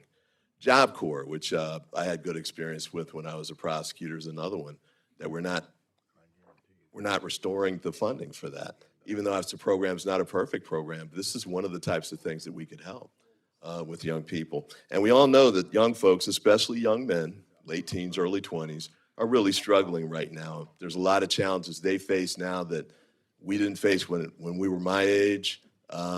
It's tough out there growing up, and it's going to get tougher every year. And for young people looking for what the prospects might be when they come out, think about the impact AI is having. Not just on kids that are struggling, but just across the board. So I would urge my colleagues, if there's a way to work on this with you going forward, I'm all in, as well as for the other ones that we've discussed too. But let's see if we can find a way to help some of these folks, young people, young men, young women, trying to find a way to get a footing in the world and get established in a career, find a way to pay their way, put a roof over their head, food on the table. Let's see if we can help them do that. And with that, I yield back. Thank you, gentlemen. Are there other members wishing to address the issue? Chair will recognize himself just quickly to say a few things, and then I'll obviously recognize my friend from Montana to close. Number one, thank you for a great discussion. And I think it says a lot of good things about this committee. As my friend Mr. Bishop says, people on both sides of the aisle want to try and do something here and make sure people have an opportunity. And let me relate a personal experience and then maybe make a small suggestion. Before I was named as chairman of the Labor Aid Subcommittee by my good friend Chairman Rogers back in 2015, the Obama administration had released their budget. And it decided it was going to close one Job Corps center, and it was in my district. And as soon as it came out that I was the chairman, I got an immediate visit from my legislative liaison. I said, well, of course, we didn't know you were going to be the chairman, so let's have a discussion about this, Mr. Chairman, and let's see if we can work together and find a common solution, which I actually appreciated. And I kind of wondered, well, gosh, why was I the target and now I'm the savior? But it should tell you something about that particular center, that the Obama administration did want to close it because they have a natural proclivity to be favorable to Job Corps. So we took a long, hard look, and of course, we got a lot of pleas from the local area. And I decided actually the Obama administration had made the right decision in that case, looking at the costs, the graduation rates, where the students were ending up, whether things were turning around. So my friend also made a very important point about bureaucracy, about results, about cost when he was offering and telling us he was going to withdraw. So there's clearly a lot here in this program because there is strong bipartisan support for it. But there's a lot of cost and not much results for the cost on a per student basis across the board.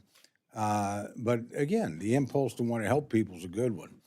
So I would suggest we're probably not the best arena to do that in this committee. We're an Appropriations Committee. We're not Ed and Workforce. Some of you might want to partner with your colleagues on that committee and get a real study done and a real set of reforms and rigorous, because again, there's a lot of support for it. And I never, when the ranking member and I were chairing and going back and forth, we didn't try to root out Job Corps. That wasn't, but I don't think we were ever in a very good situation as a committee to drive the change within. It's going to take somebody looking at it long and hard on the authorizing committees. That's just my observation. But again, there's some good things, the basic idea, but the cost and the results, and frankly, quite often the safety of the students, that was also a problem. It's a real challenge sometimes when you've got people for 24/7 to make sure things are not going on where the students themselves get together and victimize some of the other students. We had some of that going on at the center that was in my district. So it was just a problem. I recognized it. And again, I thought, well, if the Obama administration really felt this way, they probably had a pretty good reason, because that's not what they would naturally want to do. So we went ahead and let that happen. But again, this is one of those ones where I think we need to engage our colleagues in the authorizing committee and see if we can convince them that this becomes a priority that they, working on with us. Obviously, at the end of the day, we got to write the check, but we're just not very well suited. And the range of things that my friend, the chairman of Labor H, has to deal with means this will never be the central part of what he's doing. It can't be. He's just got too much going on there from just the range of activities they control. Ed and Workforce might be a better place, and probably shouldn't be suggesting that without talking to them anyway. But just think through the mechanism, because just putting money there, we've tried that. It yields some results. It doesn't solve the problem. There's something there that we've got to root out a little bit more deeply than we have on this committee, and have an opportunity to do that. So without just being a little reflective, I really appreciate the discussion by the members. I really do. And I appreciate the impulse of wanting to work together and do something, and particularly to help this population. It's one of the reasons I'm a big believer in TRIO. I see results. I see almost 6 million college grads since that program came, and usually from families that would not have had the opportunity, where this was a real difference maker. Nobody in the family had gone to college working with those kids, working with families, and quite often trio kids have better structure in their family than a kid at Job Corps. They just do. I mean, the parents want those kids to go to college. They just need some help figuring out how and what to do. So again, great discussion. With that, I'm going to yield to my friend for him to close. Thank you, Chairman, and I appreciate the discussion. You know, what I've, in my personal experience, what Job Corps can do is restore dignity, and it gives a future. And as the chairman points out, a lot of these students that go in, you know, they're coming from no homes, they're coming from homeless, but they actually decided they're going to do something in their life. They're going to volunteer for it. Judge doesn't send them there; they're not in prison, so they've made a decision to change their life. I think Job Corps is a good avenue. I think we all agree with reform, but let's make sure that we do what we're supposed to be doing, is serve the people. And I think this is a good investment. With that, I yield, and I withdraw the amendment.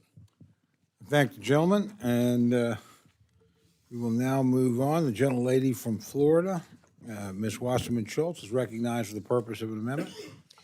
Thank you, Mr. Chairman. I have an amendment at the desk, and I ask unanimous consent that it be considered as read. Without objection, the reading of the amendment is dispensed with, and the gentlelady is recognized for remarks on her amendment. Thank you, Mr. Chairman. This amendment is very simple. It restores funding for the Office of Federal Contract Compliance Programs to the FY26 levels. Now that might sound very arcane and not very gut-wrenching, but the OFCCP is the Department of Labor agency that ensures that any employer conducting business with the federal government complies with equal opportunity employment laws. These laws have been on the books for over 50 years. As amended over time, they protect our workers from discrimination on the basis of race, national origin, religion, sex, sexual orientation, and gender identity. And it especially protects our wounded veterans who may have trouble getting hired when they return home from war. Federal contractors account for approximately 1/5 of the American workforce. I am sure that my colleagues across the aisle care deeply about all of our workers, not just 80% of them, and I'm sure that they care about our veterans, and I truly mean that. Between 2014 and 2024, over 22,000 Americans received new job opportunities or salary adjustments thanks to OFCCP investigations and enforcement.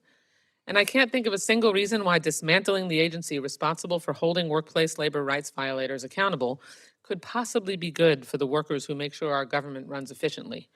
Yet last January, President Trump issued an executive order rescinding significant portions of these workplace protections, leaving federal contractors vulnerable to discrimination. Trump's Department of Labor has also scrubbed from its website all OFCCP enforcement statistics from 2020 forward, effectively sweeping workplace discrimination under the rug. OFCCP reviews contractor facilities that employ tens of millions and remedies thousands of violations. Rolling back the protections it provides for these workers is simply incomprehensible and dangerous. To make matters worse, OFCCP has actually retained its mandate to enforce discrimination protections for workers with disabilities and veterans. But under this Republican appropriations bill, they now have no money to do that. This means that federal contractors who've been fired or paid less because of their disability or veteran status will be left without recourse, and that is unconscionable. OFCCP is not just some woke agency. It was designed in part to protect our brave service members returning back from Vietnam who may have suffered a devastating injury. It is the agency responsible for enforcing the Uniformed Services Employment and Reemployment Rights Act and the Vietnam-era Veterans Readjustment Assistance Act, both landmark bills that protect the civil liberties of our vets. As the ranking member of the Milcon VA Subcommittee, my mission is to always protect those who went to war for us, to keep us safe, and to protect our freedoms. Yet this bill says that we're not going to return the favor.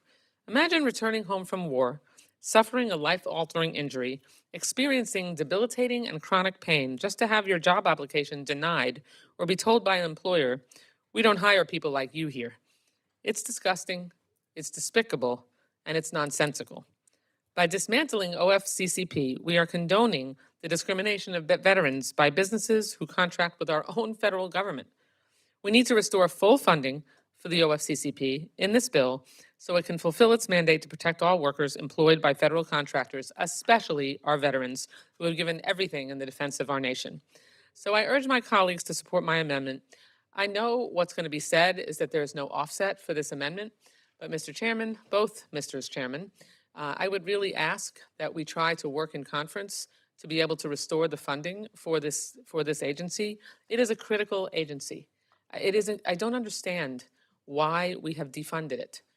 We cannot possibly be condoning discriminating against disabled veterans when it comes to their employment or contract work. So I would love a commitment that we could ensure to work towards that goal, and I yield back. Thank the gentlelady. Gentleman from Alabama, Chairman Adderholt's recognized to address the amendment.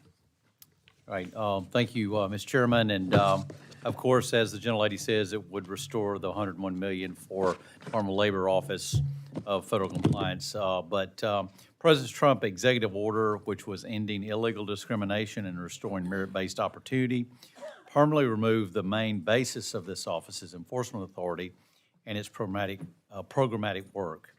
And I certainly will be happy as we move this process to work with the gentlelady, but at this time, I would have to oppose the amendment, and I yield back.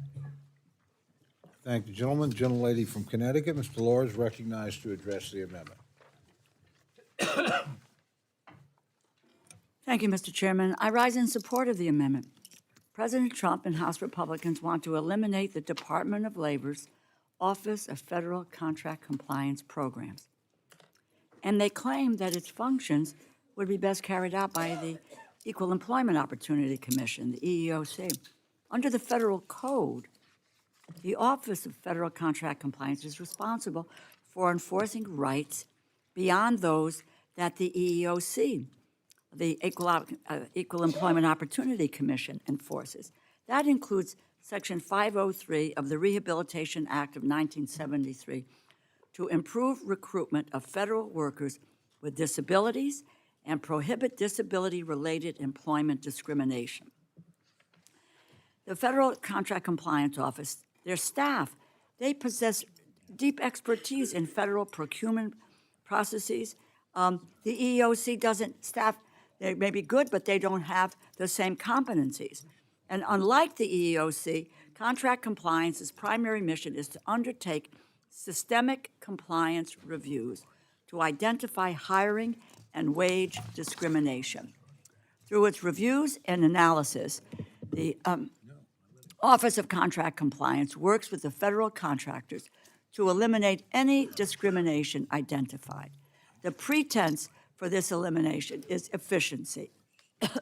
But the real reason President Trump and House Republicans want to eliminate the Office of Federal Contract Compliance is they don't want any enforcement against companies that might discriminate against you based on your race, your sex, your disability, or your national origin. This proposal is bogus. The Office of Federal Contract Compliance funding and staffing must be fully restored to its fiscal 2026 enacted level. I urge my colleagues to support this amendment and yield back. I thank the gentlelady. Are there other members wishing to address the amendment? Gentleman from Maryland is recognized. Thank you very much, Mr. Chairman. As some of you know, I was the lead sponsor on the Americans with Disabilities Act, which we passed in 1990 in a very bipartisan fashion, and President George H.W. Bush signed that bill. As has been pointed out, this bill undermines the ability to make sure that the Americans with Disabilities Act is not simply empty rhetoric as it relates to federal contractors. This is, in that effect, another piece of oversight that you talk about accountability, but here we're not going to play accountability.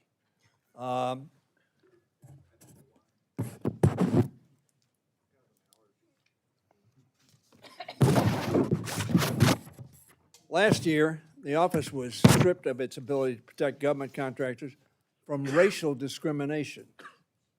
I don't know that anybody in this committee does not believe racial discrimination exists. I hope nobody is living in a bubble there where they think all problems are solved. They're not. You ask any person whose skin is a different color than mine, or maybe whose ethnicity or origin, foreign place of birth or immigrated from there. Discrimination exists, and one of the principles of America is that we are all created equal. Now, they limit it to men, but I hope nobody on this committee thinks that that limitation exists today.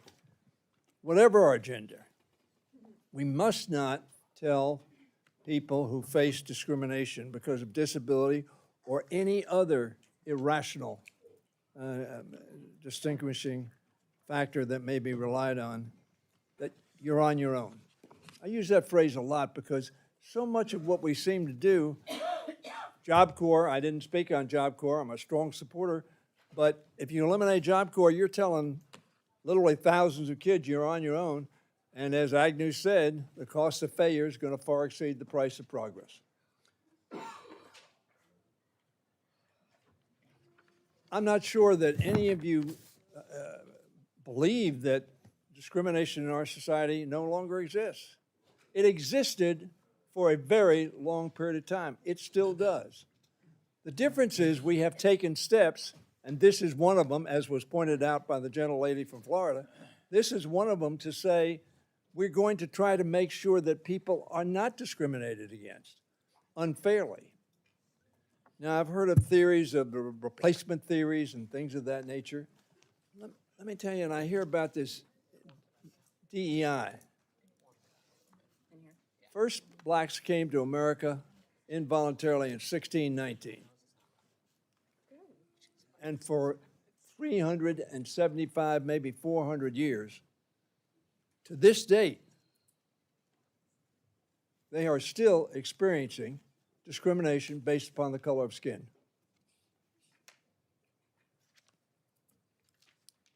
The Rehab Act of 1973, as has been explained, was a precursor to the Americans with Disabilities Act. Requires that federal contractors take proactive steps to employ people with disabilities. In other words, you cannot automatically shut out somebody because they have a perceived or actual disability.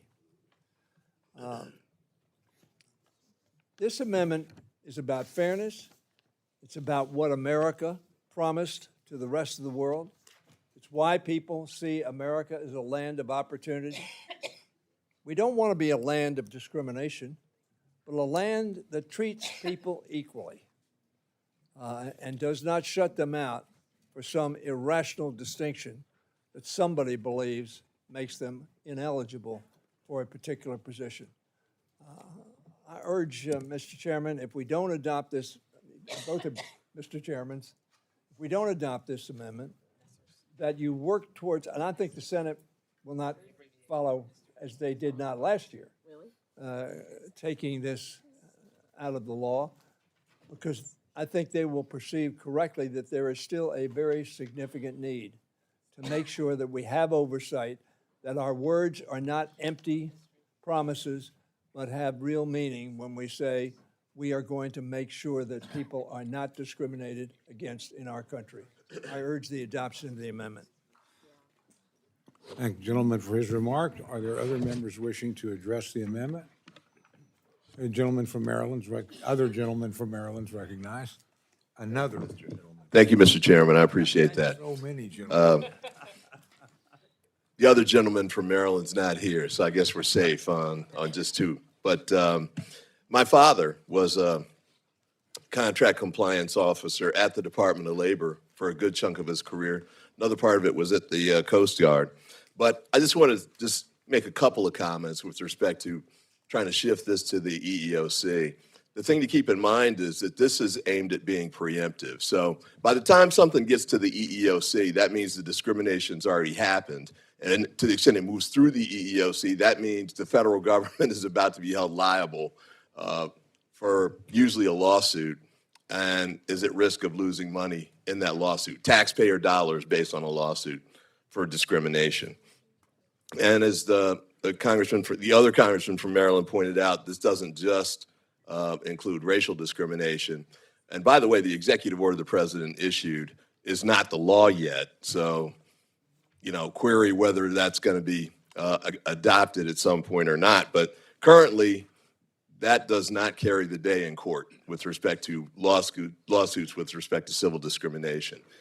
And beyond that, for veterans and people with disabilities, which are covered by other laws, I think, discrimination against veterans, I can't imagine there's anybody that supports that. I know the executive order doesn't cover that, and the changes in the contract for federal procurement laws that the administration is proposing, at least for what I've seen so far, do not exclude veterans. Making sure that veterans have a chance, whether it's a veteran-owned business or as employees, to participate in federal contracts, isn't that something we all want?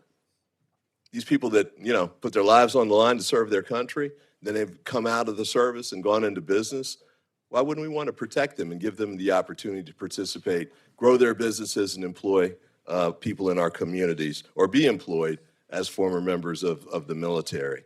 And then with respect to people with disabilities, I think it's the same kind of thing. We want to make sure that based on the laws that exist, and as far as I know, are not being challenged, even by the Trump administration at this point, of the Department of Justice, I think we need to make sure that when we're giving out billions, trillions of dollars with respect to the jobs and the contracts that were being issued in these procurement processes, let's make sure we've got people in place that have those contractors who are getting all of that money follow the law with respect to employing, whether it's people from different backgrounds, people who are veterans, people with disabilities. Let's make sure they follow the law. And that's what this office does before we end up getting sued in court. Let's do it up front. Let's make sure it works from the beginning and moves it in the right direction. And with that, I'll yield back.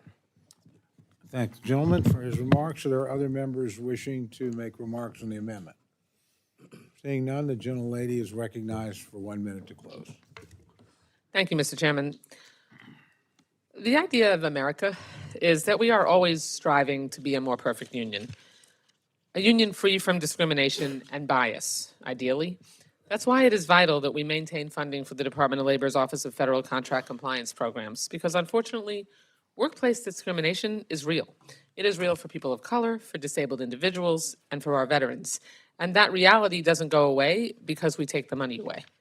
And the reality of it only being as valid as an executive order, not a rule change, not a legal change, but an executive order, doesn't mean that we can abdicate our responsibility to protect people from discrimination. Unfortunately, people do face discrimination, and I believe that if you do business with the federal government, you should not be able to discriminate against Americans and then not add insult to injury to the men and women who fought for our country by discriminating against them. Taxpayer dollars should not fund hate. It's that simple. I urge my colleagues to support this amendment and look forward to the chance to work with the chairmessers to restore this vital funding. Thank you, and I yield back the balance of my time. Thank you, gentlelady. The question's now on the amendment offered by the gentlelady from Florida. All those in favor say aye. Aye. All those opposed say no. Opinion of the chair, the noes have it. Roll call has been requested. Sufficient support has been demonstrated. The clerk will call the roll. Mr. Adderholt? No. Mr. Adderholt? No. Mr. Aguilar? Mr. Alford? Mr. Alford? No. Mr. Amadei? Mr. Amadei? No. Mrs. Bice? Mrs. Bice? No. Mr. Bishop? Aye. Mr. Bishop? Aye. Mr. Calvert? Mr. Calvert? No. Mr. Carter? Mr. Carter? No. Mr. Case? Mr. Case? Aye. Mr. Siscomani? Mr. Siscomani? No. Mr. Klein? Mr. Klein? No. Mr. Cloud? Mr. Cloud? No. Mr. Clyburn? Mr. Clyburn? Aye. Mr. Clyde? Mr. Clyde? No. Mr. Cole? Mr. Cole? No. Mr. Cuellar? Ms. Dean? Ms. Dean? Aye. Mr. Loro? Aye. Mr. Loro? Aye. Mr. Diaz-Balart? Mr. Diaz-Balart? No. Mr. Edwards? Mr. Edwards? No. Mr. Elzey? Mr. Elzey? No. Ms. Escobar? Ms. Escobar? Aye. Mr. Espaillat? Mr. Espaillat? Aye. Mr. Fleischman? Mr. Fleischman? No. Ms. Frankel? Ms. Frankel? Aye. Mr. Franklin? Mr. Franklin? No. Mr. Guest? Mr. Guest? No. Mr. Harder? Mr. Harder? Aye. Dr. Harris? Dr. Harris? No. Mrs. Hinson? Mrs. Hinson? No. Mr. Hoyer? Aye. Mr. Hoyer? Aye. Mr. Ivy? Mr. Ivy? Aye. Mr. Joyce? Ms. Capter. Ms. Capter. Yes?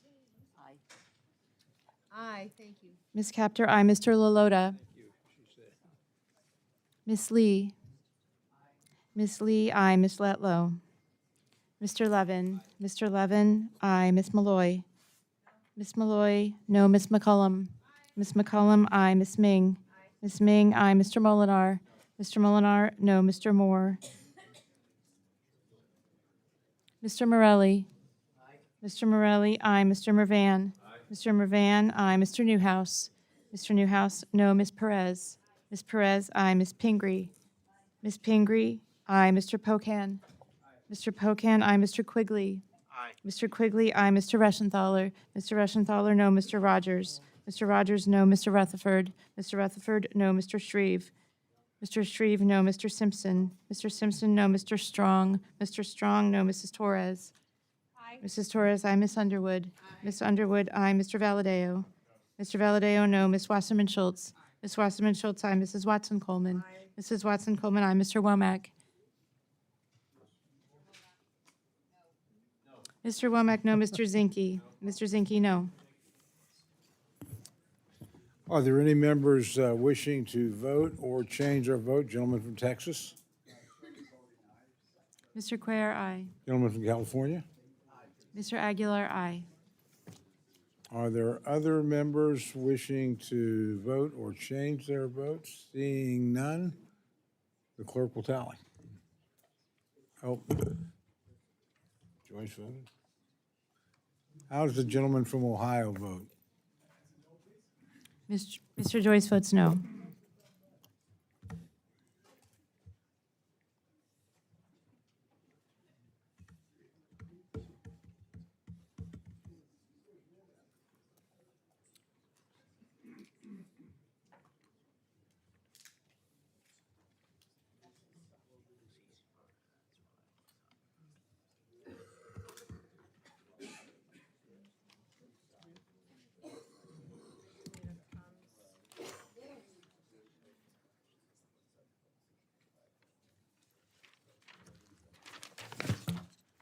On this vote, the ayes are 28, the noes are 32, and the amendment is not adopted. Gentleman from Illinois, Mr. Quigley, is recognized for an amendment. Mr. Chairman, I have an amendment at the desk and ask the reading be dispensed with. Without objection, the reading of the amendment is dispensed with, and the gentleman is recognized for remarks on his amendment. Thank you, Mr. Chairman. Just last Saturday, I spent the morning walking with Moms Demand Action at their Wear Orange walk. The event is held annually as a memorial to a Chicago teenager, Hadiya Pendleton, who was killed in 2013. We walk to honor survivors and build community of people working to end gun violence once and for all. But this weekend, there were also 16 incidents of gun violence across my city, including a shooting just down the street from my district office. About half of these shootings were carried out by people 19 years old or younger. 2 weeks ago, a Chicago student was killed in a random shooting in the back of the Yards neighborhood while he was on his way to school. That student, Pedro Ramirez, was killed in a senseless act of violence. A volleyball team and a soccer team lost their teammate. Tilden High School lost an honor student, and Pedro's family lost their son. I know many of my colleagues' communities have experienced similar tragedies recently, including Representative Capter, whose district had a mass shooting near Toledo this weekend. But today we're considering a bill that seems to ignore this reality. The bill outright bans research that acknowledges that gun violence is a public health epidemic. It specifically cuts all funding from firearm injury and mortality prevention research at the CDC. This is maddening. In 2024, about 44,000 Americans died of gun-related injuries, and gun violence is still the leading cause of death for children and teens in the United States. No other high-income country experiences this level of violence from firearms. But this bill isn't just cutting funding from programs trying to study interpersonal violence. The ban on gun violence research also bans research on suicide prevention strategies. More than half of all firearm deaths in the U.S. are due to suicide. For veterans, it's over 70%. It should not be political to call this a crisis or an epidemic.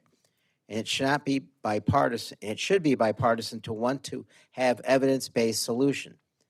This issue is one that the vast majority of people want to see action on. Americans do want reasonable gun control. 93% of Americans support background checks. 69% of NRA members support comprehensive background checks. Let's at least allow ourselves to study how existing laws work and how to improve them. What guns are used in incidents of violence? Where did they come from? Were they bought and owned legally or trafficked? What are the causes of interpersonal violence and suicide? What are the relationships between the shooter and the victim? We do not have adequate answers to these questions. My amendment would reverse these cuts to this funding and would provide $35 and $25 million for research at the CDC and the NIH. I urge my colleagues to have some common sense, and I urge them to stand with everyone against gun violence. Thank the gentleman for his amendment. The gentleman from Alabama, Mr. Adderholt, is recognized to address the amendment. Thank you, Mr. Chairman. I rise to oppose the gentleman's amendment. This funding is unnecessary, and the federal government should not be in the business of funding research that would advance partisan policy agendas. Instead, we need to focus on solutions that address the root cause of violence, including mental health, substance abuse, and community-based prevention efforts. Also, it should be noted that we don't have any offset for this, so I'd urge my colleagues to oppose. Thank the gentleman. Gentlelady from Connecticut, Ms. Delore, is recognized to address the amendment. I rise in strong support of this amendment, and I thank the gentleman from Illinois for introducing it. The reality is that gun violence is preventable. Gun injuries are now the leading cause of death for children and teens ages 1 through 17, surpassing car crashes for the first time in 2 decades. I find that statistic extremely unsettling, and I would hope that we can all agree that gun injuries should not be the #1 killer of kids. The bill before us eliminates firearm mortality and morbidity prevention research. This is absurd.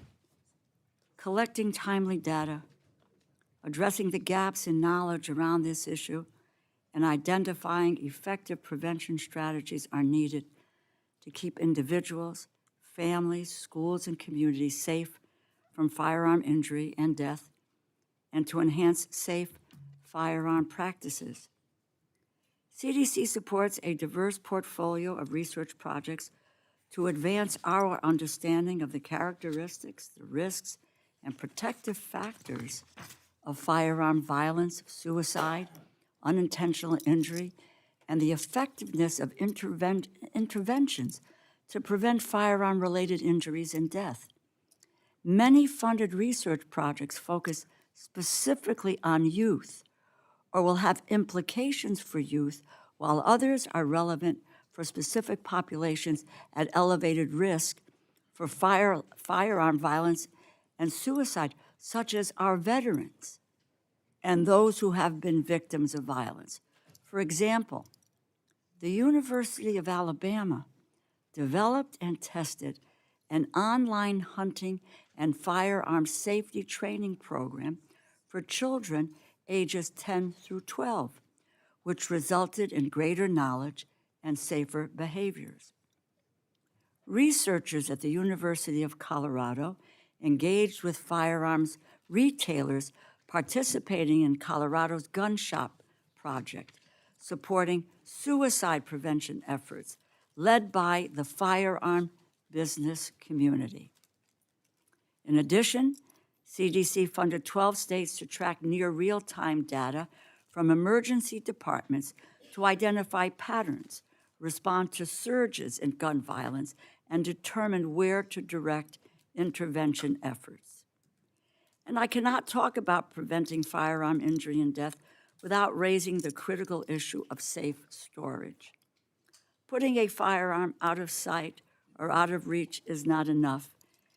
the data really has proved this. And I think about the Song family of Guilford, Connecticut. Their 15-year-old son went to hang out with his friend, whose folks had unsecured firearms in a Tupperware box, and they picked up the guns and were playing them. Well, Ethan Song, at 15 years old, was killed. He died. He died, and his parents have been fighting for gun storage. They got it passed in the Connecticut State Legislature. We passed it in the House 2 or 3 years ago, and it didn't pass in the Senate. But all it is safe storage. That doesn't deny anyone their gun rights. But to protect youngsters who are usually the victims of this kind of accidental death. The underlying bill already includes the Dickey Amendment, which prohibits funding from being used, and I quote, in whole or in part to advocate or to promote gun control. This does not have to do with gun control.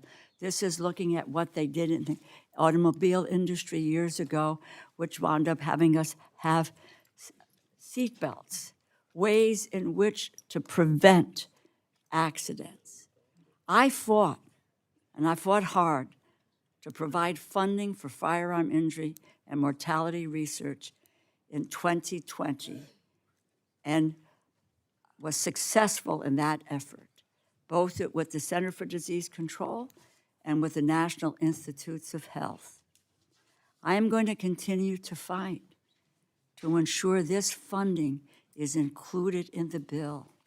We should be united in finding ways to save lives, to end gun violence, and not play partisan games with what is critical research when the leading cause of death for children and teenagers 1 through 17 surpasses car crashes for the first time in 2 decades. Think about it, and think about the power that we have to try to do something about that. I urge my colleagues to support this amendment, and I yield back. Thank you, gentlelady, for her remarks. The gentlelady from Minnesota, Ms. McCollum, is recognized to address the amendment. This is the second time that my colleagues across the aisle have tried to eliminate the CDC's Firearm Injury and Mortality Prevention Research Program. Research, which means that it leads to a conclusion of maybe there's something we can do together here to keep these deaths from happening. In my home state, we've experienced the tragic gun violence often over the past 12 months. Thinking about Speaker Emeritus Melissa Hortman, my friend, who was senselessly murdered along with her husband last year. I'm also thinking about State Senator John Huffman and his wife Yvette, who were gravely injured in this violent gun attack that took place.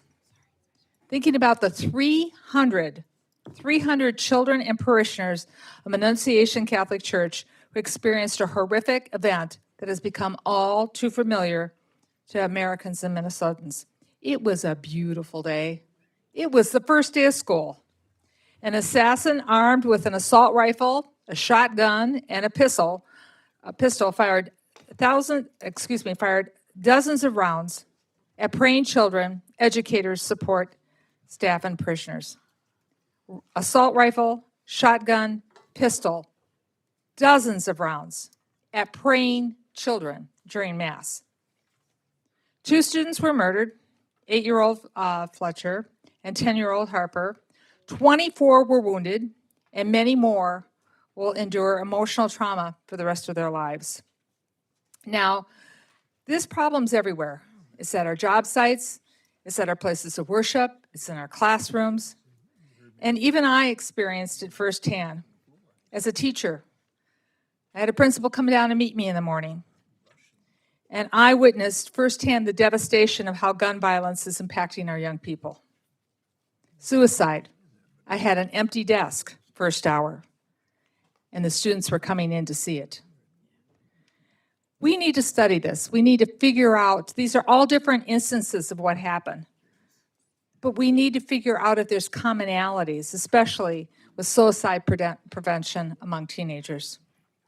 We're decades late in making meaningful action to prevent the mass shootings. We've all become far too accustomed to them. Under President Biden, we worked together, as has been pointed out, to pass the Bipartisan Safer Communities Act. That was the first bill addressing gun violence as an epidemic since Congress allowed assault weapons to expire in 2004. Yeah, we just let that expire. We didn't even have much of a debate on that. I believe we have a duty to try to help Americans understand how to be protected from gun violence, especially our children, for whom, as it's been pointed out, guns are the leading cause of death now in America. It's time we turned our collective grief into collective action. It's not whether or not you believe tough common sense gun laws are enough. We can all agree at the very least, we should be figuring out ways to reduce this violence, to prevent these tragedies, and to prevent mortality into the future. I'm going to go home to my constituents. They're going to ask me, what did you do? Why is this research program gone? Why is it being removed from the CDC? And these are going to be, when I'm door knocking, folks, Republicans, Democrats, and independents asking me about this in Minnesota. I'm not going to be able to give them a good reason. Maybe I should have them call you. I'll yield back. Thank you, gentlelady. The gentlelady from Pennsylvania, Ms. Dean, is recognized for comments on the amendment.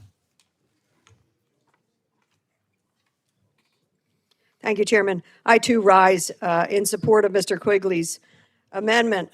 Well-timed. It is Gun Violence Prevention Month, and we are all mindful of the problem that we have in this country around gun violence. The statistics are grim, and you think about veterans who die by suicide, police officers who die by suicide. The Pew Research Institute identifies that total gun deaths in a year, 44,447 fatalities recorded nationwide. What a shameful number. What always surprises me is the suicides. Almost 28,000 of these deaths are by suicide, firearm suicide. And I'm particularly mindful of that today because today marks 1 year since Walt Hartnett, a veteran, and my Veterans Affairs officer, died by suicide 1 year ago today. Don't we want to make a difference? Don't we want to research why it is we are losing so many people to gun deaths by suicide? Homicides, 15,000 individuals died by firearm homicide. Accidental, 450 deaths or more. And as has been repeated, and it can't be repeated enough, the shocking, shameful truth that firearms remain the leading cause of death among children and teens. The leading cause of death. Why are we afraid of the research? Why would we not invest $60 million to understand how we can prevent 1, 2, 3, 4, or more of these deaths? These lives are worth something. So whether it's our children, it's our friends, police officers, veterans dying by suicide, people dying by accidental death or by homicide. Don't we want to make a difference? Don't we want our society to strike a different path? Let's restore that funding and say, of course, research is valuable. I yield. Thank the gentlelady. Are there other members wishing to address the amendment? Gentleman from Maryland, Mr. Ivey is recognized. Thank you, Mr. Chairman.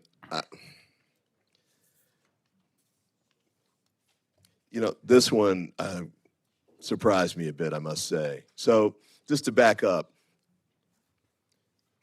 once crack hit major cities, and Baltimore City was one of those, in the late 80s, going into the 90s, you had the combination of crack cocaine, semi-automatic handguns, the 9mm in particular, and young males getting their hands on these guns. And what that led to was the dramatic jump in homicides and shootings. in cities across the country. Baltimore City was one of those. If you saw the TV show Homicide: Life on the Streets, it was a fairly realistic capture of what was happening then. And cities were having like here in DC, we were having between 450, 500 homicides per year. Baltimore was having even more. So you had a lot of people shot, and they went to the hospital, and they went to the shock trauma rooms in Johns Hopkins and the University of Maryland, Hopkins in particular.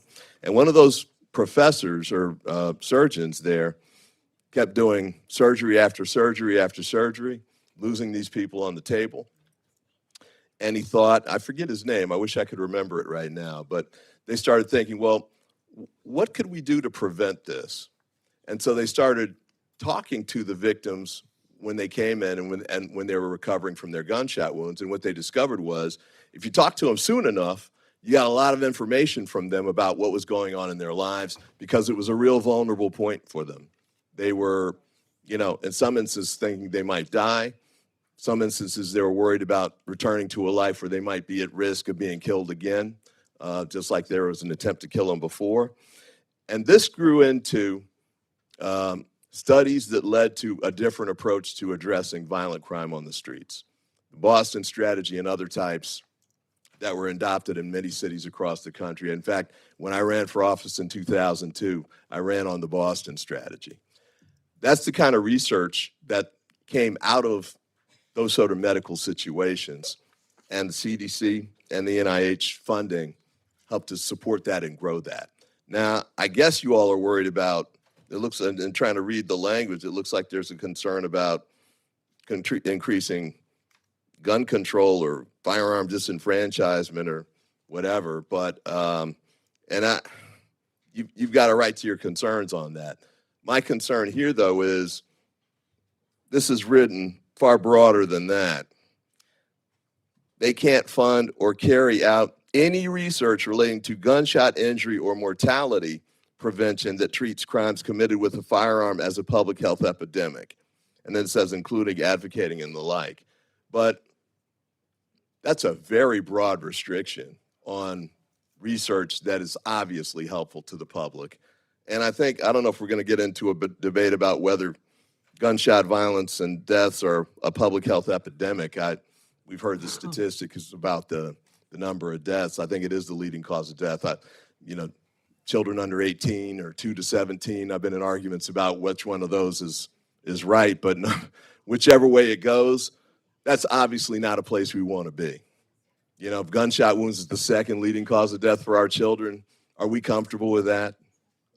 So why would we want to cut off this kind of research to help to fund efforts to reduce this kind of violence on our streets when we know we don't have any easy answers right now? And this is a growing concern for us too. And I'll just say this quick and I'll wrap up. I know a lot of my colleagues will come back and say, well, you know what, we just need tougher enforcement. It's the bail and revolving doors and all this stuff. The problem is, for many of these shootings, including the first attempt to kill President Trump in Butler, Pennsylvania, these are usually young men, frequently, with no prior record. They don't have prior criminal records. They didn't get let out on bail. They didn't get a soft sentence for some previous felony they committed. There's no way to catch them just from the enforcement standpoint. If we want to try and preempt this stuff, I don't know about you, but I'm tired of waiting until the bodies are on the street and there's a pool of blood growing around their head and crying people around them, and officers scrambling to collect the casings and things to try and put the murder case together. If we can get research to figure out how to reduce this up front, let's do it. Let's do it. Please support this amendment. Please, let's support this and try and see if we can move this in a direction where before people get killed, we can get in front of it, intervene, and stop that violence. And with that, I yield back. Thank the gentleman for his remarks. Are there other members wishing to be recognized to address the amendment? Gentlelady from Ohio. Yes, Mr. Chairman and members, I just bring you a news report from my own community today. 2 people have been released from the hospital out of the 12 that were shot.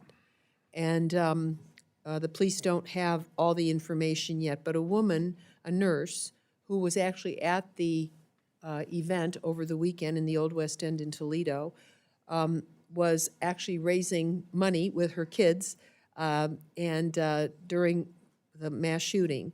And she'd been a nurse for 8 years, and she was fundraising for the cheerleading squad. And she said all of a sudden it was pop, pop, pop, pop. Well, said Toledo police said at least 12 people ranging from age 14 to 61 were injured in the shooting near the festival. And the nurse said she saw a boy walking toward her who looked flushed, and he was limping. She said, I looked and I saw a boy walking towards us, and he looked flushed in the face, and I looked at his face and I noticed the blood. And she said she used her training to keep the teen conscious. He just kept saying, ma'am, please, please, I don't want to die. Please keep me alive. She asked the teen his name and age while working to help him. He was talking to me. I was asking his name, how old he was, and he was just saying to me, ma'am, please don't let me die. I don't want to die. I'm only 16. And she said, as a mom and a nurse, that just broke my heart right there. She said she was scared while helping the teen and trying to keep her own children safe. And in the midst of the chaos and me trying to keep my eyes on my own children, she said, all I know is I was very scared. And that's from an experienced nurse. I don't see anything wrong with information. And one of the aspects of these, whether it's suicide or other gun violence, the influence of ChatGPT. Already there are cases in California and other communities that are bringing to judges the sad reality that we have some suicides caused by the influence of ChatGPT on especially young men. As adults in this society, we have a responsibility to try to understand what Mr. Quigley is trying to get at. And we're not trying to take anything away from legal abiding individuals who have firearms, but what's going on now is simply un-American. So I support the gentleman's amendment. My goodness, it's very mild in view of what's happening in the country. I support him and I yield back. Thank you, gentlelady. Are there other members wishing to address the amendment? Seeing none, the gentleman from Illinois is recognized for 1 minute to close. Thank you, Mr. Speaker. I appreciate those comments. I guess I'm not surprised that Congress won't act again, or the House won't act again. If we did nothing after kindergartners were slaughtered, it's hard to imagine we'd do anything after another weekend in Chicago like we just lived through. But we are indeed flying blind, my friends. I'm not sure what we're afraid of that we might learn with this research, what it would show, but it's certainly not an attack on gun owners. It is simply the first step in developing evidence-based recommendations for homes, schools, communities, police, and more. I urge a yes vote. Thank you, gentlemen. The question is now on the amendment offered by the gentleman from Illinois. All those in favor say aye. Aye. All those opposed say no. No. Opinion of the chair, the noes have it. And the amendment is not adopted. You don't want to vote? He doesn't want to vote. Up to the gentleman. Yeah. Gentlelady from California, Ms. Torres, is recognized for the purpose of an amendment. Chairman, I rise to offer an amendment and ask the reading be dispensed with. Without objection, the reading of the amendment is dispensed with, and the gentlelady is recognized for remarks on her amendment. Chairman, the bill before us eliminates the preschool development grant Birth to 5 program. My amendment would restore the program to the current funding level of $315 million. Preschool development grants are the only federal funding program solely dedicated to supporting states and territories in strengthening and expanding early care and education for children 0 to 5. As a mom and a nanny, I know firsthand how stressful and demanding those first 5 years are for the parents and how these years make all the difference for our kids' development. American families need affordable, safe childcare and preschool choices. Preschool development grants help states and territories understand their needs and use resources more efficiently. and provide parents with choices and access to high-quality learning and care for their children. This is a bipartisan competitive grant program that has been around for more than a decade, with 54 out of the 56 eligible states and territories participating. Unfortunately, the House bill eliminates the program. Let's be clear, preschool development grants aren't free money. States have to match up to 30%. In my state of California, the $50 million invested has resulted in double investments in preschool, triple investments in transitional kindergarten, and nearly 130,000 additional child care vouchers, and expanded opportunities for early childhood educators and reduced staffing shortages. And it's not just California. States like Alabama, Oklahoma, Texas, Florida have all received 50 to 60 million since the program began. For example, Alabama used part of its grant to help support more than 8,000 developmental screenings for kids ages 0 to 3 and improve elementary schools, Head Start, state-funded pre-K, and child care programs. This is an effective, popular program, and I know my colleagues across the aisle will likely oppose this amendment and talk about offsets and allocations. But these cuts and so many other cuts in this bill that we see are a choice. We know why each of the non-defense bills has almost 10% cut, including this bill. It is because the White House wants $1.5 trillion for defense spending to pay for it. My Republican colleagues are choosing to cut child care. $315 million is a drop in the bucket. The president himself has said, we're fighting wars. We can't take care of daycare. What the hell kind of statement is that? This bill and this cut reflects prioritizing illegal wars over investing in our kids, our future leaders. I urge my colleagues to think more broadly, support American families, and support this amendment. And I yield back. Thank you, gentle lady. The gentleman from Alabama, Mr. Adderholt, is recognized to address the amendment.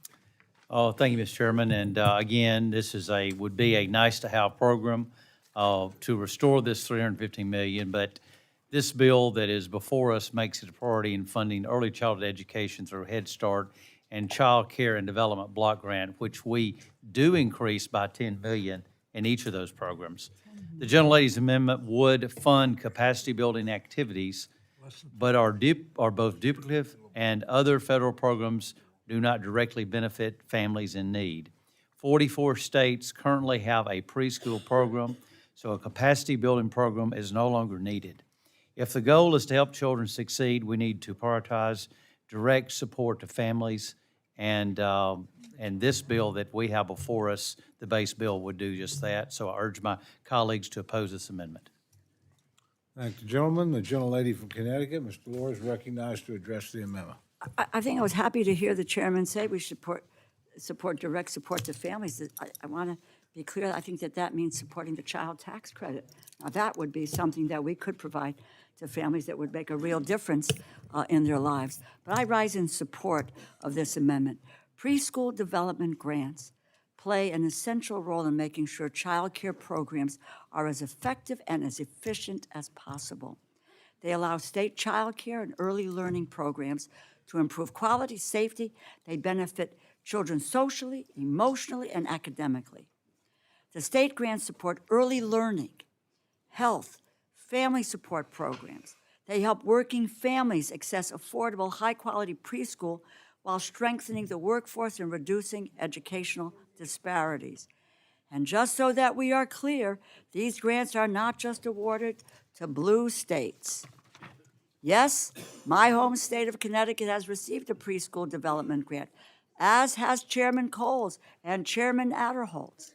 Yet today's bill would eliminate this program, leave states on their own.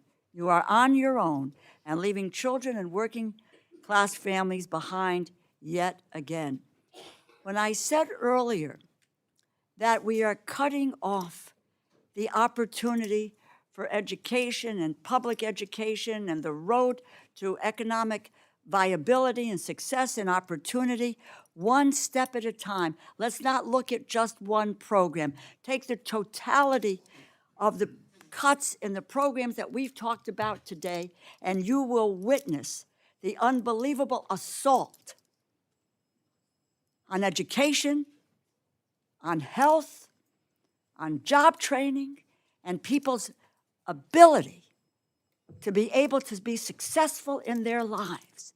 We can't go program by program, my friends, and I say this to my colleagues on the Democratic side.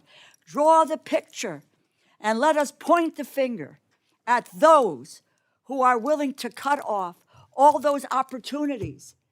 What this institution is all about is providing opportunity. And the opportunities are being sucked and dried away from people. And yet, where are the opportunities in $4.5 trillion to the wealthiest people in this nation and to the biggest corporations? Steal some of that money back. Take it back. And let's fund the programs that make a difference in the lives of middle-class families, working families, vulnerable families in this country. This is an obscenity of what is being done in this bill. And we are going to catalog what is being done. And we are going to get that information out. And we're going to let people know who is for making their lives better and who are the folks who are making their lives more difficult. We need to support children. We need to support their families. We need to support public education, and that means supporting our teachers, their training, and the preschool development grants that the gentlelady has put forward. I support this amendment, and I can't thank my colleague enough for offering it. I yield back. Thank the gentlelady. Are there other members wishing to address the amendment? The gentleman from Maryland is recognized. Look, all of you know from my that I am a strong supporter of early childhood education, full-service schools. And I do not understand why clearly programs that pay off in children that are healthier, in families that are more united, and that citizens are not taking taxes, they're paying taxes because they got a good head start, a good early start, and a good treatment in school. This is what Mrs. Torres is talking about. Of course, we all know what's going to happen. You're all going to vote no, because that's what you always do. Because either you think these programs are worthless, and I remember when George H.W. Bush and his son talked about compassionate conservatism. That's been rejected, obviously, out of hand. But this is not compassionate. This is, as Agnew said, you're going to pay for it now or you're going to pay for it later. And you all know that. In every one of our communities, you see the results of kids who have been left behind and who take a road too often traveled by, and that is a road to dysfunction and crime and drug use, because they don't feel that they have an opportunity. They don't see the light at the end of the tunnel. These programs are all about trying to make sure young people see a light at the end of the tunnel and their families get help in the process. The president makes fun of affordability. One of the toughest things in this country, my children are no longer young, but I have grandchildren who have children. And boy, let me tell you, they have a problem with childcare. And if there's no public institution either, and the gentlelady from Connecticut talked about 6 a.m., full-service schools opening up. But you are rejecting these for reasons that I really can't understand. I can understand you're just going along to go along, but this is really where it counts.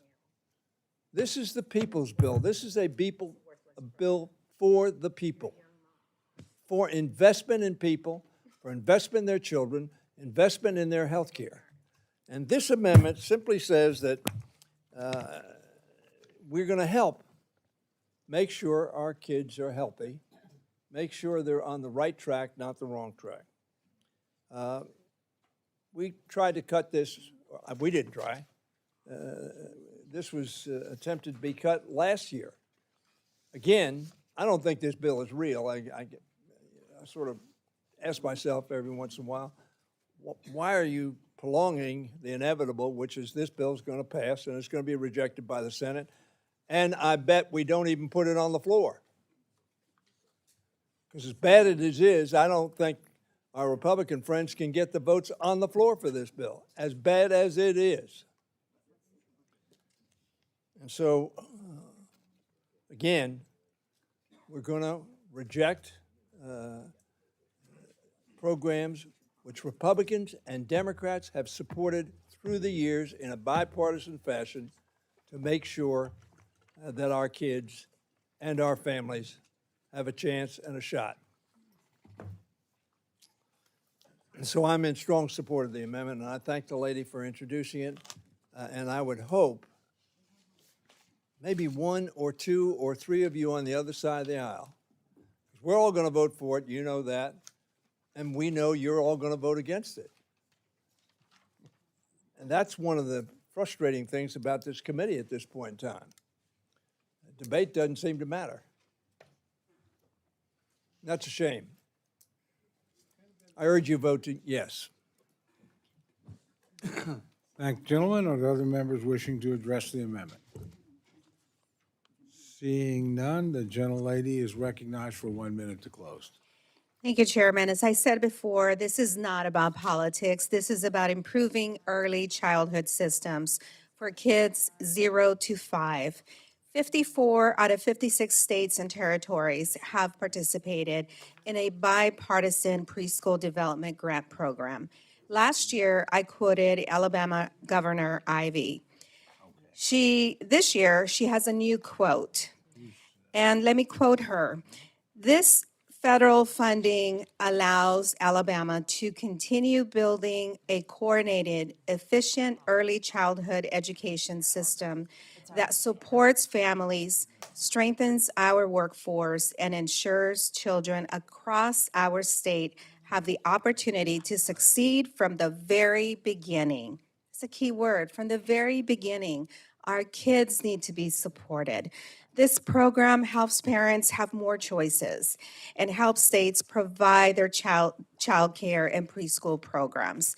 This federal funding is vital to continue that progress. This may be a worthless program to some of us 50 and above, but to young parents in this room, this is a lifeline. I urge my colleagues to support this amendment, and I yield back. I thank the gentlelady. The question is now on the amendment offered by the gentlelady from California. All those in favor say aye. Aye. All those opposed say no. No. Opinion of the chair, the noes have it. You want to vote? Yes. Roll call has been requested. Sufficient support has been demonstrated. The clerk will call the roll. Mr. Adderholt? No. Mr. Adderholt, no. Mr. Aguilar? Mr. Aguilar, aye. Mr. Alford? Mr. Alford, no. Mr. Amade?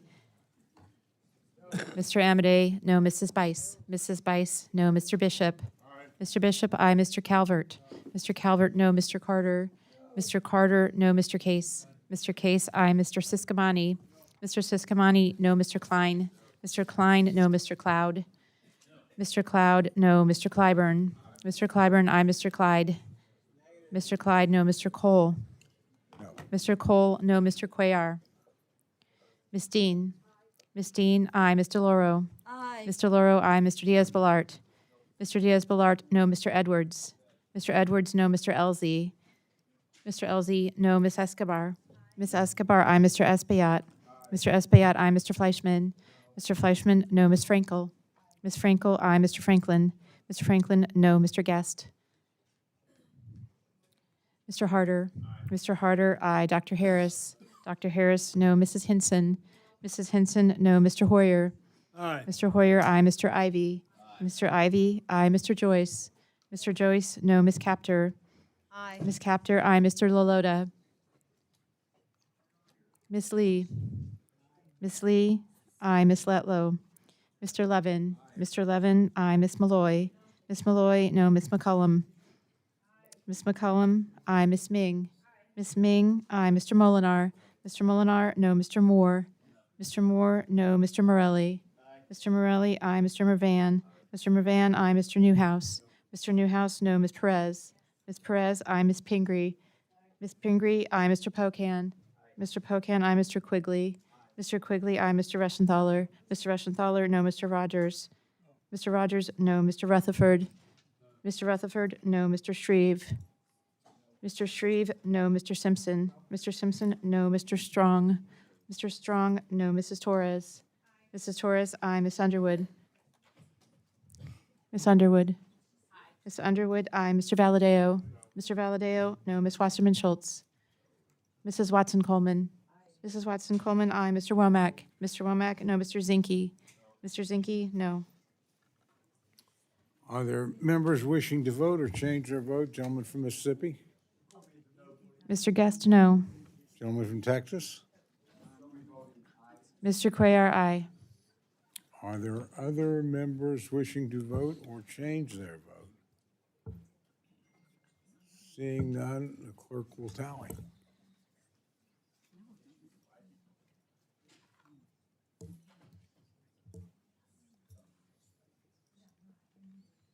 Very early.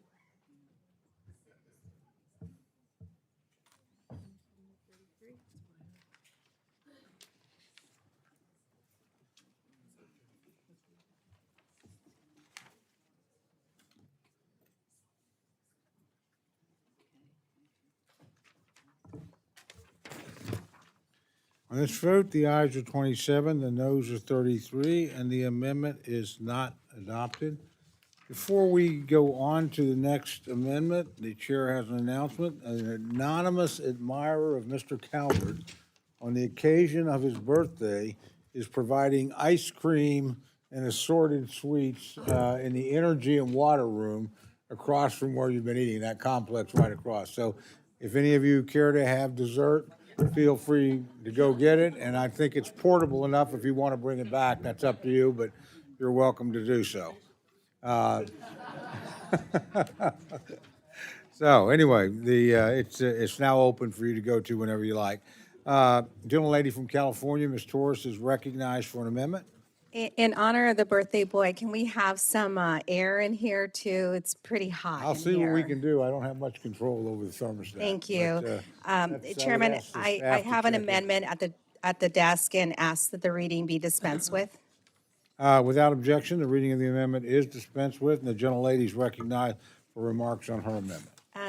Mr. Chairman, my amendment would delete a new provision in the bill that stops the Department of Labor and OSHA from finalizing the 2024 proposal to protect both indoor and outdoor workers from extreme heat. Excessive heat can cause dizziness, vomiting, fainting, and in worst cases, heat stroke, leading to organ damage or death. High temperatures cause 170,000 work-related injuries every single year. OSHA's own fact sheet says that the heat is America's #1 cause of weather-related deaths.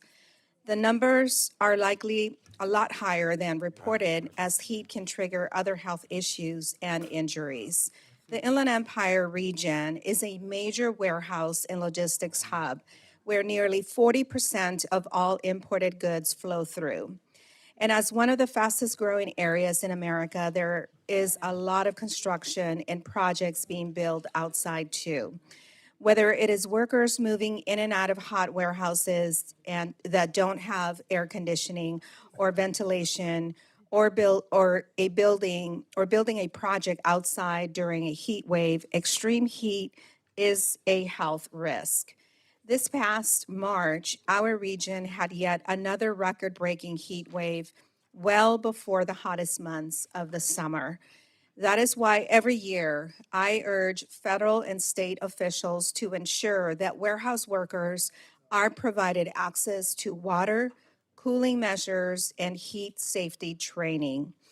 But heat isn't just an issue in the Inland Empire, which is why a federal workplace heat standard like the OSHA proposed in 2024 is crucial to protecting our workers. OSHA's 2024 proposal would help protect 36 million workers in indoor and outdoor work settings and substantially reduce heat injuries, illnesses, and deaths in the workplace.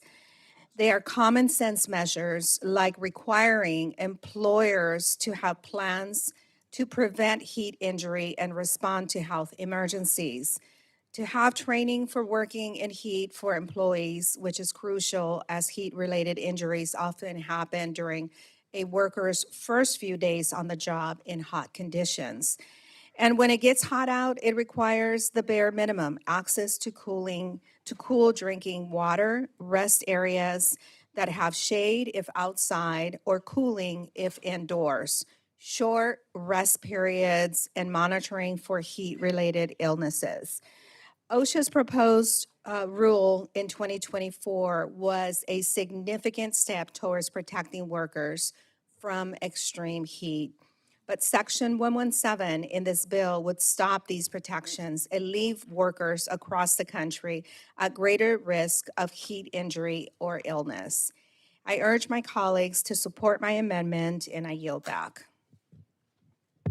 Thank you, gentlelady, for the amendment. The gentleman from Alabama, Mr. Adderholt, is recognized to address the amendment.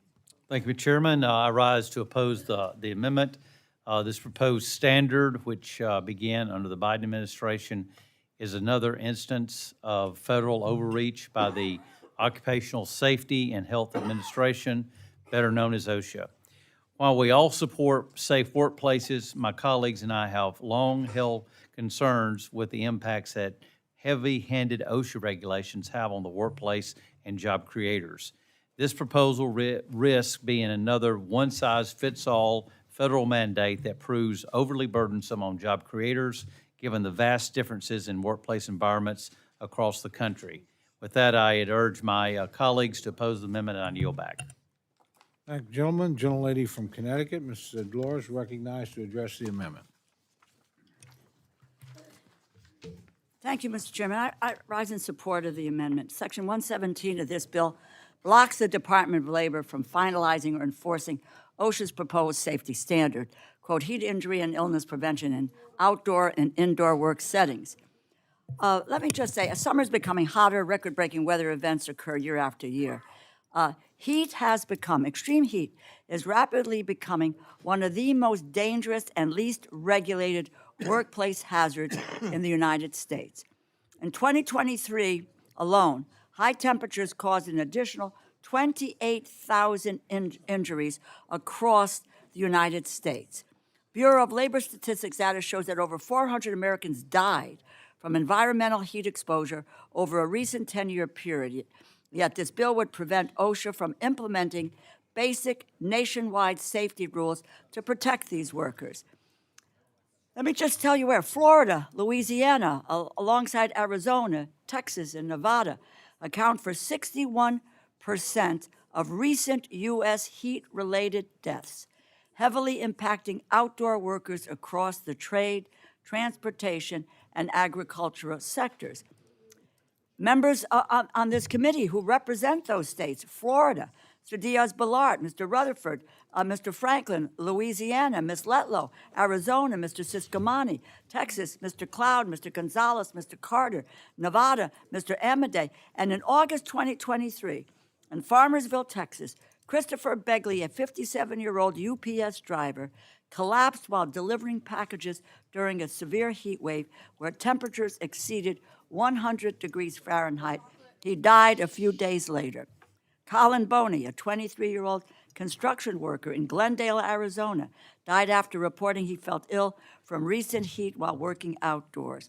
In 2022, in DeWitt, Florida, a 35-year-old farm worker harvesting strawberries died from heat illness on only his second day of work.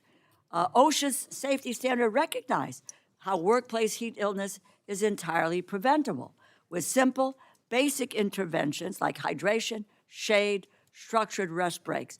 Furthermore, it extends critical protection to approximately 36 million individuals, including overlooked indoor workers in unair-conditioned warehouses, kitchens, and factories who are currently left entirely exposed to dangerous conditions.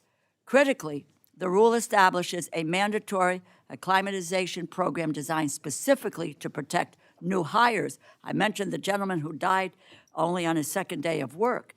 This is vital because statistics show that nearly 3 out of 4 workplace heat fatalities occur during a worker's very first week on the job.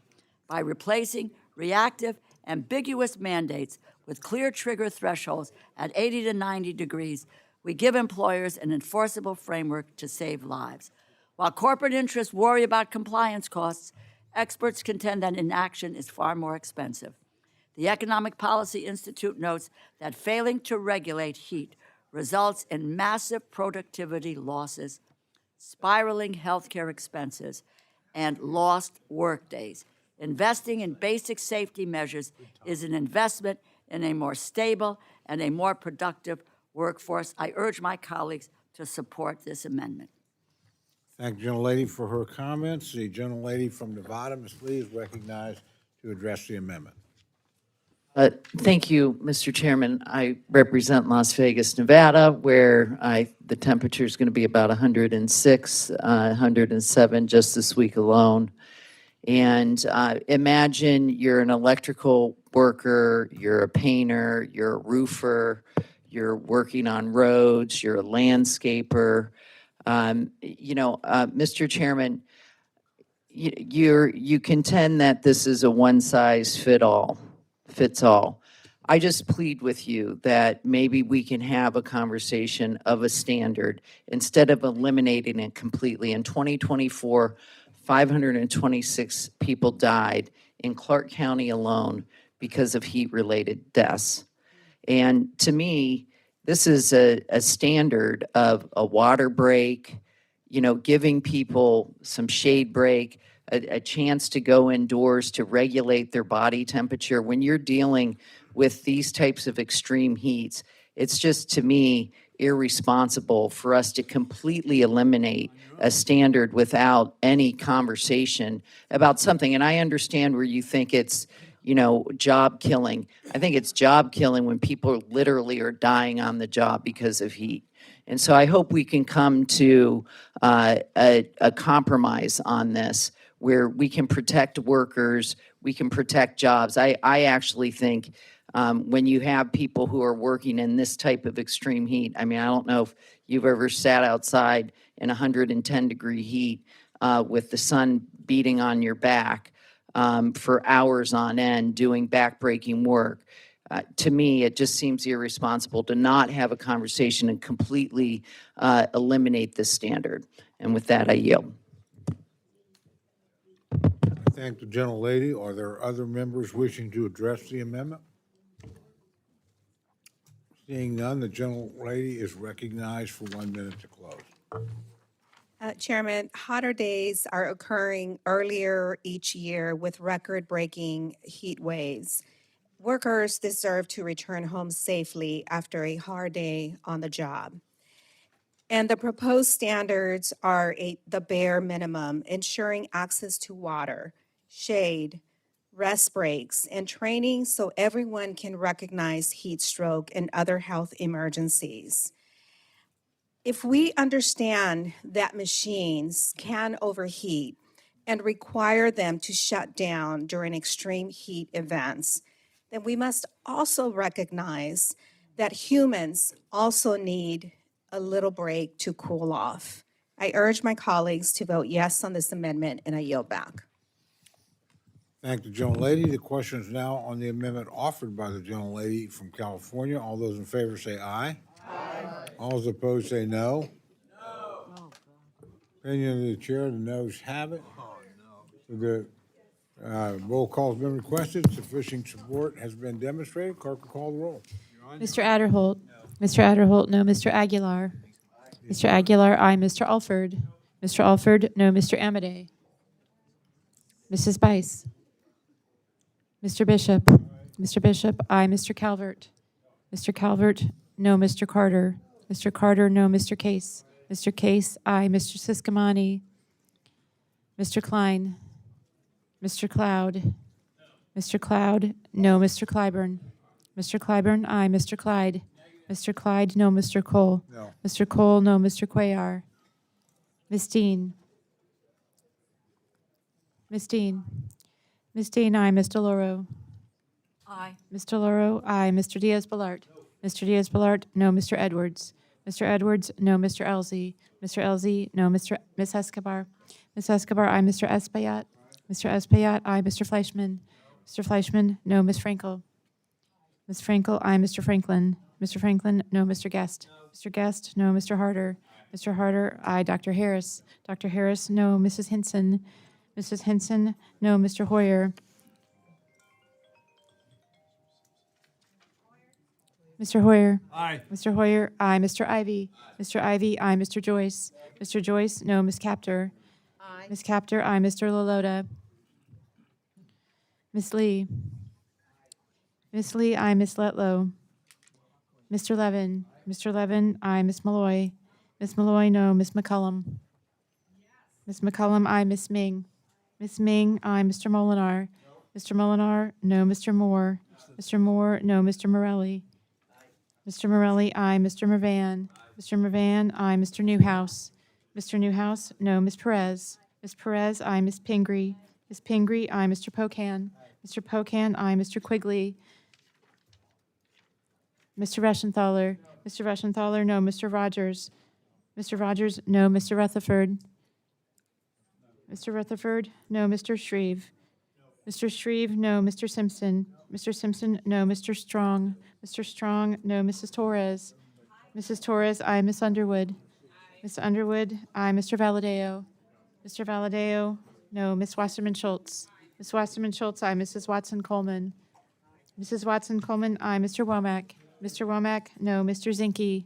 Mr. Zinke, no. Are there any members wishing to vote or change their vote? Gentleman from Virginia?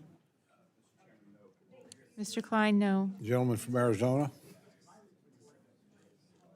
Gentleman, You're not recorded. Mr. Siscomani, no. gentleman from New York? Mr. Lalota, no. Gentlelady from Pennsylvania? I do not believe Miss- gentlelady is She's recorded. recorded as an aye. Oh, you recorded as a no? As an aye. You're recorded as Gentlelady an aye. from, You're recorded as an aye. all right, yes.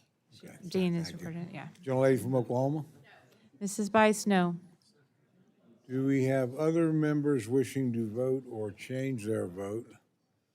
Seeing none, the clerks will tally.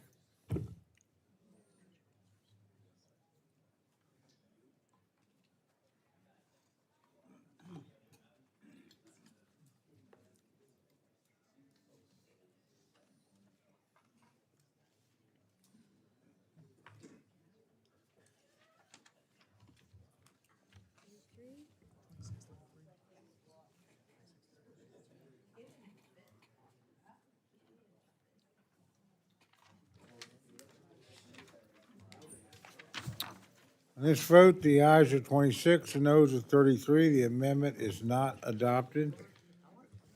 I will say the arrival of the ice cream was not timed with Mrs. Torres' amendment, but it's pretty good stuff, so you might want to try it. It helps. Gentleman from New York, Mr. Espaillat's recognized for the purpose of an amendment. Mr. Chairman, I have an amendment at the desk. I ask to dispense the reading of it. Without objection, the reading of the amendment is dispensed with. The gentleman's recognized for remarks on his amendment. Thank you, Mr. Chairman. My amendment directs the HHS Secretary to conduct a study on the barriers that home-based childcare providers face and look for opportunities to increase parity with center-based providers. Since the pandemic, many families have chosen a smaller setting for childcare. But in addition to that, folks that work irregular hours have to often look for a home-based child care provider. Across the country, families struggled finding affordable and reliable daycare. The national average cost of a full-time daycare provider is approximately just slightly over $13,000 a year. In my home state, in my New York City, is 28. It could be anywhere from $28,000 to $42,000 a year. Some parents, usually the mom, have to make the choice to stop working to watch their children and leaving the family financially insecure. Home-based child care providers play a pivotal role in lessening this burden. They are often more affordable, culturally and linguistically similar to the families they serve, and allow parents to work non-traditional hours. Unfortunately, many of these providers do not have staffing with them. They don't run a big operation. They don't have resources or pay parity with center-based child care. Without adequate support from the government, many of these providers are forced, obviously, to close their operations. Americans are struggling to make ends meet, and we must support affordable options. I ask that all of you vote for this amendment, and I yield back.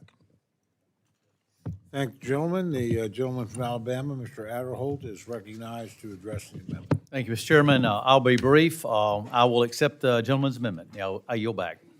Hey, whoa, Adriano. Given that, I assume gentlelady is. Let's go.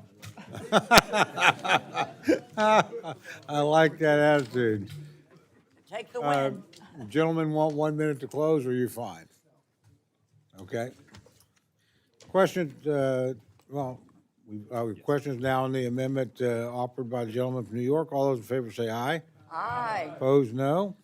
Opinion of the chair, the ayes have it. The amendment is adopted.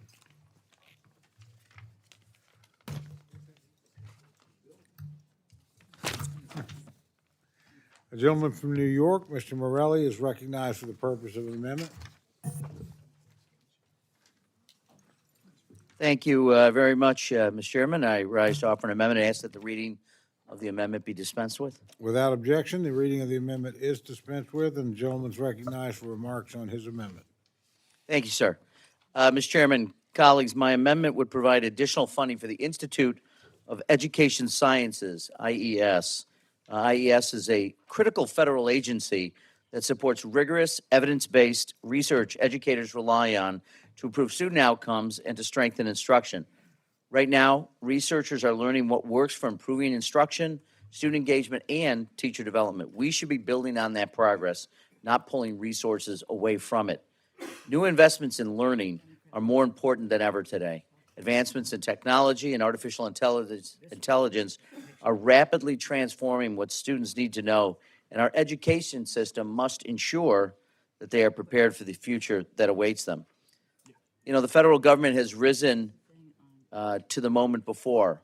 Our investments built NASA, the premier space agency that first put man on the moon. We built NIH, the largest medical research institution in the world, which has developed life-saving breakthroughs and generated billions of dollars in economic activity. Now the moment calls for us to do the same for education. Investing in IES means investing in better outcomes for students, stronger support for educators, and a more competitive workforce. A budget cannot be balanced on the backs of our teachers and students. Our teachers deserve our support, and our students deserve every opportunity to succeed. I urge adoption of the amendment. With that, Mr. Chairman, thank you. I yield back. Thank the gentleman. The gentleman from Alabama, Mr. Adderholt, is recognized to address the amendment. Thank you, Mr. Chairman. I rise to oppose the amendment. The Institute of Educational Sciences, IES, currently has over $250 million in FY25 unobligated funding. The reduction of funding in this bill will allow IES to responsibly obligate all of its carryover funding prior to receiving new appropriations. Of course, the amendment before us right now is not offset, so I'd urge my colleagues to oppose the amendment, and I yield back. Thank the gentleman. The gentlelady from Connecticut, Ms. Bloor, is recognized to address the amendment. Thank you, Mr. Chairman. I rise in support of the amendment. Learning to read and to love reading is one of the foundational tasks of our nation's public schools. But as witnesses testified during a subcommittee hearing that we had on the science of reading, there are serious concerns with reading achievement nationwide. Only 31% of fourth graders and 30% of eighth graders reached proficient levels of reading on the 2024 National Assessment of Educational Progress, the NAEP assessment.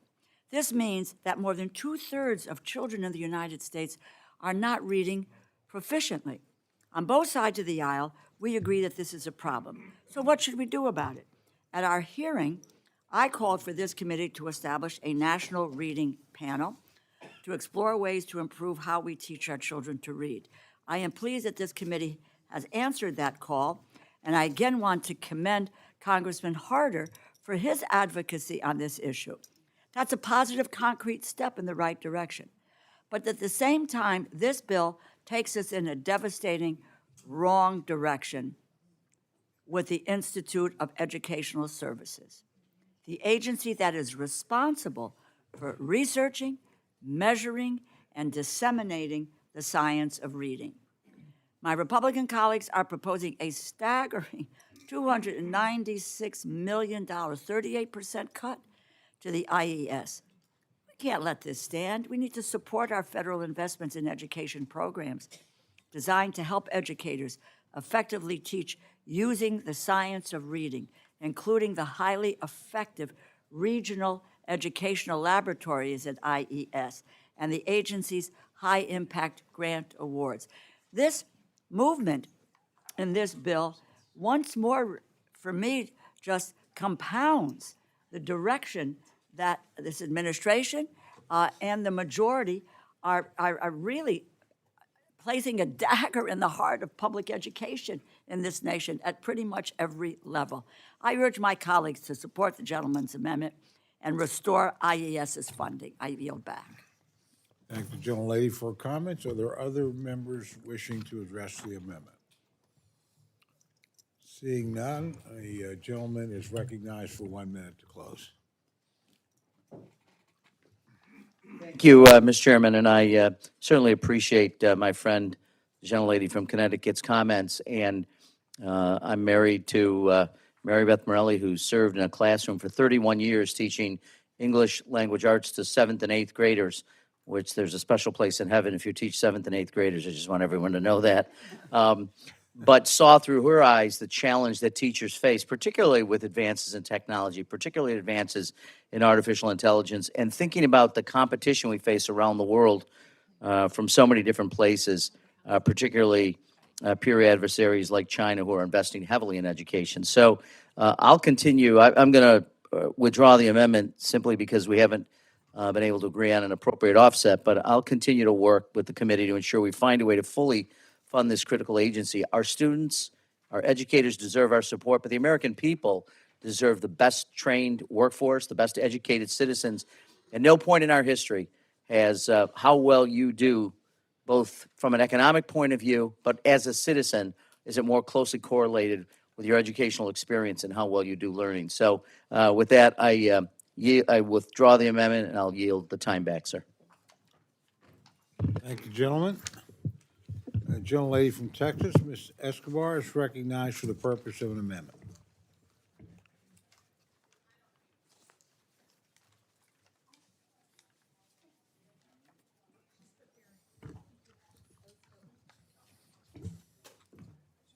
Thank you, Mr. Chairman. I ask that the reading be dispensed with. Without objection, the reading is dispensed with, and the gentlelady is recognized to explain her amendment. Thank you, Mr. Chairman. On this first amendment about SAMHSA cuts, I hope we can all agree just how important SAMHSA grants are in our communities, and the ability it gives our nonprofits and our public health systems, the power it gives them to help our constituents. 5 months ago, You all might have been on the receiving end of some phone calls, just as my team and I were, when the Trump administration announced overnight massive cuts to the program. We got a flurry of calls and outreach from our community leaders who work on substance abuse and support for rehabilitative programs. And they were terrified about what these cuts would do to their ability to help our constituents. Thankfully, the cuts were reversed, and really that speaks to the power of the organizations that lobbied the White House, that called their members of Congress, that really took immediate action. But these cuts actually did have some pretty devastating effects on some of the smaller organizations. One of the smaller organizations in my community that offers support for people who struggle with opioid addiction and other addictions, they got the notice, and because their budget was so small and so tight, they were on the verge of their payroll. They literally announced to a number of their staff members that because these cuts would have such a significant impact on the budget, they announced layoffs. They eventually rehired many of those providers and many of the staff members, but the impact really demonstrated to us and to them that this kind of funding can't just be cut in the middle of a year without congressional consultation, without a process. So this amendment really is straightforward, and it just says that the administration can't do this again. And it will send a message. It will show the folks that we have at home working on these very challenging issues that we have their back. And it would tell the administration, you can't do this without coming to Congress and getting our support first. It's that simple, Mr. Chairman. Thank you. I yield back.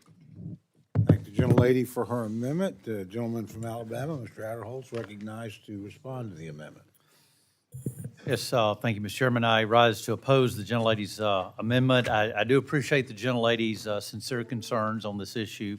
However, the amendment, I believe, needlessly ties the administration's hands on administering critical mental health and substance abuse grants.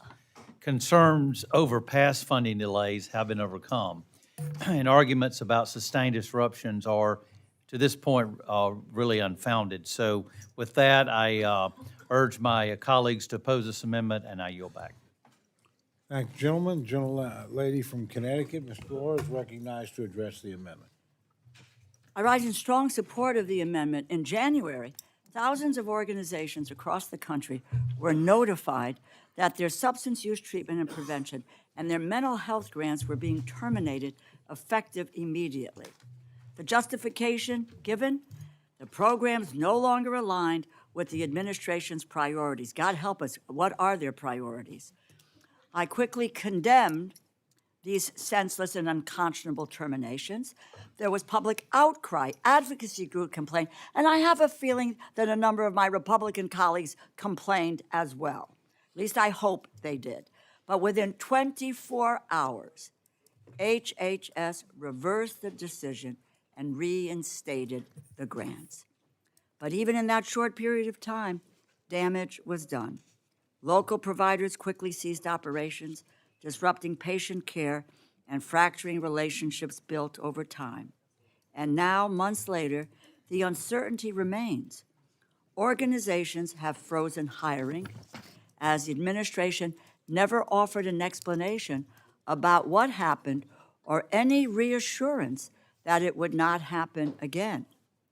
I also want to note that I'm also hearing from the very same constituents that had their funding temporarily terminated in January. They are now waiting for forecasted notice of funding opportunities to be released by SAMHSA.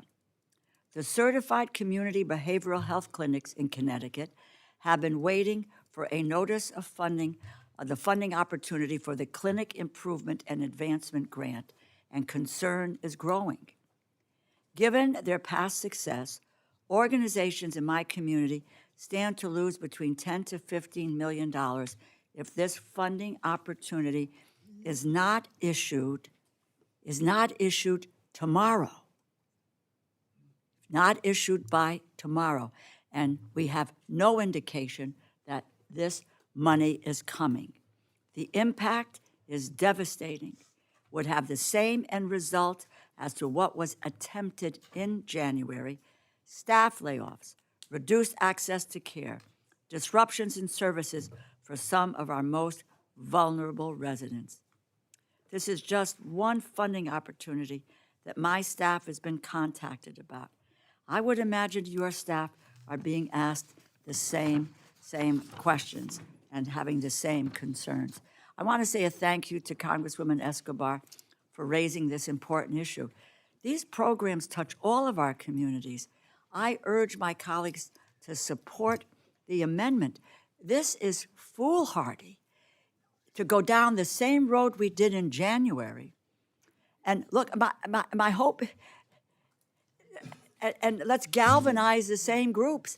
You know, all of us here, our Republican colleagues, the advocacy groups, public outcry, so that the administration understands and that the majority here understands that they cannot end these programs.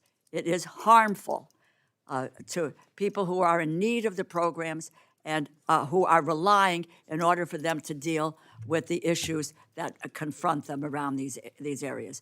I thank the gentlelady again, and I yield back. Thank the gentlelady for her comments. Are there others wishing to address the amendment? Gentlelady from Ohio is recognized. Thank you very much, Mr. Chairman.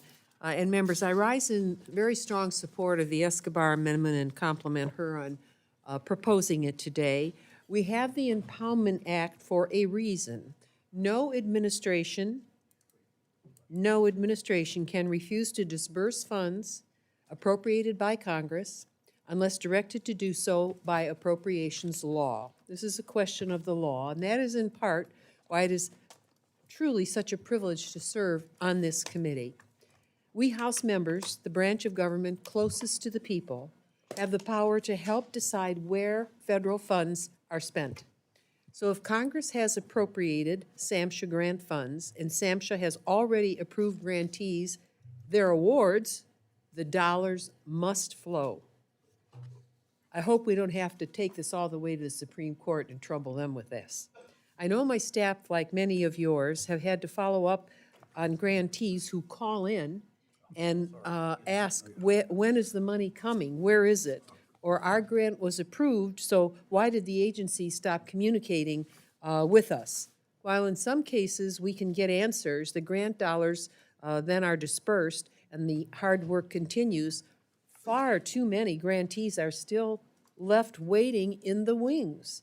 For those looking to combat substance abuse, those dollars can be critical. Ask any sheriff. And often the difference between life and death. Ask any emergency room nurse. We cannot allow this regression to become commonplace and acceptable. SAMHSA grants support some of the most deserving yet underserved and at-risk populations in our communities. We cannot allow efforts to combat substance use and treat mental illness. Can't allow those efforts to grind to a halt. That would be pure cruelty. If that happens, some projects and programs will never start up again. Nonprofits may have to disband. Care will stop in with very difficult responsibilities, and people will be left with even fewer resources and assistance needed to tackle the horrific claws of substance abuse and mental illness. A county called Sandusky in my district was able to cut overdose deaths by more than half thanks to SAMHSA grants. I'm so proud of them. If we cut those dollars or fail to disperse them, that trend could quickly reverse itself. This amendment is simple. It does not appropriate more funds. It simply asks that grant funds which have already been awarded be dispersed, be distributed. And that is why I'll be voting in favor of this amendment. I encourage all my colleagues to do the same follow the law. Thank you, and I yield back. Thank you, gentlelady. Are there other members wishing to address the amendment? Seeing none, the gentlelady from Texas is recognized for 1 minute to close. Thank you, Mr. Chairman, and I'd like to thank my colleagues who rose to support this amendment. Our country is struggling with addiction and with mental health crises. The federal government provides key support to organizations in the trenches every day. I'm not asking for more money. I'm not asking for anything extraordinary. I'm asking that we force the administration to keep its promises to organizations that competed for these dollars and were awarded these dollars. Last year, we lost more than 70,000 Americans to overdoses. We are a lifeline to those individuals and those families who seek support. This amendment doesn't cost us a dime. And with all due respect to the chairman, who I respect immensely, to say that this needlessly ties the hands of the administration, that's what we do as Congress. That is our Article 1 authority. That's what the Appropriations Committee is about, tying the hands of the administration and saying, these are the dollars we're giving you. These are the dollars you are required lawfully to spend. And that's all this amendment does. Let's not put the organizations, the hardworking organizations on the ground, helping people with addiction and substance abuse issues, mental health crises.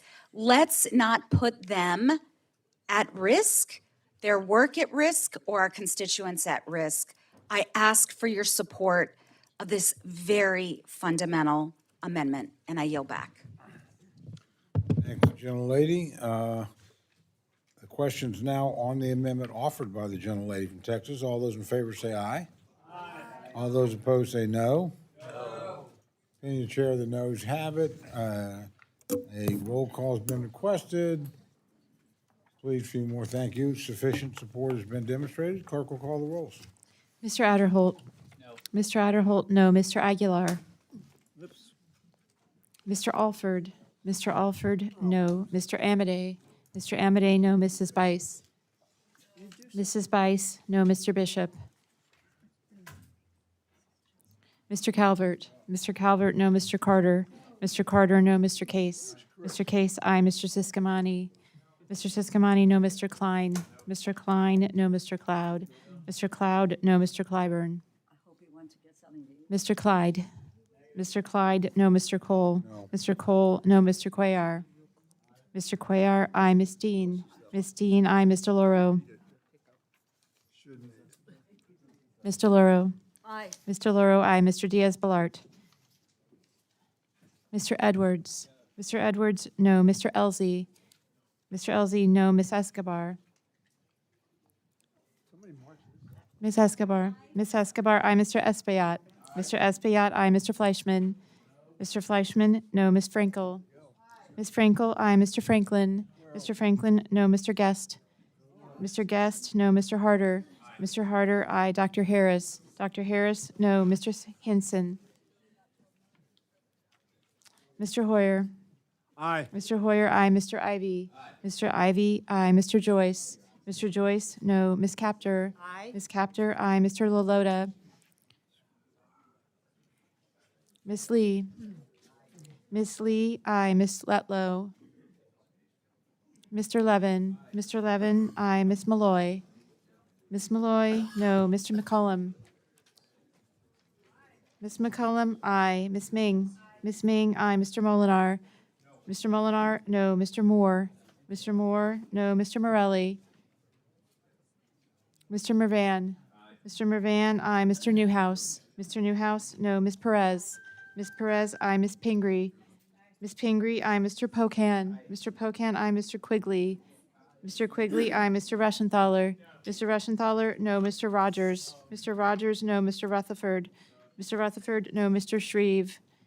Mr. Shreve, no. Mr. Simpson. Mr. Simpson, no. Mr. Strong. Mr. Strong, no. Mrs. Torres. Mrs. Torres, aye. Miss Underwood. Miss Underwood, aye. Mr. Valadeo. Mr. Valadeo, no. Miss Wasserman Schultz. Miss Wasserman Schultz, aye. Mrs. Watson Coleman. Mrs. Watson Coleman, aye. Mr. Womack. Mr. Womack, no. Mr. Zinke. Mr. Zinke, no. Are there any members wishing to vote or change their vote? The gentleman from Florida? Mr. Diaz-Balart, no. Gentleman from Georgia? Mr. Bishop, aye. Gentlelady from New York? She's- Okay. she's- Gentleman from South Carolina? Mr. Clyburn, aye. Gentleman from California? Mr. Aguilar, aye. Are there other members wishing to change their vote or record their vote? Seeing none, the clerks will tally.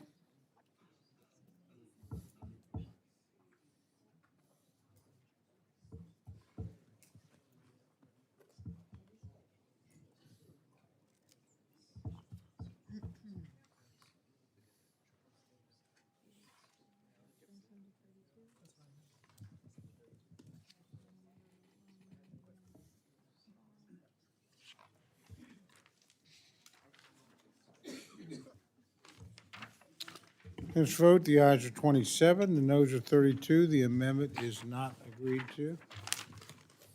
Gentlelady from Texas, Ms. Escobar, is recognized for the purpose of an amendment. Thank you, Mr. Chairman. I ask that the reading for my amendment be dispensed with. Without objection, the reading of the amendment is dispensed with, and the gentlelady is recognized for remarks on her amendment. Thank you, Mr. Chairman. Last March, the President signed an executive order declaring English as the official language of the United States. And this bill effectively eliminates the funding for the Office of Language Acquisition under the Department of Education. And the Office of English Language Acquisition, OELA, is unfortunately the latest victim of this administration and its cuts in the same year that the administration is saying English is our official language. There are school districts across the country, and I don't know if any of my Texas colleagues are experiencing this as intensely as my district is, but with the state legislature significantly underfunding public education, many of my school districts are going through significant budget crunches. And there are a couple of my school districts that are dealing with a budget crisis. They cannot pick up the tab for what we are cutting here in this room today around English language acquisition.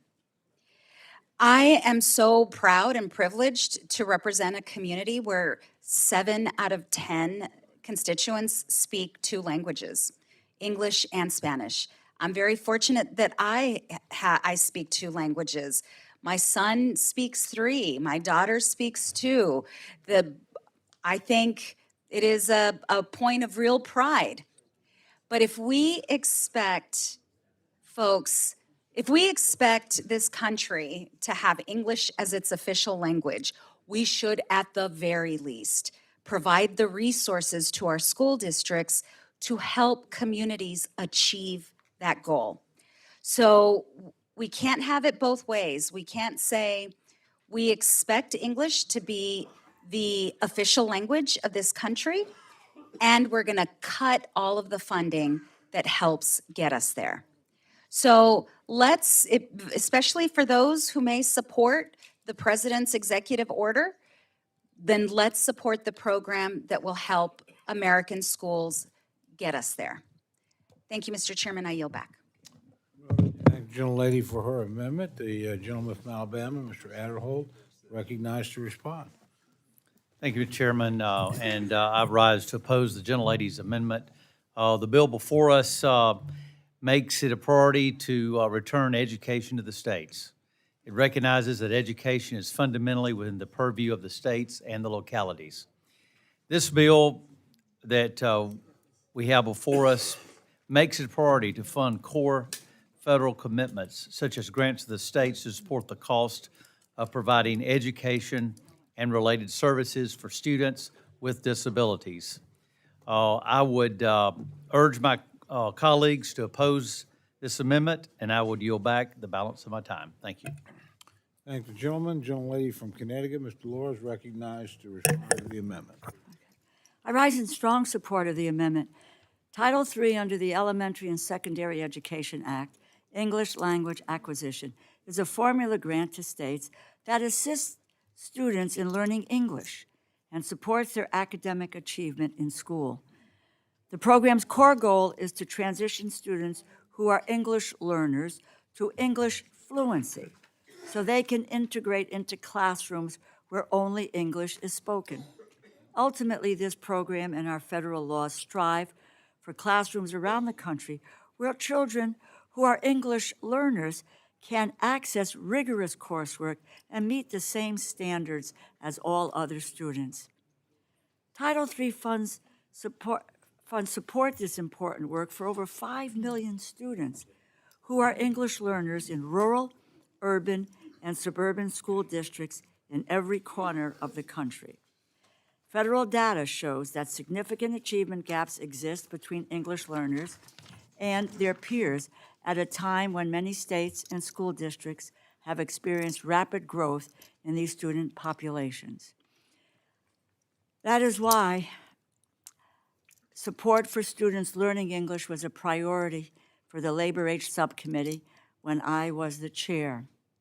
Let me tell you why. It's a very personal story. My father emigrated to the United States in 1913 from Italy.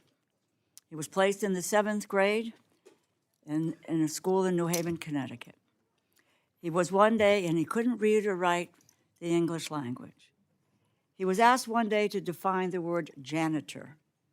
He didn't know what it meant. So he drew on his Italian heritage, and he came up with the word genitori. Genitori means family, parents. His teachers and his classmates laughed at him. My father left formal education in the 7th grade. Never went back for formal education. He served in the United States Army. He imported a clarinet from France, taught himself to play the clarinet, and wound up playing first clarinet in the United States Army Band. Served on the city council in New Haven, Connecticut, and was known in our community as the mayor of Worcester Square. Had he had the opportunity to have help and been able to acquire learning of the English language, he succeeded in what he did, but more doors were closed to him than were open. And I'll tell you this last anecdote. We had a company that went belly up or moved. It was the Candy Rubber Company in New Haven, Connecticut, which just employed so many immigrants and families. They made a good salary. They decided to shutter their doors and go elsewhere. All of those families never found their economic footing again. A professor at Yale asked my dad to do the research on what happened to those families. And he did. He did all of that research, and he provided it to the Yale professor. And when the book was written, my dad was told, we cannot mention your name. We cannot acknowledge the work that you did because you do not have a degree. Had he had the opportunity for English language acquisition, he may have gone further and acquired a degree, which would have allowed him to go. He unsurpassed. He was the most well-read individual that you could ever meet. He was a student of the opera and of classical music. His daughter disappointed him without becoming a pianist, but that's another story. But to not have the tools for success. And that's what we are doing here tonight, because we know how this vote is going to turn out. We will deny people who want to learn and need to learn in order to be successful. We're going to cut off that opportunity, and whatever their God-given talent could take them is going to be thwarted. We cannot turn our back on these students. We cannot talk about a next generation and really turn our back on our future. I urge my colleagues to support the Gentlelady's amendment, and I thank you once again for introducing it. Thank you, gentlelady, and I heard that young daughter was a hell of a tap dancer, and I bet he was pretty proud of that. He told me to get a different profession, a more stable profession. So we run for office every 2 years. Okay. Are there other members wishing to debate the amendment?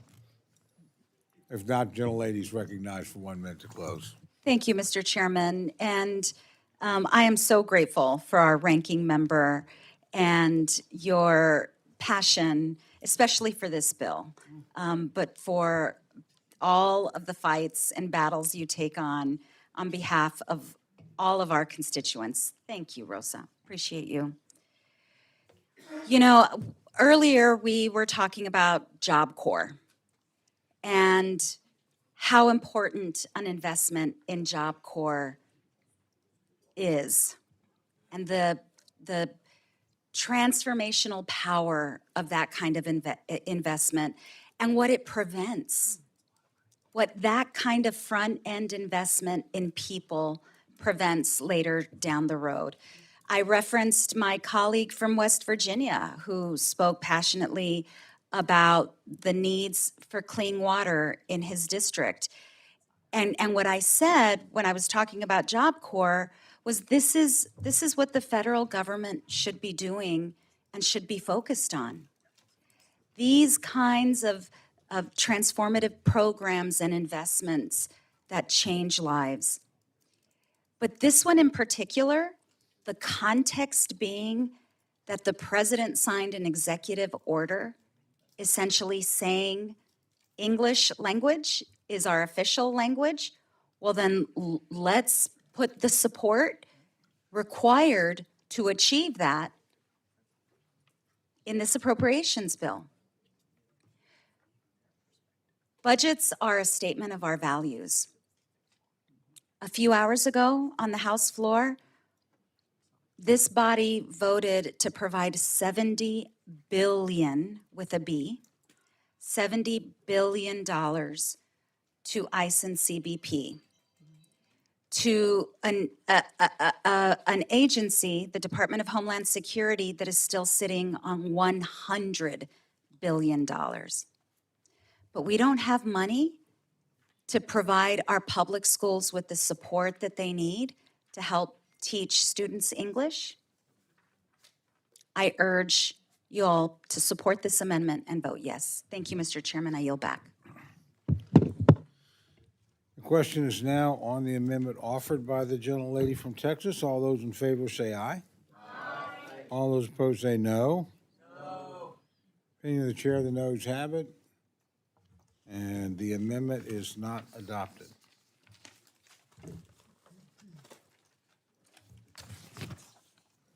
Gentleman from Indiana, Mr. Moran, is recognized for the purposes of amendment. Thank you, Mr. Chair. I have the amendment at the desk, and I move that the reading be dispensed with. Without objection, the reading of the amendment is dispensed with, and the gentleman is recognized for remarks on his amendment. I rise and offer an amendment that would restore funding for the Bureau of International Labor Affairs, or ILAB. I am deeply concerned that this bill includes a proposal to completely eliminate funding to the Department of Labor dedicated to enforcing global standards of safe working conditions and equitable opportunities for employment and protecting rights of workers. Without the critical work of the ILAB, American goods are undercut by exploitive labor practices, including forced labor, child labor, and human trafficking, by countries who disregard workers' rights and aim to circumvent our trade policies by flooding our markets with cheap goods. In addition to those enforcing labor laws, ILAB exists to combat discrimination, strengthen workers' ability to organize, and leverage partnerships that protect vulnerable workers across the globe. If we wish To remain competitive at international scale, we must continue to dedicate resources and allow our government to conduct proper oversight of the labor used to produce goods coming into our country. I would also like to take this opportunity to highlight that the USMCA renegotiations, as we get closer to the July deadline, it is imperative that Congress continue to support the ILAB. Ensuring a level playing field for workers means maintaining sound labor policy and enforcement, supporting critical industries, upholding superior working conditions, including occupational health, safety standards, and protecting workers' rights. With that, I urge the committee to adopt the amendment, and I yield back. Thank you, gentlemen. The gentleman from Alabama, Mr. Adderholt, is recognized to respond to the amendment. Thank you, Mr. Chairman. I rise to oppose the gentleman's amendment. Tax dollars are better spent supporting U.S. workers. This Bureau, it repeatedly administers millions of dollars in grant funding to foreign nations with limited oversight and limited accountability. Previous administrations have spent valuable taxpayer dollars investigating the cut flower sector in Colombia. Because this has no offset and because the above mentioned, I would urge my colleagues to oppose the amendment, and I yield back. Thank the gentleman. The gentlelady from Connecticut, Ms. DeLauro, is recognized to address the amendment. I rise in strong support of the amendment. The Department of Labor's Bureau of International Labor Affairs, ILAB, works to level the playing field for American workers by promoting fair labor practices with trade partners. That's what its job is to do, is to oversee trade agreements. Through high-impact technical assistance projects and monitoring by its staff and attachés, ILAB enforces labor provisions in the U.S. trade agreements, including the U.S.-Mexico-Canada trade agreement, the USMCA. The USMCA is President Trump's trade agreement. And while my colleagues and I negotiated with the administration to make significant improvements, we were clear that this would only work if our partners met their commitments under the deal. And through ILAB, the Bureau of International Labor Affairs, we provided them with the resources to do so. American workers are counting on the Congress and the Department of Labor to monitor and to enforce the USMCA. Those labor commitments, so they do not lose jobs to places with weaker labor standards and institutions. But House Republicans in this bill will eliminate ILAB grants and staff, which is a shameful effort that amounts to the waving of a white flag to countries that will steal American manufacturing jobs from us. Eliminating ILAB sells out American workers. It sells out American workers by turning a blind eye to countries that rely on exploitative labor conditions, and that includes child labor, forced labor, to sell a high volume of low-cost goods here in the United States. With this amendment to restore ILAB's funding, my Republican colleagues have a chance to make sure American workers are treated fairly by our trading partners. ILAB is a watchdog for our trade agreements to make sure that U.S. workers, and that our trade agreements need to be worker-centered, and that we do not put our workers at a disadvantage with other countries. I can't imagine why we would not want to protect American workers, not undermine them. And so I don't really understand the rationale for saying no to funding ILAB. I urge my colleagues to support this amendment, and I thank the gentleman for introducing it. Thank the gentlelady for her remarks. Are there other members wishing to address the amendment? Seeing none, the gentleman is recognized for 1 minute to close.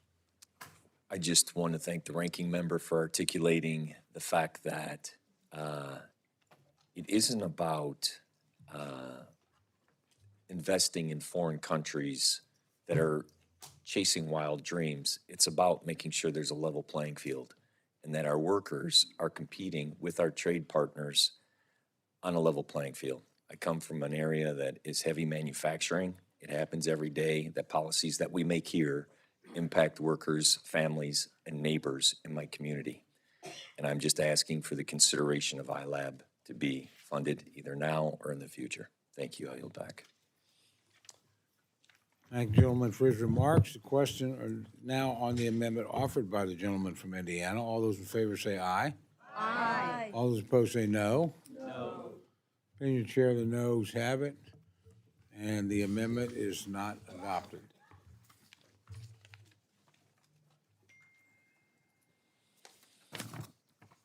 Gentleman from Indiana, Mr. Mavan, is recognized for the purposes of amendment.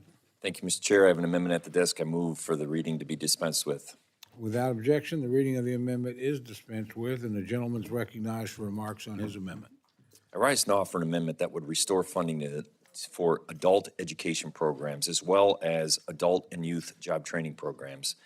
The majority has once again proposed to strip funding away from job seekers and the investments in our next generation of workers. At a time when households are feeling the weight of irresponsible tax cuts and raising costs to everyday purchases, we should be focused on providing opportunities for economic security and opportunity. I've spent my career sitting across the table from people whose ability to obtain a job, pay rent, put food on the table have been directly impacted by the availability of the safety net programs, including those connecting people to education and job programs. From labor unions to institutions of higher education and local workforce organization, this funding is needed to expand professional development opportunities for student and workers. Our economy relies on connecting workers to in-demand jobs. This legislation would completely eliminate adult education funding, as well as Workforce Innovation and Opportunity Act funding for adult and youth job training. We cannot keep pace with the gaps in our workforce without adequate funding. Instead of using this as an opportunity to address gaps in our workforce, the bill that the majority has put in front of us neglect the needs of workers. Instead of making sure job seekers have pathways to long-term employment, access, reliable child care, and transportation that allow them to remain in the workforce, this bill attacks the very service that allow people not just to participate, but to thrive in the economy. I urge my colleagues to support the amendment, and I yield back. Thank the gentleman for his amendment, and the gentleman from Alabama, Mr. Adderholt, is recognized to address it. Thank you, Mr. Chairman. I rise to oppose the gentleman's amendment. This bill puts priority on effective programs that produce and that have shown real results. Both adult training grants and youth grants require substantial taxpayer dollars, and they provide a limited return on investment. A 2018 Government Accountability Office study highlighted several implementation challenges associated with youth training grants, including recruiting, retaining, and serving out of school youth, and securing employer participation in work experiences. So with that, and again, without any offsets, I would have to oppose the amendment. Now yield back. Thank the gentleman. Gentlelady from Connecticut, Ms. Laura, is recognized to address the amendment. Thank you very much, Mr. Chairman. Thank you, Mr. Chairman. I rise in support of the amendment. With this amendment, my Republican colleagues have an opportunity to reverse one of the bill's worst assaults on the working class. Their elimination of funding for job seekers looking for work in this economy. This bill fully eliminates funding for the adult job training and youth job training programs. The cuts destroy job training and career development opportunities for more than 300,000 adults and more than 150,000 young adults.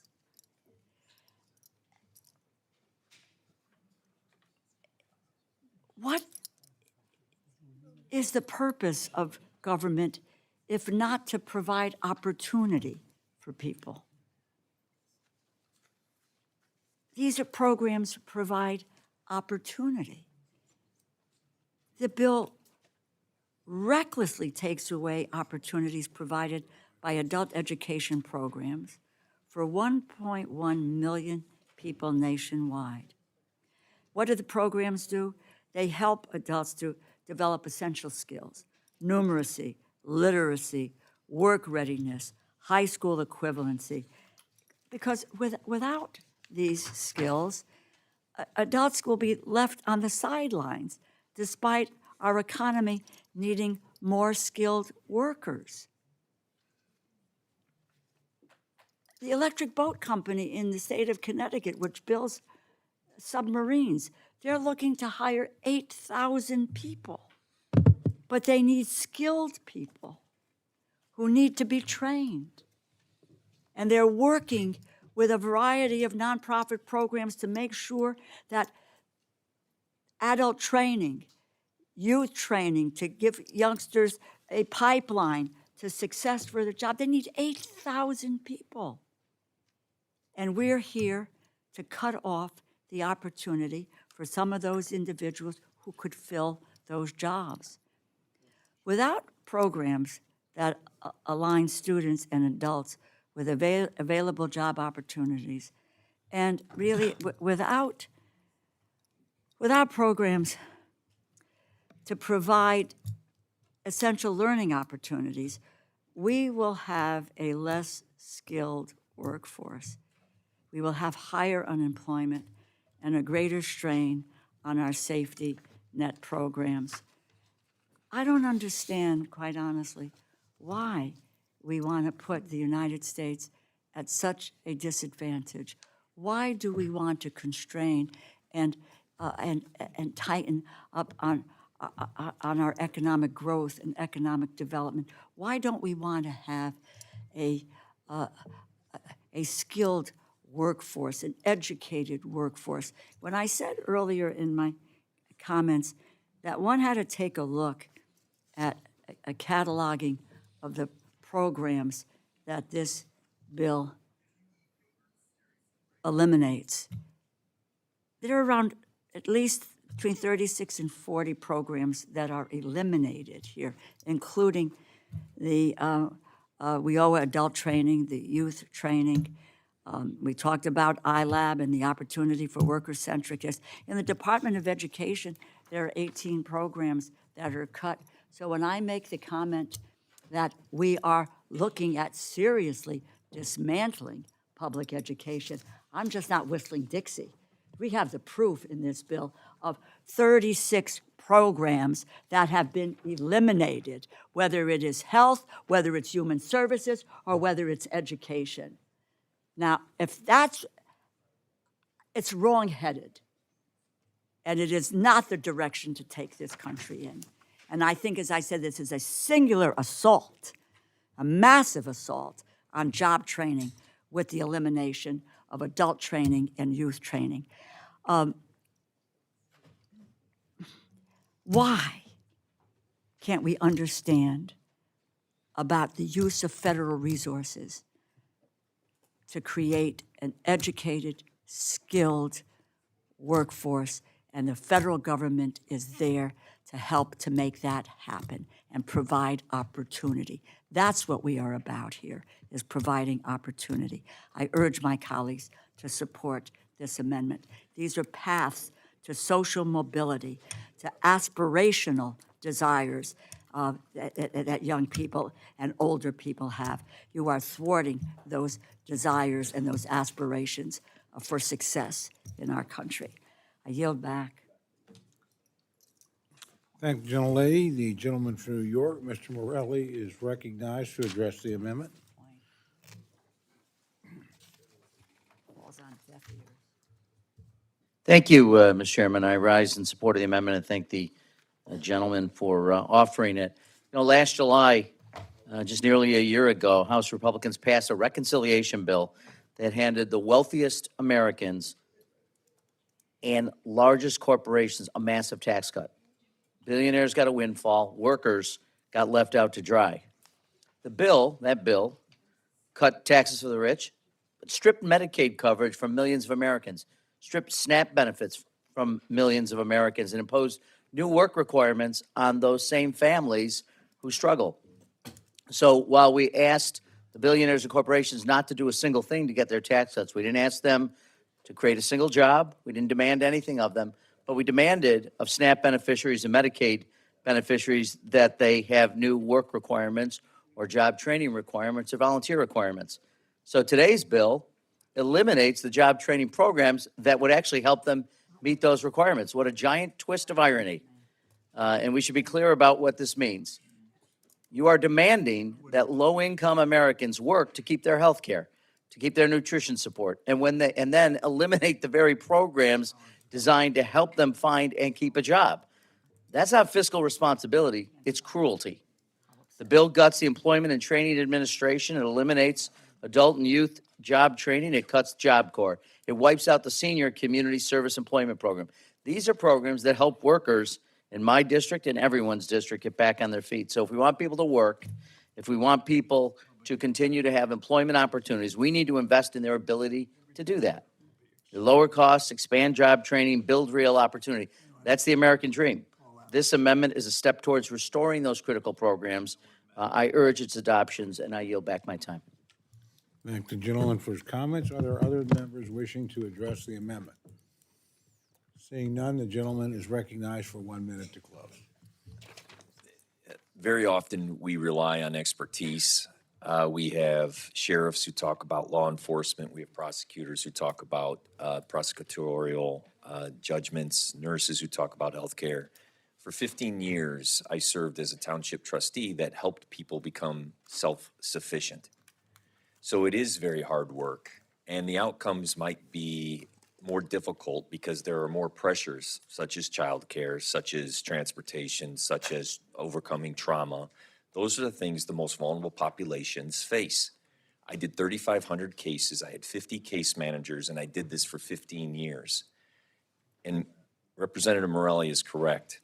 On one hand, if you're taking away or forcing work requirements, but yet taking away job training, you're really not achieving any goal when you're trying to get people to become self-sufficient. And so all that I ask is in the future, we work in a bipartisan way to realize that glaring gap that is created in common sense when we are taking away the certain skill trainings to absolutely allow them to be provided those services.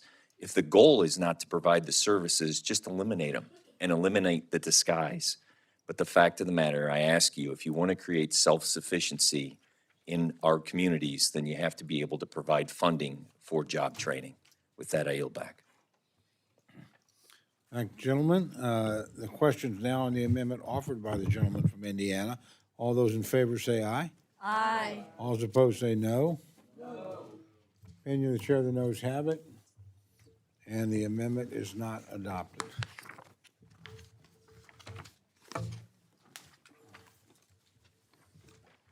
A gentleman from Maryland, Mr. Ivy, is recognized for the purpose of an amendment.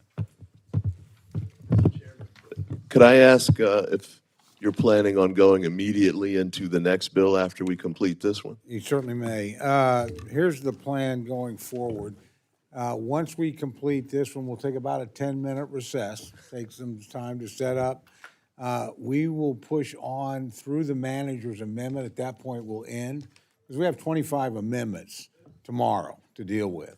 So we think if we can get the opening statements out of the way, general comments about the bill, get the manager's amendment done, we think we can then get done before we break at around 4 o'clock and nobody has to come back. So that's the judgment up here in terms of the time that we have. Well, if you want to be here tomorrow night, Was I think she was asking if you meant 4 a.m. Look, I go to bed late and I get up early, my friend, so it doesn't bother me. But again, we've got to get it done. We're all going to get it done. And I don't want to have to bring you back here after the baseball game, but I will. I don't want to be disingenuous with you. We're going to get these bills done in this 2-day period. I didn't schedule the baseball game, but I got listed the minority leader, and we got players that have worked really hard.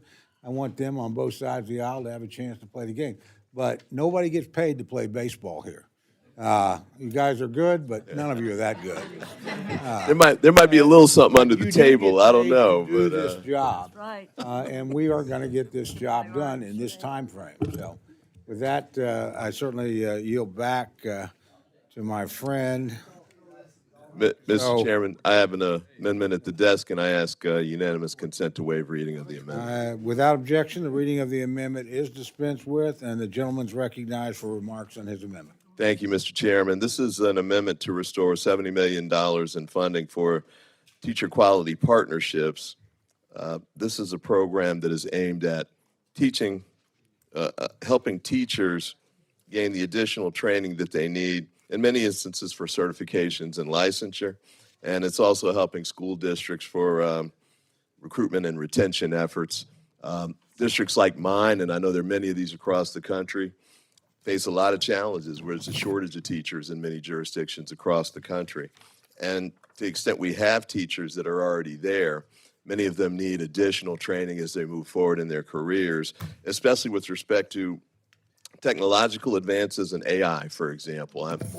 One of my sons was a teacher for about 3 years, and one of the challenges they face is that as the technology evolves, many of the teachers, especially teachers who are closer to my age than his, have trouble keeping up with the changes in the technology, and the students are sometimes even ahead of where the teachers are. So it's important for us to make sure we're giving them the tools that they need to develop the skills and the knowledge base that they need so they can be effective teachers. And there's also assistance that's needed for teachers with respect to how to manage classrooms and maximize the teaching experience. I think there's a lot of school districts, and mine's included, where you don't have classrooms with 20 students. You have more like 30, 35, and sometimes even 40, like my son did. And you need to know how to manage a class that's double the size of what it ought to be. And making sure that we have teachers who are skilled in doing that, I think, is critical in maximizing the ability to make sure that the students who are coming through those schools, coming through those programs, going to those classes, get the best education possible. We've had a lot of conversations tonight about helping our young people. And frankly, we haven't done a lot tonight to help them in any respect that I can tell. And I think it's important for us to make sure that at least something this fundamental, making sure that they have teachers who are best equipped to provide the type of education that they need, especially in this rapidly evolving economy with the changes in technology, especially that AI is bringing. We don't even know day to day, year to year, what's going to come next from AI.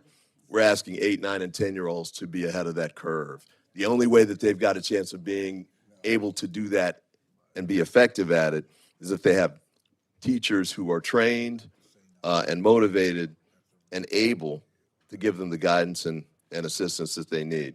I'll note quickly, the report noted that states and districts are best positioned to make decisions about teacher recruitment and development. I certainly agree with that. I think the report meant it as a justification for the cuts, but this is a grant program. So the grants go to states and localities, and the states and localities make the decisions about what kind of training programs they're going to use, what kind of recruitment efforts they're going to use, what kind of recruitment efforts or retention and training programs would be best able to assist the teachers that they're bringing in, especially to the extent they're bringing in new teachers. And I think it's also best in the sense that it's a grant, that it can be tailored to the districts and the localities based on the particular interests of those communities. So I would ask for a restoration of the $70 million for this program. This program was entirely zeroed out. So I guess the federal government, this administration, is making a decision to totally walk away from these kinds of programs. And I don't know that we can be really doing the best to help our children with their education efforts and to help young teachers who are struggling to figure out how best to manage and be successful in these classroom environments. We're not helping any of them if we're not giving them the tools and the resources to be effective. And with that, I'll yield the remaining moments there. Thank the gentleman for his amendment. The gentleman from Alabama, Mr. Adderholt's recognized to respond to the amendment. Thank you, Mr. Chairman. I'll rise to oppose the gentleman's amendment. The underlying bill that before us supports ways to return education to the states. Education is inherently local, and states and local communities are most knowledgeable about their needs for the teacher development and recruitment. I will note that Congress has not yet met the statutory commitment in the Individuals with Disabilities Education Act that we all know of, IDEA, and which funds 40% of the average per-student cost for special education. However, let me say to my colleague from Maryland, I look forward to working with you on his interest in teacher development and how we may improve student outcomes. And with that, like I said, I would love to work with him, but I have to pose the amendment, and I yield back. Thank you, gentlemen. Gentlelady from Connecticut, Mr. Law is recognized to address the amendment. Thank you. I rise in strong support of the amendment. The Teacher Quality Partnership Program awards competitive grants for local universities that partner with high-need school districts to train effective educators. These funds support classroom residency programs that give teacher candidates hands-on experience before they take over their own classrooms. In recent years, the grants have been part of a core federal strategy to address chronic national teacher shortages, particularly in high-need areas and in critical subject areas. The Teacher Quality Partnership has been used to expand master's level teacher residency programs that allow candidates to, quote, earn while they learn. The strategies increase recruitment, long-term retention of teachers in high-poverty school districts. In addition, other Teacher Quality Partnership grants have provided federally funded registered apprenticeships for teachers. This funding allowed states to use the grants to pay for tuition and wages of aspiring teachers while they worked under a mentor.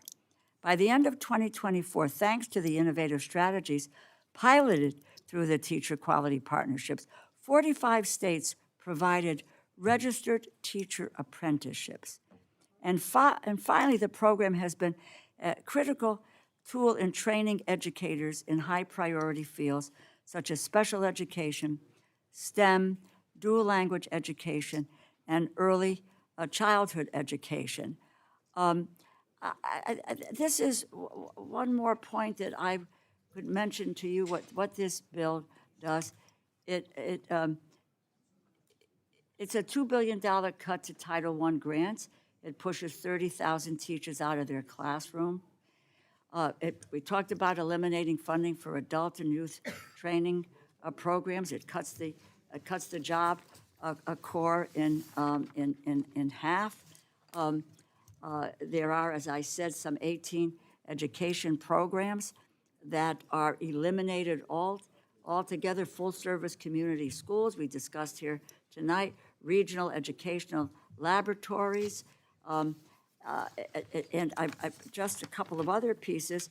It abandons college students and low-income workers trying to improve their lives through post-secondary education. It increases the interest rates for 4 million college student borrowers, cut funding for need-based financial aid, eliminates job training programs, which I mentioned already, decimates support for kids in K through 12 elementary schools. It goes on. Just to really make the point I've been trying to make over and over again, that this is really a kind of slash and burn at the educational opportunities for our youngsters, for our teachers, and to provide good quality teachers for our kids today. You know, families that rely on our public schools are counting on evidence-based programs like the Teacher Quality Partnership to deliver qualified, excellent educators to classrooms in our communities nationwide. We should really fund this program and reverse that elimination of this program if we want to have teachers who are qualified to teach our youngsters. I support the gentleman's amendment, and thank you for raising the issue. I yield back. Thank the gentlelady. Are there other members wishing to address the amendment? Seeing none, the gentleman is recognized for 1 minute to close. Thank you, Mr. Chairman. I thank the ranking member for her comments and certainly join with those remarks. I think it's important for us to make sure that we're doing everything we can to give teachers the resources and the opportunities to be successful in the classroom so that our kids who are going through those classes can be successful.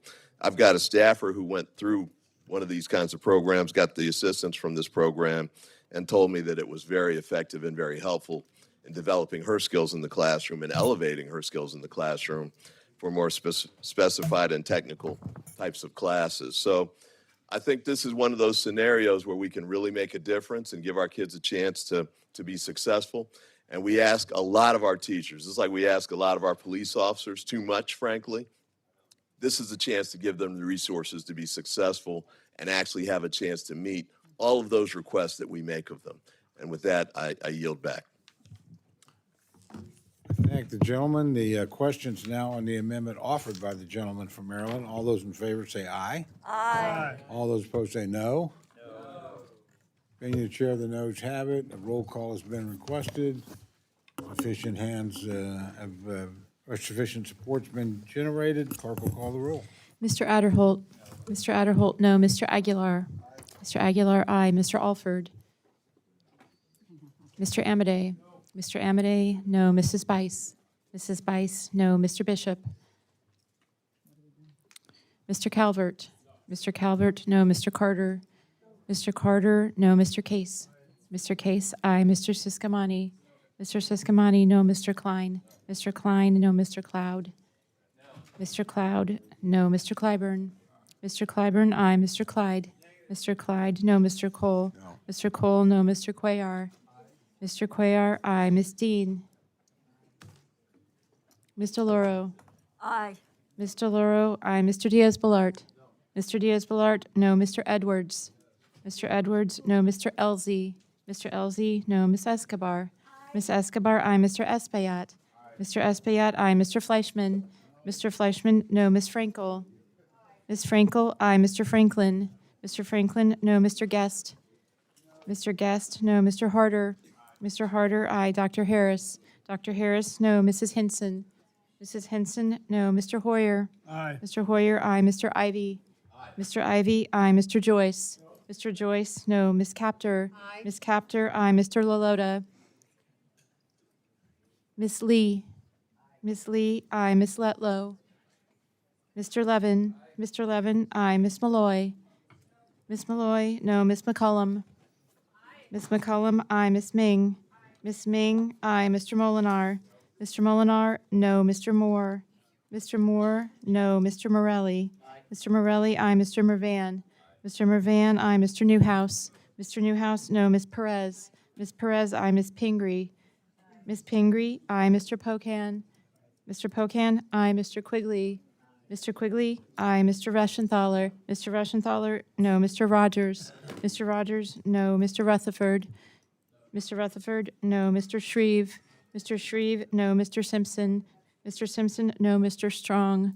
Mr. Strong, no. Mrs. Torres. Mrs. Torres. Mrs. Torres, aye. Miss Underwood. Miss Underwood, aye. Mr. Valadeo. Mr. Valadeo, no. Miss Wasserman Schultz. Miss Wasserman Schultz, aye. Miss Watson Coleman. Miss Watson Coleman, aye. Mr. Womack. Mr. Womack, no. Mr. Zinke. Mr. Zinke, no. Are there any members wishing to vote or change their vote? Gentlelady from Pennsylvania. Ms. Dean votes aye. Gentleman from Georgia. Mr. Bishop, aye. Gentleman from Missouri. Mr. Alford, no. Gentleman from New York. Mr. Lalota, no. Are there any other members wishing to vote or change their vote? Seeing none, the clerk will tally.